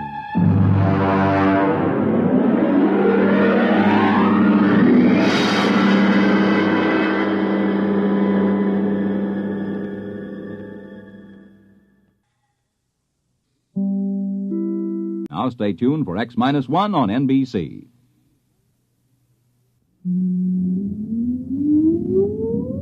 Countdown for blast off.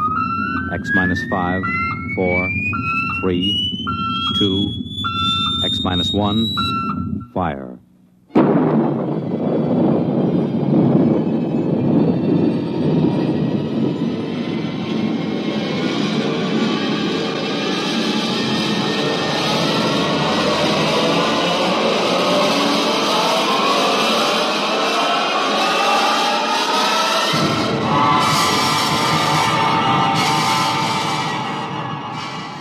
From the far horizons of the unknown come transcribed tales of new dimensions in time and space.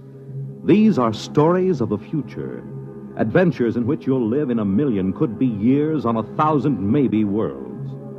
The National Broadcasting Company, in cooperation with Galaxy Science Fiction Magazine, presents X-1.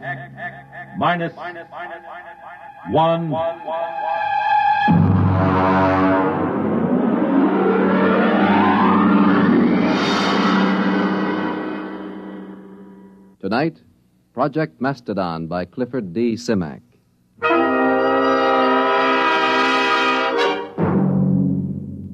Mr. Secretary, may I present Mr. Hudson of, Mastodonia. Mastodonia.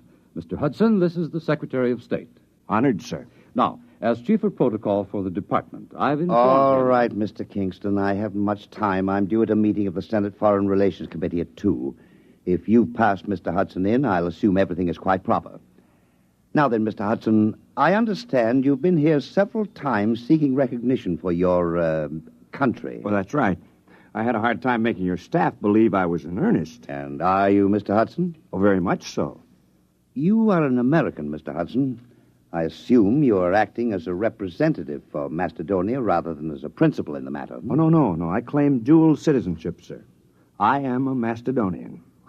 You pardon me, but I've never heard of your country. Well, it's a new nation, but quite legitimate. We have a constitution, a democratic form of government, duly elected officials, and a code of laws. We are a free, peace-loving people, and we are possessed of a vast amount of natural resources. And Please tell me, Mr. Hudson, just where are you located? I gathered it was somewhere in Asia. Oh, no. Technically, you are our nearest neighbors. That's ridiculous. Now, look here, Hudson, you can't... If you'll give me just a moment, Mr. Secretary, I have considerable evidence. I'll have to ask you to leave. I'm sorry, sir. Go ahead, Mr. Hudson. You've submitted a document signed by a certain Wesley Adams. Well, he's our first president. You see, we'd like to establish diplomatic relations.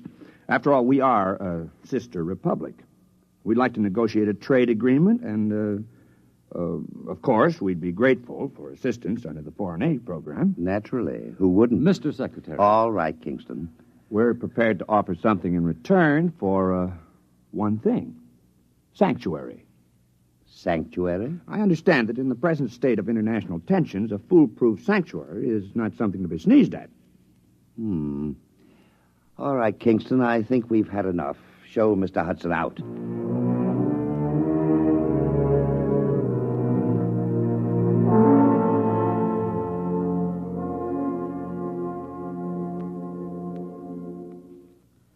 All right, let's have the story again.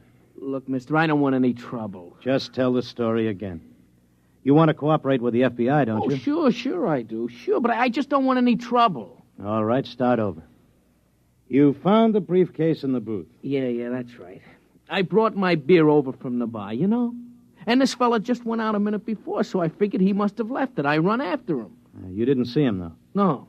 So I just kind of looked in the briefcase. You know, I mean to identify it. That's all. I don't steal. All right, then you came to us. Yeah, that's right. I mean, after all, when I saw that stuff, well, I just figured I was way over my head, you know? All right. Don't say anything about this, do you understand? We'd rather you just forgot the whole thing. Oh, sure. Listen, some things I don't want to remember. You know?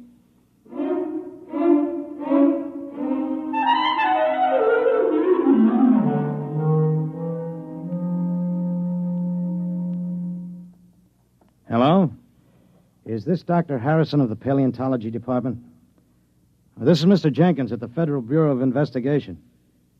We have some movie film we'd like you to look over. Huh? We acquired it. Big shaggy elephants and tigers with teeth down to their neck. No, it's not fakes. Our labs are sure of that. Whatever is on those films is real. No, we don't know. That's why we called you. We haven't the slightest idea where those pictures were shot. We can't even guess.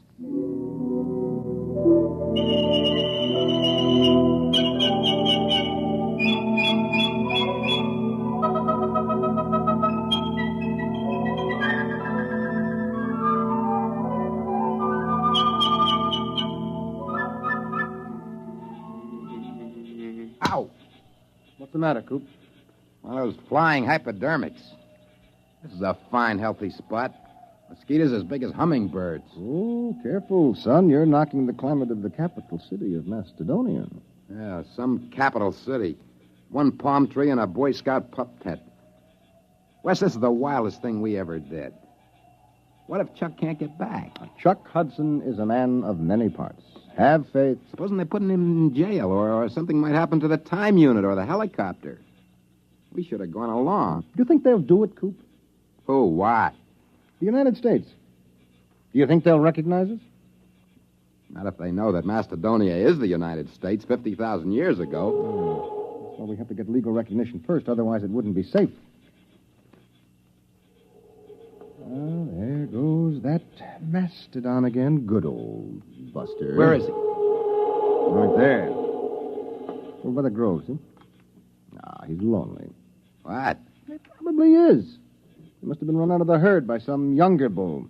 That's why he hangs around like some homeless dog. One thing worries me, Wes. I know you dreamed up the time unit, and we all chipped in for the helicopter, but can you just claim territory on your own like we did? Why not? We found it, it's ours. Hey, Buster's coming this way. Give me the right. No, wait. Maybe he's only bluffing. If that Mastodon comes through here, he'll stomp everything flat. I'll give him 3 steps more. It'd be such a shame to plaster him.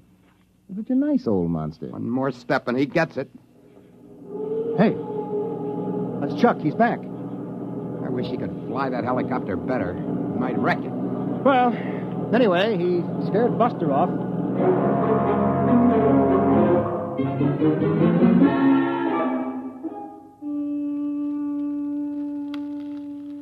Poke those fires up, Wes. Oh, they're high enough, Coop.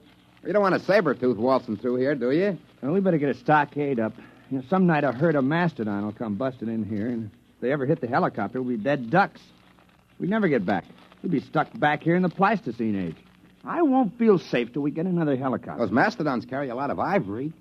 And the mammoths up north. Oh, sure. And get socked in the jug for smuggling ivory? The only way to cash in on the time unit is to get diplomatic recognition for Macedonia. We've got a good case. You said so yourself. What, a saber-tooth? Down by the grove. I don't like that. Sounds closer. Hey, poke up that fire, will you, Coop? Oh, well, that's Buster. There he is. He's tangling with a saber-tooth. I'll lay 3 to 5 on Buster. Cat's drawing blood. I'll take $5 of it. Come on, Buster. Roll on him, will you?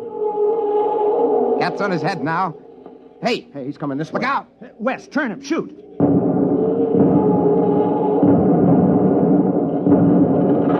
Hey, got him!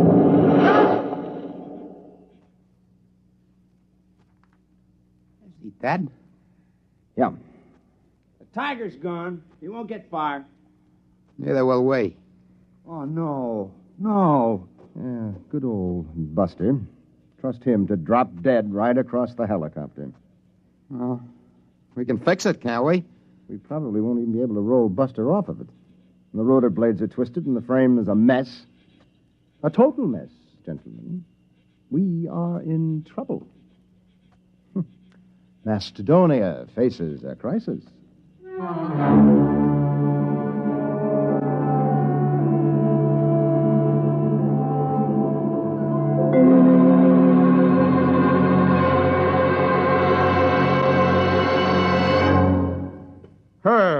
Herb, you're the key man in the administration. You swing a big stick on the hill. You can't give up on Project Mastodon now. Les, it's been 10 years. If they were coming back, they'd be here by now. Look, I've been working on this ever since we got those films. I've traced their lives from the time they were born till the time they disappeared.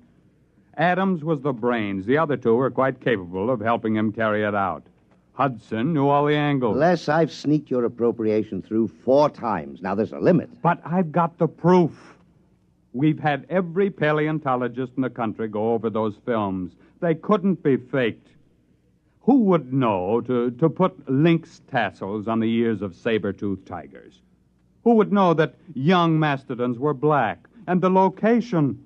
We tracked down Adams' farm just from landmarks in the prehistoric landscape in those films. We've got to contact them. Look, Les, even assuming it's all true, a planet has only a grand total of resources. If we get Adams' device... Time machine. If we exploit resources of prehistoric America, won't we be robbing ourselves of our own heritage? Look, Herb, I've been over all that with the AEC. There's a lot of lead in southwestern Wisconsin. If we go back far enough, we can catch it when it's uranium. The whole research project hasn't turned up a lead on Adams' machine, if it exists. We've got to keep watching that farm. They might return. We've got to keep looking for them, no matter how long it takes.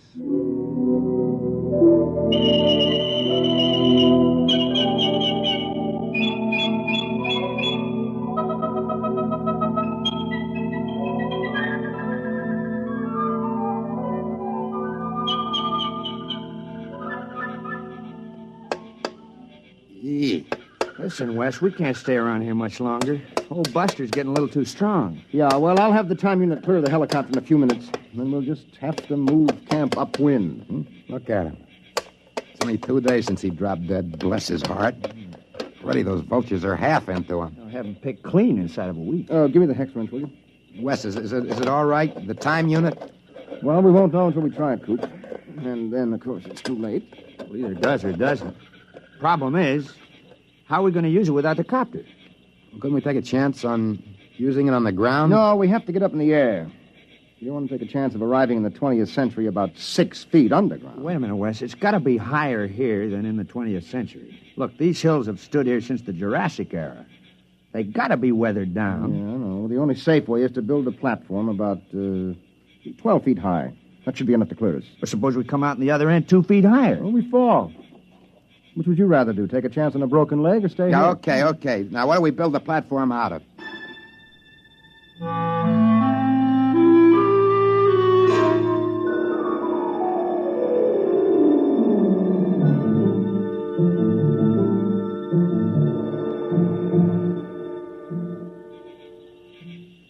There you are, Wes. All right, I got it. Chuck, comes the next stone. Now, wait a minute. Hey, look out. You want the whole pile to come down? I'm sorry. Okay, Wes, hand it up. Yep. That's about 12 feet, isn't it? Well, it ought to be. It took us 10 days to pile it up. Look out, I'm coming down. All right, don't start an avalanche. Well, pretty soon we'll be able to start all over again. Mm-hmm. If the unit works. Yeah, that isn't all. We don't have any proof we've been back here. We'll be stone broke. Another helicopter would cost $30,000. Can't walk into a bank and borrow 30 grand to take a short trip to the Stone Age. Wes, where do you figure we are? I mean on a farm. Well, I think we're clear of the barn and the silo. I hope so. The way I figured, we're astraddle that barbed wire fence at the south end of the orchard.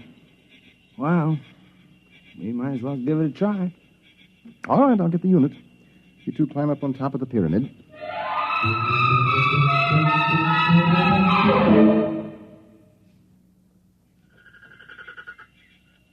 You ready? Think it'll work, Wes? I don't know, Coop. Got pretty well banged up when Buster hit the copter. I haven't got the equipment to check the waveforms. All right, stand around close, bend your knees a little. Might be quite a drop. Go ahead. Push the button. Okay. 1, 2, 3. Nothing. Doesn't work. Well, that's that. We're stuck.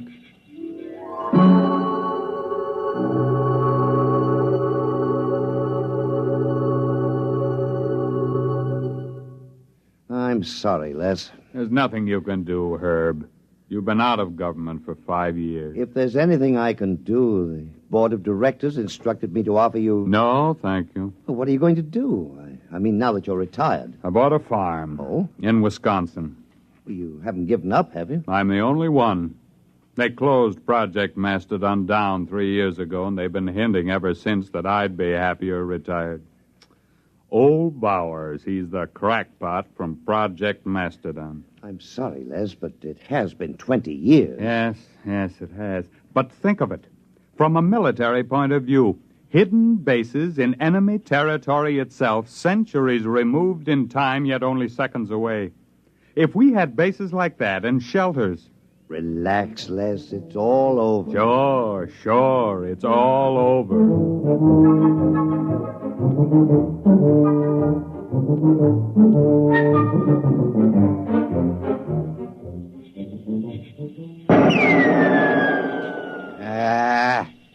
Missed.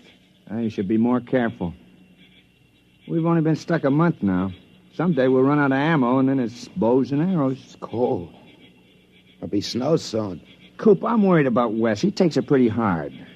As long as he's tinkering on that time unit, he's happy. Oh, he isn't going to repair the unit. He hasn't got a chance. Back in the workshop with the tools, maybe. Well, anyway, the hunting's great. Well, maybe we better start saving bullets for big game. We won't be lords of creation around here long without our guns. Yeah, and if one of us gets sick or breaks a leg, well, nobody lives forever. Wes is the lucky one. He's got that time unit to tinker with. Come on. We better get back to camp.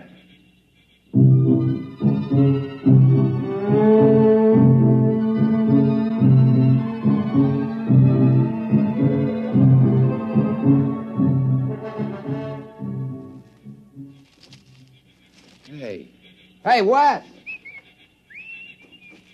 Come on. Wes! Wes! There's no sign of him. Wait, there's a note on the door. Wes! Never mind, listen.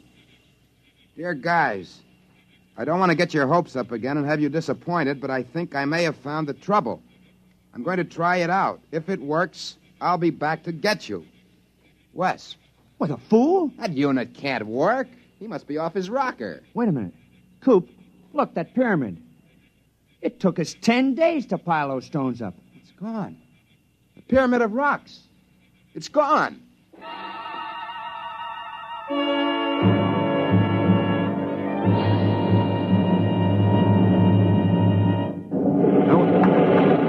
Oh, what the... Of all the confounded... Oh, what's going on out there? Rocks? Who dumped those rocks? My car, who's out there? It's all right. Don't you move, mister. I got a 45 pointed at you. Well, I can explain. Well, you better. There was a brand new car where you dumped that load of rocks. Who the devil are you? My name is Wesley Adams. Adams? Man, where have you been all these years? Well, I don't suppose you'll believe me, but the fact is... I've been waiting for you for 25 years. The others all gave up. I'm sorry about your car. Oh, never mind. I'll be right down. Now, don't touch a thing. Don't go anywhere.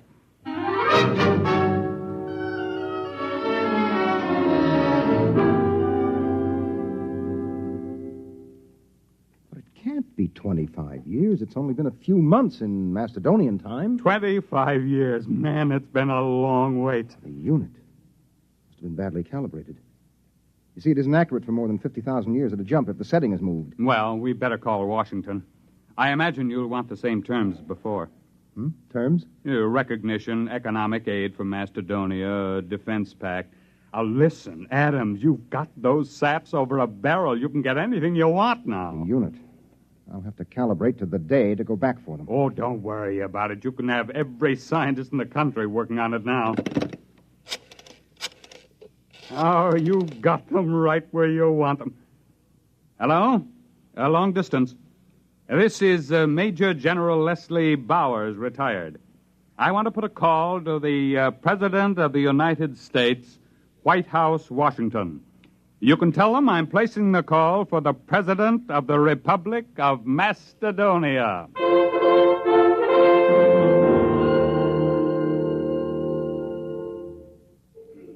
Come on, Og, son of fire. Put another log on.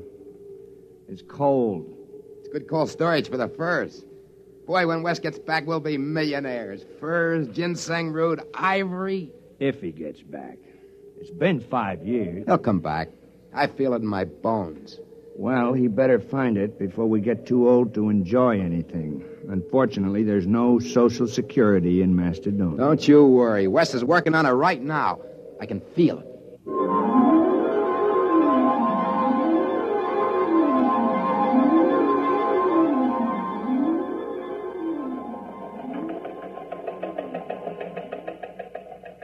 Hello, Charlie.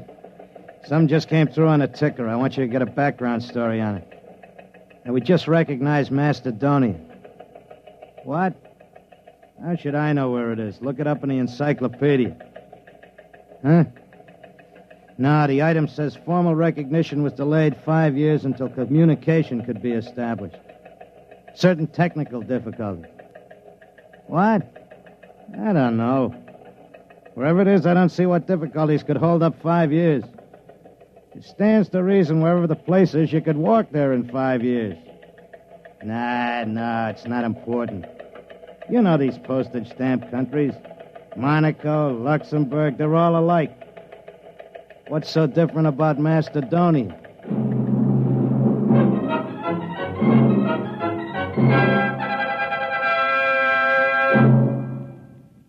You have just heard X-1, presented by the National Broadcasting Company in cooperation with Galaxy Science Fiction Magazine, which this month features the Theodore Sturgeon novelette, The Skills of Xanadu. When a malignant world endangers another, surgery is the usual answer. But perhaps there's another solution, to kill it with kindness. Galaxy Magazine on your newsstand today. Tonight, by transcription, X-1 has brought you Project Mastodon, a story from the pages of Galaxy written by Clifford D. Simak and adapted for radio by Ernest Kenoy. Featured in the cast were Floyd Mack, Dick Hamilton, Charles Penman, Raymond Edward Johnson, Frank Maxwell, Robert Hastings, John Larkin, and Joseph Julian. Your announcer is Jerry Damon. X-1 was directed by Daniel Sutter and is an NBC Radio Network production.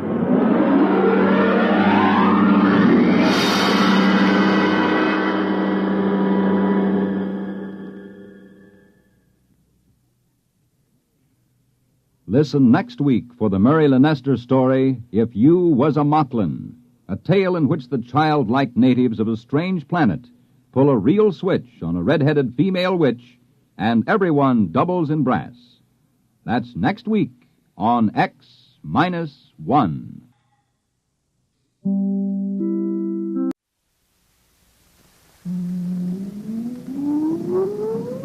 Countdown for blast off.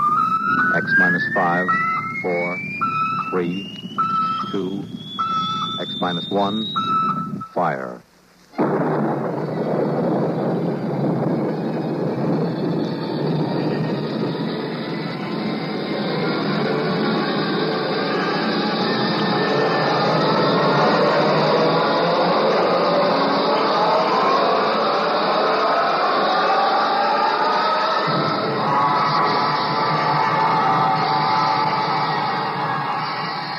From the far horizons of the unknown come tales of new dimensions in time and space. These are stories of the future, adventures in which you'll live in a million, could be years, on 1,000 maybe worlds. The National Broadcasting Company presents X minus 1.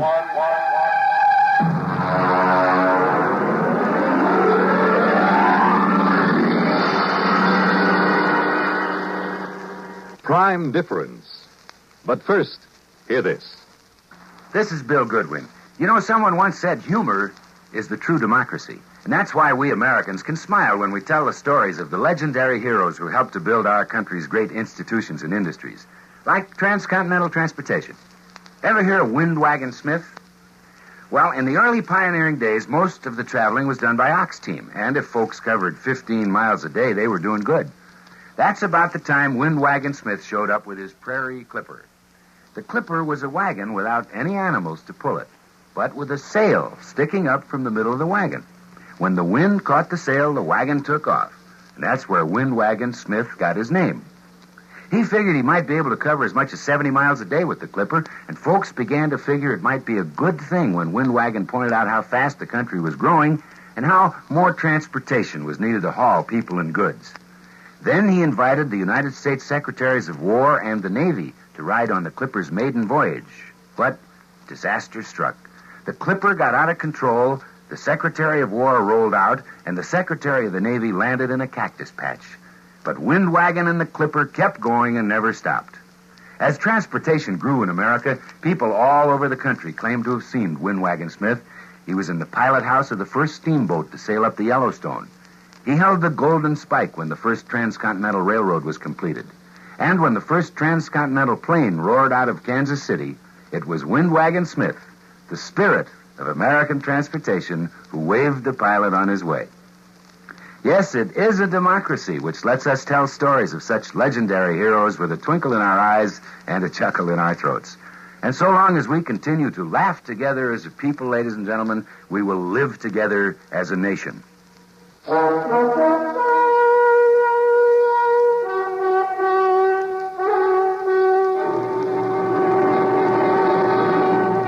Now, X minus 1 and Prime Difference.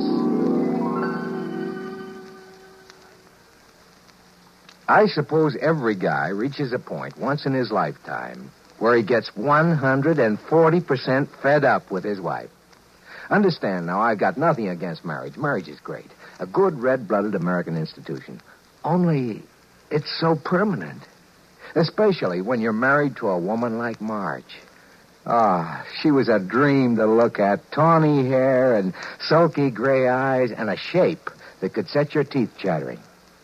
But she had a tongue like a number 10 wood rasp and a list of grievances long enough to paper a ballroom.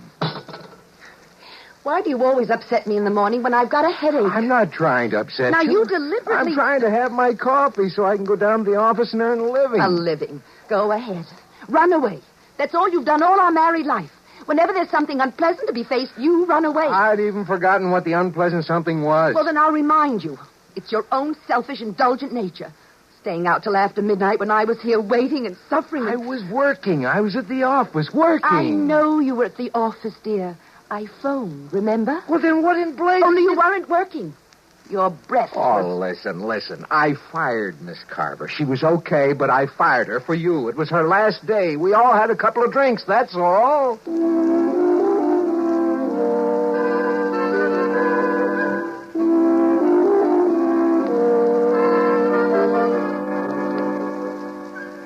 Maybe we just weren't meant for each other. I don't know.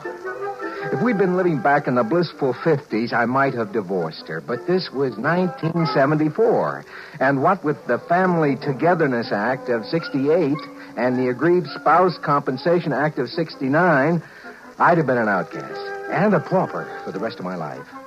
So you can't really blame me, can you, for looking for another way out, I mean? Oh, come. Oh, hi, Harry boy. Say, George, I just dug your new secretary out in the waiting room. Oh, is she here already? Ooh, boy. I tell you, if I had a secretary like that, the first thing I'd do is go out and get myself an Ego Prime. A what? An Ego Prime, a duplicate of myself to send home to the wife evenings. You know, that's strictly against the law, Harry. So speeding, but everybody does it. Well, anyway, I wouldn't think of it. It's indecent. Well, it's just joking, Georgie boy, just joking. Still, it's fun to think about, huh? Freedom from wife. Absolutely safe and harmless. Not even too expensive if you have the right contacts. Well, come in.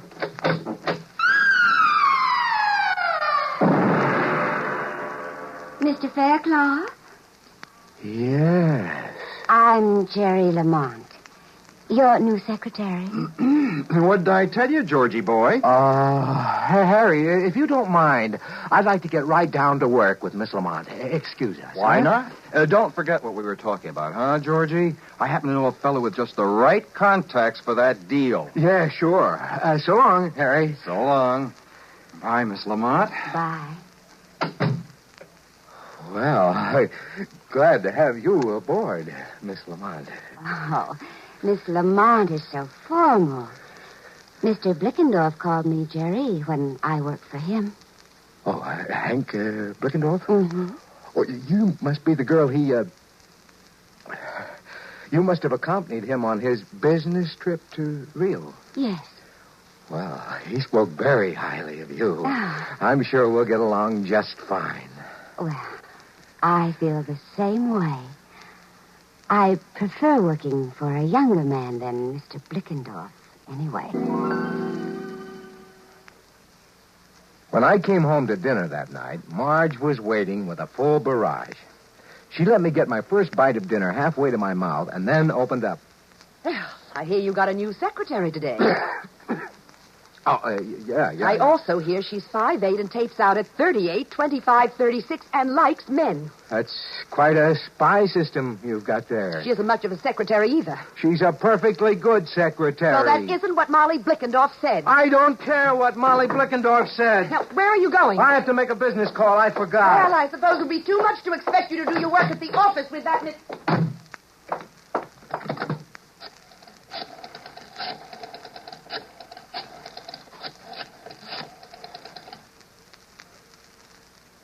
Harry? George Faircloth. Listen, Harry, you know that conversation we had this afternoon? Could you put me in touch with your friend? Yes, as soon as possible.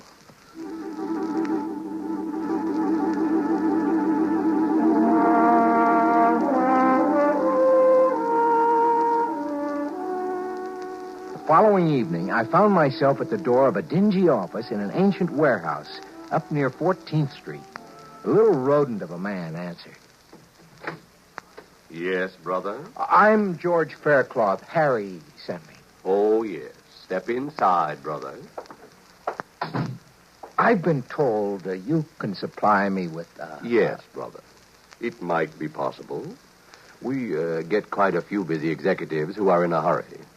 Can't be bothered with licensing a utility prime. Mister, if I wanted an ordinary utility prime, I wouldn't have hiked up here. I'd have picked up the phone and ordered it. I want a super deluxe Ego Prime with all the circuits open. In short, a carbon copy of me, George Faircloth. Well, just step back here, brother. Fine. These domestic situations can be awkward. You understand, if the feds find out about this, you're in as much trouble as we are. I'm more worried about my wife finding out. Ease your mind, brother. We've never had one yet. Except for that little shut-off control in the hair behind the ear, these Ego Primes are identical with living humans. Now, if you'll just step back into the lab and take your clothes off, we'll start.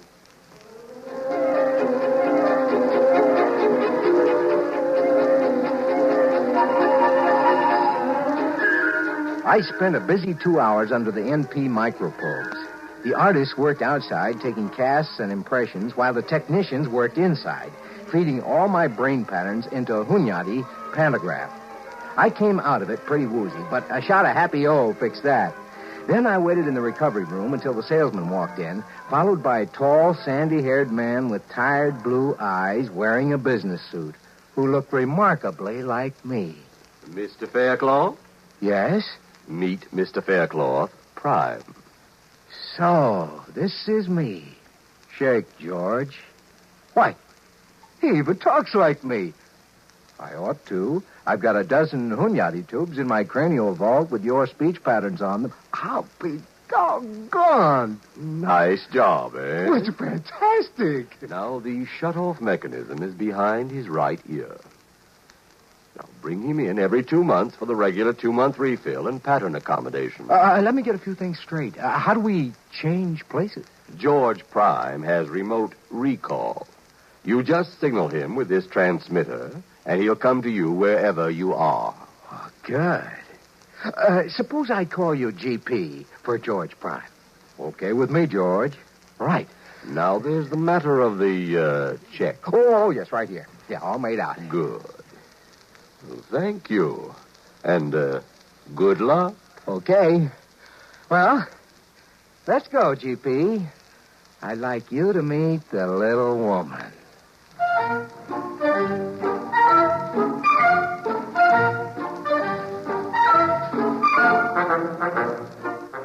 Half an hour later, George Prime put my pipe in his mouth and walked into the house. I stayed out in my workshop in the garage and listened. 5 minutes later, they were fighting. It sounded so familiar, I laughed out loud. Then I caught a cab and headed uptown toward Jerry's place. We had quite an evening, and I rolled in just as George Prime was starting the car, business suit and briefcase, ready for work. I slipped into the garage. Hey, hold it. Oh, you're back. How'd it go, huh? Whew. Boy, you didn't tell me you were married to a female Bengal tiger. Well, she didn't suspect it, she? Oh, of course not. Well, what'd you do? Well, fought till about 1 a.m., then went to our respective corners and sulked. You think you can handle it? Listen, she's really a sweet girl underneath. Now, I'll be so attentive and sweet, she'll soften up. You wait and see. Well, don't overdo it. She is my wife, you know. Naturally. Now, you're sure you understand the recall signal? Perfectly. When you buzz the recall, I wait for the first logical opportunity to join you, and then you take over. Right. Now, climb into the trunk here, and I'll shut you off and lock you in. Righto. Well, I'll see you tonight, old man. I'll see you tonight, George.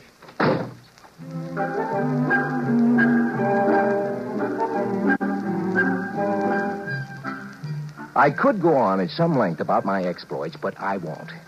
In the end, it was like buying a 3-dimension TV set. After a week or two, the novelty starts to wear off. Well, I got it down to where Tuesday and Thursday nights I was informally out while formally in. The rest of the time, George Prime was in the box. Well, Marge didn't suspect a thing. In fact, George Prime was having a remarkable effect on her. Oh, that you, George? Yeah? Hello. Oh, you look tired. Have a hard day? Well, now that you mention it, yeah, I did. Yeah. Well, why don't you sit down and relax? I fixed a martini before dinner. That sounds like a splendid idea. Are you all right? I'm fine. Why? Nothing. Well, what are you looking at? You've done something to your hair or something. You like it? Yes. You know, I've always thought you were a darn beautiful woman. Well, thank you, Mr. Faircloth. You know, you're not so bad yourself since you stopped scowling and snapping. I guess that's a compliment, huh? George, isn't it about time we stopped clawing each other? It's what I've always wanted, Marge. So have I. And, well, you've changed so much recently. What changed? Well, you know, you've been less irritable and more considerate and so much more vital. Oh, you know what I mean. Yeah, I'm afraid I do. George. Yeah? Look, let's have dinner and some wine and spend a nice evening together, like we used to when we were first married. Why, sounds fine. Holy smokes. Hey, what time is it? It's 7:30. Why? Listen, I have to run down to the corner for some tobacco. I wouldn't want to spend a relaxing evening without tobacco, you know. But there's some in your holder. Well, I want something fresh. You chill the wine. I won't be a minute. All right, dear, and hurry back.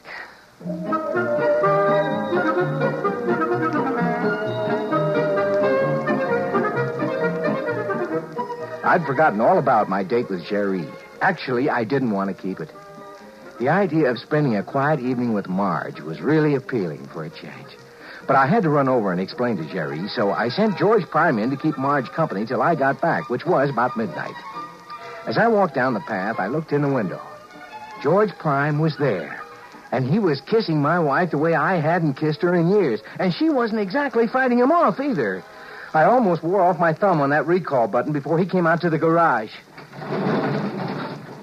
Are you there, George? It's me, GP. Well, it's about time. I'm sorry, old man. Sorry. Look, I saw what was going on in there. Well, you know, old bean, I am a Super Deluxe model. I should say you are. First thing tomorrow, big boy, I'm taking you in to have your circuits rewired. Look, aren't you being a little overly jealous? No, I mean for a man who wanted to get rid of his wife. I never said that. Well, I could never understand it personally. Listen. She's the one who's going to be suspicious if I don't get back there. Now, you give me that dressing gown and you get back in that box. Tomorrow morning, back to the factory.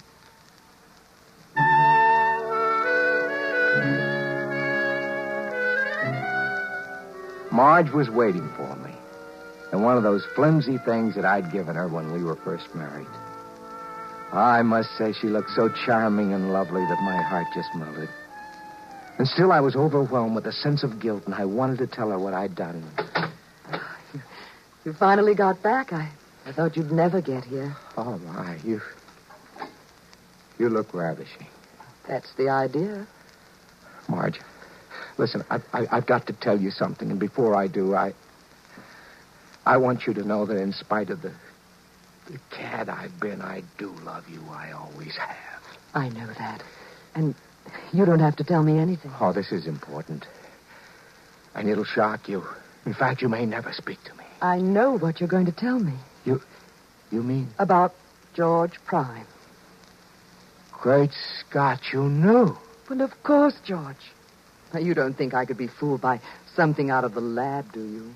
You've known all along? All along. Oh, Marge.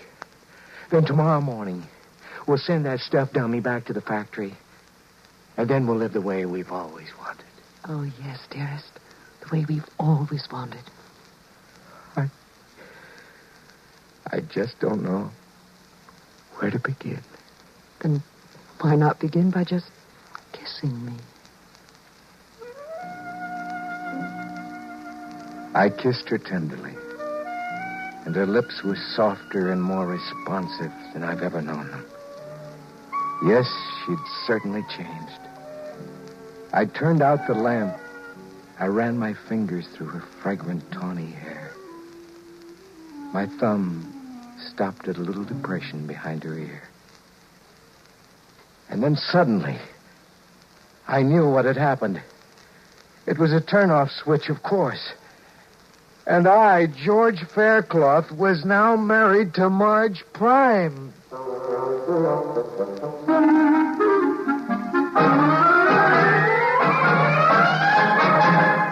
X-1 has brought you Prime Difference, written by Alan E. Norse and adapted for radio by George Lefferts. Featured in our cast were Lawson Zerbe as George and George Prime, Anne Loring as Marge, Evelyn Jester as Jerry, Merrill Joels as the salesman, and John Thomas as Harry. This is Fred Collins. X-1 was directed by George Voutsas and is an NBC Radio Network production.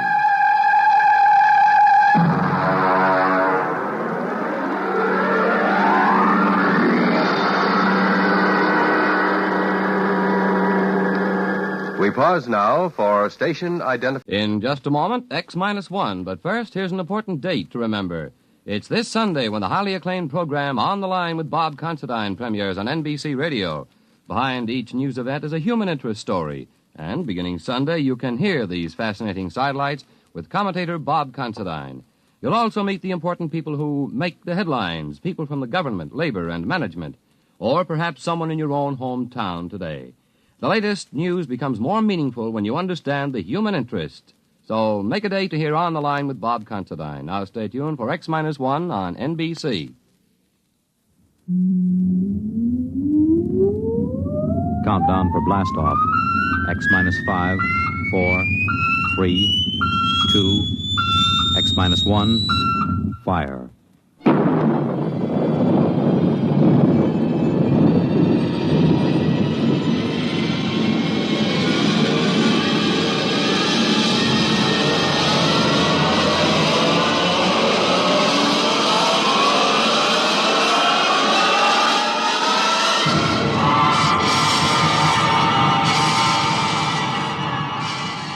From the far horizons of the unknown come transcribed tales of new dimensions in time and space.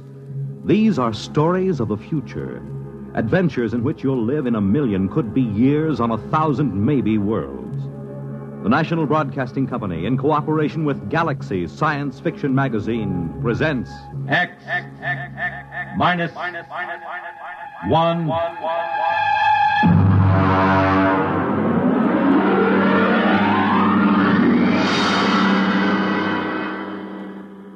Tonight, The Old Die Rich by H.L. Gold. The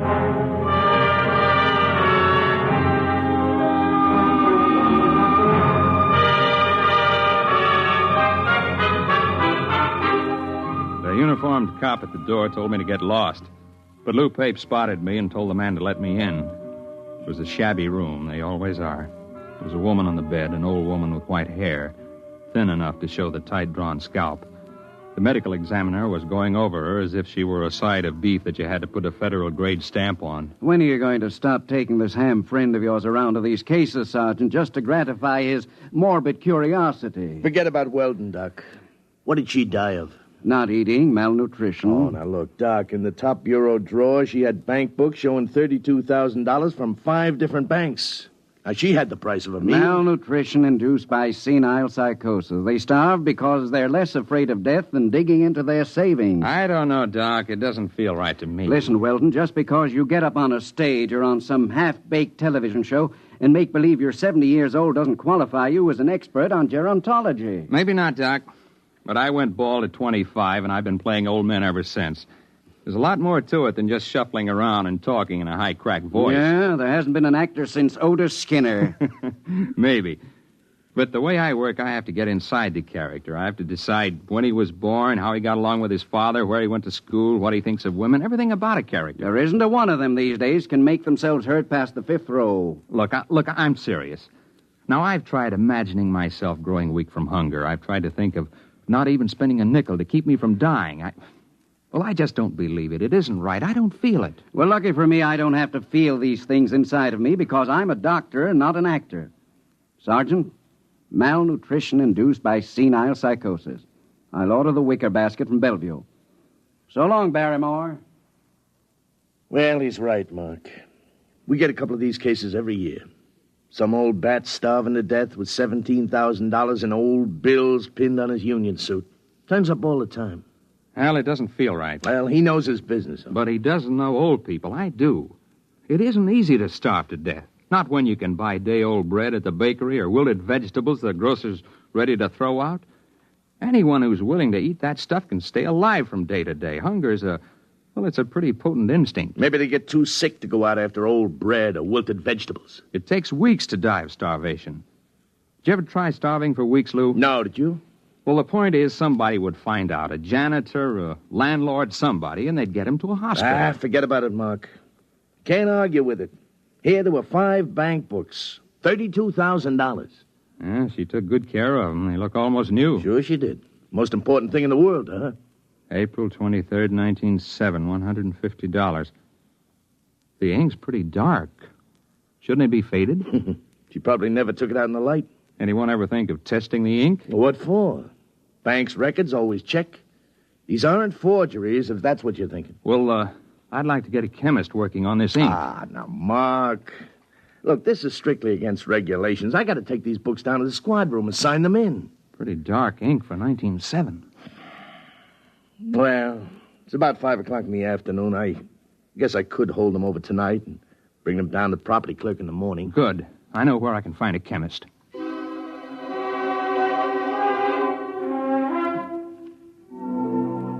Mr. Weldon, there's no doubt of it. The ink sample is typical of inks used 50 years ago.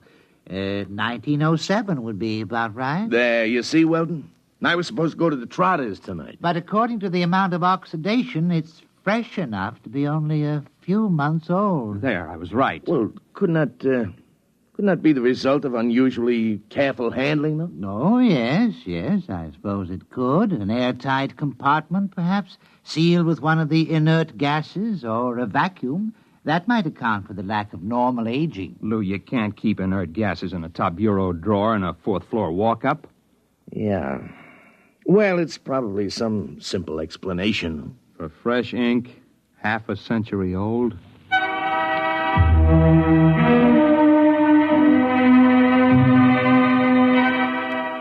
I've been going out on these cases for about a year.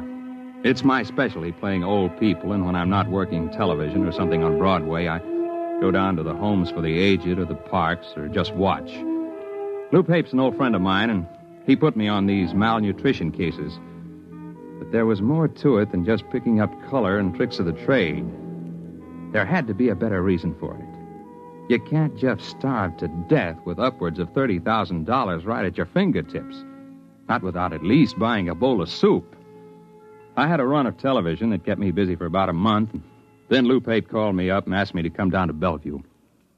I'll autopsy if you want it, Sergeant, but I can give you the cause of death right now. Malnutrition due to senile psychosis. What's up, Lou? Well, Mark, an old guy was found wandering around down on Hester Street. Suffering from malnutrition, he had $17,000 in cash inside the lining of his jacket. Is he alive? No, not now he isn't. Doc's got him in the room there, but he was stumbling around when the cop on the beat picked him up. Did he say anything? Well, he talked to the cop. Pretty smart young kid. Seems the old man kept talking about money and about his wife. She must have been dead 20 years. And then, just before he went out completely, he did say something, maybe 3 or 4 times. Well, what was it? El Greco. You mean the artist? Well, that's what Stankiewicz said. He's the officer who picked him up. Said he remembered he'd heard the name on that television quiz program. You know, the jockey who's the art expert there. El Greco. Probably some Greek restaurant where he was bumming his meals. Are you sure you want an autopsy, Sergeant? It's late. I won't get to it till tomorrow. All right, take your time, Doc. There's something else, isn't there, Lou? Well, maybe, Mark. We found the old guy's room, and there was an ad thumbtacked over the sink. Nothing too unusual. Yeah? Here it is. Men and women wanted, light work suitable for old people. No references required. Well, I checked it with the lieutenant. He says to forget it. He says it figures for an old guy to be interested in an ad like that. An old guy with $17,000 in cash? Yeah. Well, I didn't figure I'd argue with the lieutenant. You mind if I keep it? No, go ahead.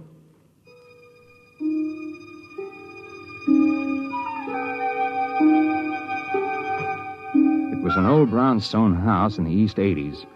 I got in line with the rest of the applicants. My face was lined with collodion wrinkles, and I wore an antique shiny suit and run-down shoes. It was a good makeup job. I looked more authentic than the rest of the old-timers who were waiting for the interview. I finally came up to where a woman was asking the questions. Name? Kernet. Louis Kernet. Kernet. Mm-hmm. Address? Well, I don't exactly have a place. I've been staying with a fella down on 12th Street, a friend of mine. I met him in the cafeteria. Mm-hmm. Previous occupation? Well, I worked at a lot of things. Used to be a printer way back. I could hand set... Do you have any references? Well... Family? No, ma'am. I haven't got any family. I had a cousin in Salt Lake City, but I haven't seen him in 30 years or more. The ad said you didn't need no references. Well, that's right. Now, will you wait in the other room? Yes, ma'am. Do I get the job, ma'am? Just wait in the other room.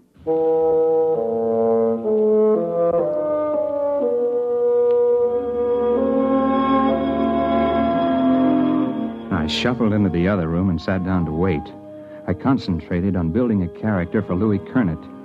If I was going to carry this through, I was going to have to play a better performance than I'd ever given before. About half an hour, a young woman came into the room. I'd planned to be dozing the way an old man would, and so my eyes were closed when I heard the door close. When I opened them, I was looking into the barrel of a .38 revolver. Are you awake now, Mr. Weldon? Huh?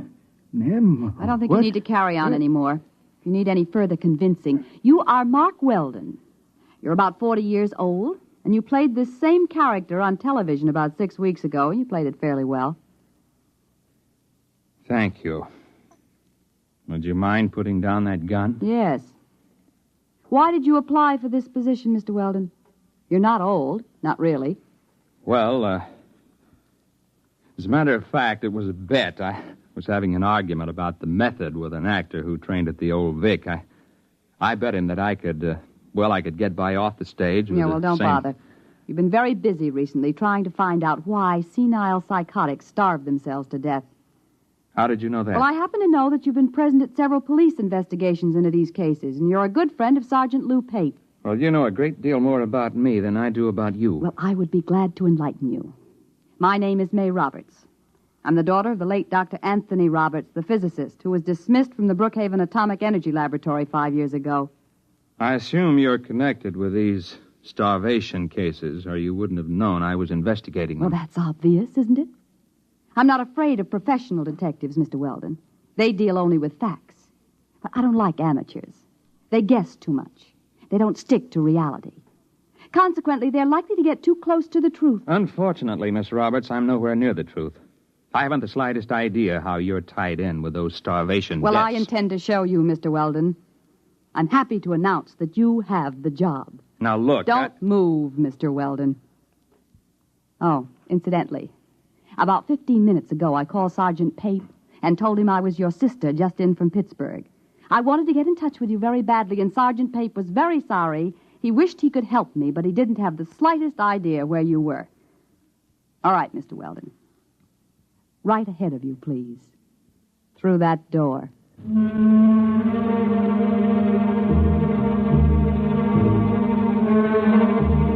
She didn't look like the kind of girl who would forget to hold the gun on me as I went down the hall. So that's all I did, just go down the hall. I climbed up to the 4th floor to a large room. There was a maze of electrical equipment bolted down, tubes and wires and dials. In the middle of the room was a wire mesh cage. She kept that gun on me, steady as a rock. She began to set readings on the dials and flip switches on the control panel. It'll take about 5 minutes for the field to build up, Mr. Weldon. Please get in the cathode area. You mean that wire cage? Go ahead. All right. Now, I wouldn't advise moving now, Mr. Weldon. The wire carries some 10,000 volts. Now, look, Miss Mr. Roberts. Weldon, you're curious, and you could turn out to be a great nuisance to me. As long as you come this far, we might as well both benefit by it. Benefit? You'll find a suit of clothes on the floor there. Put it on. But after all... Put it on.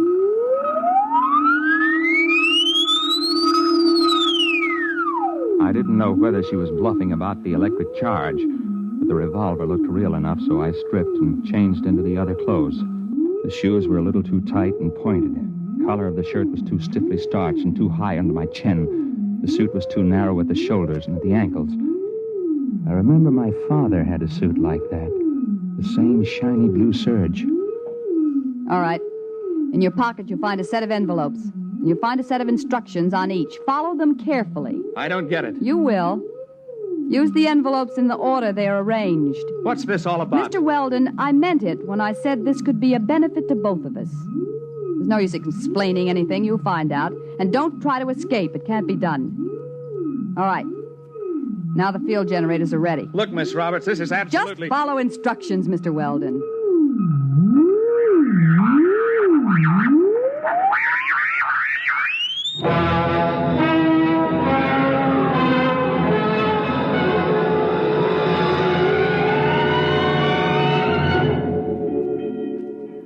I blinked. I was standing outside a bank on a sunny day in spring. I stared at the people passing by. They were dressed like the characters in a 1930 movie. The women wore long dresses and flower pot hats. The men had hard straw hats, suits with narrow shoulders. The cars were square with flat radiators in the front. There was a trolley car passing by, and suddenly I realized that the last trolley car stopped running in Manhattan years ago.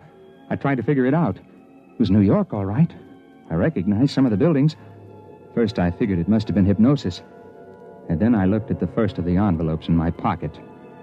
I read it and walked into the bank. Yes, sir. Our Mr. Golden tells me that you wish to open an account. Yes, that's right. Uh-huh. Well, we're very happy to have a new depositor. Very happy indeed. Of course, you realize the institution is in sound condition, very sound.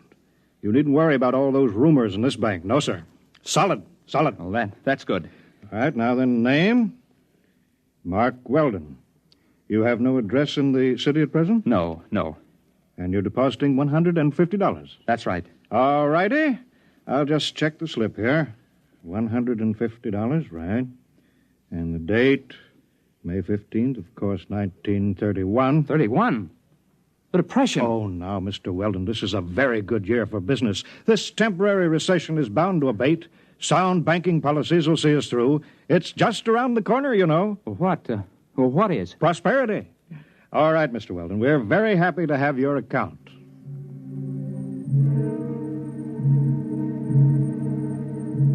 I went outside the bank, and I stood there in the spring sunlight and let the terror soak into me. Possibility of the entire situation was gnawing at the edges of my mind, and then suddenly I wasn't there. It was as fast as blinking. I was outside another bank in the same city. The date on the next envelope was May 29th, and it was still 1931. I made a $75 deposit there, and then $100 at another place a few days later, spending a few minutes each time and going ahead anywhere from a couple of days to almost a month. In 1934, I found myself inside a broker's office. Very well, Mr. Weldon. As I understand it, you are buying this stock for a Dr. Anthony Roberts. That's right. I assume the stock will be in his name? That's right. I'm just acting as agent. I follow instructions. Of course. Well, are you sure I can't convince you that you're making a big mistake? No, these are my instructions. Well, now, Mr. Weldon, we are a reputable brokerage house, and, well, frankly, I feel quite shaky about putting our clients' money into this kind of security. There's no future in it. It's a rare metal for which there is very little use for industrial purposes, and, however, if your client is adamant. I have my instructions. Very well, then. In the name of Dr. Anthony Roberts, 100 shares of Montana uranium. Most unwise.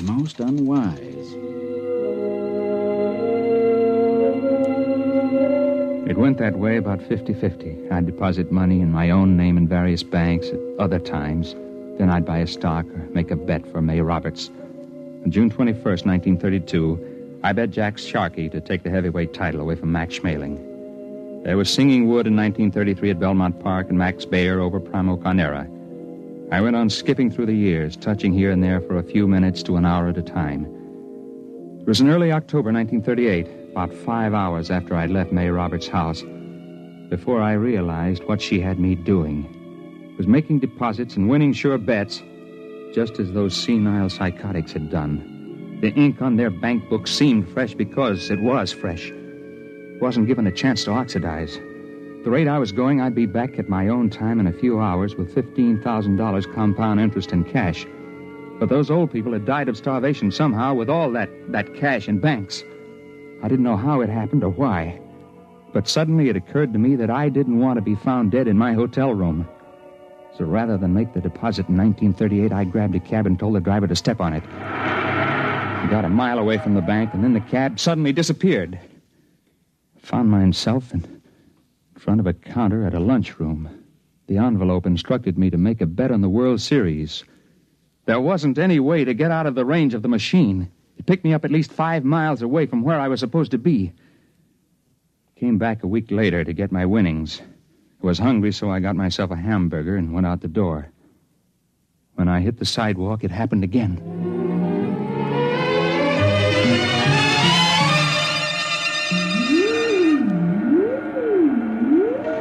Don't touch the cage yet, Mr. Weldon. I'll have to clear the charge. Hey, what happened to my hamburger? What? The hamburger. I had it here. It's gone. I'm hungry. I'll get you something to eat, Mr. Weldon, before your next trip. Well, you've done pretty well for yourself, haven't you? Yes, I have. About $15,000. I had ketchup on my sleeve. It's gone. Mr. Weldon, I want to talk seriously with you. Now you've seen part of what I'm doing. Part? My father was discharged from all his research and university connections because he insisted in publishing his findings on the temporal field research. All the conventional physicists explained that it was overwork and recommended everything from hot bouillon before retiring to psychoanalysis. Well, possibly both of these might have been beneficial. But the fact of the matter is that temporal field activities are quite true, and you've seen proof. Well, I suppose I have. So it seemed just a question of money, although obviously I can get all I need now. But sending people back through time to bet on sure things like uranium... It's a fair exchange. I pay well for service, don't I? I suppose so. But that isn't the most important thing. I've been able to save things that would have been lost otherwise. I've sent people back to find precious treasures that would have been destroyed or would have disappeared. Like an El Greco painting? Yes. And the original score of Mozart's Magic Flute that would have been burned in 1942, and a Picasso miniature that would have been lost at sea in 52. I have them all here. Stolen? No. Bought with money from the year itself at a fair price. Well, Mr. Weldon, I sent you back because I've needed someone to work with me on a regular basis. Someone who's faster and more alert than the old people I've hired till now. Why old people? It's a function of the field. You can't send somebody back to a year in which they didn't exist at all. I'm hungry. Please, Mr. Weldon, this is very important. My father died trying to prove the validity of his field theory to conventional scientists, and I don't intend to bother. We can become the most powerful people in the world. I don't feel very powerful now. You haven't got a sandwich hanging around. I want to make you an offer, Mr. Weldon. I need someone to help me expand the operation, plan the projects and research. I chose you because I was afraid that you might hit on the truth by yourself. Can I come out of this cage Be careful. now? Don't touch the contacts. The field reacts on a random factor for at least an hour after it's cut off. I'll be careful. Tell me, Miss Roberts, why haven't you been able to go back to the time that your father was alive and bring him back before he died? Dead tissue can't be transported. We've tried it with mice and rabbits from a laboratory in 1941, and they just disappear. Like my hamburger. Mr. Weldon, I assume that you're interested and that we can make our plans without using this revolver. I hope so. $15,000 is a lot of money. Of course, you were able to send those old people back a lot further. Some of them as far back as 1880. How long would they be gone? I mean, in subjective time. Several weeks. Perhaps a month, though more. There's only one problem, Miss Roberts. Well, I'm sure we can work out any details. Well, this one is a little hard to work out. You see, I'm hungry. I haven't been this hungry since I got lost on a hunting trip and went without food for 3 days.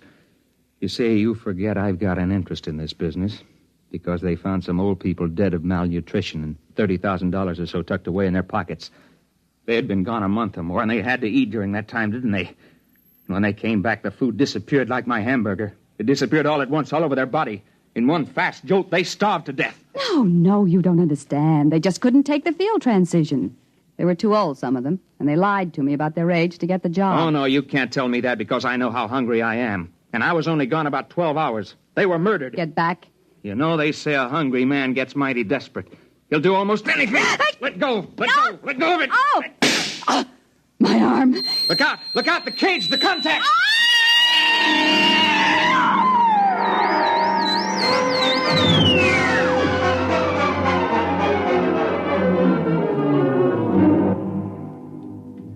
She fell into that cage and disappeared before she hit the ground. I didn't know what happened. I know she said the field worked in a random factor, whatever that meant. I called Lou Payton. He came to the house just after the fire started. Something went in the control panel, and it turned out to be a 4-alarm fire before they got it under control. There was nothing left of the machine. There wasn't much left of the brownstone house. Lou didn't believe the story I told him. You mean there won't be any more of them? No more senile psychotics starving to death with a bankroll in their hip pocket? No, I told you, Lou. Come on now, Mark. We'll get plenty more. We always have. No, I'll bet you won't. I'll bet you $1 there won't be another case like that. I'll take that bet.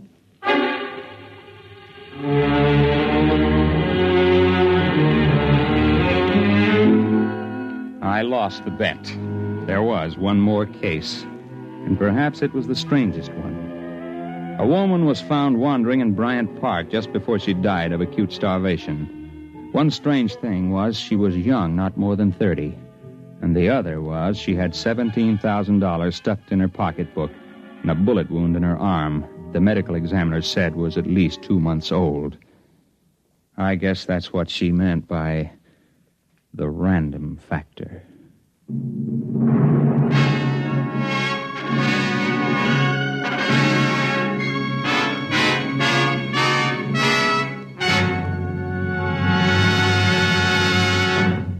You have just heard X-1, presented by the National Broadcasting Company in cooperation with Galaxy Science Fiction Magazine, which this month features This Way to the Regress by Damon Knight, the story of a man named Sullivan who, strangely enough, did not have a great future behind him, but rather a great past ahead. Galaxy Magazine on your newsstand today. In a moment, tonight's cast and a preview of next week's exciting drama. Farmers know they can't stop storms, floods, or droughts from ruining a crop.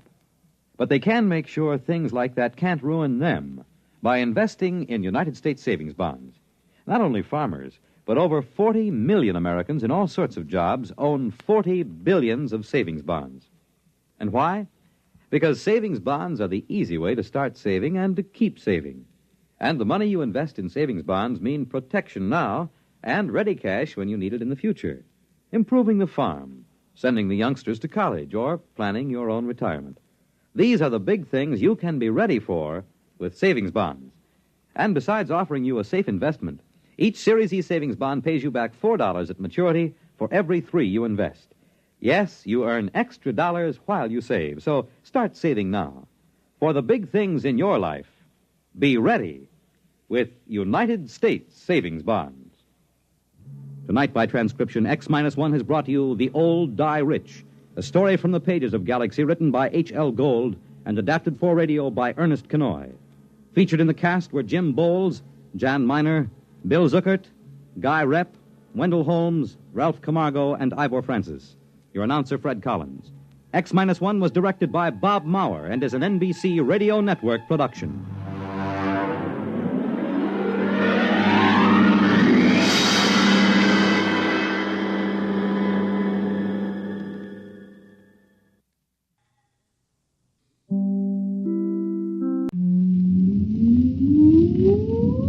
Countdown for blast off. X-5, 4, 3, 2, X-1, fire.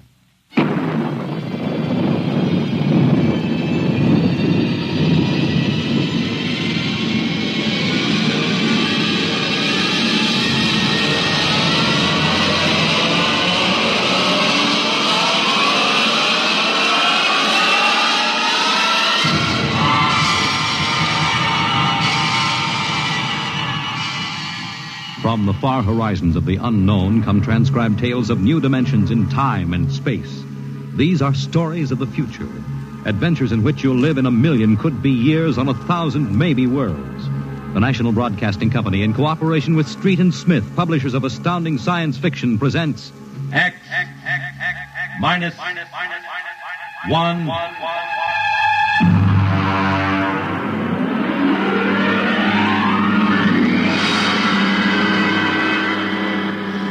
Tonight's story, The Green Hills of Earth.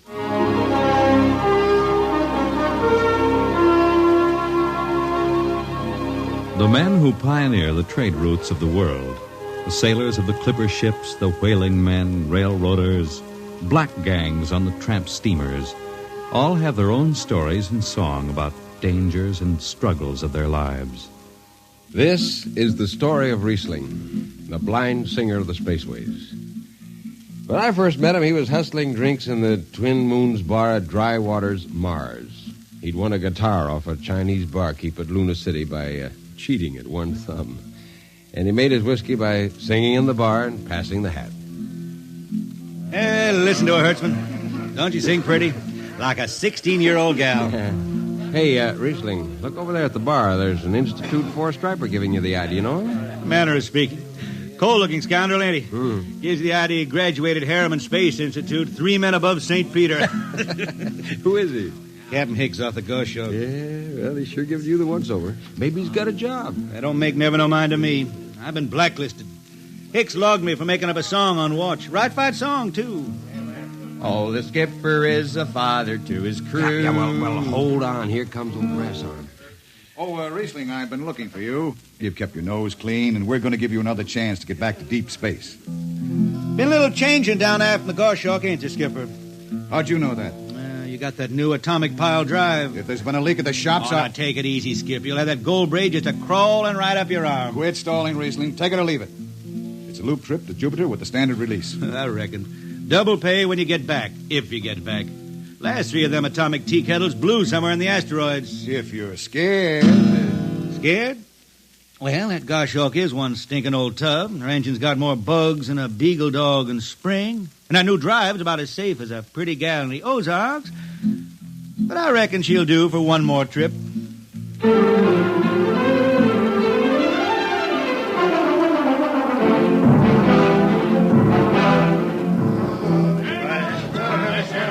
Welcome home, Riesling. Hi, Jimmy Legs. Meet my friend Hertzman. He can't hold his liquor no more than a sieve, poor boy. Riesling, you sober enough to sign the book? Drunk or sober, I make my mark. Stand aside. 3 X's? Took me a middle name. Ha, ha, ha. You 2 lay below. And Hertzman, yeah? Get him sobered up before the skipper makes rounds.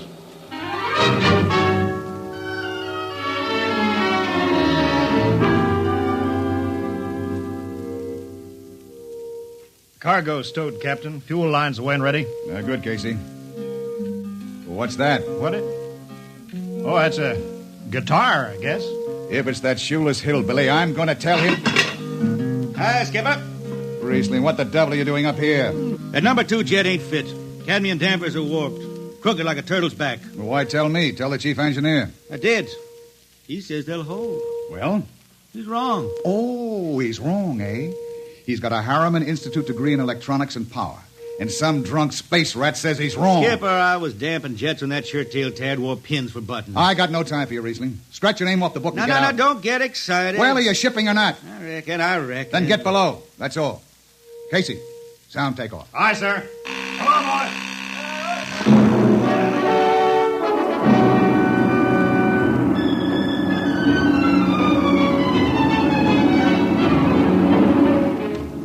On a Hawk-class clunker in those days, damping was done by hand with a multiplying vernier and a danger peeper. Jetmen slept with one ear tuned to that, and as long as the peeper ticked off slow and steady, we knew the ship was safe. For a while. Riesling, you better stow that guitar. If Jimmy Legs catches you, he'll blow a gasket. Don't worry, I could damp this tea kettle in my sleep. Yeah, how's number 2? All right, so far. Say, did you ever hear that song about Hicks? The one that got me blacklisted? No. Oh, the skipper is the father of his crew.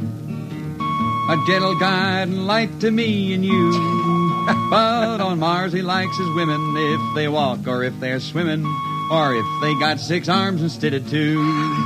Second verse is better. Yeah. The skipper likes his liquor by the quart. Yeah, he'd go from Mars to Venus for a snort.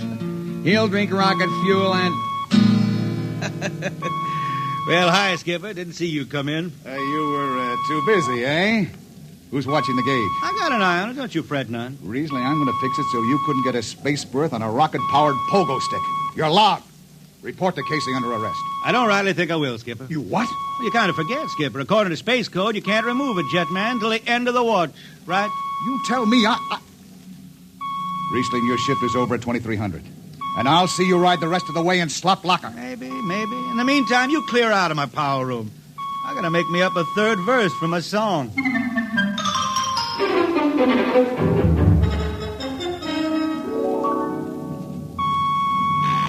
Yeah, I got it.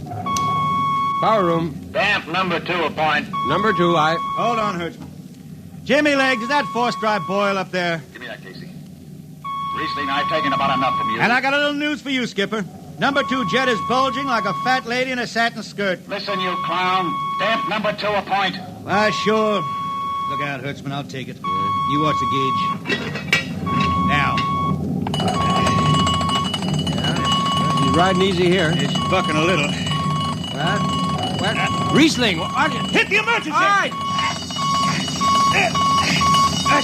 She won't damp. It's that warp. Yeah. There go the lights. Duck her! Duck! Riesling! Stay down behind the baffle. I gotta take a look. It's radioactive. Look out. I've gotta fish the hot stuff out of the tube. What's going on down there? Shut up, Jimmy Legs. I'm busy.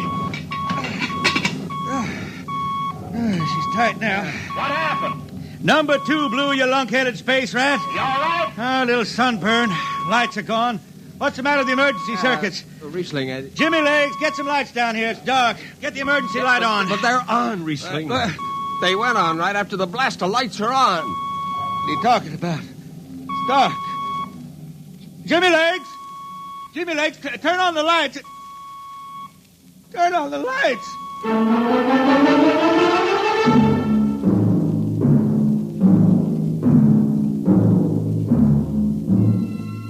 That blue, radioactive glow from the jets was the last thing Riesling ever saw. His optic nerve was burned out in an instant. He was in sick bay on the rest of the trip, and on the swing back, we set Riesling down at Drywater. I ran into Riesling about 2 months later, playing his guitar on a jetty that ran out into the canal. He had a dirty rag tied over his eyes with a jetman's knot, and his hat was on the wharf beside him. And when he finished, we walked out along the canal. Yeah, I'm doing right fine. Working saloons mostly. And I've been thinking some funny songs, Hertzman. The words come out different than they used to. Come on along the canal with me. Sure. Here, take my arm. I know the way. That's another funny thing, Hertzman. I figure I know it better than other folks. Look back there, towards the city. What do you see? New factory buildings? You could smell them from here. I still remember them old Martian towers, old before Bible times on Earth.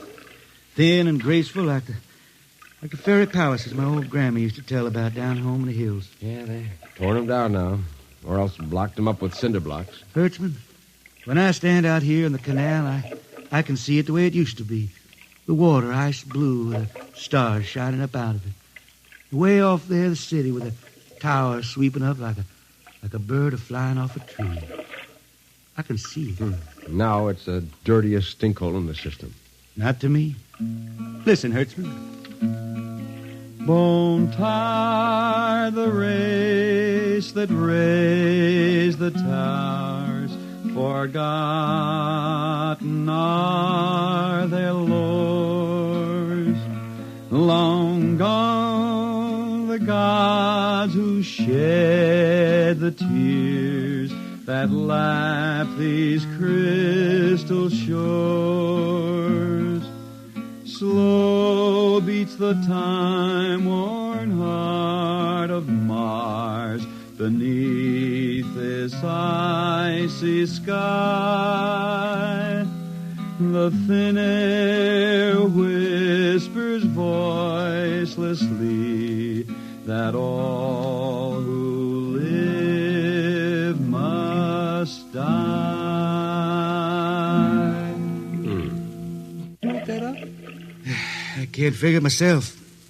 I never put words together like that before. I reckon it's just I got time now to study the words and shine them up in my head till they sing true. Why don't you go home, Riesling? Home? Earth. I've been thinking about that, Hertzman. When I was a young'un down in the Ozarks, I used to climb a big old oak tree my daddy had in the dooryard. You could see the hills for miles, green and cool. I've been thinking about that. Well, why don't you go back then? Someday, Hertzman, but I couldn't face those hills now. I couldn't stand to see black when I knew they was lying all around me, cool and green in the sun. I couldn't stand that. Yeah. Well, let's get back to town, Hertzman. I made $3.50 Martian today, and I'm all set to drink it down before dawn. Come on.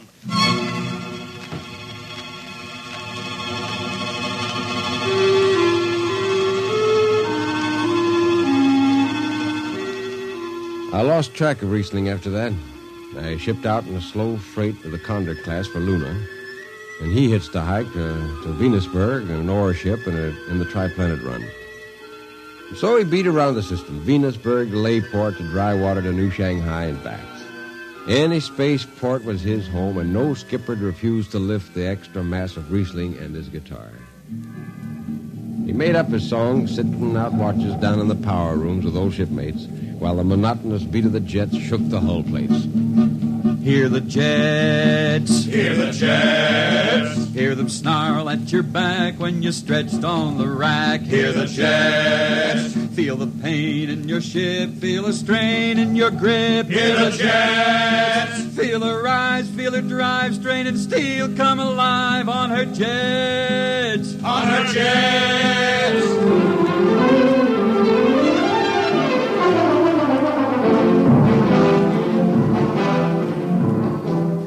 Little by little, his songs began to travel along with Spaceways ahead of him. Raw spaceman songs.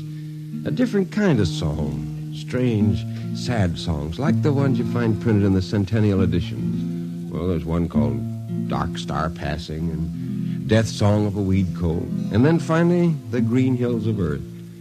It grew for 20 years, that song. They say it started way back when Riesling was down in the labor camps in Venus singing for the indentured men. When when he hit Venus, he'd always head out for the backwoods to sing for him. First, if someone will kindly pass a bottle. Oh, it ain't much, Riesling. Here. It'll do. Oh, what is that stuff? Tequila. You can't make him good here on Venus. What do you use? Karak bush. It is different. How'd you come to sign on? When a man comes out the village from the city, he says there's work. You sign the paper and you work. Work? It's work, all right.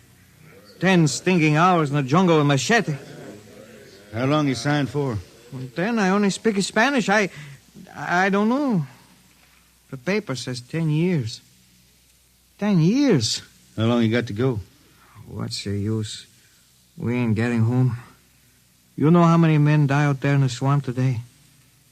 10 men. 10. What's the use? My mother, she's dead. My father don't care. Girl? Oh, she says she waits. I don't know. You sing some more, Riesling. We drink and you sing, huh? Maybe a new song, son. We rot in the molds of Venus. We retch out a tainted breath. See? Foul are her flooded jungles, crawling with unclean death. We've tried each spinning space moat and reckoned its true worth. Take us back to the homes of men and the cool green hills of earth. Take us back. What's the matter? Finish the song, Riesling. I can't yet. It just don't come. I'll finish it when I go home. That's it. When I go home to the hills. Now pass that bottle. A dawn whistle don't blow for 4 hours.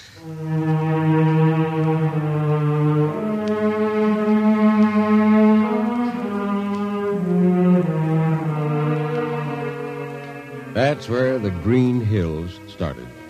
And I was there when it was finished. It was 20 years after that. And there wasn't a man flying or on the beach that hadn't heard of Riesling and his songs. He was getting old now for a spaceman. He was a familiar figure through the system. Tall, gaunt, with that dirty bandage tied across his blind eyes. I was a chief jetman then on the old Falcon. We were cradled at Venus, Ellis Isle, scheduled for a direct jump to Great Lakes, Illinois, on Earth. I was checking in Dunwich when Riesling felt his way up the gangway and came through the lock. Hey, Riesling! Who's that? Mike Hertzman. Hertzman? What are you doing on this old hog boat? Well, I figured I'd ride it back to Earth. Earth? You going home, Riesling? I thought you were never going to make that run. What changed your mind? Oh, I've been hankering to set foot in the Ozarks again. Yeah, how about those hills? Yeah, I've been singing about them so long now, Hertzman. I got to finish the song. I got to set foot in the dooryard and hear the wind through that oak tree. It's about the last thing I'll be doing. I got to get home before... Look, Riesling, There's a new company policy in effect now. No more deadhead rides. A new code book's in force. Oh, that don't bother me none. I'm riding her back to Earth. I'm going to finish my song, and it's got to be there. Yeah, but the skipper's one of them youngsters fresh out of Harriman Institute cadet training. He'll throw the book at you. At me? I've been around space as long as Haley's Common, Brewster's Ridge. I'm going back to Earth. The old green hills of Earth. I'm going home. All secured, Hertzman? Yes, sir. What are you doing here? This is Riesling, Captain. Riesling, huh? I'm dragging it back to Earth, Captain. Not in this ship. Shake a leg and get out of here. Oh, no, Captain, you wouldn't begrudge an old man a trip home. I can't do it. Space Precautionary Code Clause 6. Now, come on, clear out. Well, now, look, Skipper, you can slide me by onto the distressed spaceman's coals in that code book. Distressed spaceman, my eye. You've been bumming around the system for 30 years. Oh, Skipper, you're making me do something I never done to no one before. I'm an old man, an old blind man. I want to go home. I never crawled in front of a four-stripe in my life, but you got to let me drag home. The law says a man's got a trip coming to him, and you can stretch for a poor old blind man. Now, can't you? You got to, Skipper. All right, you old space rat, but keep out of the way. I run an efficient ship, and I don't want any trouble. Oh, no, sir, no trouble. I'll just lay down to the power room. I'd kind of like to be near the jets when they blast off for Earth.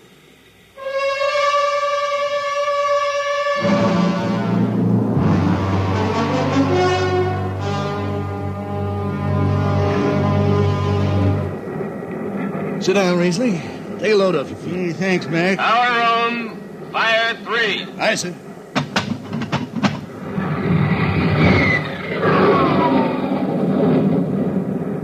Have you seen these new automatic tampers, Riesling? Don't have to do nothing, just sit and watch. Yeah, where's the peeper? Turned off. It's all automatic. You youngsters have it soft. When I was twisting her tail, you had to stay awake. You got the old hand-damping plates on? Oh, but the links, I unshipped them. They cover up the dials. You might need them. Oh, the automatics handle everything. Well, you're finally going home, Riesling, huh? Won't seem the same out past the moon. Yeah, I've been waiting for this a long time, Mac. It's going to be good to get home, I reckon. The argent sky is calling spacemen back to their trade. Mac, I got the emergency. The hand dampers. Where are the links? Mac, they ought to be on the wall somewhere here. I got them. What's the alarm? Emergency squad coming in. Stay out. The place is hot. Radiation blast. Stay behind the baffle. I got the links shipped. I can hand damper now. What's going on in there? I'm spilling Jet 3. Is this McDougal? McDougal's dead. This is Riesling on watch. Riesling!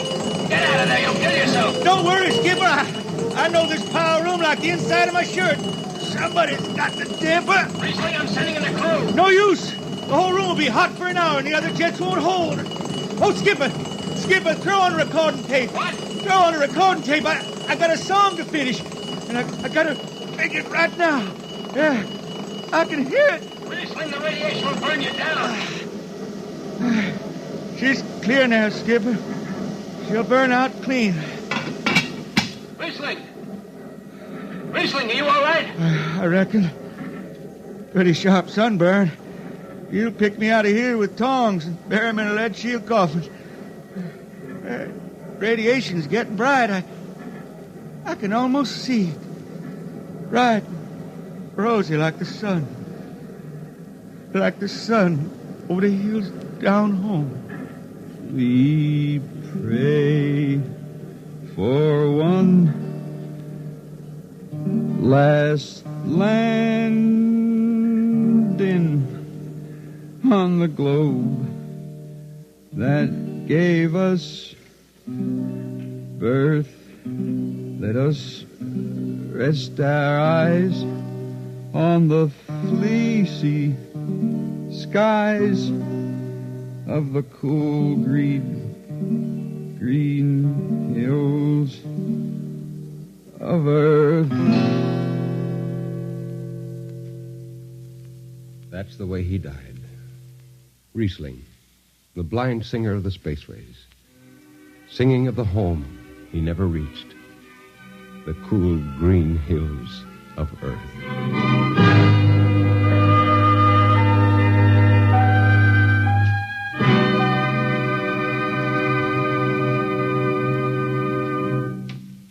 You have just heard X-1, transcribed by the National Broadcasting Company in cooperation with Street and Smith, publishers of astounding science fiction. Tonight's story, The Green Hills of Earth, written by Robert Heinlein and adapted for radio by Ernest Kenoy. Featured in the cast were Ken Williams as Riesling, Nelson Almstead as Hertzman, Matt Crowley as Hicks, Wendell Holmes as Casey, Bill Griffiths as Rodriguez, Bill Lipton as the skipper, and William Zuckert as McDougal. Original music for Riesling songs was written and sung by Tom Glazer. Your announcer, Fred Collins. X-1 was directed by Fred Way and is an NBC Radio Network production.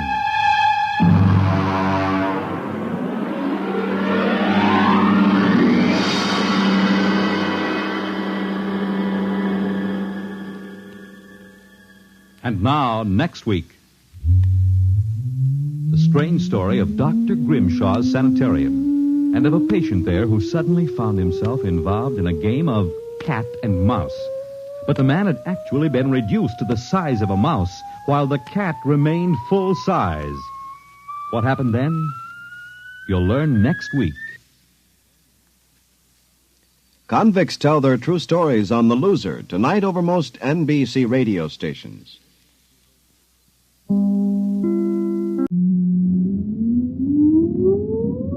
Countdown for blast-off.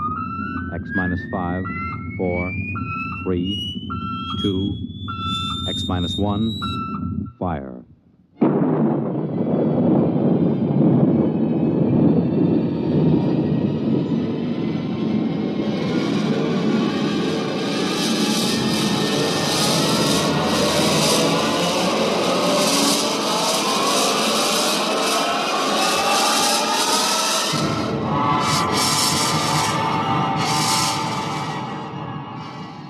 From the far horizons of the unknown come transcribed tales of new dimensions in time and space.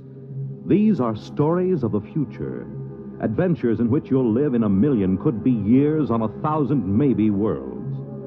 The National Broadcasting Company, in cooperation with Galaxy Science Fiction Magazine, presents X-1.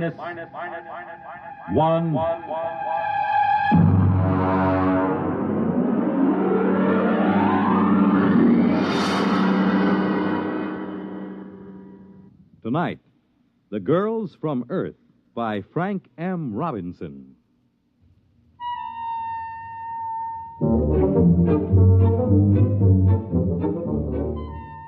Mike McDonald is the name. Firm of Beagle and McDonald, Interplanetary Promotions, number 1 Park Avenue, New York. Drop in sometime. Brand new offices. Had them decorated by one of the biggest guys in the business. You know, it's hard to believe that only 6 months ago, me and Charlie Beagle, my associate, were stranded in a one-tank mining town on Mars. Let me tell you about it. Here comes the waiter. Play it cool. Yeah, but we got no dough. Play it cool, I said. Gentlemen? I'll have the sirloin. One sirloin. Earth or Martian? Well, what's the difference? Well, the Earth sirloin's from genuine steers, $24 a pound. The Martian sirloin's from the domestic sloofer, $2. Charlie, you ever tasted sloofer? We'll have the domestic. Very good. A beverage? Got any coffee? We ran out of coffee in 1997. Haven't been able to get any. Try the muggle juice. Muggle juice? It's a Martian vegetable. Has a pleasant narcotic effect. You better make it whiskey. Whiskey? That we got. Fine. My friend will have the same. Yes, sir. Mike, would you mind telling me how we're going to pay for this sloofer steak? Relax. I'm thinking. And even more important, how are we going to get out of this burg? Charlie, what we need is a mark. A mark? A sucker. And if I'm not mistaken, this little guy with the glasses coming in now is just what we're looking for. Pardon me, sir. My friend and I are just in from Earth, and we don't know much about the customs here. I wonder if you'd be good enough to let us buy you dinner and tell us something about the town. Why, that's very kind of you. You needn't buy me dinner, though. After all, you're the guests here. Well, that's very nice of you. Do join us. Thank you. My name is Henry Mortensen. I'm geologist for the Interplanetary Mining Company. Mike McDonald and my friend Charlie Beagle. How do you do? Oh, pleasure. You say you're just in from Earth? Yes, that's right. Charlie and I are interested in uranium. Just sort of snooping around to see if there's a decent investment up here. Oh, I see. You'll forgive me. It's not much of a town, really. No, I don't suppose it is. After all, you take 20,000 men and plunk them down in the desert like this, and you can't expect much. 20,000 men. No tomatoes? Sir? Tomatoes. Girls. Girls. Oh, I'd almost forgotten what the word meant. No, you see, the Colonization Board hasn't been very successful in persuading Earth women to migrate here. There are a few female Saturnians, the four-armed variety, but aside from that... Well, what do the boys do for relaxation? Well, being a geologist, I'm naturally interested in rock formations. For relaxation? A great many of the men indulge in gambling, and of course there are limp phrases every glib day. Glib day? We have a 9-day week here on Mars. Oh. Tell me, Mr. Mortensen. Henry. Tell me, Henry, don't the boys get lonesome for the sight of a woman? Well, it is a problem. The men sign up for 9-year hitches. Most of them have forgotten what a woman looks like. Mm-hmm. Do most of these men plan to stay here? I suppose if they had families, they might. The pay is good, and I suspect most of them had their reasons for leaving Earth. I see. Well, how about yourself? Suppose you found the right woman, which in this case would be just about any woman. Oh, I'm very particular. Oh, I mean any woman who met your rigid specifications. Would you stay? You mean get married? Yeah, that's the bit. Well, of course, it's out of the question. No woman has ever showed the slightest interest in me. Well, suppose one agreed to marry you in advance, and she met all your specifications. Well, I've always wanted a family. Yes, I suppose I'd marry. That's very admirable. Very, very admirable. Here's the waiter with our dinner. Slew for steak, gentlemen. Good luck with it.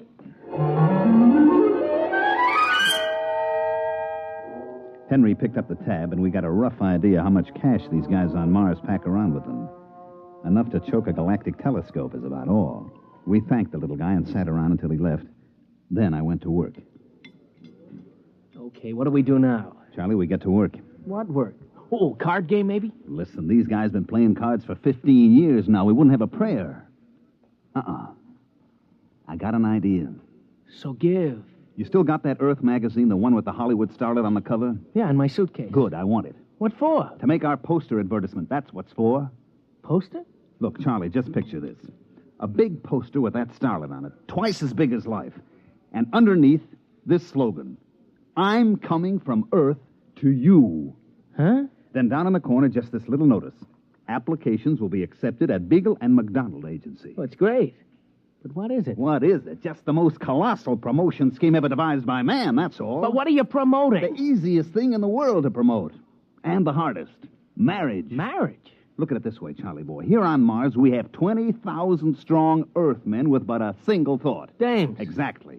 And on Earth, we have 20 million single dames with but a thought. Husbands. So? Oh, how you going to do it? All right, now we get this poster made. We put it up. We take applications. $100 a head plus the cost of transportation. We get the $100. Then we leave. But first we deliver the girl. Oh, it's a natural. A natural. Charlie, it's colossal. What's 20,000 times 100? $2 million. Wow, that's our profit. Wait a minute. What? How are we going to line up 20,000 girls and convince them to come up to this desert? I'm working on that. Come on, we got to find a printer to make our poster. What do we use for dough? You huck your watch. Come on, let's go.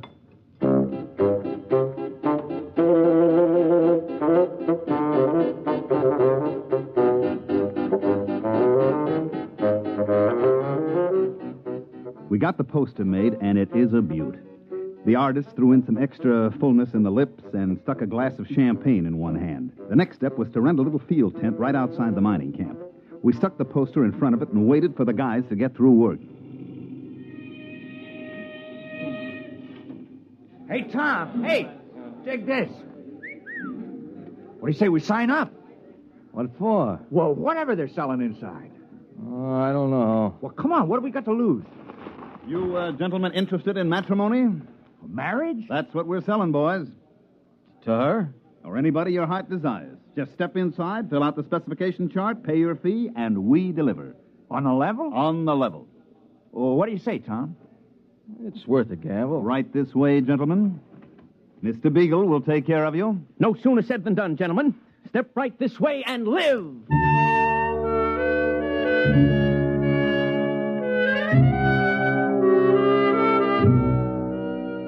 At the end of the first day, we had deposits amounting to about $15,000. By the third day, we had to beat them off with clubs. Everybody had a dream girl, and we were guaranteeing delivery. 40,000, 50,000, 60,000 bucks. Oh, Mike, what do you say we skip out on the first space freight? What are you, nuts? There's another million coming here, and my name isn't Mike McDonald. Oh, yeah, incidentally. Yeah. Have you figured out a way to deliver on this swindle? Naturally. You have? Of course. Oh. We just go down to Earth and put up a different poster. Guaranteed husbands. Every one of them an Adonis. What happens when they arrive? We get lynched? Look, while these ladies are en route to Mars, you and me are en route to Earth. Get it? Yeah.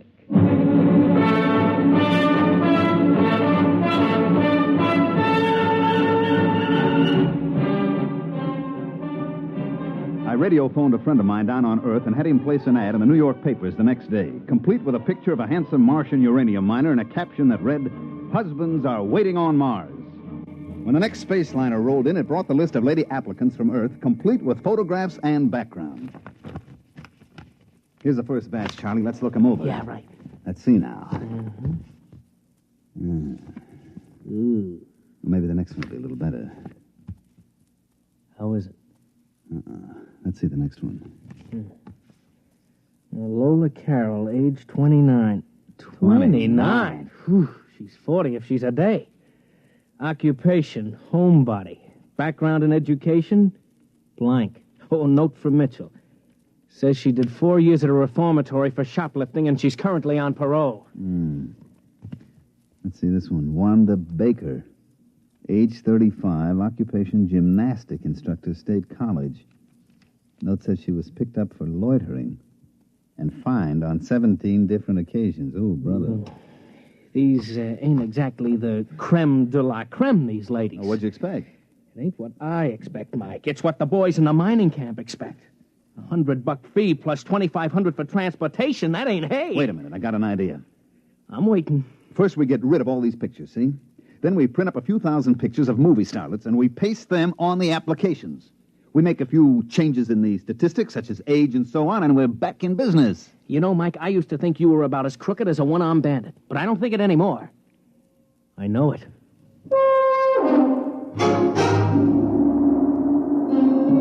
So we spent the next few nights pasting up pictures and changing age 38 to age 28 and so on. It was easy. Then we called in the applicants from the mining camp and gave each one the dope sheet on his prospective bride. Hey, Bill. Hey, look at mine. Lola Carroll, age 29. Boy. Mine's named Wanda Baker. She's 25. Well, you dig this picture? She's almost... What's wrong? Mine looks exactly like yours. What? Let me see. Take a look at those two pictures. You're right. Wait a minute. Hey, Mr. Mortensen. Yes? Take a look at this. Both alike. Most peculiar. Particularly peculiar since, well, mine looks like yours, too. You put in for a wife? Why not? Miranda Potts, age 25. A former lady wrestling coach. But the pictures puzzle me. I think maybe these guys are trying to pull a fast one. You may be right at that. Come, gentlemen, let's pay a visit to our benefactors, Mr. McDonald and Mr. Beagle. At the precise moment that Henry Mortensen and his two aggressive companions decided to drop in on myself and Charlie Beagle, we were in the process of tying our money into small bundles and placing it in suitcases, which also contained our clothes and tickets for the next rocket to Earth. It was very embarrassing. Oh, yes, gentlemen? We would like a word with you, Mr. McDonald. Well, Mr. Beagle and I are a little busy. I'm afraid it'll have to wait. Oh, what seems to be the problem? Just the three of us have the picture of the same girl clipped to our applications. Really? Well, let's have a look. Right here. Well, what do you know? Charlie, take a look. Huh? You imbecile, you didn't check for duplicates. Well, now I think maybe I have an explanation, boys. Go on. None of you has been on Earth for some years now, is that right? That's true. Well, you know how styles take hold on Earth. One year every woman's curly and blonde. Next year it's straight and brunette. Well, the same thing has happened with cosmetics, makeup, and so on. Now, gentlemen, when I was on Earth last month, every woman in New York was trying to look like a certain movie actress. It got so men couldn't tell their own wives apart. That isn't very convincing, Mr. McDonald. Look, boys, obviously there was some mix-up at the Earth Agency. They got the wrong pictures pasted up or something, but I'm sure it'll all straighten itself out. Now, if you don't mind, Mr. Beagle and I have to finish packing. We mind. You do? You do. Uh-huh. Tom, you take that money in those suitcases and lock them up over the company office. Now, boys, just a minute. That's stealing, boys. It's considered dishonest. We ain't stealing. We're just keeping the stuff in escrow, you might say. Till when? Till the rocket ships get here with the girls. If these dames are as gorgeous as you tell us they are, you'll get every penny of your dough. Suppose they ain't quite gorgeous. And you and your friend here are going to suddenly find yourselves unable to carry on as living humans. You fetch my meaning? I fetch.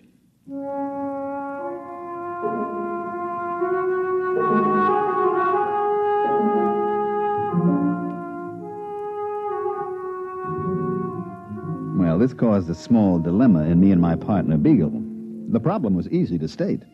We had sold these guys on the idea that they were engaged to be wedded to an assortment of lovely, desirable, attractive young girls from Earth. The contingent from Earth, on the other hand, was made up mainly of frustrated, lonely women and a goodly portion of female criminal types. The problem was how to convince these boys that they were not getting cheated. That's enough, Charlie. Now, the problem is how to convince everybody that he ain't getting cheated, right? Oh, you're a master of summing up a problem. Now how about solving it? Just give me some time. Look, the rocket fleet from Earth arrives here tomorrow morning at 9 o'clock. 20,000 very strong miners will be assembled at the rocket port waiting. True. So? Pour me a little more of that muggle juice. No. Muggle juice. We could get them all drunk on muggle juice, mass hypnotize them. I'm dreaming. So what do we do? I could make a speech, appeal to their better selves, say these poor, unfortunate women need love and affection, something they've never had. Uh-huh. How about makeup? Maybe we could hire a cosmetic man to make them up to look like the pictures. Sure. Or we could say that it's all a big mistake. We got the wrong shipment. Or we could kill ourselves. No need for that, Charlie. That's going to be done for us. Yeah, that's what I figure. Well, it's been a short life and a merry one. Drink up, Charlie. For tomorrow we die.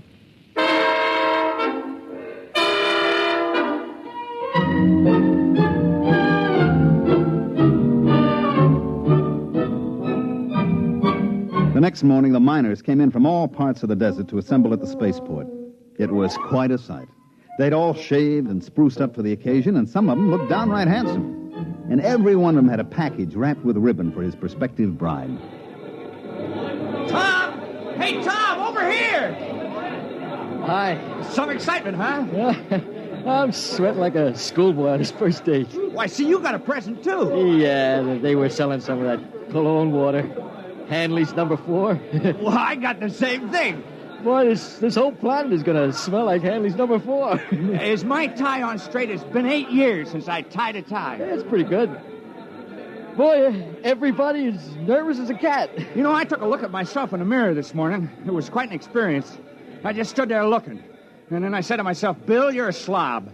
You couldn't get a girl on Earth. And if you're lucky, maybe the one who's coming today won't go back on the first ship. I was thinking the same thing. You suppose they'll be as glamorous as those 2 crooks told us? You know what? I hope not. I just wouldn't feel right bringing a real cultured, glamorous creature to that tar paper shack over near mine number 6. I was thinking the same thing. Hey, there's Mortensen. Boy, he looks like he's going to the radiation chamber. Good morning, gentlemen. Hi. Well, it shouldn't be long now. We ought to sight the first ship any minute. The fellow down at number 3 mine was trying to get out of it. He was so sure his girl would be disappointed. Well, maybe they won't expect so much. Oh, here it comes! Here it Attention! Attention, all men waiting to receive wives. The Earth-Mars convoy, Operation Big Date, is approaching the landing area.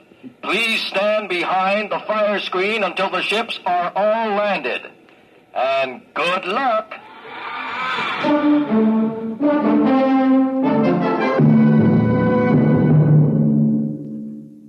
During all this, Charlie Beagle and I were more or less under guard back at our office. I say more or less because there were 6 miners with loaded guns sitting practically on top of us. In the distance, we could hear the rockets come blasting in for a landing. And then everything got very quiet. And we knew the girls were coming off the ships. What do you suppose is happening? Well, it's pretty quiet, Charlie. I guess the girls are coming off. Yeah, I don't hear no sounds of rejoicing. Now, just take it easy. You suppose they'll hang us or shoot us? Now, relax. Relax, he says, but... Oh, here comes a Jeep with Uncle Henry in it. Is he alone? Uh-huh. Well, so long, Charlie. Gentlemen? Now, look, Mr. Mortensen, this can all be explained. There was an error and the wrong girls got shipped. Don't try to explain it, McDonald. But you can't just kill us without even a trial. I mean, it isn't just. Who said anything about killing you? We're throwing a banquet tonight, and we want you and Mr. Beagle as guests of honor. As what? Guests of honor. You mean the girls were okay? Okay, they're lovely. The nicest thing about them, of course, is that they don't expect much. They seem to accept us with all our faults and all the shabbiness and ugliness of the life on Mars. There isn't a one of them who turned up her nose at the place. They seem thankful just to be here. And the guys, they all feel okay about it? Okay, they're like a bunch of kids. There isn't a one of them who wasn't scared breathless that he'd have some sophisticated glamour girl on his hands. No, sir. These are down-to-earth women who had it tough on Earth, and they figure to find some happiness here if it's humanly possible. Yeah, but how did the boys like the way they shape up? Charlie. I mean, there might be some that seemed a little older than the applications. You know how clerical errors can be made. Well, gentlemen, when you've been living on Mars for 15 years without having seen even a single Earth woman, you kind of lose the standards that Hollywood sets for us. As far as I and the other men are concerned, they're gorgeous.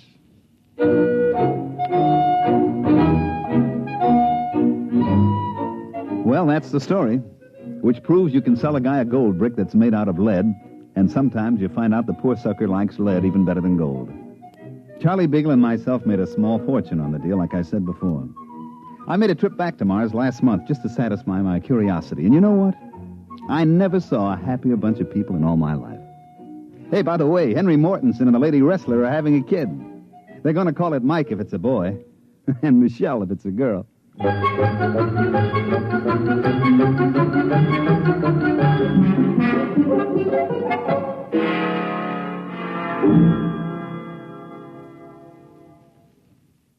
You have just heard X-1, presented by the National Broadcasting Company in cooperation with Galaxy Science Fiction Magazine, which this month features The Ignoble Savages by Evelyn E. Smith, the story of the Snadra, which had but one choice in its fight to afford to live below ground, to pretend that theirs was an above-board society.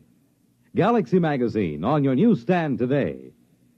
Tonight, X-1 has brought you The Girls from Earth, a story from the pages of Galaxy written by Frank M. Robinson and adapted for radio by George Lefferts. Featured in the cast were Mandel Kramer as Mike, Bob Hastings as Charlie, John Gibson as Henry, Jim Stevens as Tom, Dick Hamilton as Bill, and Phil Sterling as the waiter. This is Fred Collins. X-1 was directed by Daniel Sutter and is an NBC Radio Network production.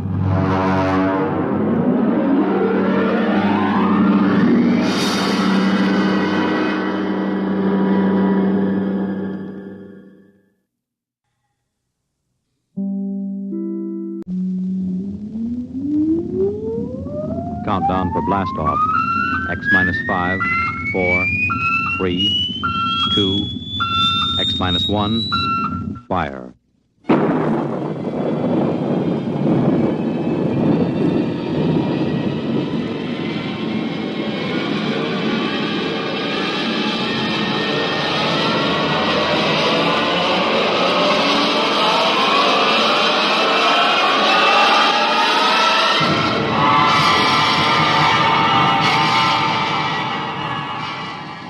From the far horizons of the unknown come transcribed tales of new dimensions in time and space. These are stories of the future, adventures in which you'll live in a million could-be years on 1,000 maybe worlds. The National Broadcasting Company, in cooperation with Street and Smith, publishers of astounding science fiction, presents X minus 1.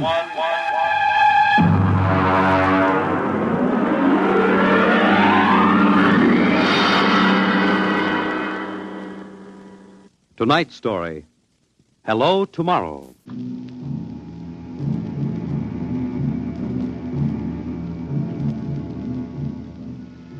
After the third atomic war, when the Earth was a mass of red radioactive dust, a handful of men and women went deep underground in the struggle for survival.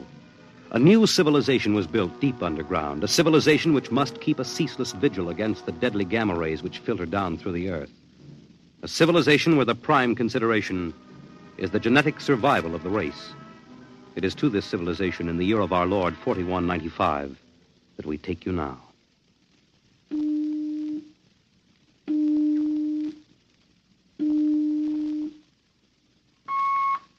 Professor Lois Burton? Yes. I have a call from the Director of Emotional Stability for the Third Oblong. Go ahead, sir. Hello, darling. Hello, dear. How is the Director of Emotional Stability? My, how impressive that sounds. Don't joke, dear. You never know who may be listening. Sorry. How are you? You sound tired. Well, we've had some bad cases. Mostly frantic mothers who insist on imparting their feelings to children. I suspect it's chromosomes affected by gamma ray leakage from the surface, but the head of the psychotechnic division says they're glandular cases. But that isn't why I called. I have good news. What is it? The genetic board has approved our application for marriage. So soon?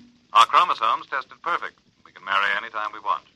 As a geneticist, you should know that our offspring should be 90 percentile of perfection. I know. What's the matter? You are happy about it, aren't you? Of course. Terribly happy. I'm coming right over to the lab. You'll have to give me some time. What's the trouble? No trouble. You know that genetic survey I've been working on? What about it? Well, I've finally gotten permission to study an actual living case, a specimen of imperfect genetic transmission. Really? They're bringing him, or it, up from the condemned cages on the lower level. You will be careful. There's nothing to be afraid of. The specimen is XJ12. It's been studied before many times and is quite well trained. Oh, there's my door signal. I'll have to hang up, darling. See you later. Yes? Professor Burton? Yes. I'm from the Phylogenic Institute. Oh, you brought my specimen? May I come in? By all means.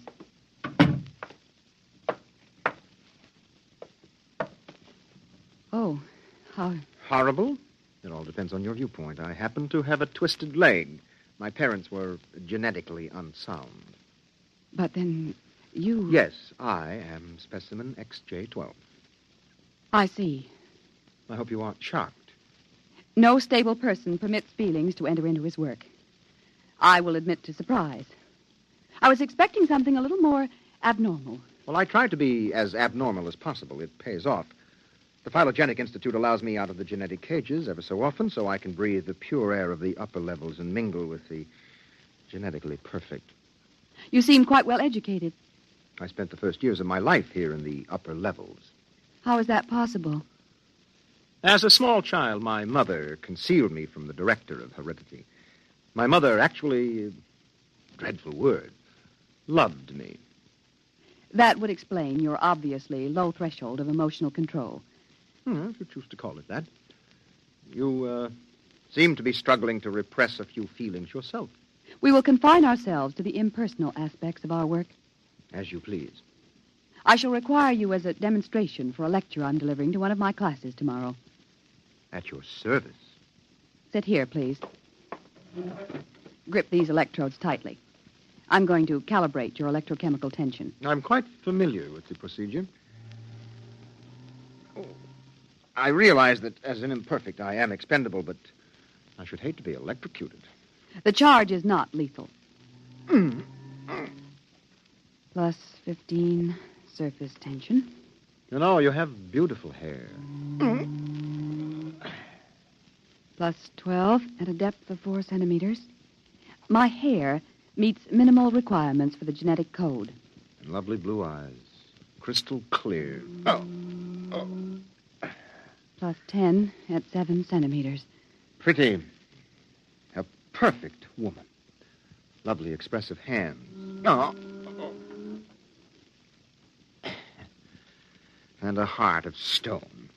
Like all the rest of you perfect survival types. Shut up.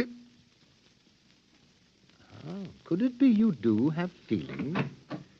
I seem to sense an air of emotional tension. It's nothing, dear. This is the specimen. You, specimen. Tell this dolt who I am, Lois. This is the Director of Emotional Stability for the Third Oblong. You will address him as Mr. Director. Mr. Director. This creature seems quite impertinent. He's only a specimen, darling. Well, use him and ship him back to the cages. He's probably radioactive.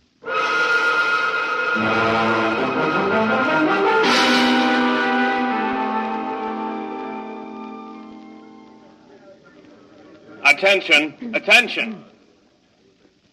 The next demonstration will be conducted by Professor Lois Burton of the Institute of Genetics. Her topic, the probability of radioactive damage in the chromosome heredity of imperfect non-survival types. Professor Burton. As you know, most imperfects are destroyed at birth. However, those who, for one reason or another, manage to survive are segregated in cages on the lower level for study purposes. The specimen we have today has been trained to tell in his own words about the factors in his upbringing. You will have to forgive his immature emotional control factor. He is, as you can see, quite different.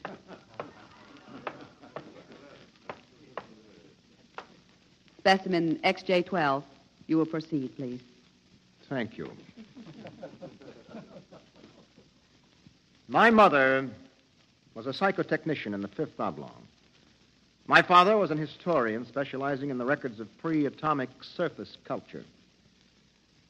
In the earthquake of 2170, apparently some hard radiation filtered down through the tunnels and penetrated the Fifth Oblong.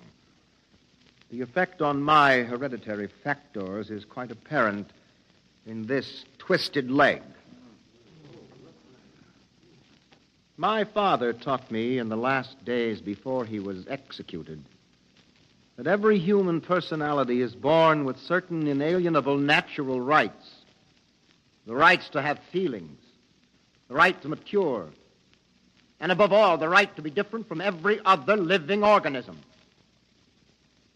Because it cannot be otherwise, I submit to you, distinguished students, that the attempt by this society to abridge these rights is a violation of nature. I submit that the imperfects, the mutants, those who are different, have as much right to exist and be free as you. And I say break open the cages. Stop him! Give us back the right to be individuals. Stop him! Oh! Perhaps that will teach you. Professor Burton, take this specimen back to your laboratory and confine him.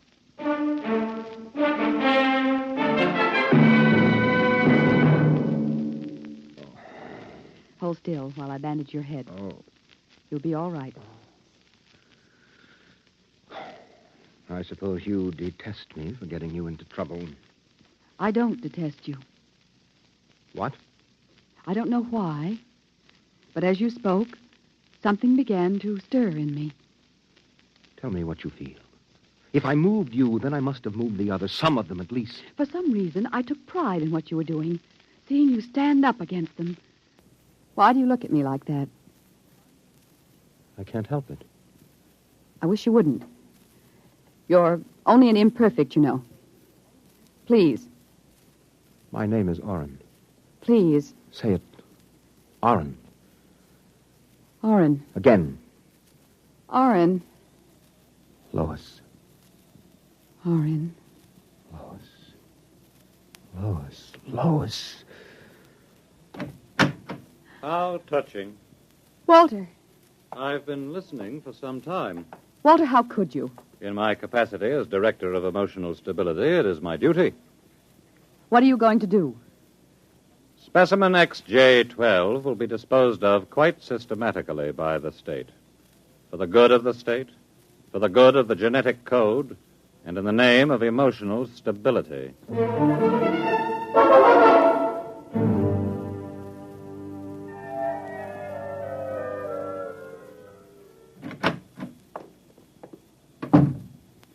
Walter, I have to talk to you. Go right ahead.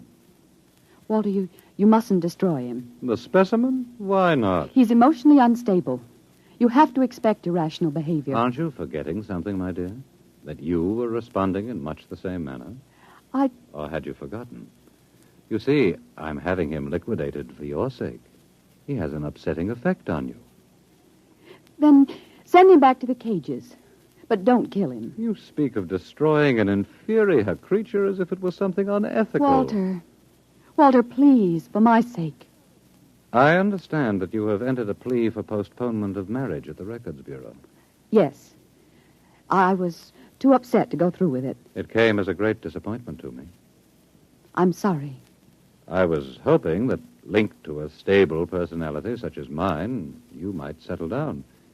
If you were married to me, I might even be persuaded to send him back to the cages instead of having him destroyed. Think it over. If I refuse? The choice is yours. Well, my dear? Perhaps you're right. I am. I suppose I ought to be rational about this. After all, he's an imperfect. I'm glad you've come to your senses. When can we be married? Tomorrow, if you like. The sooner the better.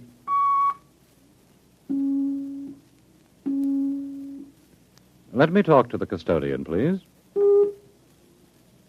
Hello. This is the Director of Emotional Stability for the Third Oblong. I would like you to cancel the execution of specimen XJ-12.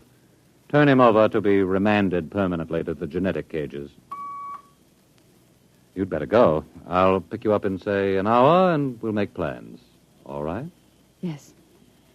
Yes, of course.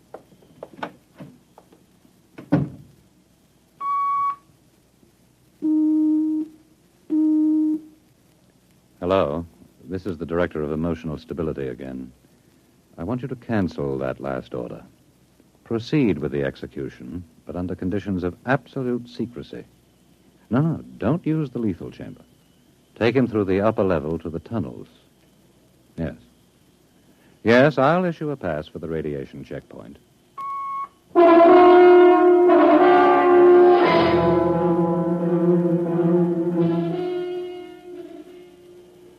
Into the elevator. Very well. Why are we going toward the surface? The cages are on the lower levels. Radiation check. I've never done that before. New procedure. Walk. Halt! You can't go beyond this point. There is radioactivity in the tunnels. I have a pass from the Director of Emotional Stability for the Third Oblong. Special mission. I'll open the airlock. March inside.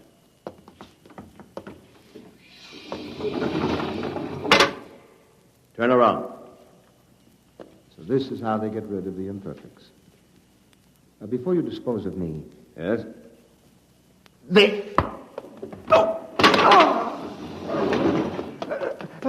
Help! Security! Security! What is it? What's happened? The prisoner struck me. He escaped into the tunnels. He won't last long. Can you go after him? I could send a robot, but it isn't worth the trouble. There's no way back from the tunnels except through here. The only other direction he can go is toward the surface. And the closer he gets, the hotter the radiation. No, I think you can consider your prisoner officially dead.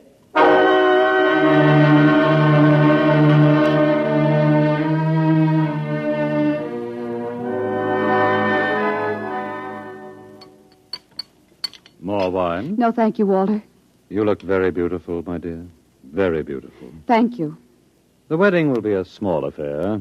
The Director of Endocrine Control, the Chief of the Security Guard... Walter? Yes? Was he returned to the cages? Oh, now, why must you spoil it? Was he, Walter? Well, as a matter of fact, there was a little difficulty. Difficulty? Yes, you see, XJ-12 escaped. How? Where? He struck a guard and ran off into the tunnels. The tunnels? But that's sure death. He's free to return any time he chooses. Now, don't become upset, darling. You planned it, didn't you, Walter? Stability, darling, stability. Stability, stability. Here's what I think of stability.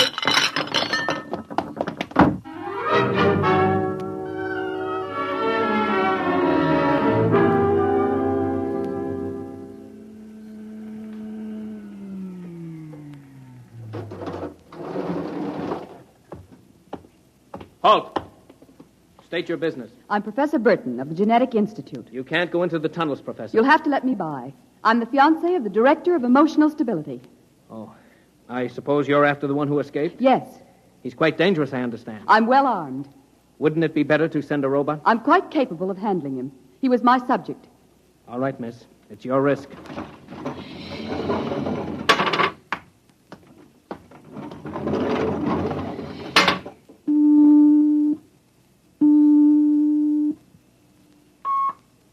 Checkpoint. This is the Director of Emotional Stability.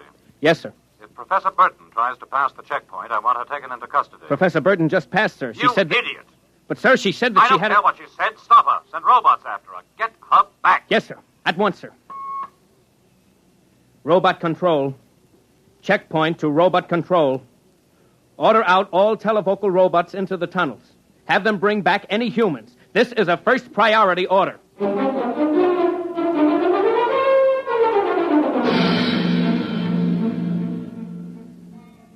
Oren! Oren! Oren! Oren! Oren! Oren! Oren, where are you? Oren! Hello? Oren! It's Lois! This way. Behind the rock. Over here. Oh, darling, darling. Lois, why did you come here? It's suicide. I had to. Oh, darling, are you all right? So far. You've got to turn back. Give yourself up. They'll kill You me. can't stay here. The radiation is +4 at this point. It gets worse as you approach the surface. Lois, darling, go back. What will you do? I'm going ahead. But you can't. I can. I'm going to the surface. It's certain death. Not even the robots can survive it. Well, at least I'll be the first human in 1,100 years to see what the surface of the Earth looks like. Come back with me. No, Lois. Then I'm going with you. Lois. Don't try to stop me, darling. There's nothing to go back to now. Nothing but Walter and emotional stability. You really want to come with me? Yes. You know what it means. I don't care. My mother used to believe there was a life after death. A place called heaven. We'll believe it, too. Oh, no, Lois, I can't let you go. Oren, I love you. See, I know how to say it now. Say it again. Oren, I love you. What is that? It sounds like... Oren, it's a robot patrol. They're looking for us. All right, come on. This way.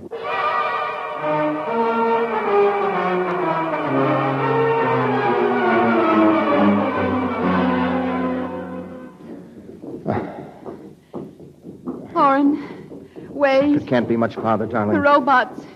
They're coming. I can see their lights now. Listen, they've stopped. The lights are swinging round. Oren, they see us. Come on. Look, Lois, look ahead. You can see the lights reflecting from something. It looks like a lead door. Yes.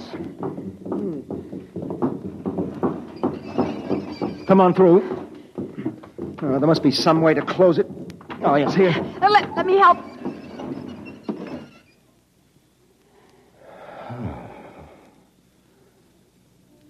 Well, they won't get through that. It's solid lead.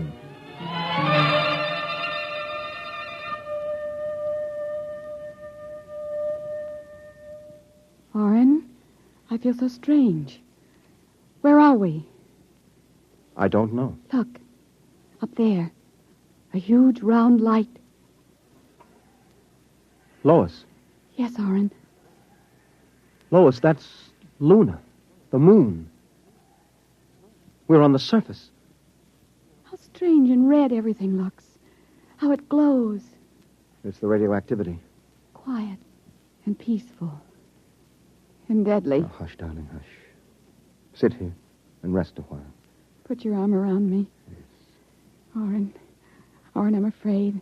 Oren, we're going to die. Don't think about that. Just think about us. Alone. The first humans to stand on the surface of Earth in 1,100 years. That door must have been placed there by the last handful of survivors who went underground after the atomic wars. And those other lights, the small ones, they must be stars.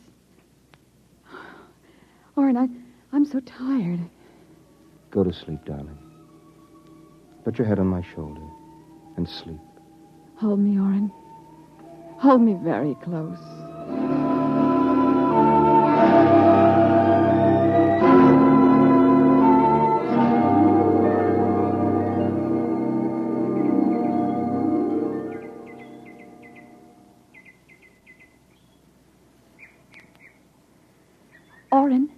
Hmm?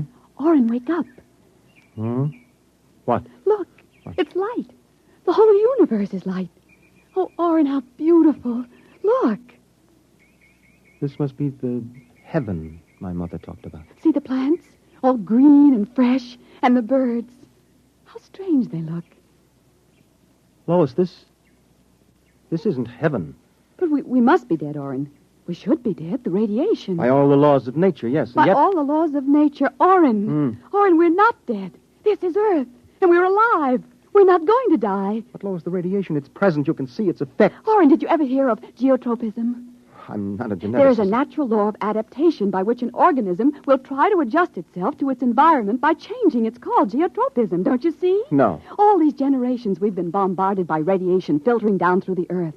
Each successive generation must have inherited some degree of immunity. But... Orin, it can't hurt us. Don't you see? We're immune. We're probably the first generation to inherit sufficient immunity. But, darling, if that's true, then we can transmit that immunity. We can pass it along to our children. And they to their children. Come on. We'll have to find food and water. The practical wife. Wait a minute. What are you doing with that rock? I want to scratch something on the outside of this lead door. Lois and Orin. 4195 A.D. Hello, tomorrow.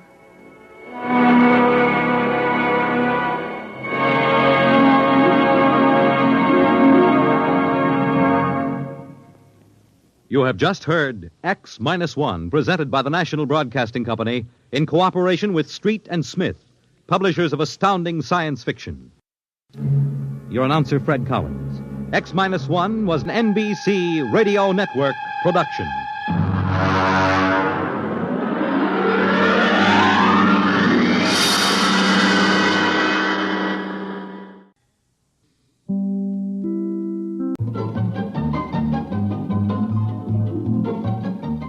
This is Walter O'Keefe, inviting you to listen in on the Nightline. Tonight, live the incredible life of ages yet to come, in a time that might be 1,000,000 years from now, on X-1.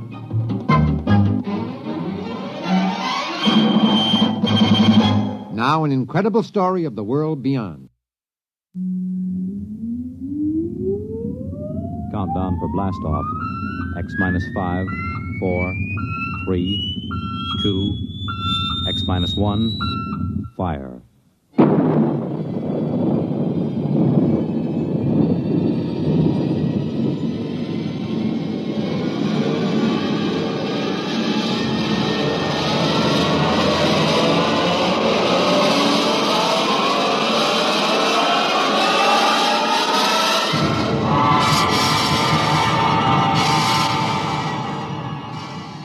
From the far horizons of the unknown come tales of new dimensions in time and space.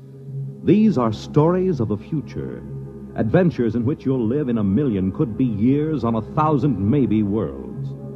The National Broadcasting Company, in cooperation with Galaxy Science Fiction Magazine, presents X-1.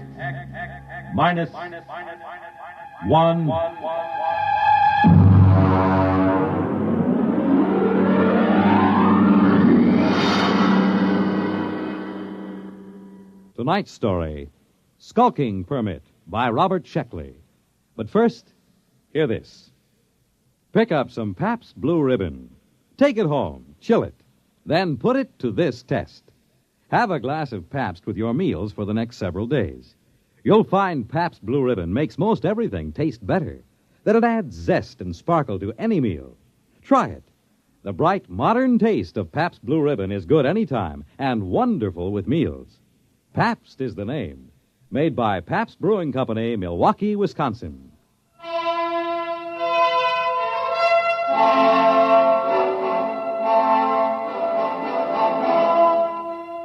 Now, X-1 and Skulking Permit by Robert Sheckley.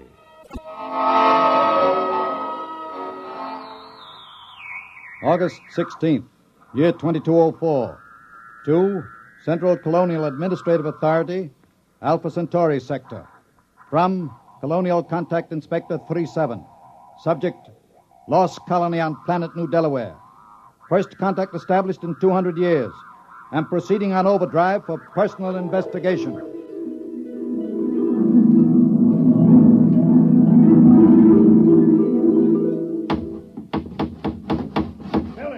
Billy Painter, I thought I told you to take consult it easy, me. Mayor. I put the sign up. No aliens allowed within city limits. What's an alien? Never mind. Look at the church. You painted it wrong. Now, look, here, I painted that church with a nice bright red. Now, what's wrong with that? I looked it up. It's a little red schoolhouse, not church house. Churches are supposed to be white. Oh, I got along fine enough in New Delaware for 200 years without either of them. Yes, I know, but we need them now, and we haven't got much time. Hey, when do I get a police chief badge? I read that a police chief always gets a badge. Make yourself one. Now, go on. All right, then. Oh, it sure is hot. I don't know why the inspector couldn't have come in the wintertime. Oh, Tom Fisher. Yeah? Come here, Tom. I've got a job for you. Well, now, look, Mayor, I'm on vacation. The fish won't be back in these waters till No vacation, not now. The inspector's due any day. Tom, how would you like to be a criminal? Well, I don't know.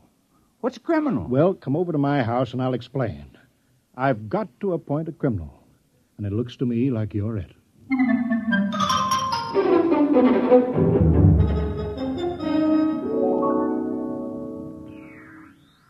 New Delaware.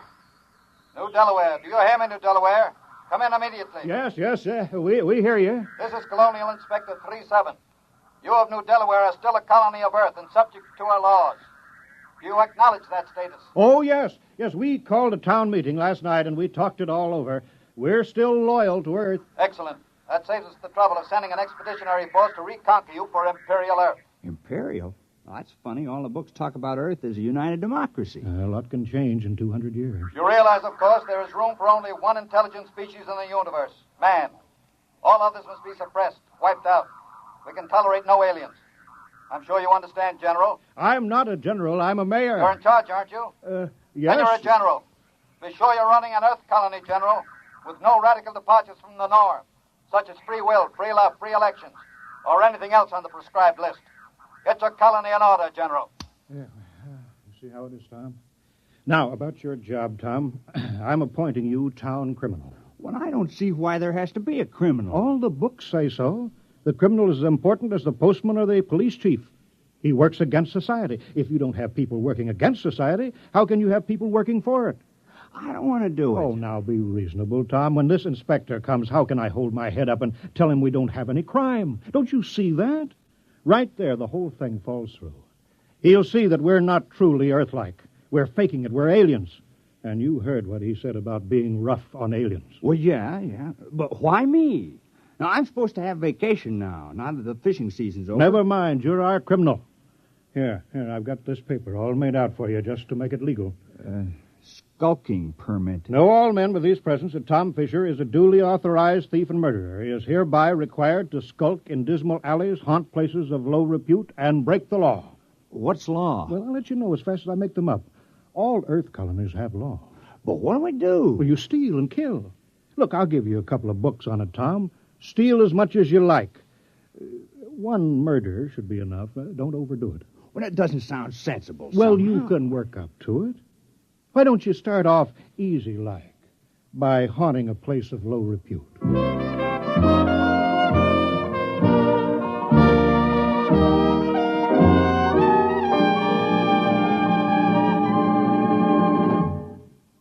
You're listening to Skulking Permit, tonight's attraction on X-1. Careful planning and sensible driving add up to an enjoyable vacation trip. Here are a few tips from the National Safety Council that should help make your trip a pleasure instead of a tense, nerve-wracking time. Before you leave, have the car given a thorough checkup to be sure it will always respond properly to your careful control.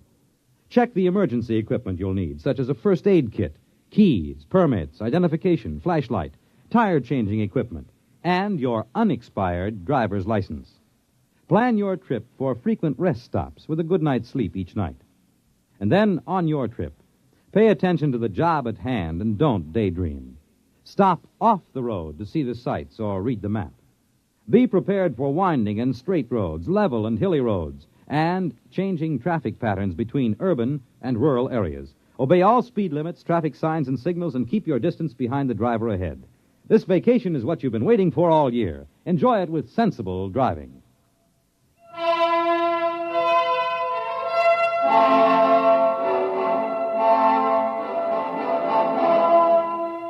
Now, back to Skulking Permit on X-1. Miss Filling. Hey, how come you ain't out thieving now, Tom? Oh, I'm planning. My permit says I have to haunt places of low repute, and that's why I'm here. Oh, this ain't no place of low repute. Well, you serve the worst meals in town. Oh, I know. My wife can't cook, but there's a friendly atmosphere here. Folks like it. Tom, now, just a minute there. Oh, hi, Billy. What do you have? I'm on official police business. Now, Tom, what are you doing with that beer? Drinking it. Tom, I think you were planning on stealing it. You're a suspicious character. I think I better lock you up for further questioning. No, Billy, what are you doing? I'm doing my duty, Mayor. Tom here is looking mighty suspicious. The book says... I know what the book says. I gave you the book. You can't go arresting Tom, not yet. Huh? Acting suspiciously isn't a crime. All right. But I was just trying to do my job.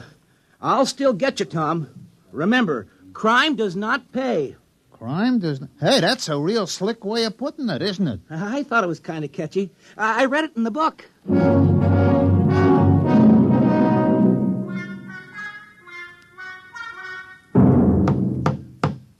Morning, Marv.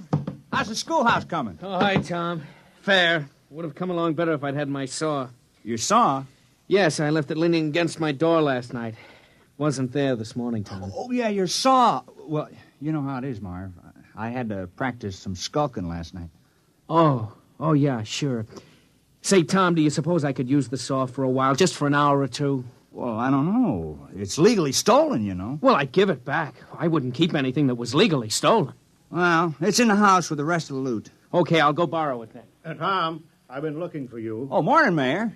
Did you steal my bronze plaque? Oh, I certainly did. Oh, well, I was just wondering. Well, you got your murder planned? Time is running short. Inspector may land any hour now, so let's get that killing over with. Oh, well, then, I guess I'll kill George Waterman. Why? Why? Why not? What's your motive? Well, I thought you just wanted a murder. Who said anything about a motive? We can't have a fake murder. On Earth, every murderer has a motive. Oh, well, I don't like the way George walks. Never did, and he's noisy sometimes. No, that might be good enough for a crime of passion, but you're a legal criminal, Tom. You're ruthless and cold-blooded and cunning. You can't kill someone just because you don't like the way he walks. That's silly. But I'm supposed to make somebody cease to exist. I mean, like, take Marv Carpenter. Here he is today working on the schoolhouse. Big fella. Now, if I kill him, well, he wouldn't work anymore. Now, I've been trying to imagine it. Marv Carpenter lying on the ground with his eyes glaring open and his mouth twisted and never going to hold a piece of wood in his hands again or never sing a song or have a beer or anything. It just kind of makes me sick. I mean, I can go on with the thieving, but murder... Yes, I know, but it's your job, Tom. It's for the good of the village. Murder? Oh, I better go have another beer. Hey, what's that? That must be the inspector's ship landing. Come on, let's go see.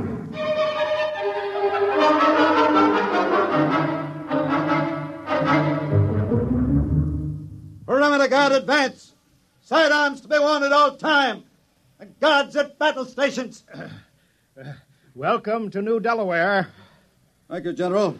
I'm the inspector. This is Mr. Grant, my political advisor. Is this the capital of the colony? Well, I'm afraid there's only one village on the whole of New Delaware. Only one? Grant, I told you when we surveyed that planet we were wasting our time. Patience. We're ready, General. Let's inspect your village.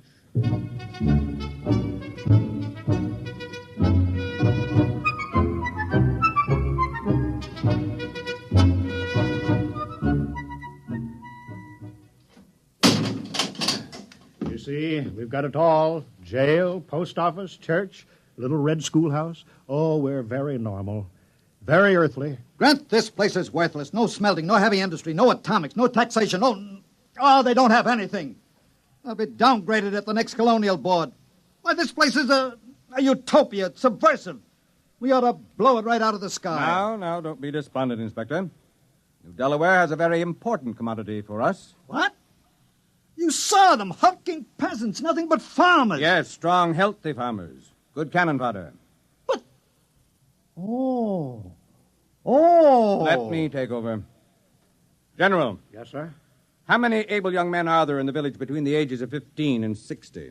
Why? You see, General, Imperial Earth is engaged in a war.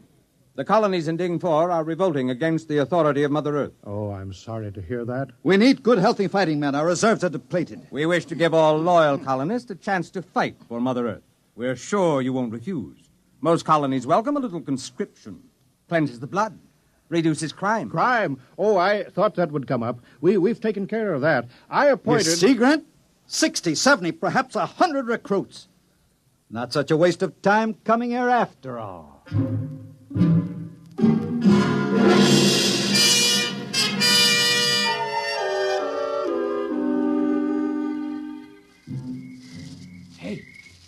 Hey, wait a minute, Mayor. Oh, hello, Tom. What are you doing? Well, you said there had to be a murder, so No, wait just a minute. Look, I didn't mean me. It can't be me. You haven't any motive. Well, I've been pretty sore about you appointing me town criminal. Look, it was the mayor who appointed you, wasn't it? Well, sure. Well, then, look, I'm not the mayor anymore. I'm a general. Look, you see, stars, gold braid. Well, what's that got to do with it? Well, you missed the ceremony this afternoon, Tom. The inspector said I had to wear a general's uniform. It was a very friendly ceremony. All the Earthmen were winking at me and each other. Oh, congratulations. But you were the mayor when you appointed me criminal, so my motive still holds. Yes, but killing a general isn't murder. It's mutiny. Oh, well, I'm sorry. Oh, that's all right, Tom. It's just that I've read up on it and you haven't. Well, I better get back. The inspector wants a lot of the men he can draft. Are you sure this murder is necessary? Oh, yes. Yes, absolutely. Just not me.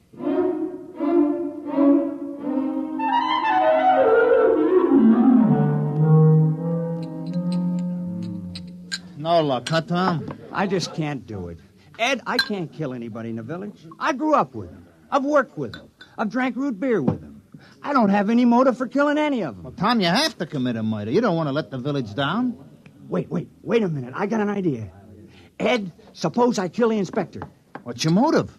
Oh, it would be a very terrible crime. I'd be killing for glory, for fame, for notoriety, and it'll show Earth how earthy New Delaware really is. Well, they'll say crime is so bad here that a criminal actually killed their inspector on the very first day. Yeah. Well, how you going to do it? Well, one of those soldiers got drunk on a bottle of your Keebler juice, and I stole his gun. Well, I better get going. I'll wait for him on the path between the mayor's house and the ship. Yeah, good luck, Tom. Yeah, thanks.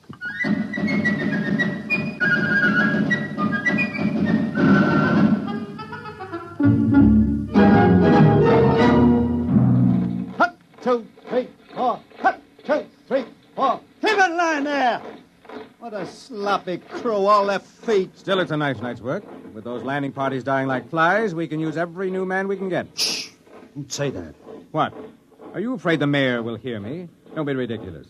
It's a completely passive population, sheep-like, obedient. But wait till those sergeants get hold of them at the base. They'll whip them into first-class fighting men in no time. Halt! Stand and deliver! Why, it's Tom. Hands up, Inspector. I got you covered. Now, the rest of you, drop your guns and move out of the way. What? Now, see here. Now, go on. Now, drop those guns.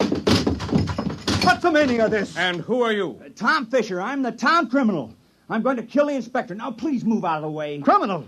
So that's what the mayor was prattling about. Now, I know we haven't had any murders in 200 years, but I'm changing that now. Move out of the way. Well, I suppose I'd better get out of the line of fire, eh? Now, wait a minute, wait. Now, don't move. Now, I know just how to do it. I've been thinking about it. I'll push this button and you'll die. Now, you'll fall down on the path, and your eyes will be open, and your mouth twisted, and no air going in and out of your lungs, and no beat to your heart. And I can't do it. Here's your gun. Take it. I don't want it. Quick after him. Sergeant, have the entire ship's company turned out. General, I want all your people out looking for him. Shoot on sight. Kill him instantly. Oh, we couldn't do that. Although we appreciate the compliment. What that means? He's a criminal, yes. That's what I'm trying to explain. I appointed him. We had to have one. You what? You mean you had no criminals? Well, No, I'm afraid not. I'm terribly ashamed. You see, we knew how uncivilized we were, and that's why we did it. I'm dreadfully embarrassed that Tom couldn't handle the job. Why did you give the assignment to that particular man? Well, I figured if anyone could kill, Tom could. He's a fisherman, you know. It's pretty gory work. And he wasn't able to kill the inspector?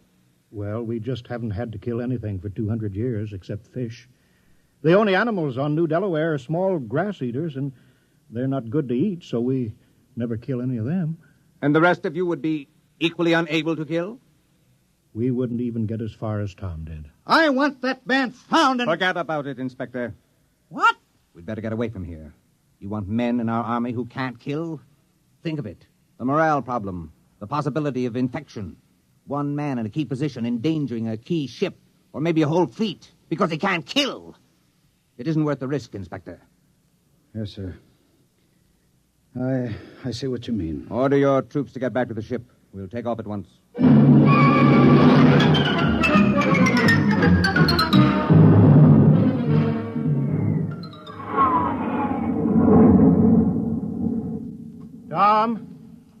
Tom, you can come out now. Tom, they're gone. He's hiding around here somewhere, Mayor. Yeah. Tom? Oh, Tom. Here I am. I'm sorry I bungled it. I guess I won't be needing my skulking permit anymore. No, I guess not. Well, we did our best. I had the chance, and then I let you all down. Oh, Tom, it's not your fault. And look how long it took Earth to get civilized. Thousands of years, and we were trying to do it in 2 weeks. Yeah. Well, we better get back to the village. Looks like rain. Yep. Soon I'll start fishing again. Say. What is it, Tom? I think I could have done it if I'd only had the sense to think of the inspector as a fish. Well, it's too late now. I guess I'll let the village down.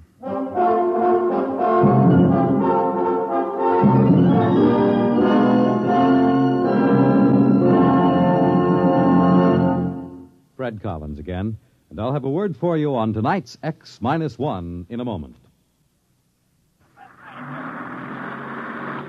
This is Bob Haynes speaking to you from somewhere in the Caribbean. I am aboard a UDT personnel landing craft. That's the Underwater Demolitions Team. We are right now on our way out to rendezvous with United States submarine Sea Lion. Monitor took you there. Some men go over Niagara Falls in a barrel. Some people sit on top of flagpoles. But we have a man by the name of Rajah Phillips from India who is buried alive right in the center of a furniture store here in Owensboro, Kentucky. And Monitor took you there. Big events, little events, offbeat events, comedy, music, news, and sports. They're all part of the top variety of entertainment Monitor brings you all weekend long. This is Frank Blair inviting you to join us on Monitor every weekend and Friday nights, too, on most of these NBC stations. You have just heard X-1, presented by the National Broadcasting Company in cooperation with Galaxy Science Fiction Magazine, which this month features Blaze of Glory by Robert Silverberg. Galaxy Magazine on your newsstand today. Tonight, X-1 has brought you Skulking Permit, a story from the pages of Galaxy written by Robert Sheckley and adapted for radio by Ernest Kenoy. Featured in our cast were Richard Hamilton, Wendell Holmes, Dean Almquist, Mandel Kramer, Ted Osborne, Santos Ortega, and Bob Hastings. This is Fred Collins. X-1 was directed by Daniel Sutter and is an NBC Radio Network production.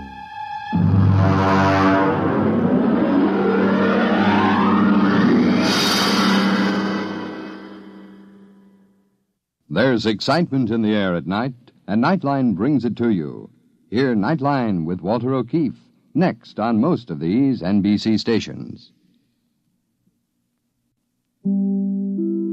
In just a moment, X-1, but first... Now, there's a melody you'll recognize, Opus number 1 in the inimitable Dorsey style. Then there'll be lots more of your favorite tunes, old and new, on NBC Bandstand all this week. The Dorsey brothers will appear in person, and you'll also enjoy some of the sweetest music this side of heaven by Guy Lombardo and the Royal Canadians. Wayne King and Freddie Martin come along, too, together with bright personalities like Bert Parks and Johnny Mercer. It's wonderful live music weekday mornings with NBC Bandstand. Now stay tuned for X-1 on NBC.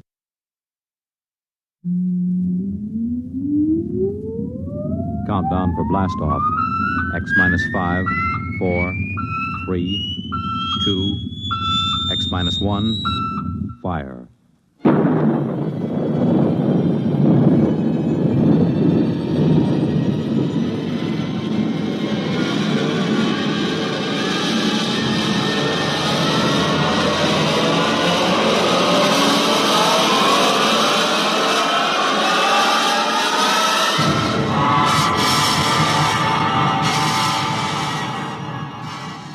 From the far horizons of the unknown come transcribed tales of new dimensions in time and space.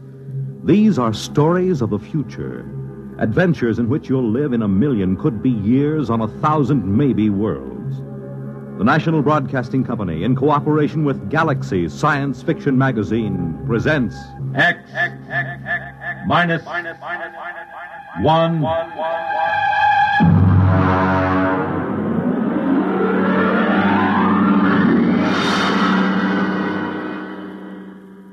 Tonight, The Last Martian by Frederick Brown.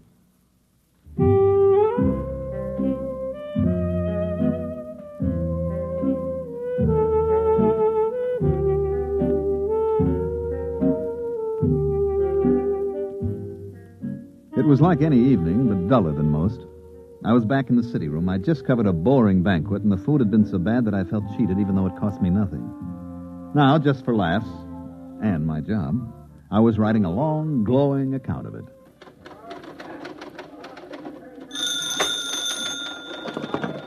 City desk, Corrigan. Yeah? You what? Mm-hmm. Yeah, sure, why not? Okay, Barney. Yeah. Bill. Yeah? You finished typing that banquet story yet? Finish it, huh? 30. Okay. You know Barney Welch, don't you? Barney's bar? Of course I know him. I know you know him. It's just a rhetorical question. What about him? He just phoned. So? He's got a guy down there. Who? Claims to be from Mars. What, is he drunk or raving or both? Barney doesn't know, but he said there might be a gag story if you want to come over and talk to the guy. Drinks on the expense account? Yeah. You got a deal.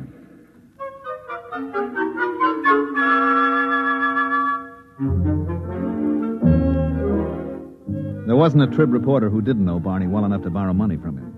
I made for the bar like a St. Bernard makes for a fallen traveler and ordered a quick one with water on the side. Keep the bottle handy, Barney. Which one is the Martian? You see the tall, dismal-looking guy sitting alone there in that booth? Over there? That's him. What's his story? Well, he says he just got in from Mars 2 hours ago, and he's trying to figure it out. He claims he's the last living Martian. Mm-hmm. Does he know I'm a reporter? But he'd talk to anybody who'll listen to him. What's his name? He says it's Yangan Dow. I'll talk to him. Now, listen, Bill. Yeah. Don't get him violent or anything, huh? I don't want no trouble in my place. Oh, now, don't worry, Barney. Look, dish up 2 beers for us, and I'll take him over with me.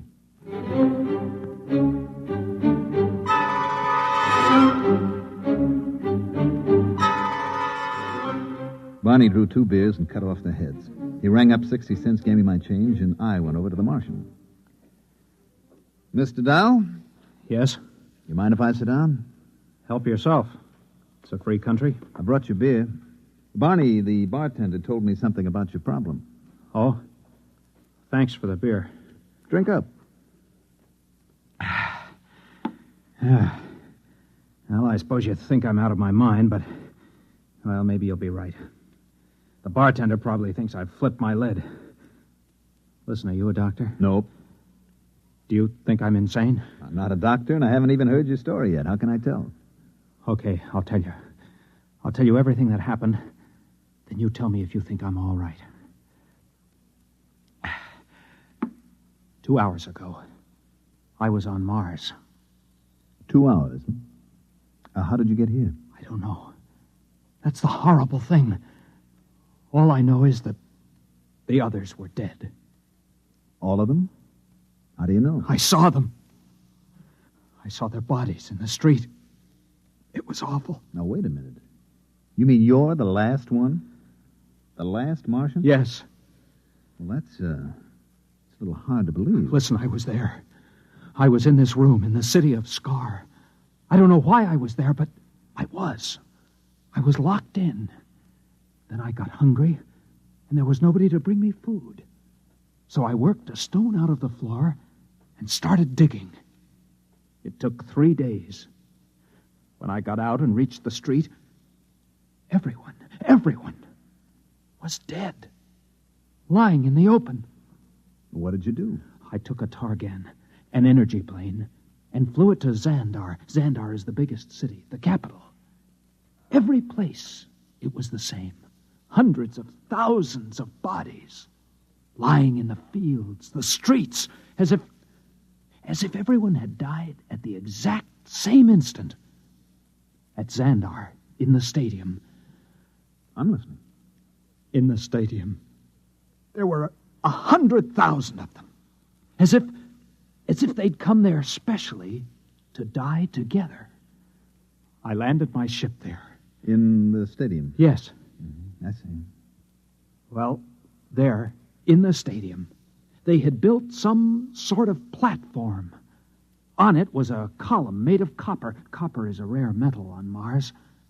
And there was a push button. Where? In the copper column.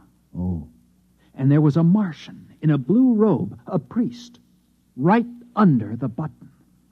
It was as though he'd pushed the button and died. And everybody else had died with him. Except you? Yes. All except me. And then? And then I was on a Madison Avenue bus, riding to work, here in New York. Oh, now wait a minute. Listen, I know you don't believe me. I know it sounds as if I was stark raving mad, but take it easy, huh? You know what I think? What? You've had some sort of terrible shock. Well, of course I have. There were 3 million of us, all dead. I don't mean that kind of shock. Of course, it was a dying world anyway. We didn't have more than 2 generations left. It was the krill. What was the krill? The disease. It reduced us to 1/30th of our population in 2 centuries. These 3 million, and they died of the krill? No. The krill kills slowly. These people died like that, with a push of a button. Why didn't they escape? We tried to develop space travel, but we couldn't. We couldn't even reach Deimos or Phobos. Where are they? Our moons. Oh, I don't know too much about this stuff. It was horrible. Mm-hmm. Can I ask you a question, Mr. Down? Anything you like. Well, if the Martians didn't develop space travel, how do you think you got here in New York City? I don't know. It's driving me wild. I'm Yangan Dal, a Martian. And I'm here, in the body of an Earthman. The body of an Earthman? Of course. You don't think Martians look exactly like humans, do you? I'm 3 feet tall, weigh what would be 20 pounds here on Earth. I have 4 arms and 6 fingers on each hand. Barney? Yeah? 2 more beers, huh, with whiskey chasers? Right. Go on, Mr. Dahl. I don't mean to interrupt. It frightens me. Oh, I can understand that. Your drinks. You want some help? Thanks, Barney. Drink up, Mr. Dahl. Thank you. By the way, who is this Earthman whose body you've got? Its name is Howard Wilcox. Howard Wilcox, huh? I'll just write that down. Address? It's in the wallet. 45 Amber Court. Mm-hmm. This Howard Wilcox whose body you're in, does he have a family? It is married to a female of this species, yes. Well, have you been home? No. Then how do you know? I have all of its memories. I can do everything it could do. I know everything it knows. Oh, I see. I even have its tastes. Beer, for instance? Yes. Mm-hmm. You have a job? At the Humber Lamp Company, 34th Street. Well, maybe you ought to call your wife. No, It frightens me. Why? This body, it loves its wife. Let me buy us around. There's money in these pockets. Okay. It's very good of you to listen to my story. Barkeep, another round, please. Tell me, Mr. Dow, did you ever suspect before that you were a Martian? Suspect? I am a Martian. Don't you understand? Well, how did you get in here? I told you this body was on its way to work on a Madison Avenue bus, and then I was inside it. It was thirsty, so it stopped for a drink. And I thought maybe the bartender could give me some advice. So I started talking. Don't you believe me? Listen, Howard, you should be due home for dinner by now. Now, you're making your wife worry. Why not phone her? I'm afraid. What's there to worry about? Whether you're young and dull or Howard Wilcox is a woman sitting home worrying. I suppose you're right. Of course I'm right. You're very understanding. Oh, not at all. You wouldn't want to come with me, would you? I'm sort of afraid. Well, it would look funny. I could tell her you're an old school friend. We could have dinner. And then maybe I could get to know her. You really want me to come? Would you? Let me make a phone call first, okay? Fine.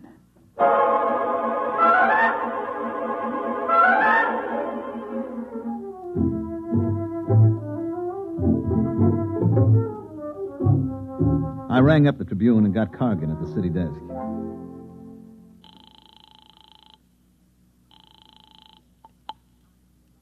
City desk, Cargan. Hi, Bill Everett. Did you find him? Uh-huh. Well? There's something strange about this guy. You think he's insane? I don't know. What do you mean you don't know? Is he or isn't he? Well, he's got the whole story so perfectly organized, he might even convince somebody it's true. He remembers every detail. What do you figure you're going to do? Well, I'm going home with him. I'm going to meet his wife and observe them. How many drinks have you had? Oh, I'm sober. Don't worry. Me worry? Look, maybe you better come back here and I'll let Vincent handle this story. No, that isn't necessary. Just let me tag along a while. Okay. But if you want help, yell and I'll send Vincent. I will. Don't worry. What's this guy's name? Howard Wilcox. Address? 45 Amber Court. Okay. Oh, and Bill. Yes? Just remember one thing. What's that? You could be playing with dynamite. Watch your step.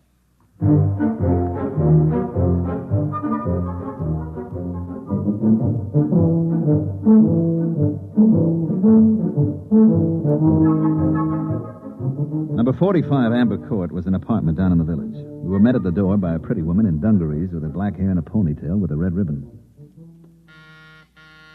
Let me handle it, okay? I wish you would. Howard, I was so worried. This is Bill Everett. I'm an old boyhood chum of your husband, Mrs. Wilcox. We met, and I asked Howard to have a few drinks, and I'm afraid it's all my fault. Bill is having dinner with us. If it isn't too much trouble. Well, no, of course not. Well, that's very generous of you. Well, if you'll excuse me, I'd better start dinner. Howard, Yes? are you all right? Why, yes. Fine. You didn't kiss me. Oh, well. That's better. That's the first time in 11 years Howard hasn't kissed me when he came home. Well, we stopped and had a few drinks. It was all my fault, really. Look, just make yourself comfortable. I won't be long. Do you think she suspects? Of course not. I'll have to tell her. You want to wind up in an institution? No, but I can't keep up this pretense. Just set your mind to it. Now, after a while, it'll become natural. You'll forget that you ever were a Martian. You do believe me, then, about being a Martian? Of course. Oh, that's good to know. Now, look, whatever you do, don't tell your wife. It would ruin her life. I'll try not to tell her. Try very hard. Now, don't tell anybody. You and the bartender know, of course. Well, we'll keep it quiet. Don't worry. Good. Do you think you can carry it off? I'll try. Good boy. Now, tell you what. If you get into any kind of trouble, if you just have to talk to somebody about it, give me a call. Here, at this number. Now, if I'm not in, you leave a message with my boss. His name is Cargan. Cargan. You promise? I promise. Fine. You're very kind. This body...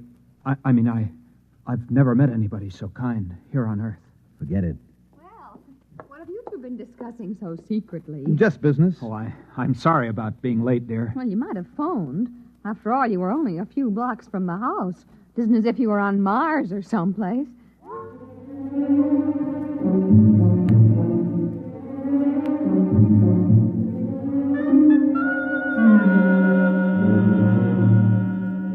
Dinner went pretty well, and Elaine Wilcox turned out to be an expert at shish kebab, which is one of my favorites. After dinner, I still had a couple of hours to put in at the paper, so I went back. Cargan came over to me right away. Well? Well? Is he or isn't he? He's a Martian, all right. No question about that.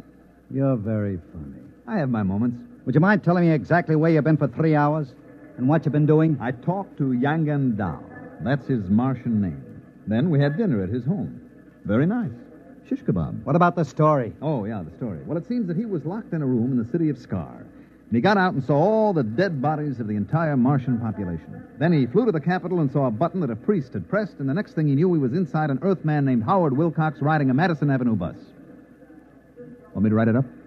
Is that all you've got to tell me? That's all.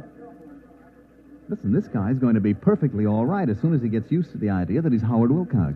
He is, I suppose you're a qualified psychiatrist? Well, I'm qualified to judge this. I'd better send Vincent over there. There's no need for that. I have a distinct feeling you've let your emotions get into the act. Well, what's wrong with emotions? They don't belong in this business. Look, Cargan, this is a decent enough guy. He's a little bewildered, maybe. Now, why not let him live out his life in peace? He may be dangerous. Don't you trust my judgment? We can't afford to pass up anything important. Oh, you're exaggerating. Maybe. Vincent. Yes, Mr. Cargan. I want you to do a follow-up on a story that Bill here started. A man named Howard Wilcox who thinks he's a Martian.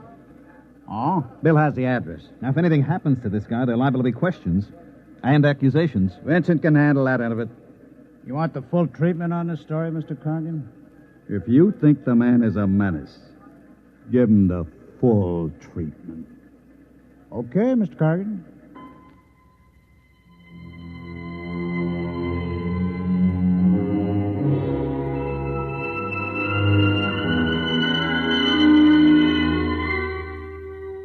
I gave Vincent the address, feeling like a murderer, and then I beat it to the nearest phone booth and called Howard Wilcox's home. His wife, Elaine, answered.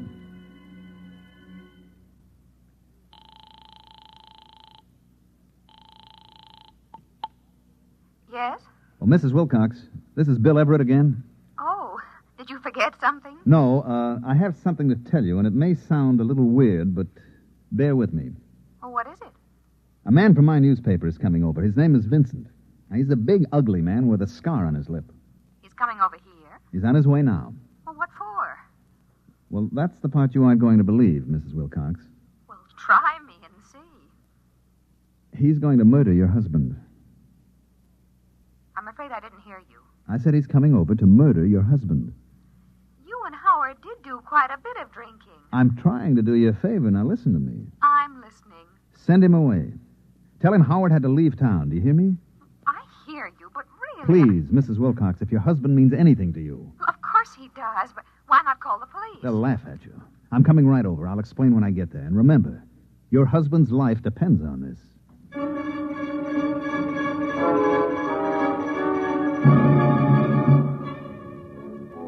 I didn't know whether I'd convinced her or not. It all sounded so terribly melodramatic. Anyway, I hopped into a cab and told him to use a heavy foot on the gas pedal, and about 15 minutes later, I arrived at 45 Amber Court. Oh, it's you. Was Vincent here? There was a man here from the Tribune, yes. Did you do as I told you?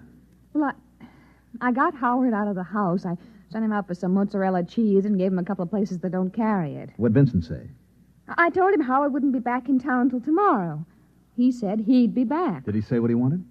Just that he had some good news for my husband. Some good news. May I come in? I wish you would. I want to know what this is all about. Sit down. Mm-hmm. Now, would you mind explaining? You won't believe me.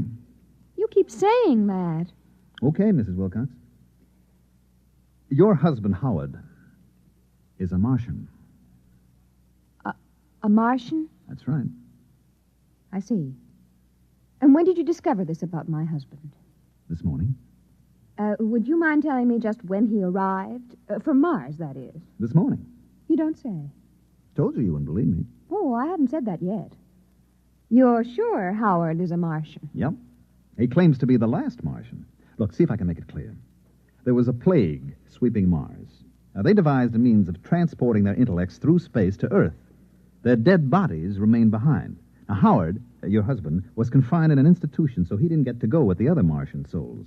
He dug his way out and went to the capital city where the energy machine was located. Mm-hmm. I guess there was enough left to send his intelligence down here, where it landed in the body of one Howard Wilcox. How did you find this out? He told me. Mr. Everett, if you don't mind, I'm rather tired. First you tell me someone's going to murder Howard, then you tell me he's the man from Mars. Now, I'd like to get some rest, if you don't mind. I'm trying to convince you your husband is in danger. If Howard is a Martian, just why does your Mr. Vincent want to kill him? Because Mr. Vincent is a Martian, too. Uh-huh. I suppose the editor of the Tribune is also a Martian? No, not the editor, just the editor of the city desk. And you, Mr. Everett, are you a Martian, too? Matter of fact, yes. Good night. Just won't see it, will you? Good night, Mr. Everett. Okay, I tried my best. Martians, indeed.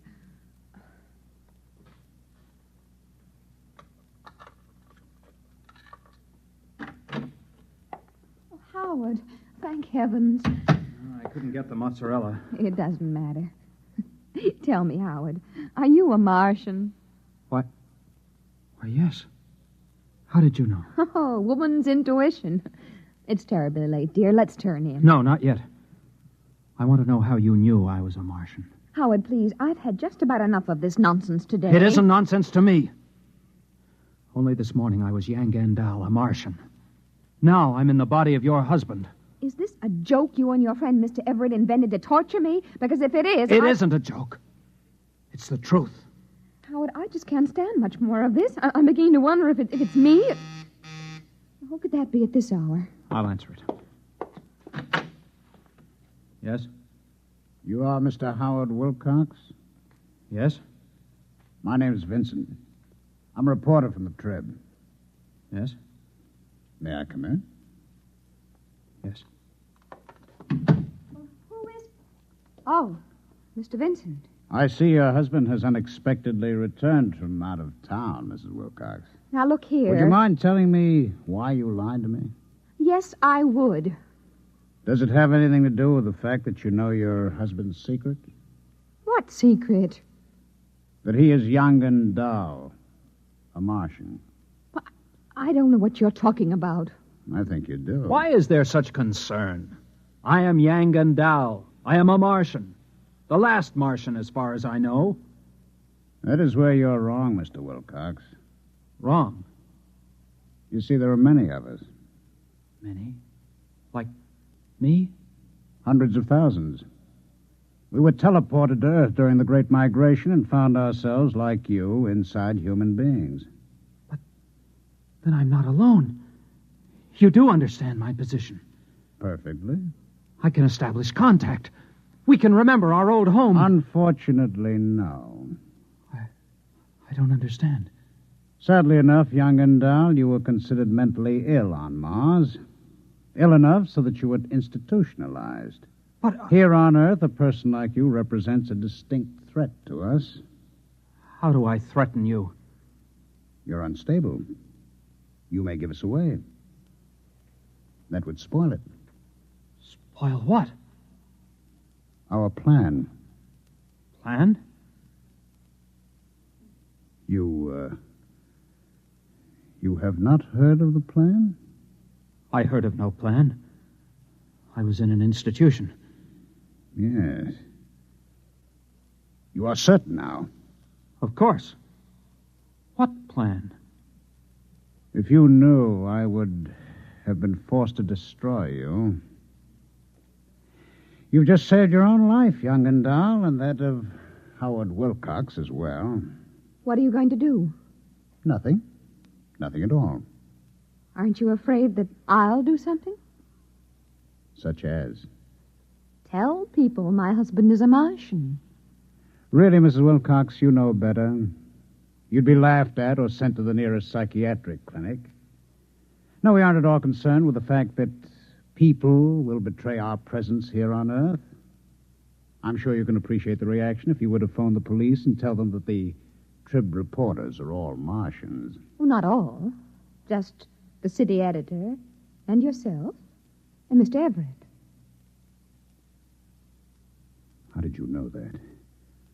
Perhaps I'm one myself, Mr. Vincent. isn't possible. Why not? Are you... Tell me where you were born. What city? I was born in Undanel near the dead canal of Krilla. Your name? Zanat Kree. You are party to the plan? The plan to take over the Earth? Of course. Your husband, Young and Dahl. Why did you not inform him? For the same reason you did not. He is unstable.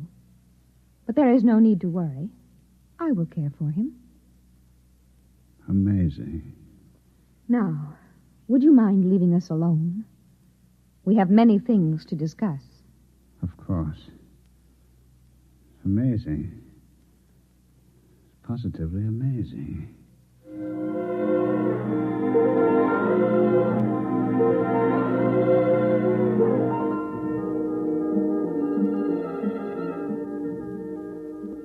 I was standing in Barney's bar having a double scotch on the rocks when Vincent came in looking like a man who spent the last 3 hours in a KitchenAid mixer with the dial on Fluffy. He came over and ordered without so much as a look at me. Here it is, Mr. Vincent. Thanks. You okay? Sure. By the way, did you fellas take care of that crackpot who was in here this afternoon, the one who thought he was a Martian? Sure. Just a drunk, huh? Yeah, that's right. Wouldn't you say so, Bill? Oh, definitely. Well, here's to you, Barney. Sometimes you can't tell the Martians from the Earthmen. You know? It's getting to be that way, Mr. Vincent. Right, Bill? That's right, Barney. Integration. That's what it is.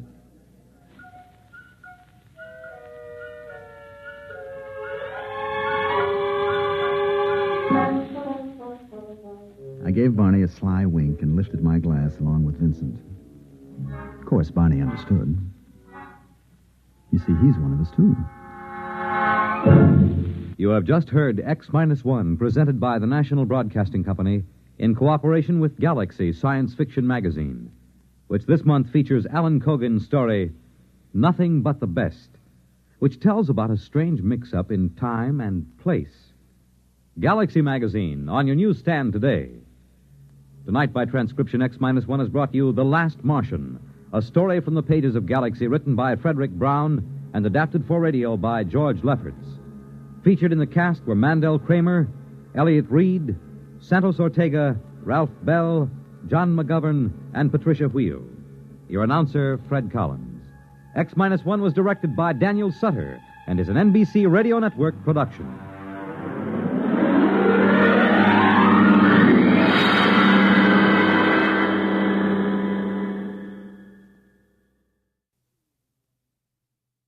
Go to the conventions with NBC Radio beginning Monday, August 13th.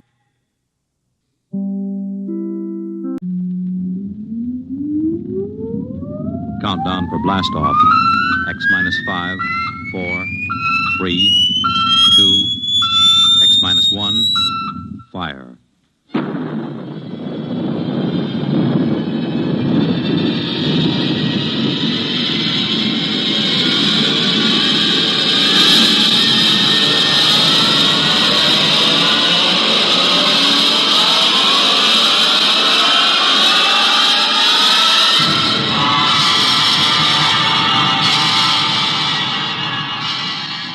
From the far horizons of the unknown come transcribed tales of new dimensions in time and space.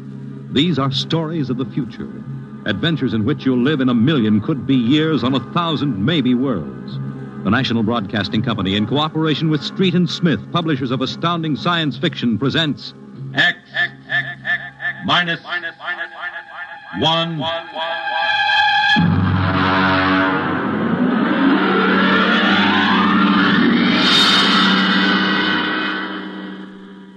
Tonight's story, 0 Hour, by Ray Bradbury.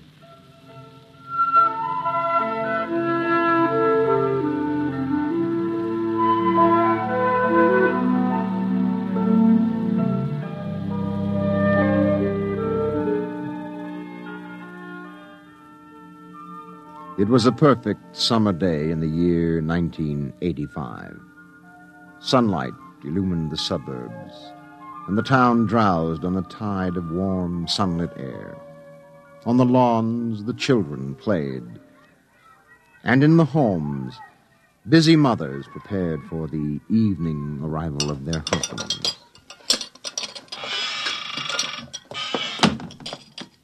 Excuse me, Mom. Good heavens, Mink. What's all the excitement? We're playing a game, Mommy, the most exciting game ever. What are you doing in that cabinet? I need some tools from Daddy's kit. Your father may not I'll take good care of them, Mom, I promise. Very well, dear. Don't lose anything. Oh, what's the name of the game, Mink? Invasion. Invasion. What will they think of next?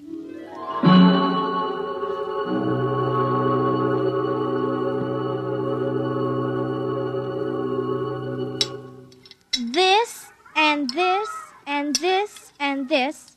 Put that over there and bring that over here. No, you ninny. Now get back while I fix this. They want it this way. See? Sure.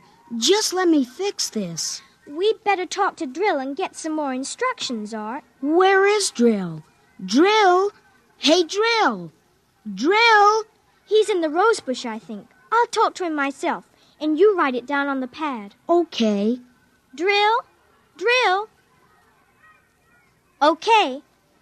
Drill wants you to write down triangle. What's a triangle? Never mind. Drill will tell us when he wants us to know.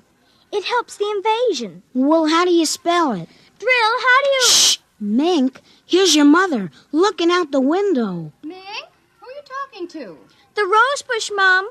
Only it's not really a rose bush. That's Drill. Well, who's Drill? He's planning the invasion. Oh, what an imagination. You'd better come in, dear, and clean up for supper. In just a second, Mom. Art, did you write down what Drill just said? Yup.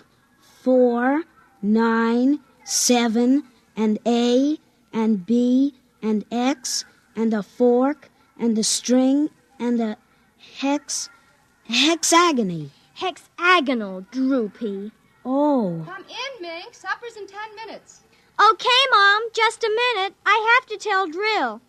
I wish we didn't have to eat, though. It holds up the invasion.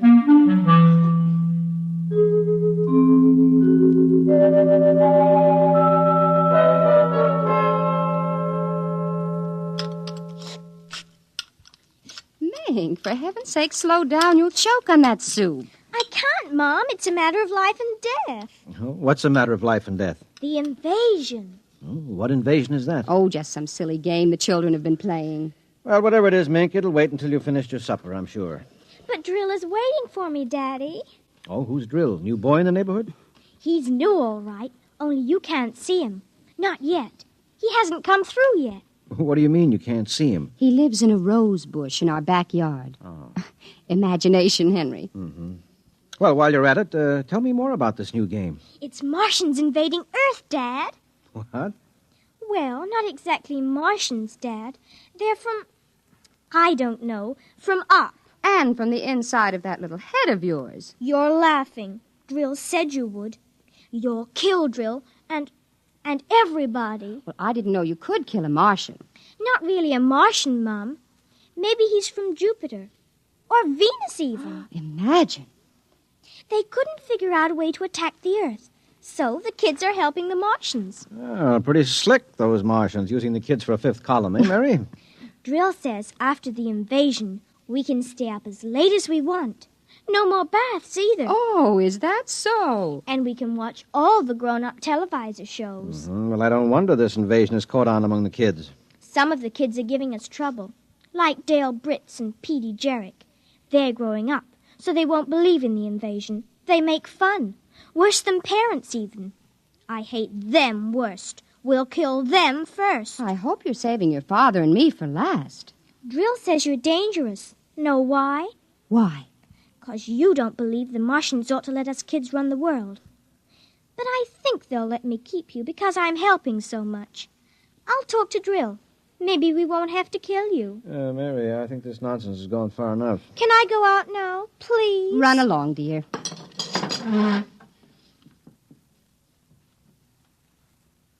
Don't worry, Dad. I won't let them hurt you.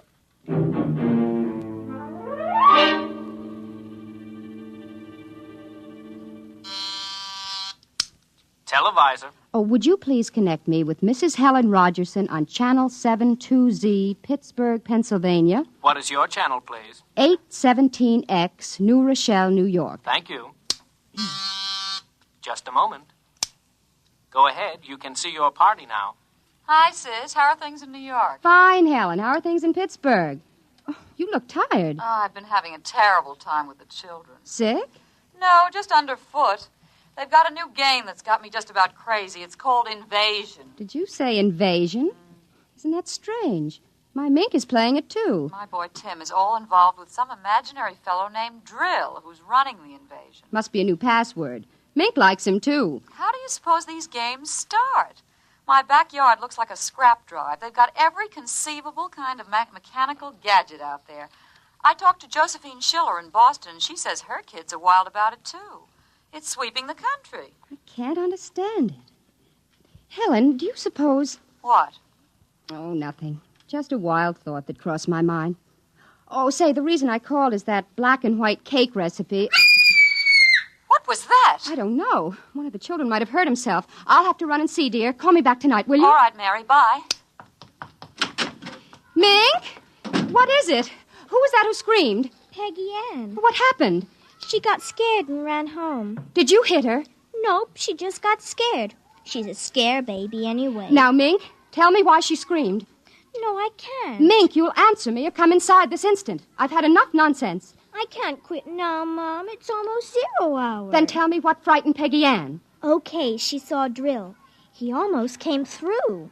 Through what? Those pipes and things we set up. She looked into one of the pipes and screamed. I guess she saw Drill. And no one hit her? No, Mom. Very well, Mink.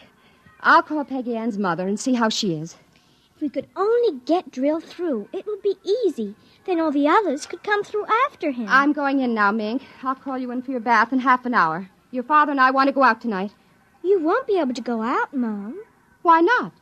0 hour is 5 o'clock, Mom.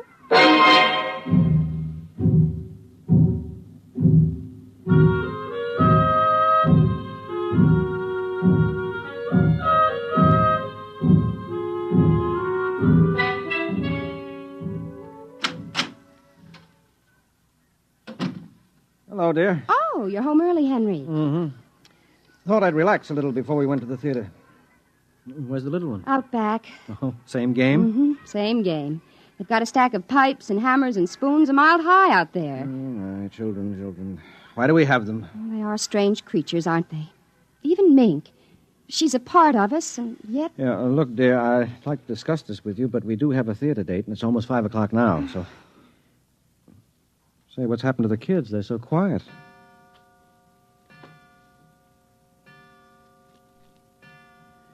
Now, when children are quiet, you know there's some mischief. Say, what's that sound? I don't know. Those kids aren't playing with anything electrical, are they? Oh, I'm sure they aren't. At least... Just the same, I'd better go out. Henry, ask them to put off the invasion. Good Lord, what's that? Mary, look out the window. Henry! What is it? Where are the children? Mary, why are you shaking? What did you see? Henry! Quick, up to the attic. Well, they aren't in the attic. Yes, the attic, quick. No, Mary, come back here. Mary, don't go up. They aren't up there. Mary, are you out of your mind? There's no one up here. Quick, shut the door. Lock it. But there's nothing up here. What is wrong with you?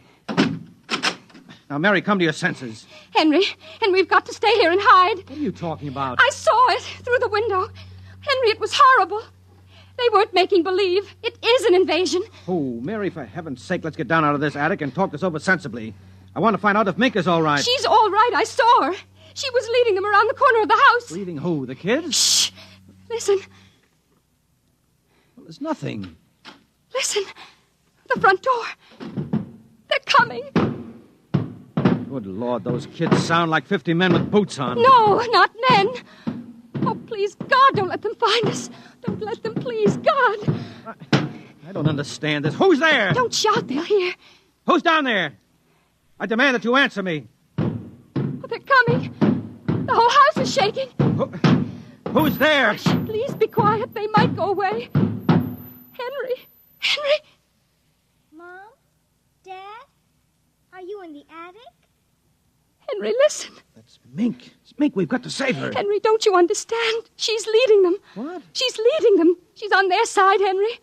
Oh, please, God, forgive them. The children on their side? She told us, but we wouldn't believe her. Shh, listen. They're coming up. Oh, God. Mom, Dad, we know you're in there. I guess you better melt the lock drill. Henry? Henry, the lock. It's melting. The door. Oh, dear God. Mom, Dad? Oh, I see you now. Peekaboo!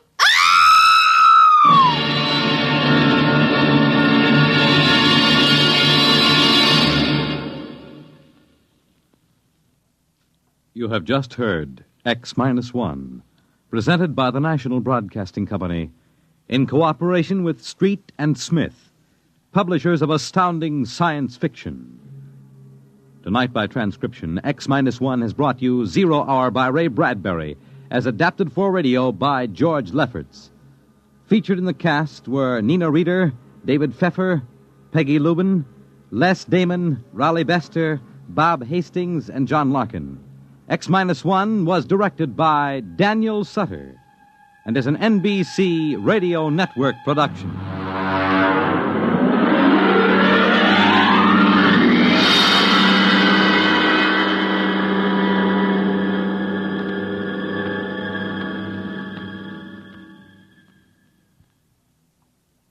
And now, next week, The Vital Factor by Nelson Bond. The story of a man who sought to rule the universe and then discovered that this formula for gaining that power was minus one precious ingredient. You'll hear it on X-1.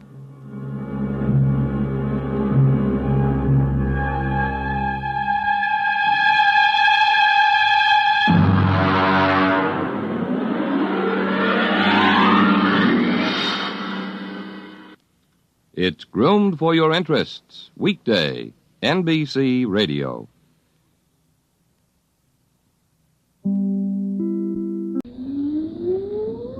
Countdown for blast-off.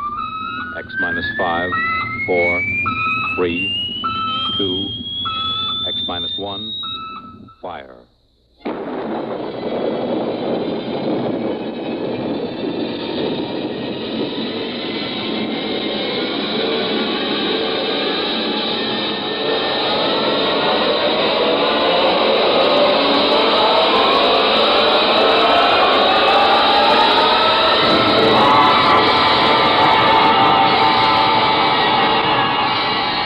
From the far horizons of the unknown come tales of new dimensions in time and space. These are stories of the future, adventures in which you'll live in a million, could be years, on 1,000 maybe worlds. The National Broadcasting Company, in cooperation with Galaxy Science Fiction Magazine, presents X-1.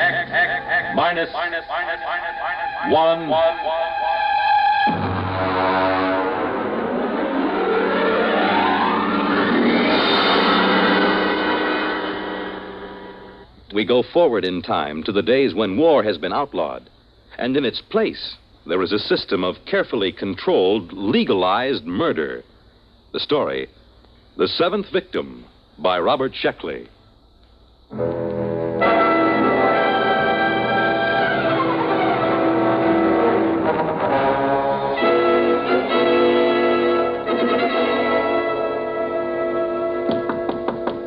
Is that the mail, Jenny? Bring it right in. No, it isn't the mail.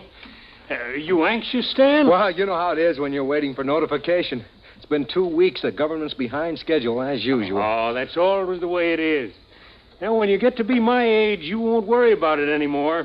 At 73, you can afford to wait for the mail. Well, how about the ad? Have you got it done? Sure, E.J. Want me to play it back for you? Of course, I recorded it myself. We'll have an actor in for the actual recording. You ready? Go ahead. Hi there, neighbor. When you're in a crowd, when you're among strangers, do you feel safe? Are you protected by that vital underarm area?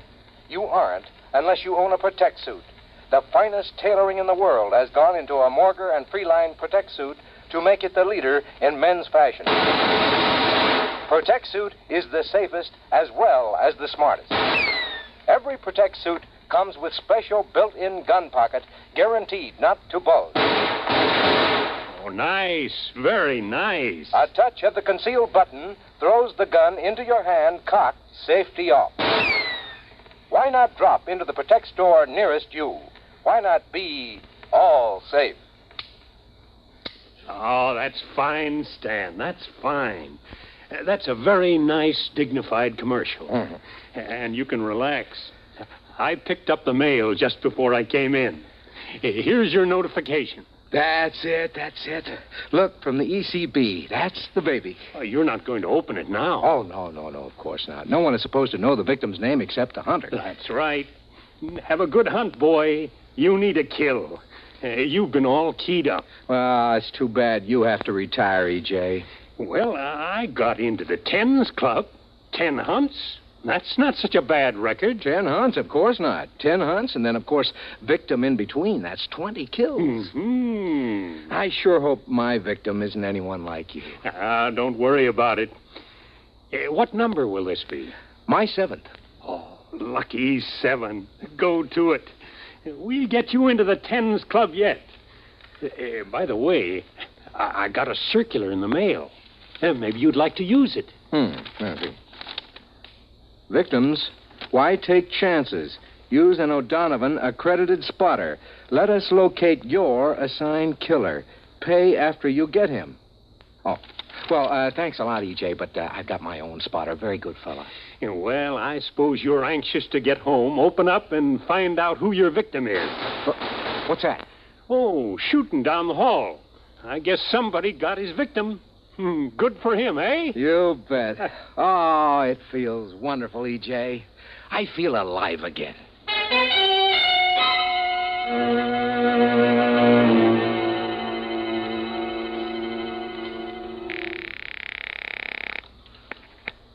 Morrow's Garage. Hello, Ed. Freeline. Oh, hi, Mr. Freeline. I'm going out on one, Ed. Wow. Good luck, Mr. Freeline. I suppose you want me to stand by. Yeah, that's right. I don't expect to be gone more than a week or two.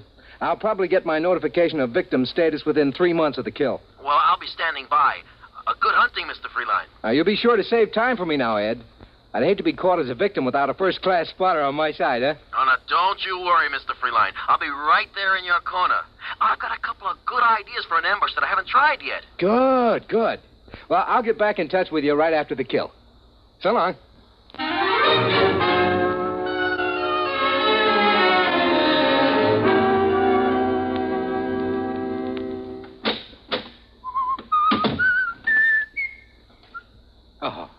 Mr. Freeline? What are you doing in my apartment? Allow me my card. Emmanuel Gale, Emotional Catharsis Bureau. What do you want from me? Oh, just a standard spot check in reorientation. Oh, I see you've got your notification. Yeah, that's right. I haven't opened it yet. Do you mind? No, go right ahead.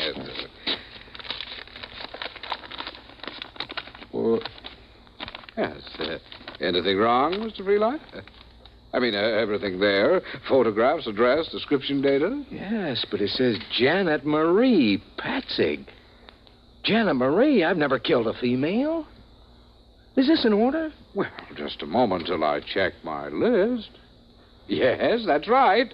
The girl registered with the board under her own free will. The law says she has the same rights and privileges as a man. Could you tell me how many kills she has? Well, I'm sorry, sir, but the only information you're allowed is the victim's legal status and the descriptive data that you've received. Could I draw another? Well, you can refuse the hunt, of course. That's your legal right, but you'll not be allowed another victim until you have served. Women, always trying to horn in on a man's game. Why can't they stay home? Just doesn't seem feminine. Look, Gail, do you mind if I start packing? Oh, no. Go right ahead. If you like, you can give me the historical checkout while you pack, and I'll just tick it off here on my list. Well, all right. Where do you want me to start? Let's see. Question 1, I think. When was the Emotional Catharsis Board established? Well, the board was formed at the end of the Fourth World War or the Sixth. Depends on if you count the new Argentina War. Well, either count will do. Go ahead. Well, let's see. Weapons increased in magnitude, efficiency, and exterminating power. Soldiers became accustomed to them, and it looked as if another war would be the war to end all wars. Would you hand me those shirts, please? Oh, yes, of course. So, this time, the peace had to last for all time, but the government recognized the presence of a need for violence in a large percentage of mankind. They recognized the validity of competition, love of battle in the face of overwhelming odds, and these, they felt, were admirable traits for the race. So their problem was to arrange a lasting peace that would stop the race from destroying itself without removing responsible traits. I'll just get a new toothbrush in New York. Very good, very good. All right, Mr. Freeline. Now, if you could run down the basic rules. Well, anyone who wants to signs up with ECB for a fine legal murder. Then, of course, he has to take his turn a few months later, if he survives. The Emotional Catharsis Board picks the victims' names at random. A hunter is allowed 6 months to make his kill. Armament? Yeah. He's allowed to use a standard caliber pistol. He can wear no armor. Victim is allowed to wear armor and is allowed to hire spotters. Very good, very good. Now, we don't have to go over the penalties for killing or wounding the wrong man. I'm sure you know all that. Oh, it's a beautiful system, isn't it? All the people who want to kill can, and that's about 1/4 of the population. Those who don't want to don't have to. At least there aren't any more big wars, just hundreds of thousands of small ones. All right, Mr. Freeline, you're checked out for orientation. All the same, I don't exactly like the idea of killing a woman. But she did sign up, didn't she? Yeah, that's right. Janet Patzig in New York. Well, I'll be taking one of our Protect Suit specials. Have you seen one of these, Mr. Gale? When I actuate the mechanism, watch how fast the gun springs out at the ready. Oh, excellent. It's excellent. Strange, isn't it, Mr. Gale? Each killing is a new excitement. It's something you just don't tire of, like a French pastry or women or drinking or anything else. Yes. Let's see, there. I guess that's it. Now a note for the milkman, and that's about all. Well, I'll be getting along, Mr. Gale. Oh, and good hunting, Mr. Freeline.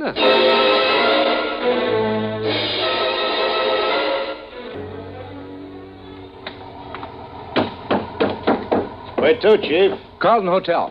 Carlton, you bet. Just get into town? Is it that noticeable? I've been picking up from the airport for maybe 10 years. I can spot an out-of-town killer by the way he carries his suitcase.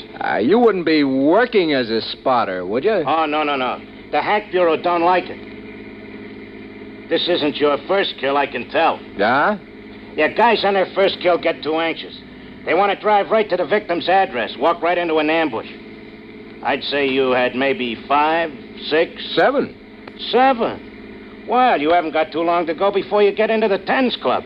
You ever been hunting? Nah, I can't afford it. Look, I'll tell you what. If you can just drive me around the Chelsea area, I'd just like to look at the streets. Aha, that's where your victim hangs out, huh? Sure, be glad to. You know what you ought to do, Mac? You ought to drop in at the Hunter hunting show at the Coliseum. They got everything. Bulletproof vests for victims, hats with bulletproof crowns. I seen an ad for a Malvern straight shot ECB approved.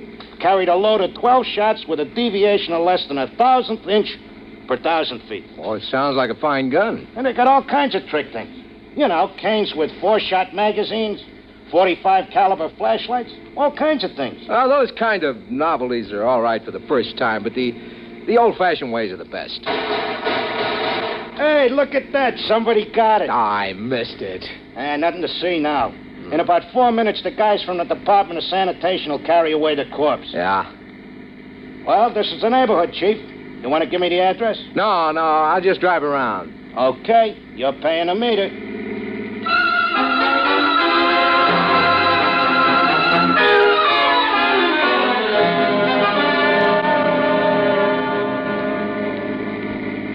Now, wait a minute. What is it, Chief? There. That sidewalk cafe, you see? Yeah, shall I stop? No, just drive slowly. There she is. Sitting at a table. You mean the victim is a dame? Yeah, she's just sitting there. She crazy, exposing herself in the open? Boy, that's sure no way to stay healthy. Not when you're a victim. Drive around the block. Okay. Yeah, she looks younger than her pictures. She looks sad. Wonder if she's been notified. Well, she's got to be notified, Chief. They can't send you your notice until her signed receipt gets back to the office. It's automatic. Yeah, that's right. Isn't she even going to try to defend herself? Doesn't look like it. Here we come again. She's still there. All I have to do is just ride by in a cab and pump a bullet into her. Okay, Chief, I'll go real slow. You be sure to allow for the motion of the car. No. Park across the street. Sure.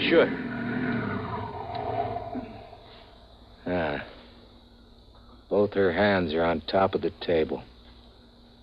An easy, stationary target. All I gotta do is... Say, that's some gadget. Hey, remember to roll down the window before you shoot that gun, huh? Nah, it's an easy shot. It's too easy. Look, mister, hurry up, will you? If a cop comes along and finds you shooting out of my cab, he'll give me a ticket for double parking. Nah, it's too easy. All my other 6 kills have been hard. My victims have tried every dodge. One of them hired a dozen spotters. I got them all. I dressed as a milkman. Hey, that's pretty clever. Nah, this wouldn't be a trophy. Here, put your flag up. I'm getting out. Okay. Going over to talk to her. She's your victim. I know. It's too easy this way.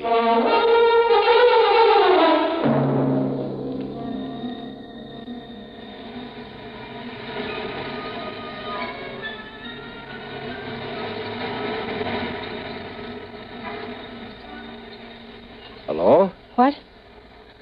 Hey, look, if I'm being fresh, just tell me and I'll go. I'm an out-of-towner here on a convention. I'd just like to talk to somebody. If you'd rather I didn't. Oh, I don't care. May I sit down? Like to buy you a drink, if I can? I don't care. My name is Stanton Freeline. I'm Janet. Janet what?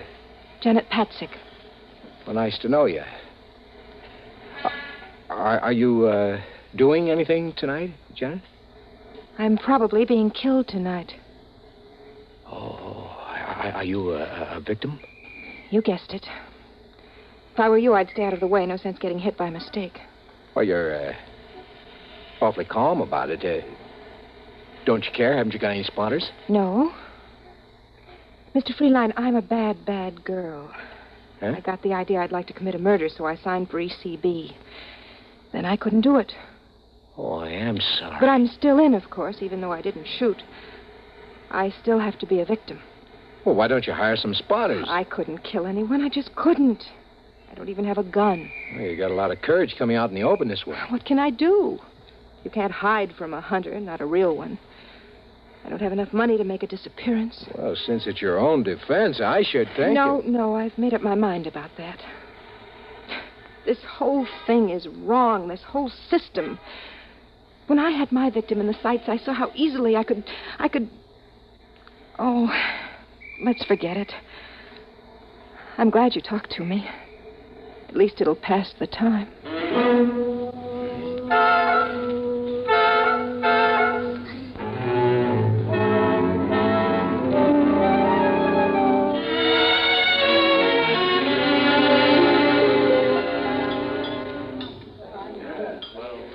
It's been a lovely dinner. Just lovely. I'm glad you liked it. I usually stop at this little place when I'm in New York. Do you come in often? Oh, on business. I'm in clothing, you know. What do you do? Oh, I'm an actress. Well, that's a laugh. I'm not really an actress. I'd like to be an actress, but none of the producers seem to see it that way. How old are you? 22. I've only been in New York for a year. You know, you're really being very foolish just sitting out in the open that way. Why, you're a hunter. Could come along and just pump a bullet into you. I know, but somehow I feel safe with you. Oh. Say, Janet, would you like to go to the gladiatorials with me tonight? We got about 20 minutes. We'd only miss the opening numbers. Well, I suppose so. Might as well, huh? Eat, drink, and be merry.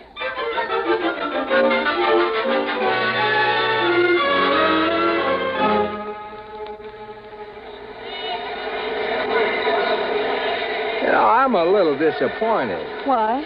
Oh, I thought the New York gladiatorials would be something special. It's about the same as Cleveland. Historical events, swordsmen and netmen, duels with sabers and foil. Isn't there any difference? Well, the duel to the death is the same in Cleveland as it is in New York. You know, that's funny. I used to think that gladiatorials were very exciting. Now they just make me a little sick. Well, you can get tired of the best of shows. Frankly, I think it was a mistake starting to televise the gladiatorials. It cut down on the box office for one thing, and for another, it just isn't the same as being right there in the stadium, you know? No, it isn't. Well, you want to stay for the second half? Let me see. They got bullfighting, lion fighting, bow and arrow, and dueling on the high wire. No, I've had about enough. All right. Shall I take you home? Would you please?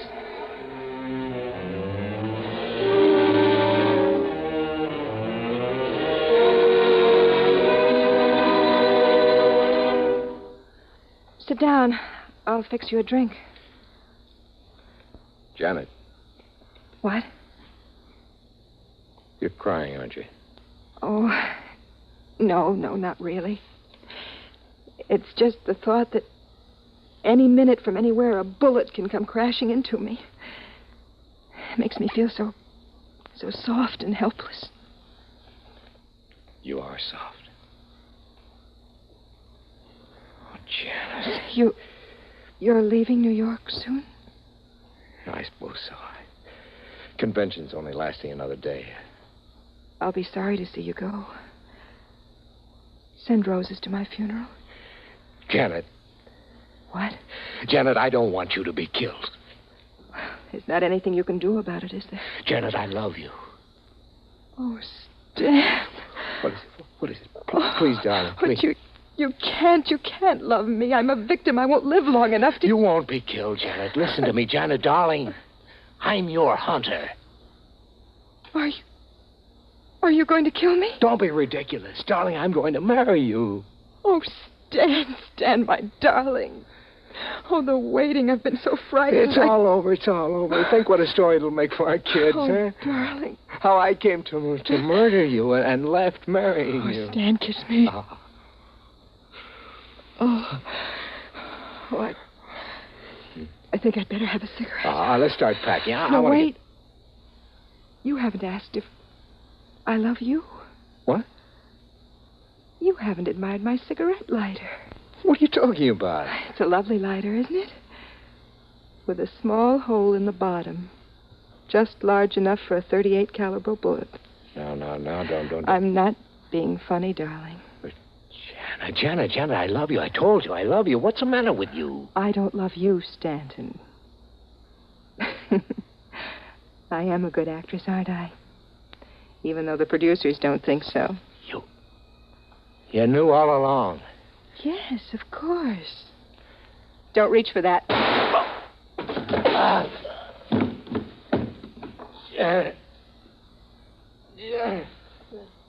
Yes, darling.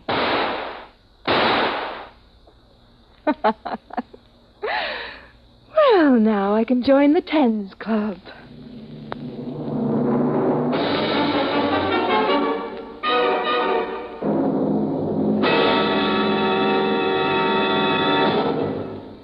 You have just heard X-1, presented by the National Broadcasting Company in cooperation with Galaxy Science Fiction Magazine.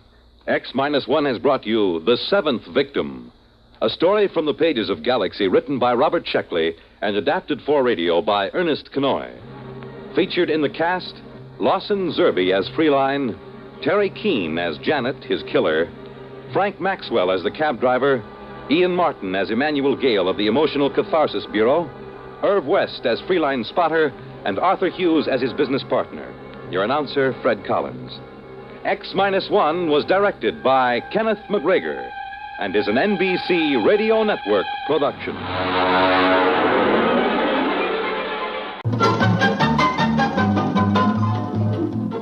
This is Nightline, your tie line to the world, and this is Walter O'Keefe. Tonight, a visit to worlds strangely different from ours, the world of the future, the world of X-1.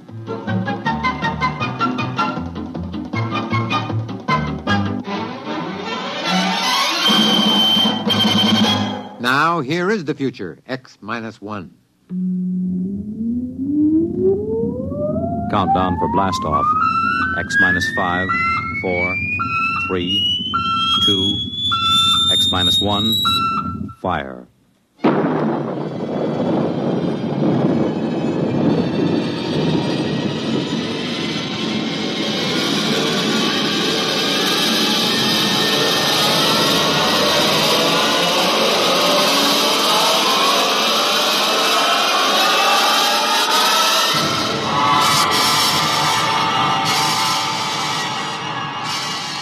From the far horizons of the unknown come tales of new dimensions in time and space. These are stories of the future, adventures in which you'll live in a million, could be years, on 1,000 maybe worlds. The National Broadcasting Company, in cooperation with Galaxy Science Fiction Magazine, presents X-1.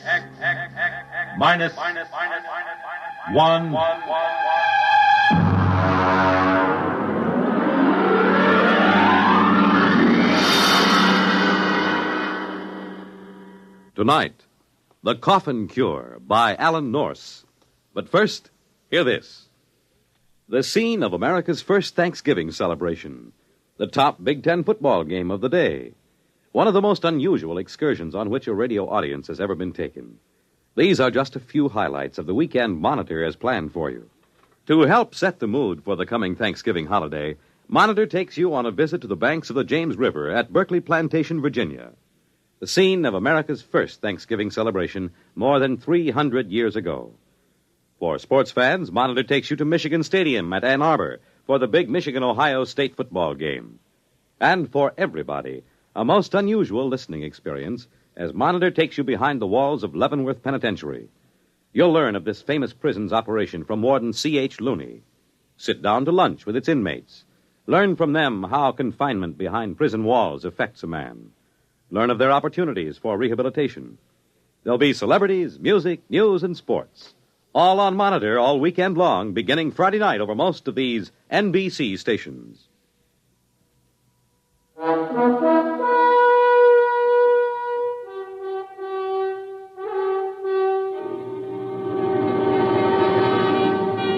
Now, X-1 and tonight's story, The Coffin Cure.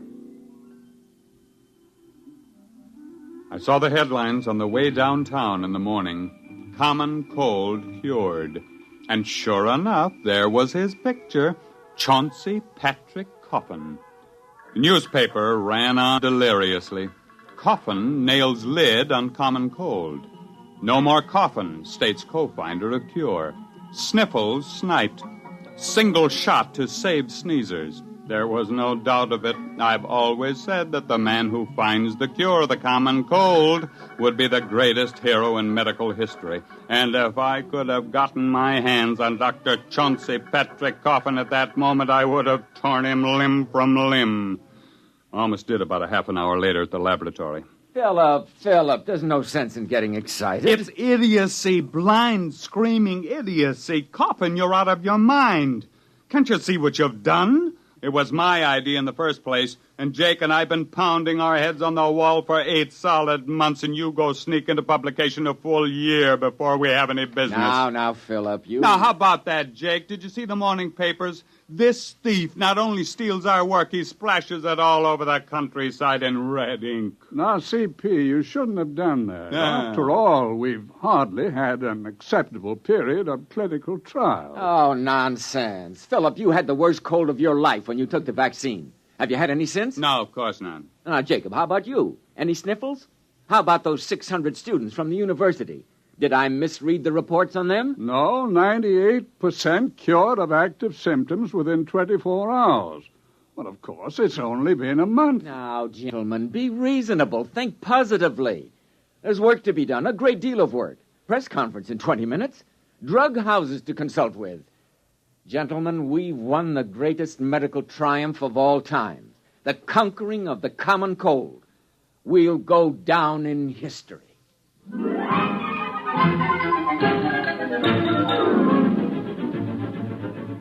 He was right on that point, at least. We did go down in history. Of course, it was the biggest story of the year. In medical circles, it was called the Coffin multicentric upper respiratory virus-inhibiting vaccine. Newspapers just called it the Coffin cure. The men from the government bureaus came first, and then 17 pharmaceutical houses descended with production plans, cost estimates, colorful graphs. One laboratory promised a vaccine in 10 days. Another guaranteed it in a week. The first actually appeared in 3 weeks and 2 days to be soaked up in 2 hours by a thirsty sponge of cold, weary humanity. Express planes were dispatched to Europe, Asia, Africa with a precious cargo. 1 million needles pierced 1 million hides, and with a huge convulsive sneeze, mankind stepped forth into a new era. There were abstainers, of course, there always are. One of them, for example, my wife, Ellie.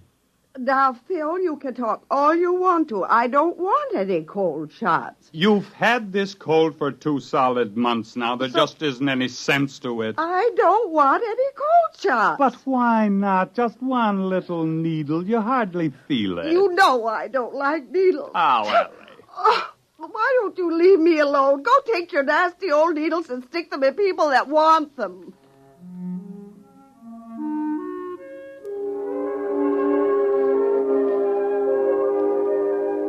I woke up once that night and listened to a parade of sneezes from Ellie.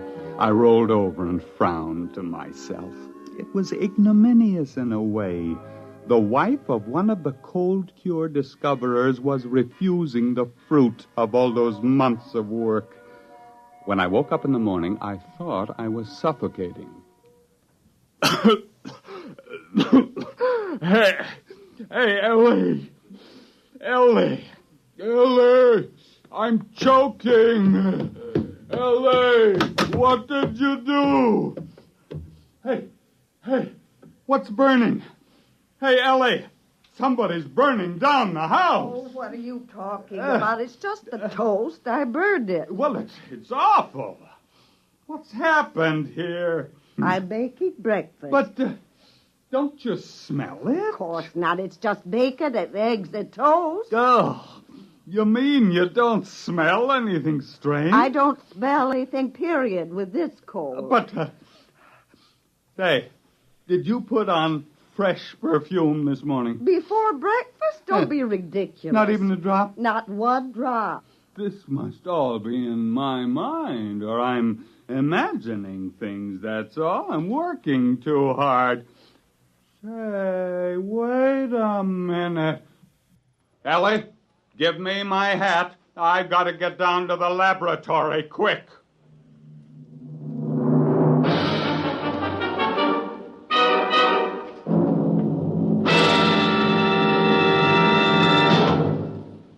You're listening to The Coffin Cure, tonight's attraction on X-1. 11 million victims, adults and children alike, beg you to break the grip of the crippler, arthritis. Advances in medical science have made possible the cure of many diseases, but further research is necessary to break this grip, to find the cause and the cure for man's oldest, most crippling disease. Let's give arthritics a chance. Help relieve their suffering now, and help find the cure that will end this terrible disease for all time. Your contributions will support a double-barreled attack on arthritis, a fight in which more research and better treatment are brought to bear on one of the great menaces to our nation's health. Please join the campaign to destroy arthritis, to break the grip of the crippler. You can do your part. Please give to your local arthritis fund.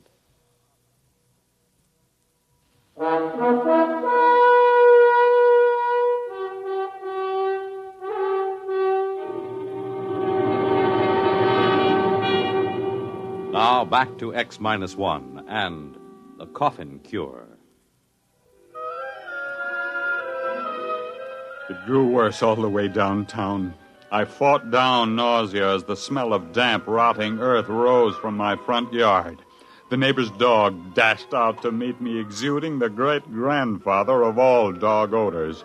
The crowded bus was a nightmare. I could tell that the bus driver had salami for supper the night before. My stomach began to roll, and I barely made it off the bus. I met Jake Miles at the laboratory. Did Coffin come in yet? Oh, he's in there. He's got the door locked. You got it, too? Yeah. Coffin! Now, don't come too close. You got it, too? When did it start for you? Right after supper last night. I thought I was going to suffocate. I got up and walked the streets all night. What a stink. I got it sometime this morning. But I don't understand. Nobody else seemed to notice anything. You forget something. We were the first 3 to take the coffin cure, remember? You and me and Jake 2 months ago. But what's happened? Those foul smells everywhere.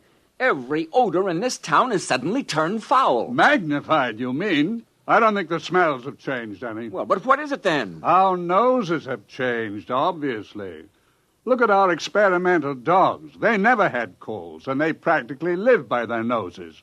Other animals all depended on their sense of smell for survival. They don't get colds either. The multicentric virus hits primates only, and it reaches the fullest power in man alone. But I don't get it. Why should it smell this way? I haven't had a cold in ages. Of course not. That's just the point. Look, why do we have any sense of smell at all? Because we have tiny nerve endings in the mucous membranes of our noses and throats. But we've always had the virus living there. Cold or no cold, it's always been there, except now, after the coffin cure. We got rid of the virus, remember? And now, for the first time, those nerve endings in our noses are just beginning to function. You mean you think it'll get worse? And worse, and still worse. Now, we're all in this together, Phil. It was your idea in the first place. You said so yourself. You can't leave me now. You can't. You can. You better answer your phone. Hello. I'm busy, and I can't see anyone, and I can't... What? Oh. What is it? There's a line of students outside the building. They're waiting to see me. Oh, Jake, Phil, they'll hang me. You've got to help me. Send down to the freezer and get all the live cold virus we can find. Get us some inoculated monkeys and a few dozen dogs. But you've got to help me. You've got to help me. And stop sniveling. You're the big publicity man around here. You're going to handle the screaming masses, whether you like it or not. We've got to find out how to catch the common cold again if we have to die trying.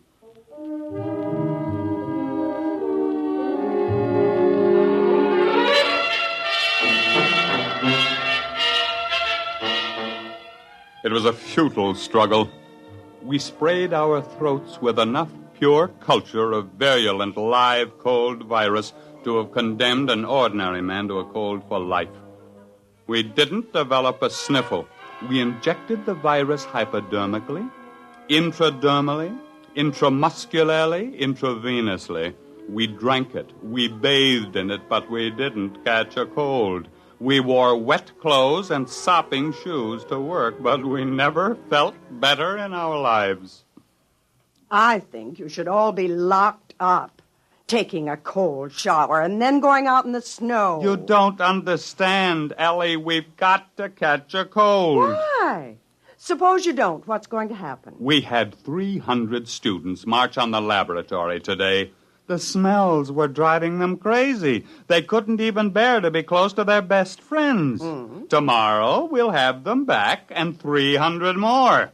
And what's going to happen when 15 million people find their noses suddenly turning on them?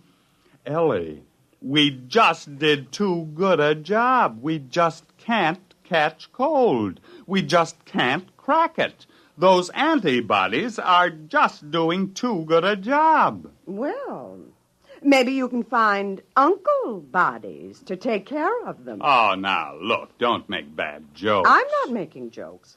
I don't care what you do. All I want is a husband back who doesn't complain how everything smells and who doesn't stand around in cold showers at 6 o'clock in the morning.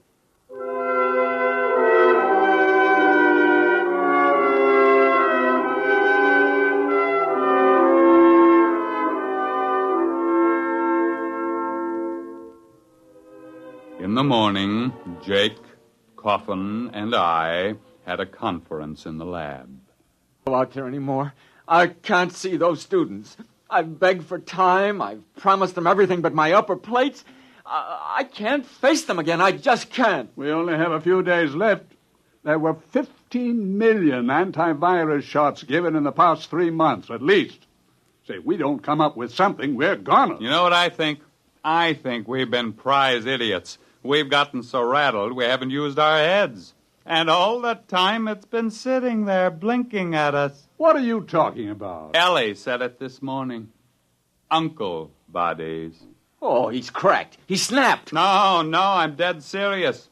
How many of those students do you think you can corral to help us? 600. They're out there in the street right now, a blood-seeking mob howling for a lynching. All right, I want them in here, and I want some monkeys. Monkeys with colds. The worse ones, the better. Say, do you have any idea what you're doing? Not in the least, except that it's never been done before, but maybe it's time we tried following our noses for a while.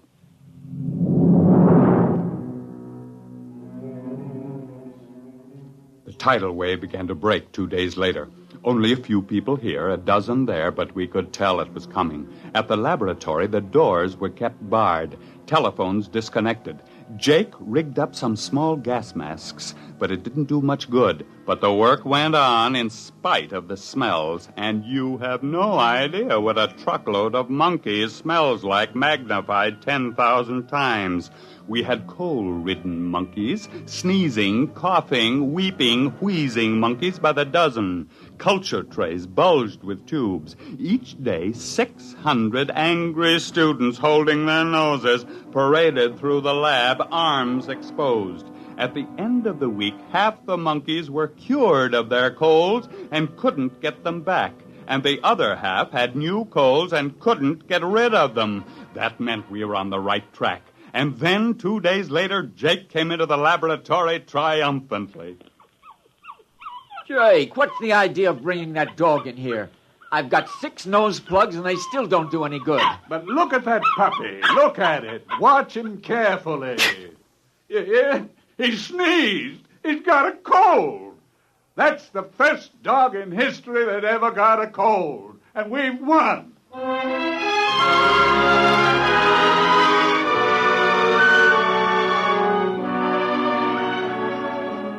I was the first volunteer. We injected the new serum in my arm and sat back and waited. We were still waiting 3 days later. Well, it was a great idea. It just didn't work, that's all. Where's Coffin? He collapsed 3 days ago. He kept having anxiety dreams about hanging. Well, I suppose we'd better just face it. Nice knowing you, Jake. Pity it had to end this way. Well, it was a great try, old man. A great try. Ah, yes. We will be remembered by an infuriated world holding its nose in vain. Nothing like going down in a blaze of... What's the matter? In a blaze of... Choo! Phil, say it again. Choo! Oh, what a moment. Phil, we've won. Choo!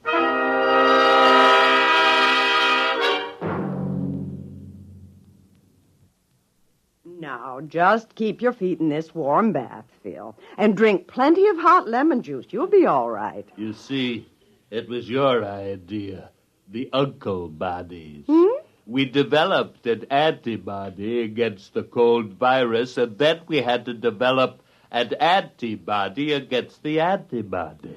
Will they be able to make it fast enough? Just about fast enough for the people to get good and eager to catch cold again. There's only one little hitch. Hitch? The stuff we made does a real good job, just a little too good.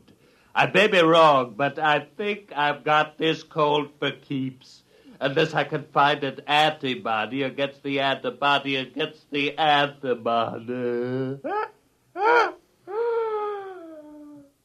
Choo!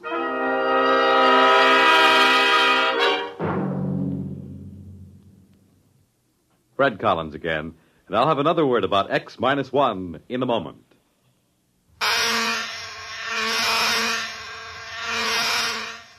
Is your head buzzing with the feverish, stuffed-up feeling of a cold? Here's how to get relief. Every second someone takes it for the miseries of a cold. Bromoquinine brand cold tablets. You have just heard X-1, presented by the National Broadcasting Company in cooperation with Galaxy Science Fiction Magazine, which this month features Galley Slave by Isaac Asimov. The 3 laws of positronic robots made it impossible to kill a human. But there was a loophole: murdering a man after his death. Read it in Galaxy Magazine on your newsstand today. X-1 has brought you The Coffin Cure, a story written by Alan Norse and adapted for radio by Ernest Kenoy. Featured in our cast were Raymond Edward Johnson as Phil, Joseph Bell as Coffin, Harvey Hayes as Jacob, and Betty Kane as Ellie. Your announcer, Fred Collins. X-1 was an NBC Radio Network production.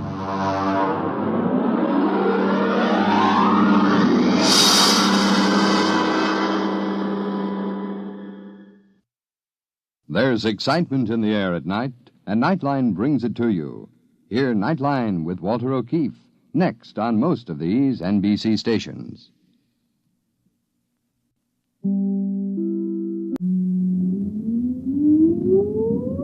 Countdown for blast off.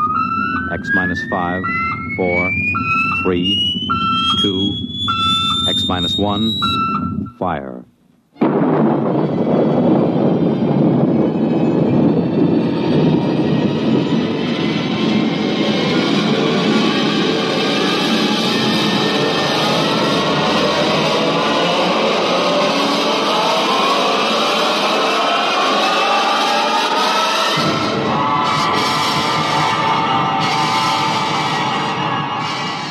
From the far horizons of the unknown come tales of new dimensions in time and space.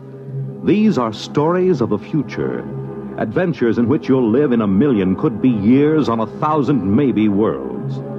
The National Broadcasting Company, in cooperation with Galaxy Science Fiction Magazine, presents X-1.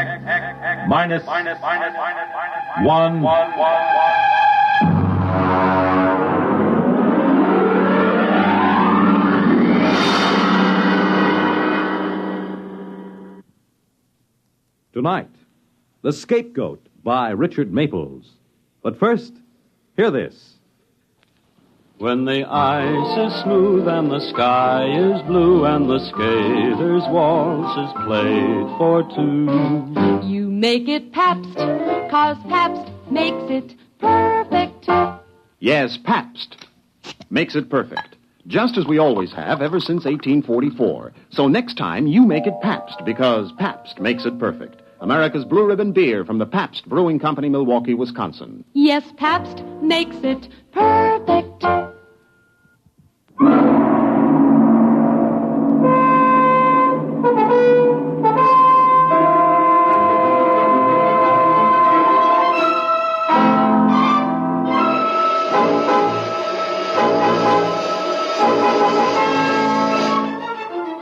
Now, X-1 and The Scapegoat.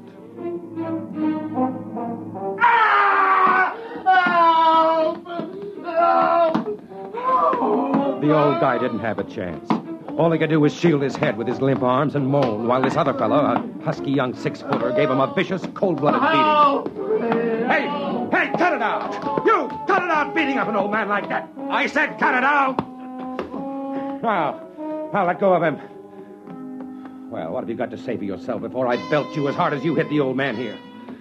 Well, hey, you, wait! Wait, you no-good hoodlum! Hey, you all right, Pop? Are you okay? What happened? Was he trying to rob you or something? Look, you'll be all right now. You'll be okay. You're lucky I came along then. No cops anywhere. Okay, come on, old-timer. Up on your feet. You're going home with me. I suppose it seems callous to think of it, but this old man was just what I'd been looking for. A brutal assault and a helpless old man, and I was the hero, just what I needed. You see, I'd just come from a meeting with the city fathers and the commissioner of the police department. And old man Jones, my publisher, had promptly yanked the rug out from under me and chickened. I'd written the articles panning the city's handling of the juvenile delinquency problem because Jones had to be in his bonnet to be the mayor. Now, when the heat was on, he weaseled out. We had a few words, Jones and I quit. But now I had him, an eyewitness story, no cops anywhere, and a young bruiser beating up a defenseless old man. I figured I'd take him home, let my wife fix him up, keep him around the house until the story broke. Ed, what's the idea? Ed! All right, take it easy, honey. It's all right. This old guy just needs some patching up, that's all. Come on, old-timer. Oh, but he looks awful. Who is he? Well, there's blood in it. Now, come on. Help me get him inside. He's cold. His wrist, it's cold. Yeah, shock, I think. Come on, in with him. All right, now, let him down on the chair. There you are, Pop. Were you in an accident? No, some hoodlum was beating him up. I chased him off. Oh, that's awful. Did you call the police? There weren't any police there. I'm going to crack this whole situation wide open with this story. Hey, Mom! Hey! Wow! Never mind. Go into the bathroom and bring out some towels. Ed, we'll need some bandages and... Yeah, we'd better get a blanket around him. A blanket? It's 90 degrees. It's for shock, son. Go ahead, Tommy. Okay, Mom. Ed, I think he's coming to now. He's opening his eyes. No, you're all right, old-timer. You're all right. Well, isn't this cozy? What's your name? Ash. Ash. And first name? That's it. Oh, then what's your last name? I don't know. All right. Take it easy. What happened? Who was that hoodlum? Did you ever see him before? I don't remember. Well, why was he hitting you? I don't know.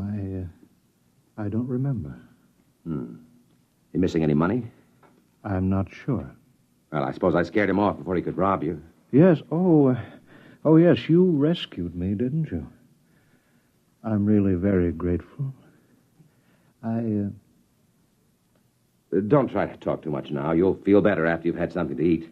Ed, we have nothing in the house. We were just going to have a salad. Well, salad's all right. Well, Ed, I think maybe we'd better get Mr. Ash to a hospital or to his house or something. Oh, look, Nana, I told you I want him Ed, here. Please, come inside. Well, what's the matter with you?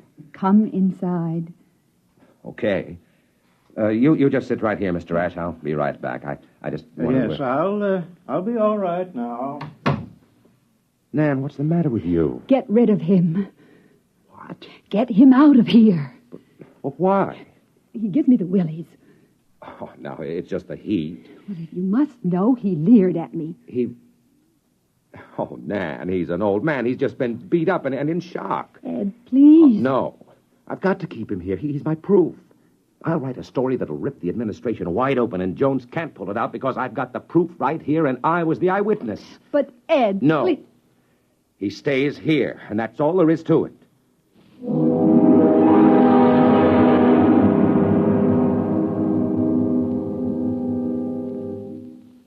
You're listening to The Scapegoat, tonight's attraction on X-1.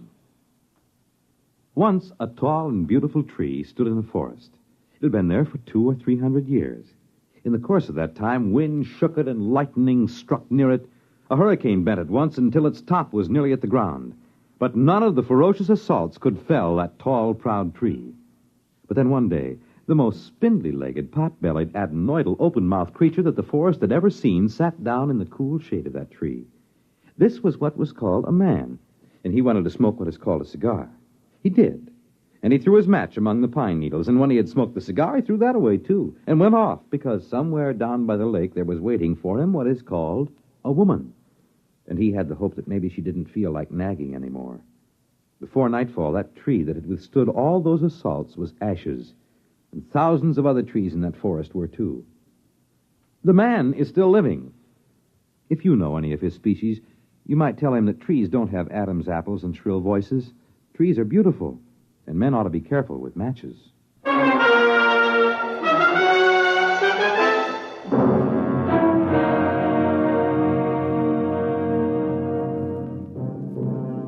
Now back to X-1 and The Scapegoat. The old man seemed to recover pretty quickly. I suppose mostly because I'd gotten there in time. As a matter of fact, he began to talk, and he kept it up through the whole meal. And it was the craziest story you ever heard.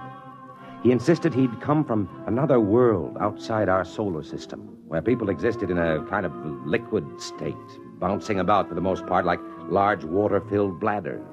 They were, however, capable of taking almost any shape their superior minds willed. They could flatten and drift about on the water, or they could inflate and rise in the air. As a matter of fact, they can even become facsimiles of other living things, taking on the shape and texture and coloration, a capability which adds greatly in their main function of traveling as missionaries of goodness among the peoples of the galaxy. Goodness, huh? Oh, yes. They're perfect as angels. All right. I've had enough. I asked for it. Nan, where are you going? Don't rush off. Well, I guess I know when I'm being kidded. Very funny, Mr. Ash. But I'm not kidding. Don't tell me that you're a missionary to Earth. Oh, no, I'm here because I was banished. Oh, sort of a fallen angel. Exactly. Look, Ash, it's too hot for games. If you don't want to explain what happened this afternoon, that's your privilege. But as you know, this story means a lot to me. And I did stick my neck out for you. One moment, my boy. Let me finish. You see, I'm a throwback. A what? A throwback, an atavism. They tried to reform me, but there was something rather fundamental about me, something rather evil. Then, of course, as a last resort, they put me into one of the machines, and they threw the switch. Oh, sure. They killed you. Look, I'm not in the mood for shaggy dog stories. They didn't kill me, exactly. It was sort of like water being scraped over the edge of a sharp rock. When I came to, I was drifting through space. And then, of course, much later, I landed on Earth. Oh, I've had many shapes through the years. Mainly people who've died. I find that's much more convenient. Yeah. Well, look, if you'll excuse me, I have to make a telephone call. I'll just go into the other room. I dare say you want to call the hospital. I'm not psychotic, really. I've got iced coffee. Oh, yes, you're just in time, Mrs. Potter. I think perhaps I'd better prove my story if you'll wait just a moment. You see, it's done by the generation of a high electrostatic field. Something like this. If you'll notice, my face begins to lose definition. It moves as if it had a life of its own. Now what? Ash, stop it! Ash! There. Well, that looks considerably younger, doesn't it? 30 years younger. 30 years just dropped away like... Listen, this story will set the whole country on its ear, with my byline on it. Oh, Ed, don't let him take you in. It's a trick. It's mass hypnotism or something. I saw it right here. So did you. I'll have an exclusive. Life will have to come to me for the story.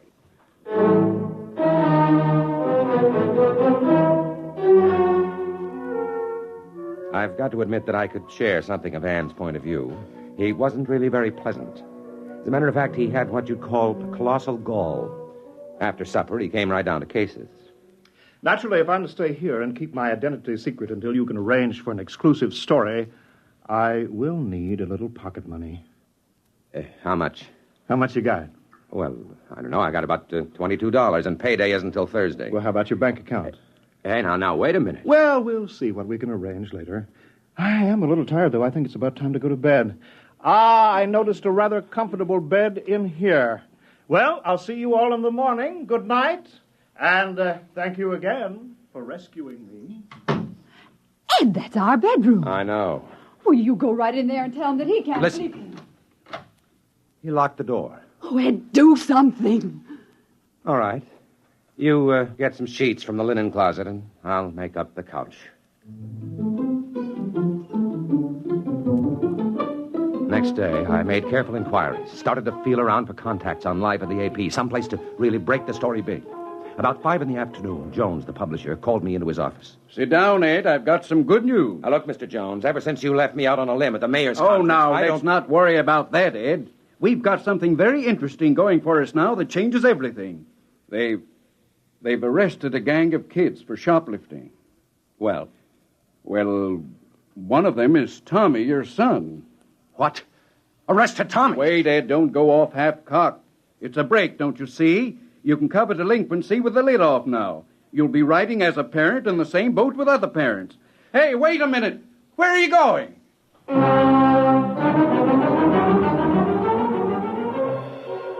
At the police station, I had the distinct feeling they'd been waiting for me.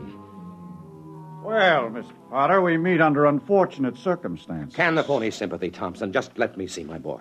We'd better have a little talk first about all those articles you're writing about the police force. I've got no talking to do. This is a lousy frame-up against me and the paper. Now, you get my son out here and do it fast. You don't understand, Mr. Potter. Your son is in trouble. He's been identified as leading a gang of kids who spent most of the morning shoplifting in the stores all over town. That's nonsense. How could my boy do anything like that? He's only 12. Who identified him anyway? The shopkeepers and the other members of the gang. You can see him, Mr. Potter, but I still think we'll want to have our little talk.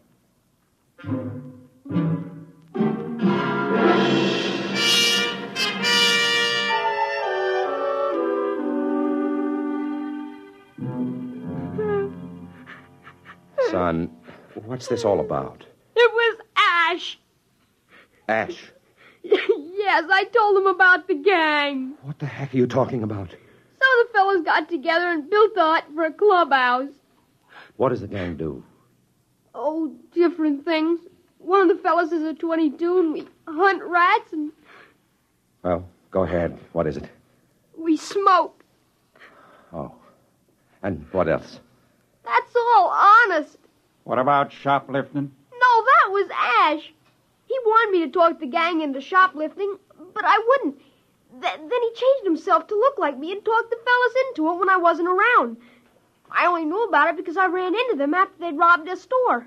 Who is this Ash he keeps talking about? Why, he's a man... Oh, never mind. Listen, the boy's beside himself because of all he's been through. Will you let me take him home with me? Of course, Mr. Potter, but the charges still hold. Don't forget to stop in and have our little talk before you report back to juvenile court.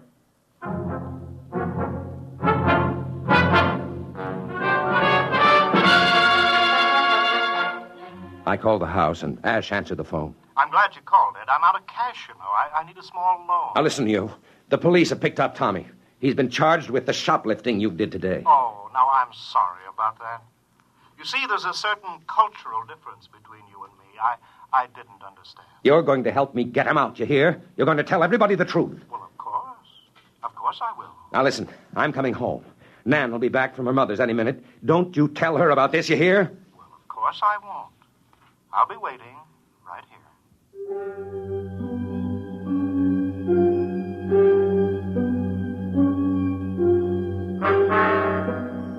I suppose I was a fool, but I still wanted that story. I wanted it so bad I could taste it. The exclusive account of an extraterrestrial being. Driving home, I had it all figured out. I'd bring Ash down to the police station. He'd tell the story, go through his changing act to convince him, and spring Tommy. I'd have my story already filed and beat everybody. In the meantime, I just hoped Nan wouldn't spoil everything alone with it. Alone with him. And then suddenly I let my foot come down on the accelerator like it was made out of lead. I pulled the car to a stop and sprinted up the driveway. Nan! Nan, where are you? They were both in the bedroom. Nan stood in the far corner with her back against the wall. Her shoulders were scratched and her lip cut. She held a heavy bookend, poised to strike at Ash, who was in front of her, moving stealthily forward. He turned as I came in, and I froze in amazement. I couldn't recognize him. And then, all at once, I realized I was looking at the spitting image of myself. Ed, I knew it wasn't you. I knew it wasn't you. Well, if you'll both excuse me, come back here. I'll get you. I'll get you. I bolted through the window and circled the house. I spotted him rushing down the street, and I caught him around the corner at the same spot where I'd first seen him. Let go of me! You've got this coming to you. You've got this coming to you. I slugged him, yet I knew it was useless the instant the blow landed. He felt just like sponge rubber, yet I kept hitting him. I didn't bother listening to his cries, even after he changed himself back to an old man. And then suddenly I felt a hand grab my shoulder and whirl me around, and a fist exploded in my eye. What's the matter with you? What do you think you're doing, beating up an old man like that? You no good hood. Am I out of... I searched desperately for an explanation. And then, abruptly, without having said a word. I reeled and stumbled down the street. Home to Nan.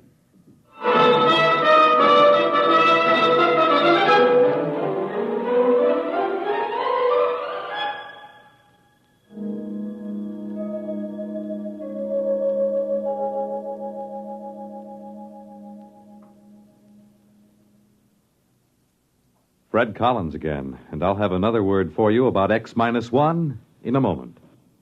Hi, this is Walter O'Keefe. You know, they say there's nothing new under the sun, and maybe that's true. But there is something new under the moon, and that's Nightline. In Nightline, we think we found the way to use the intimacy as well as the lightning-fast maneuverability of radio in an hour-and-a-half package of high-voltage, different entertainment. We found the way to make the airwaves your magic carpet to wherever big things are happening. Anywhere in the country, for that matter, anywhere in the world. Now, let's say that your favorite comedian is performing at a Las Vegas nightclub. He's packing them in, and you've really got to have connections to get a table. Well, Nightline is that connection, and your radio is your ringside table. More things than you'd believe are happening in the so-called still of the night, and Nightline is your line to exciting entertainment after dark. My feeling is Nightline marks a new era in nighttime entertainment. Tune us in every Tuesday, Wednesday, and Thursday, and you'll hear what I mean. You have just heard X-1, presented by the National Broadcasting Company in cooperation with Galaxy Science Fiction Magazine, which this month features Shadow World by Clifford D. Simak. Of all the upsetting phenomena, the most alarming was this. I had a little shadow that went in and out with me. It's in Galaxy Magazine, on your newsstand today. Tonight, X-1 has brought you The Scapegoat, written by Richard Maples and adapted for radio by Ernest Kenoy. Featured in our cast were Carl Weber as Ed, Wendell Holmes as the changeable Mr. Ash, Jane Amar as Nan, Bobby Alford as Tommy, Guy Rep as Mr. Jones, and Roger DeCoven as Thompson. This is Fred Collins. X-1 was directed by Kenneth McGregor and is an NBC Radio Network production.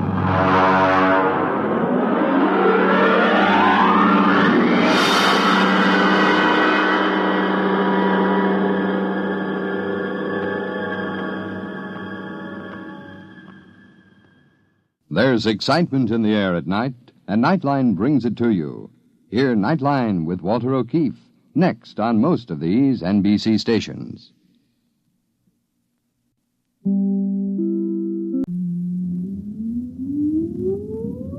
Countdown for blast-off. X-5, 4, 3, 2, X-1, fire.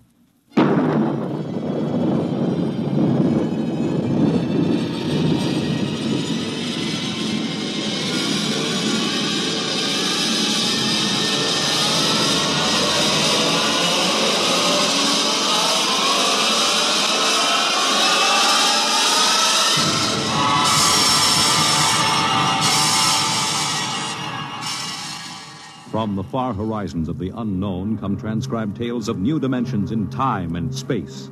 These are stories of the future, adventures in which you'll live in a million could-be years on 1,000 maybe worlds. The National Broadcasting Company, in cooperation with Street and Smith, publishers of astounding science fiction, presents X-1.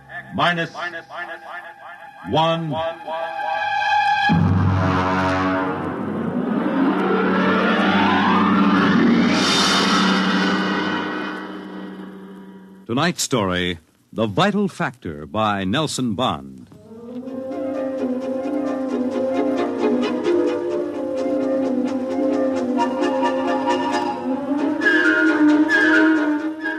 I doubt that anywhere on Earth there's a man or woman or a child who doesn't know the name Wayne Crowder.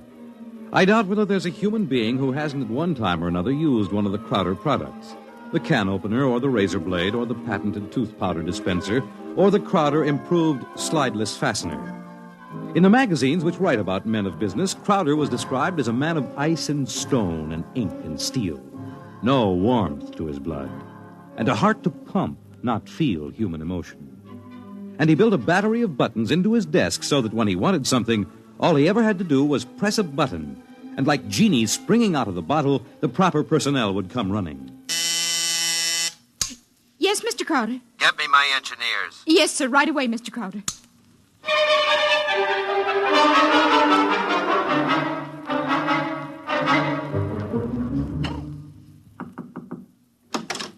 Here are your engineers, sir. All right, close the door and get out. Now, gentlemen, sit down. Gentlemen, I want you to build me a spaceship. A spaceship, sir? That's right. I've decided that I am going to be the man who gives space flight to mankind. Any questions? Sir, we can design such a ship. That part isn't too hard. Yes? But we've no way of providing the motor to power such a ship. When the ship's ready to fly, there'll be a motor. Sir, I don't like to contradict you, but you can't go ahead of the total technology of a historical period. It's like asking somebody in 1600 to build the internal combustion engine.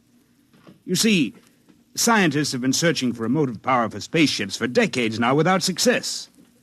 You'll have a ship, but we can't lift that ship from the Earth's surface. That is, not to the point of free flight at any rate. Mr. Crowder, you see you'll be spending millions of dollars, hundreds of millions perhaps, for nothing. What's your name? Phillips, sir. You're fired. Go down to the cashier and draw your pay and get out. What, sir? Get out. Nobody who works for me thinks of how much something costs. What? We use money. We don't let expense provide a rationalization for not beginning a project. All right, Phillips. I give you permission to leave. Right now.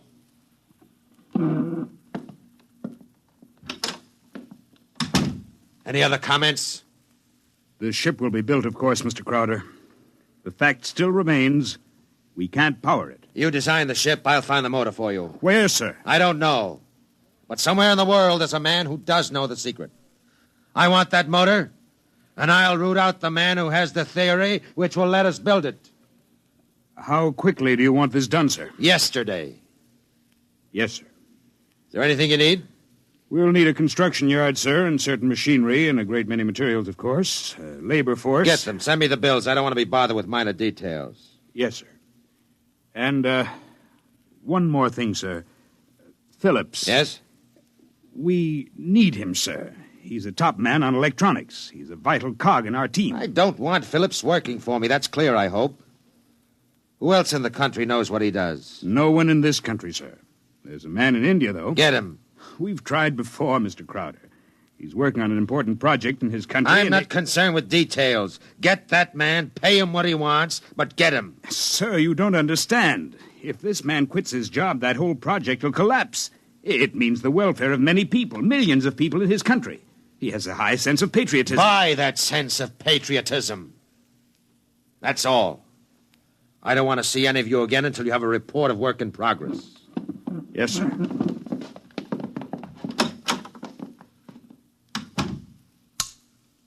Miss Holmes, there's a man named Phillips going to draw his pay. I want 2 company policemen to meet him at the cashier's office and escort him from there directly off the premises, and I want them to be emphatic about it. Yes, Mr. Crowder. And notify the newspapers, the television, and the radio networks, the periodicals, and the scientific journals that I'll receive the press in my office this afternoon at 3:30. I have an important announcement to make. Anyone not here at 3:30 will be barred, and the publication or company he represents will not be given any further information.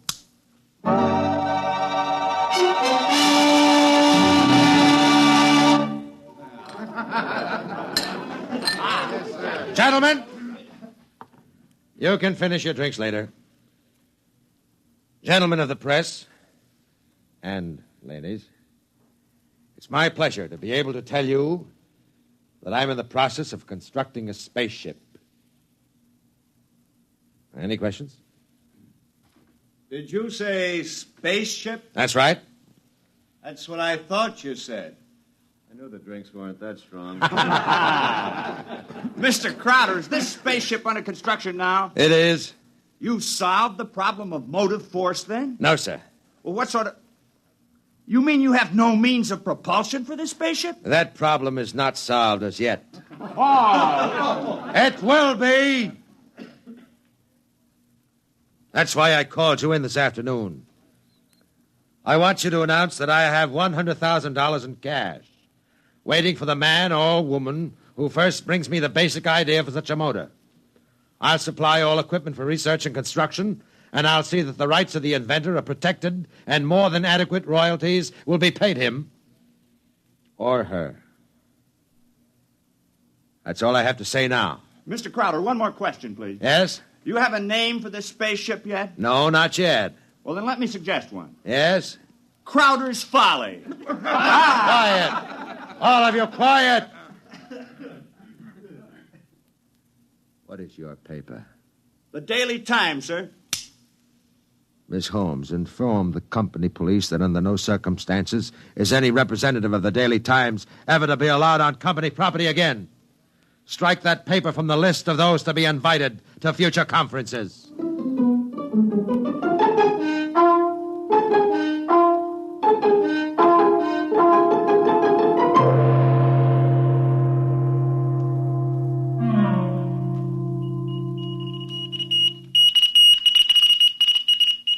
It was Crowder's Folly, but the word of what he wanted circulated to the far corners of the globe.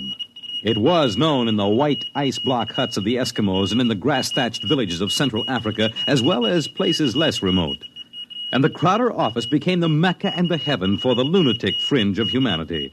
Their blueprints and scale models clogged its corridors. I told you I don't want these people in my office till they're screened. Now get out, get out!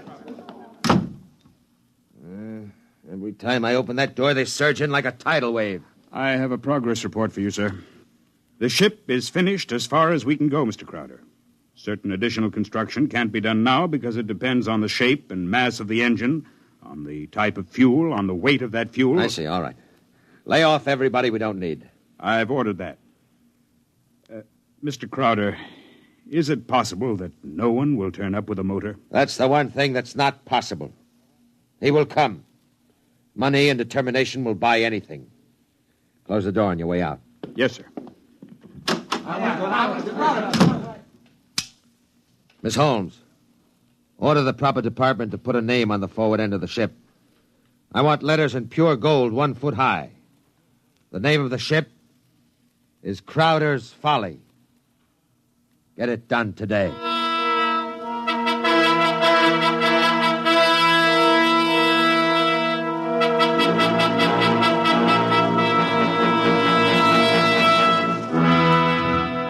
The sun came up in the morning, and the sun set at night, glinting rose on the silver sheen of the hollow ship's skin as it lay in the yard. The golden letters on the prows spelled out the fury of Crowder for the world to see. A staff of 50 were employed as time went on in taking rust preventative measures to ensure the ship's well-being. The staff of 50 worked in 3 shifts around the clock, armed with oil cans and grease cans and other containers and sprayers of preservatives. In a year, the first experiment seemed ready to bear fruit, and a test was held. The atomic fission motor.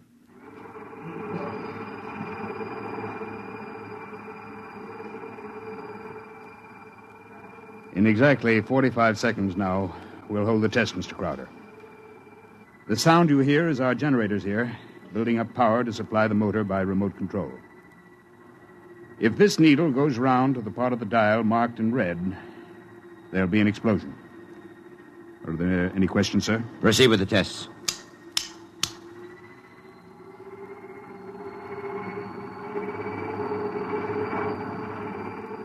Watch the needle, sir.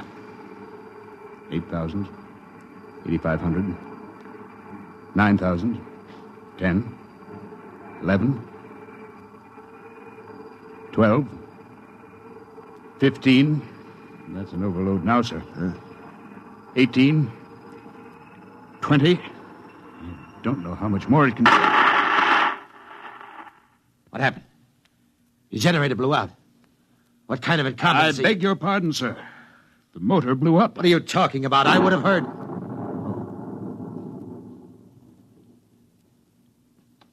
You see, sir, it takes a while for the vibrations of an explosion to travel 3 miles and then reach through 15 feet of concrete. I see. Well, there are other experiments in progress. Let me know when they're ready for testing. Yes, sir. Mr. Crowder, the inventor of that motor had to be right with it, of course, during the tests. He had a family. The fool knew what he was doing. He understood the danger. He was paid enough to be able to afford insurance. The cost of insurance on such a project was prohibitive, sir. Well, if his wife was thrifty, she saved out of what he earned this last year. His salary was relatively small, sir. Most of the money went for the research. He should have demanded an adequate salary. I haven't stinted on money. The fool failed. I have no further responsibility. Yes, sir. You want us to continue screening applicants? Of course. All right. Make a settlement on the widow. And don't turn anyone away if he seems to have the remotest possibility of success. I'm telling you, my man will come. Money and determination will buy anything. And strangely enough, Crowder was right. Because one day there came to his office a stranger, a small man. He looked even smaller in that tremendous room. He was an unusual visitor in that he carried no briefcase fat with blueprints or formulae. He was unusual in that he neither blustered, cowered, nor deferred to his host.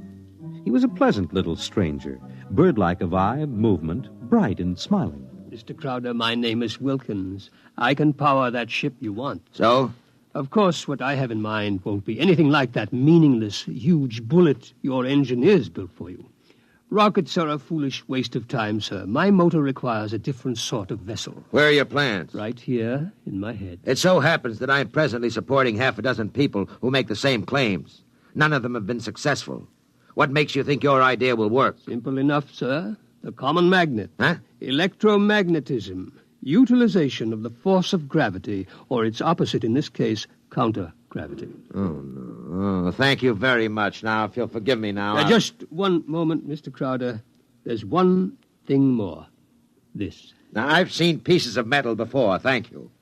How high from your desk would you say that I'm holding it? I'm very sorry, Mr. Wilkins. Now, do you want to leave or do you want to be escorted out? Now, this will only take a second, sir. How high from your desk would you say that I'm holding this piece of metal? 1.5 feet, I'd say. And if I let go, then in less than a second, a fraction of a second, it should fall to your desk. Now, look, I don't want the surface of that desk marred. What will it be? You see, I have let go of the metal, is that right? Good Lord. Many seconds ago, it should have crashed to the desk, am I right? Well, this is incredible. Well, if you want to speak to me anymore, I'll be right outside. But it hasn't fallen. That's right, sir. It hasn't fallen. It floats in the air. That's right, sir. It floats in the air. How do you do it? Why don't you call your engineers and ask them? I'll wait outside. Miss Holmes, get me my engineers. Immediately.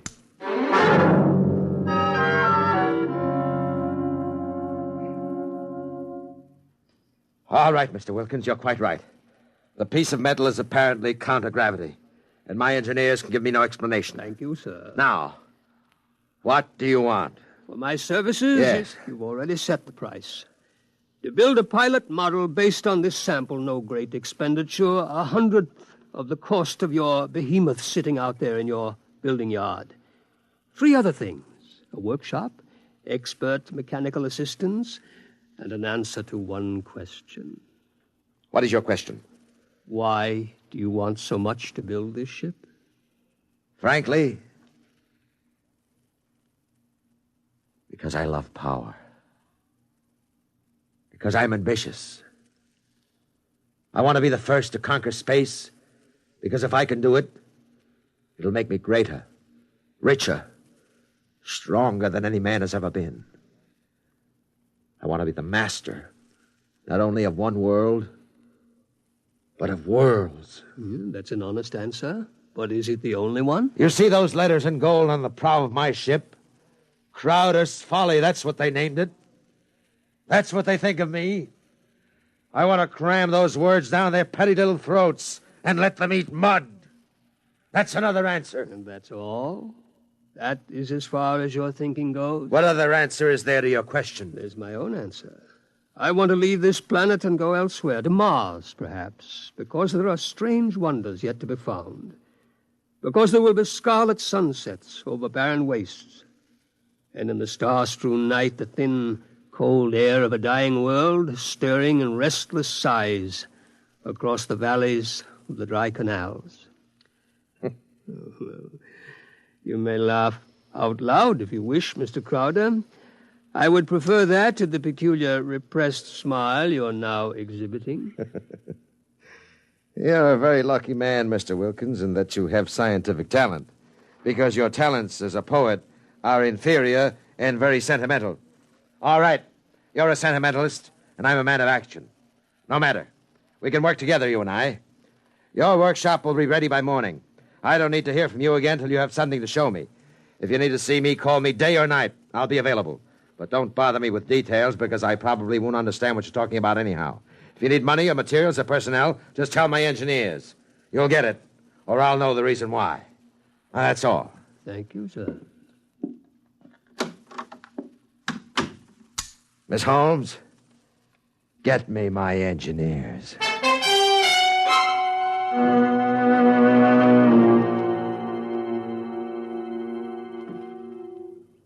Yes, Mr. Crowder? We have 50 men working on preserving that useless hulk out there in the construction yards. Lay them off. The ship will deteriorate if we do that, sir. Let it rot. Lay them off. Yes, sir. How many other employees are still working for us on the project? About 3,000, sir, including the people working on experimental motors. Get rid of them. Sir? Get rid of them. Mr. Crowder, I never thought you'd drop this project. You were so adamant I'm not dropping anything but deadwood. You saw what Wilkins had to offer. He's my man. And the rest is junk and nonsense. Mr. Crowder, he might fail. We ought to have a minimum of protection against... I say he won't fail. I know the goods when I see it. The rest is nonsense. Several of the experimenters were making much greater progress than I thought was possible. There are great opportunities there. I'm not interested. Not only in the field of spaceships, sir. One man has a motor no bigger than a football, which will drive an automobile 24 hours on 4 cents worth of fuel. It's almost finished, sir. Not interested. It will be of great benefit to mankind, sir. Your name will go down... My name will go down in history for this spaceship. The profits in such a motor, sir. I have more money now than I even know how to count. And when I make my space flight, I'll have more than that. Yes, sir. You just lay everybody off that isn't needed. Give them 2 weeks' pay and my thanks for a thankless job well done. And that's all. Yes, sir. I'll get it done, sir. Oh, one more thing. There's no need to let the folly rot. Dismantle it. Sell the basic materials we don't need. Salvage whatever will be useful to us. That's all. A year's work. Yes. In 10 years or 20 years, and I do the same thing. That's why you're an engineer, and I'm an executive. That's why you work for me. Because when I have to, I can be ruthless with my own mistakes. When a thing has lost its usefulness to me, I get rid of it. Well? I was just thinking, Mr. Crowder, what would happen to me if my usefulness to you were over? I've worked for you 20 years now. Just don't give me any occasion to consider your usefulness terminated. That oughtn't to be too hard. What? Nothing, sir. I'll make the arrangements at once.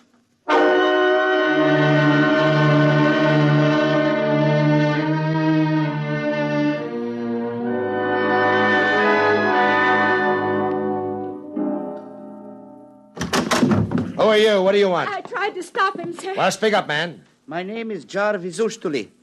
I'm an electronics expert. Oh, yes, I remember. You're the Indian. Come in, come in. But do you want me, sir? I can never... Never mind, Miss Holmes. Just stay outside. Close the door behind you. Sit down, Miss Ustuli. Thank you, no. I want to give you a gift before I leave. Oh? You leaving? I thought we still needed you. I resigned. Sorry to hear that. I'm told you're a good man. I want you to understand what's behind this gift. Huh? I was working on a power project in my country which would have meant a tremendous rise in the standard of living for millions of my people. I was unable to resist the money you offered. Well, had you resisted, even more money would have been forthcoming. I placed no limit on your worth to me. I understand.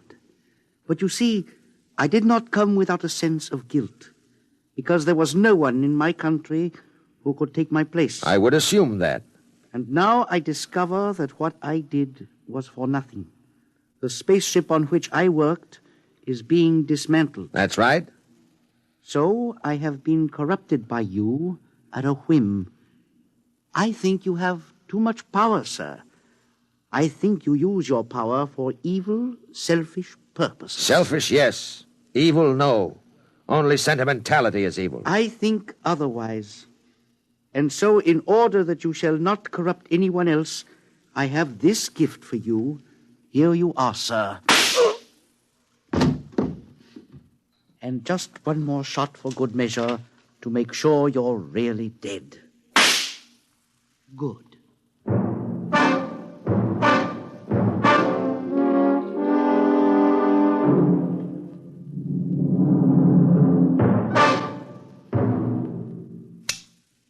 Miss Holmes, there's a man on his way out by the name of Jarb. He's usually an engineer. He's not to be molested. He probably won't stop at the cashier, so I want a check for 6 months' salary in advance mailed to his home address. The man showed a certain quality of ruthlessness which is deserving of recognition. Oh, and have the chief of the company police bring me a new bulletproof vest. This one seems to have been dented in a couple of places.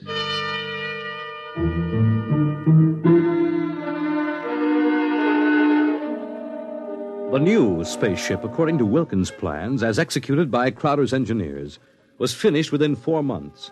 It was small, it was shaped like a disc. It gleamed brightly even in the smoky haze of an October sunset. Inside, Crowder and Mr. Wilkins, in a small cubicle at the heart of the machine, sat surrounded by many instruments of a complicated nature. Outside, huge crowds gathered to witness the test.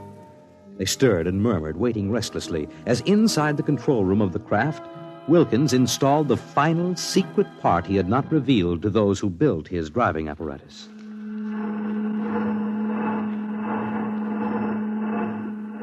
Well, Wilkins, what's holding us up? Nothing new. Oh, sentiment, perhaps? A wish to look once more on Earth's familiar scenes? There. Now the screening is removed. Look at the people out there. Never mind looking out there. Let's leave that thing closed. You're a sentimental fool. Or are you afraid? Or did you decide at the last minute that your invention would work? It will work. Sit down, Mr. Crowder. Thank you.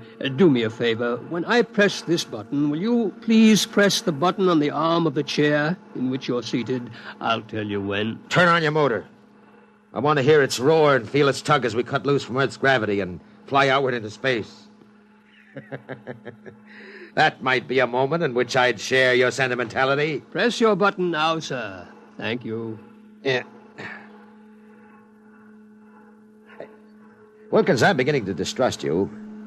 If this is all a hoax, when are we going to take off? You said at 5 sharp, and it's 2 minutes after 5 now. Well, do we move or don't we? Mr. Crowder, we're already moving. The button you pushed was to nullify the effects of acceleration. If you don't mind, sir, I'd like to open the screen again. Now, if you care to look, see for yourself.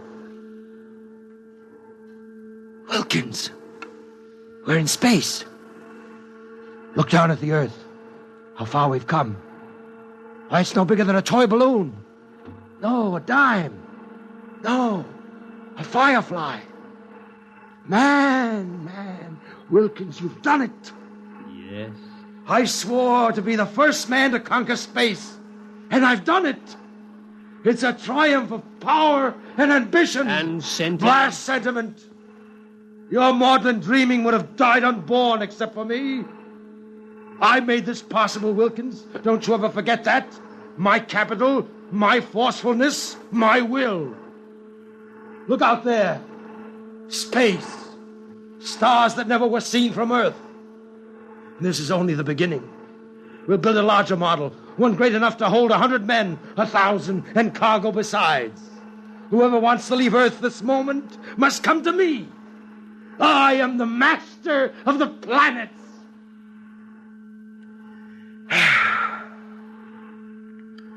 All right, Wilkins.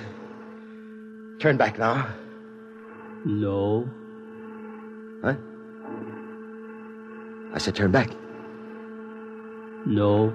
Well, we've proved the ship can fly now. Now turn back.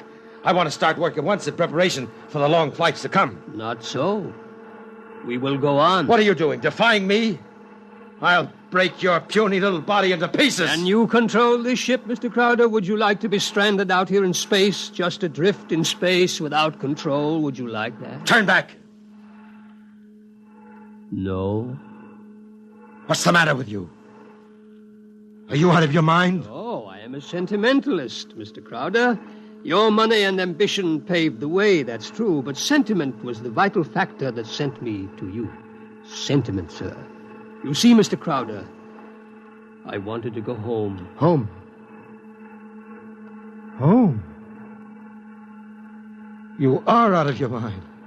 You will forgive me if I remove these primitive clothes? Who are you? Oh, it's all right, Mr. Crowder.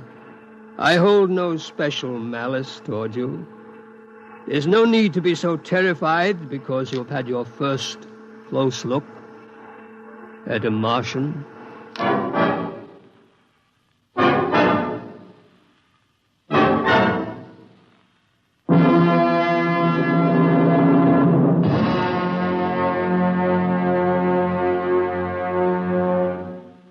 You have just heard X-1 presented by the National Broadcasting Company in cooperation with Street and Smith, publishers of astounding science fiction.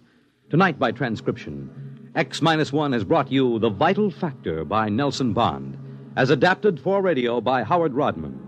Featured in the cast were Joe DeSantis, Guy Sorrell, John McGovern, Grant Richards, Louis Van Ruten, Richard Hamilton, and Florence Williams. Your announcer, Fred Collins. X-1 was directed by Daniel Sutter and is an NBC Radio Network production.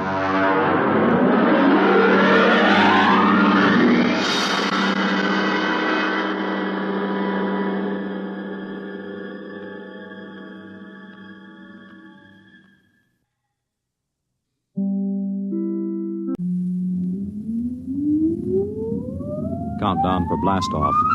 X-5, 4, 3, 2, X-1, fire.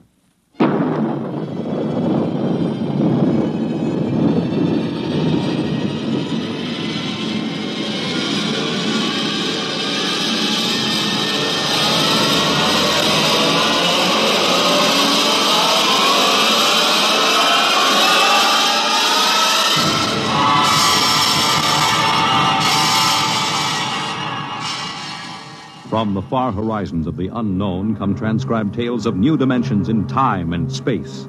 These are stories of the future, adventures in which you'll live in a million could-be years on 1,000 maybe worlds.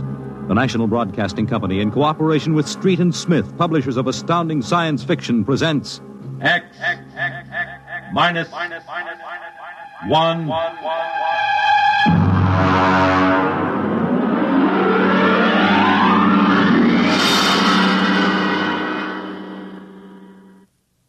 Tonight's story, Nightfall by Isaac Asimov.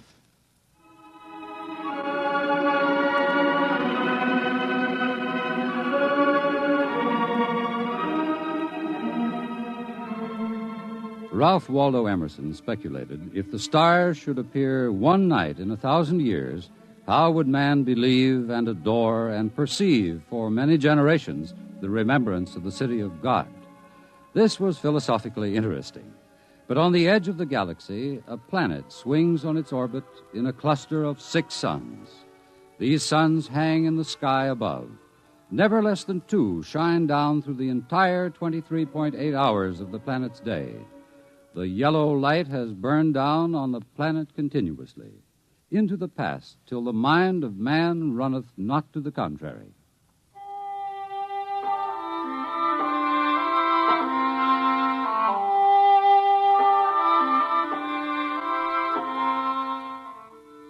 Theremin was a reporter for the Sarro City Chronicle. He covered them all, from the night police beat to politics to the sports pages, and the city editor wanted him to cover the biggest story of the year, perhaps of all time. It was an interview, a particularly difficult interview. But then, since his first days as a cub, Theremin had specialized in difficult interviews. It cost him bruises, black eyes, and broken bones, but it had gotten him an ample supply of coolness and self-confidence. He didn't expect violence, though, from an astronomer. You're from that newspaper? Well, you got a lot of gall coming here. Well, now, look, Dr. Aton, it's only a job. I've read your paper. You've been writing this observatory for 2 months now. You've attacked me personally. I have nothing to say to you. Well, this is your chance to get your side into the paper. Look, Dr. Aton, I'll give it to you straight. 2 months ago, the observatory issued a press statement that the world was coming to an end. Now, that's the same story the cult of the Book of Revelations had been preaching. Now, when a scientist backs that up, it's news. Our conclusions have nothing to do with the cult. The cult is full of superstition and mysticism. We're scientists. You've got the people pretty angry. It doesn't matter. If I can't get the story from you, I'll have to go somewhere else. Go ahead. The paper can be pretty rough on someone who doesn't cooperate, Dr. Aton. Young man, if you're not out of the observatory within 5 minutes, I shall call the police. Now get out.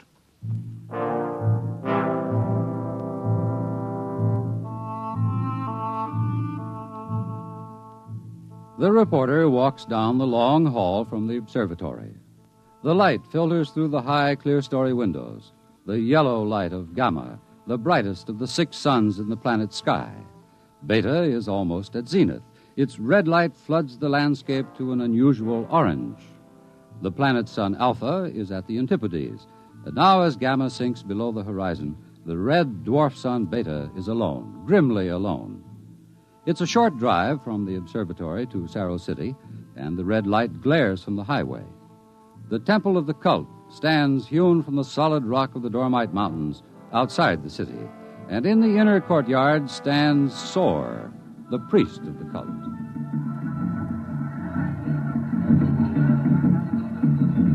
Woe to the unbelievers! Their souls will rot with the absence of light. Tell me, Your Reverence, what will happen? What are you waiting for here? The day of the coming. It is written in the Book of Revelations. It came to pass the sun Beta was alone in the sky, and the world was shrunken and cold, and men did assemble in the public squares and highways. Their minds were troubled, and their speech confused, for the souls of men awaited the coming of the stars. And the lip of the cave of darkness passed the edge of Beta, and loud were the cries of men, and there was no light on the surface of the world. And in this blackness there appeared the stars in countless numbers, and in that moment the souls of men departed from them, and their abandoned bodies became even as beasts.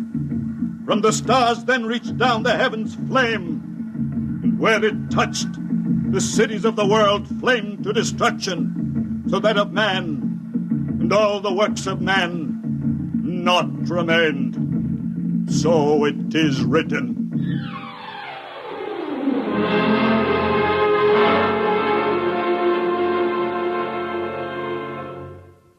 Dr. Sharon, you're the only scientist I could find in the city.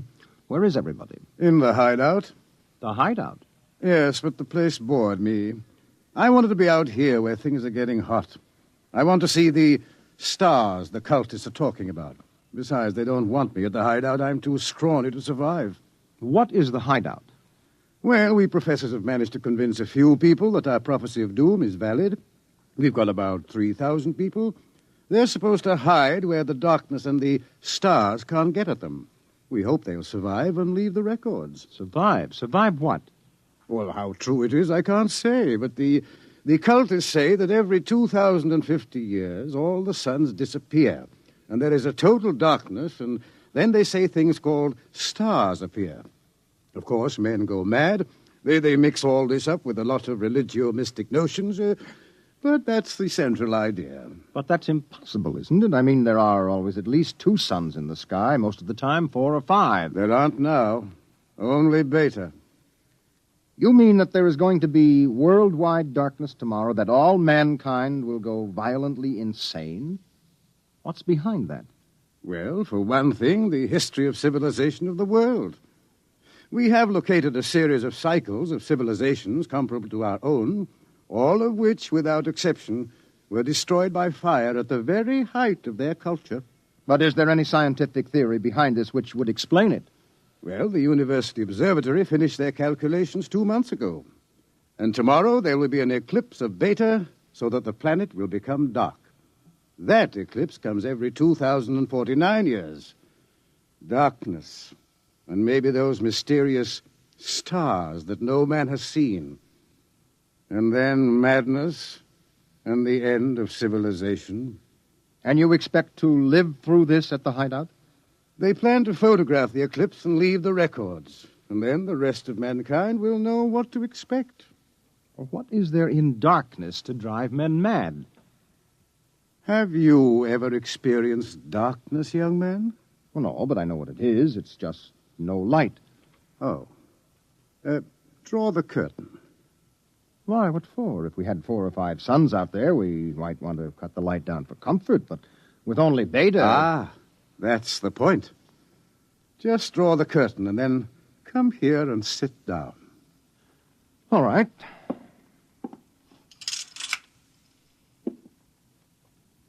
I can't see you. Feel your way. But I can't see you. I can't see anything. Do you like it? Oh, it's awful. The walls seem... They seem to be closing in on me. I keep wanting to push them away. All right. Draw the curtain back again.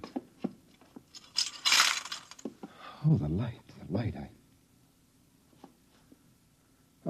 Do you have a drink? Right here. Now, that was just a dark room. Yes, but it wasn't really so bad. You're afraid? Just darkness could do that?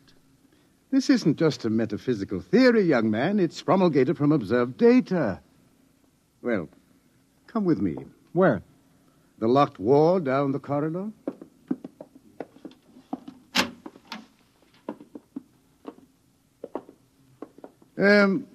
Were you at the Sarah City Centennial Exposition 2 years ago? I was overseas on assignment. Well, you remember hearing about the tunnel of mystery that broke all records in the amusement area? Oh, yes. Wasn't there some fuss about that? The Anti-Vice Society had it shut down. Oh, it was shut down, all right. But the Blue Noses had nothing to do with it. That tunnel was nothing but a mile-long passage through darkness. You rode in a little car, and it took 15 minutes to get through. Oh, it was very popular while it lasted. Popular? Well, there's a fascination to be frightened when it's part of a game. Absence of light is one of the instinctive human fears. People came out of that 15 minutes of darkness shaking and half dead with fear. Weren't there some deaths? Oh, bad hearts, but that wasn't the big danger. Now, which key is this? Ah.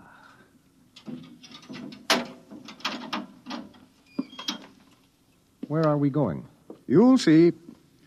No, the heart attacks were actually good for business, but there was something else. Here, I'll show you. I want you to see somebody.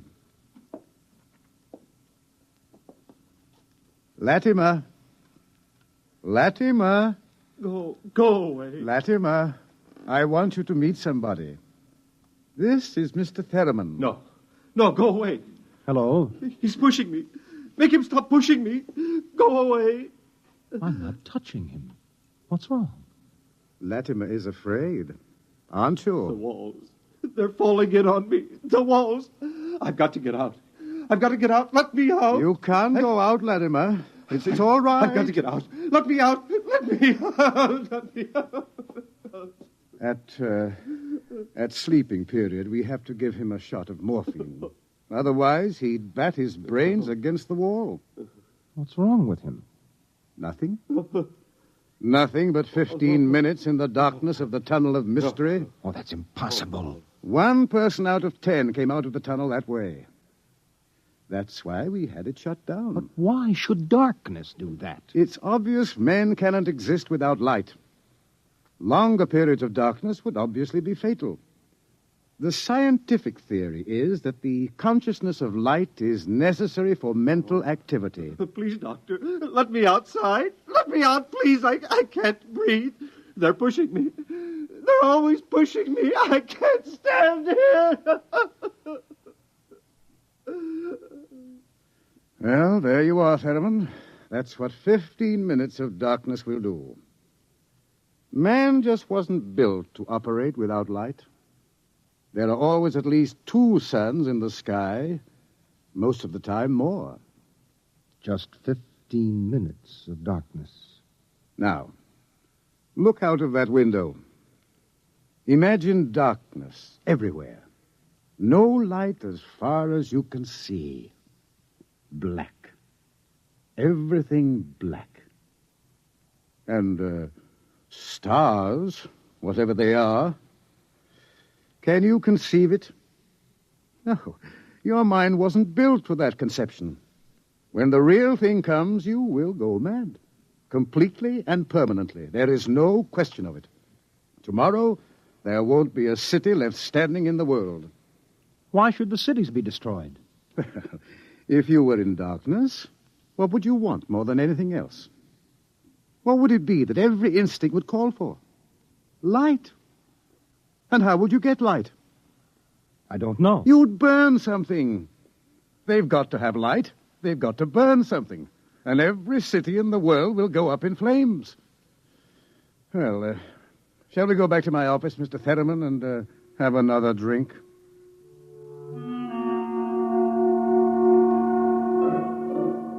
Through the skies, the red sun Beta shines alone.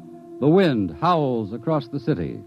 It is cold, colder than man can remember. And as the hour approaches, the reporter goes out and speaks to the man in the street. Excuse me, where are you going now? Home for supper. How about, what are you going to do tonight? Oh, you mean about this star stuff? Look, I'll tell you, mister, I got nothing against religion, see? But it don't stand to reason that the end of the world is going to come boom like that. It just don't stand to reason. Have you read what the scientists say? I don't read stuff like that, only the headlines. Well, how about the cult? Well, now, like I say, I've got nothing against religion. But you don't believe them either. They've always been shouting about doom and sin. Listen, when you've been around as long as I have, you get to know the score. It's all right to preach Judgment Day is coming and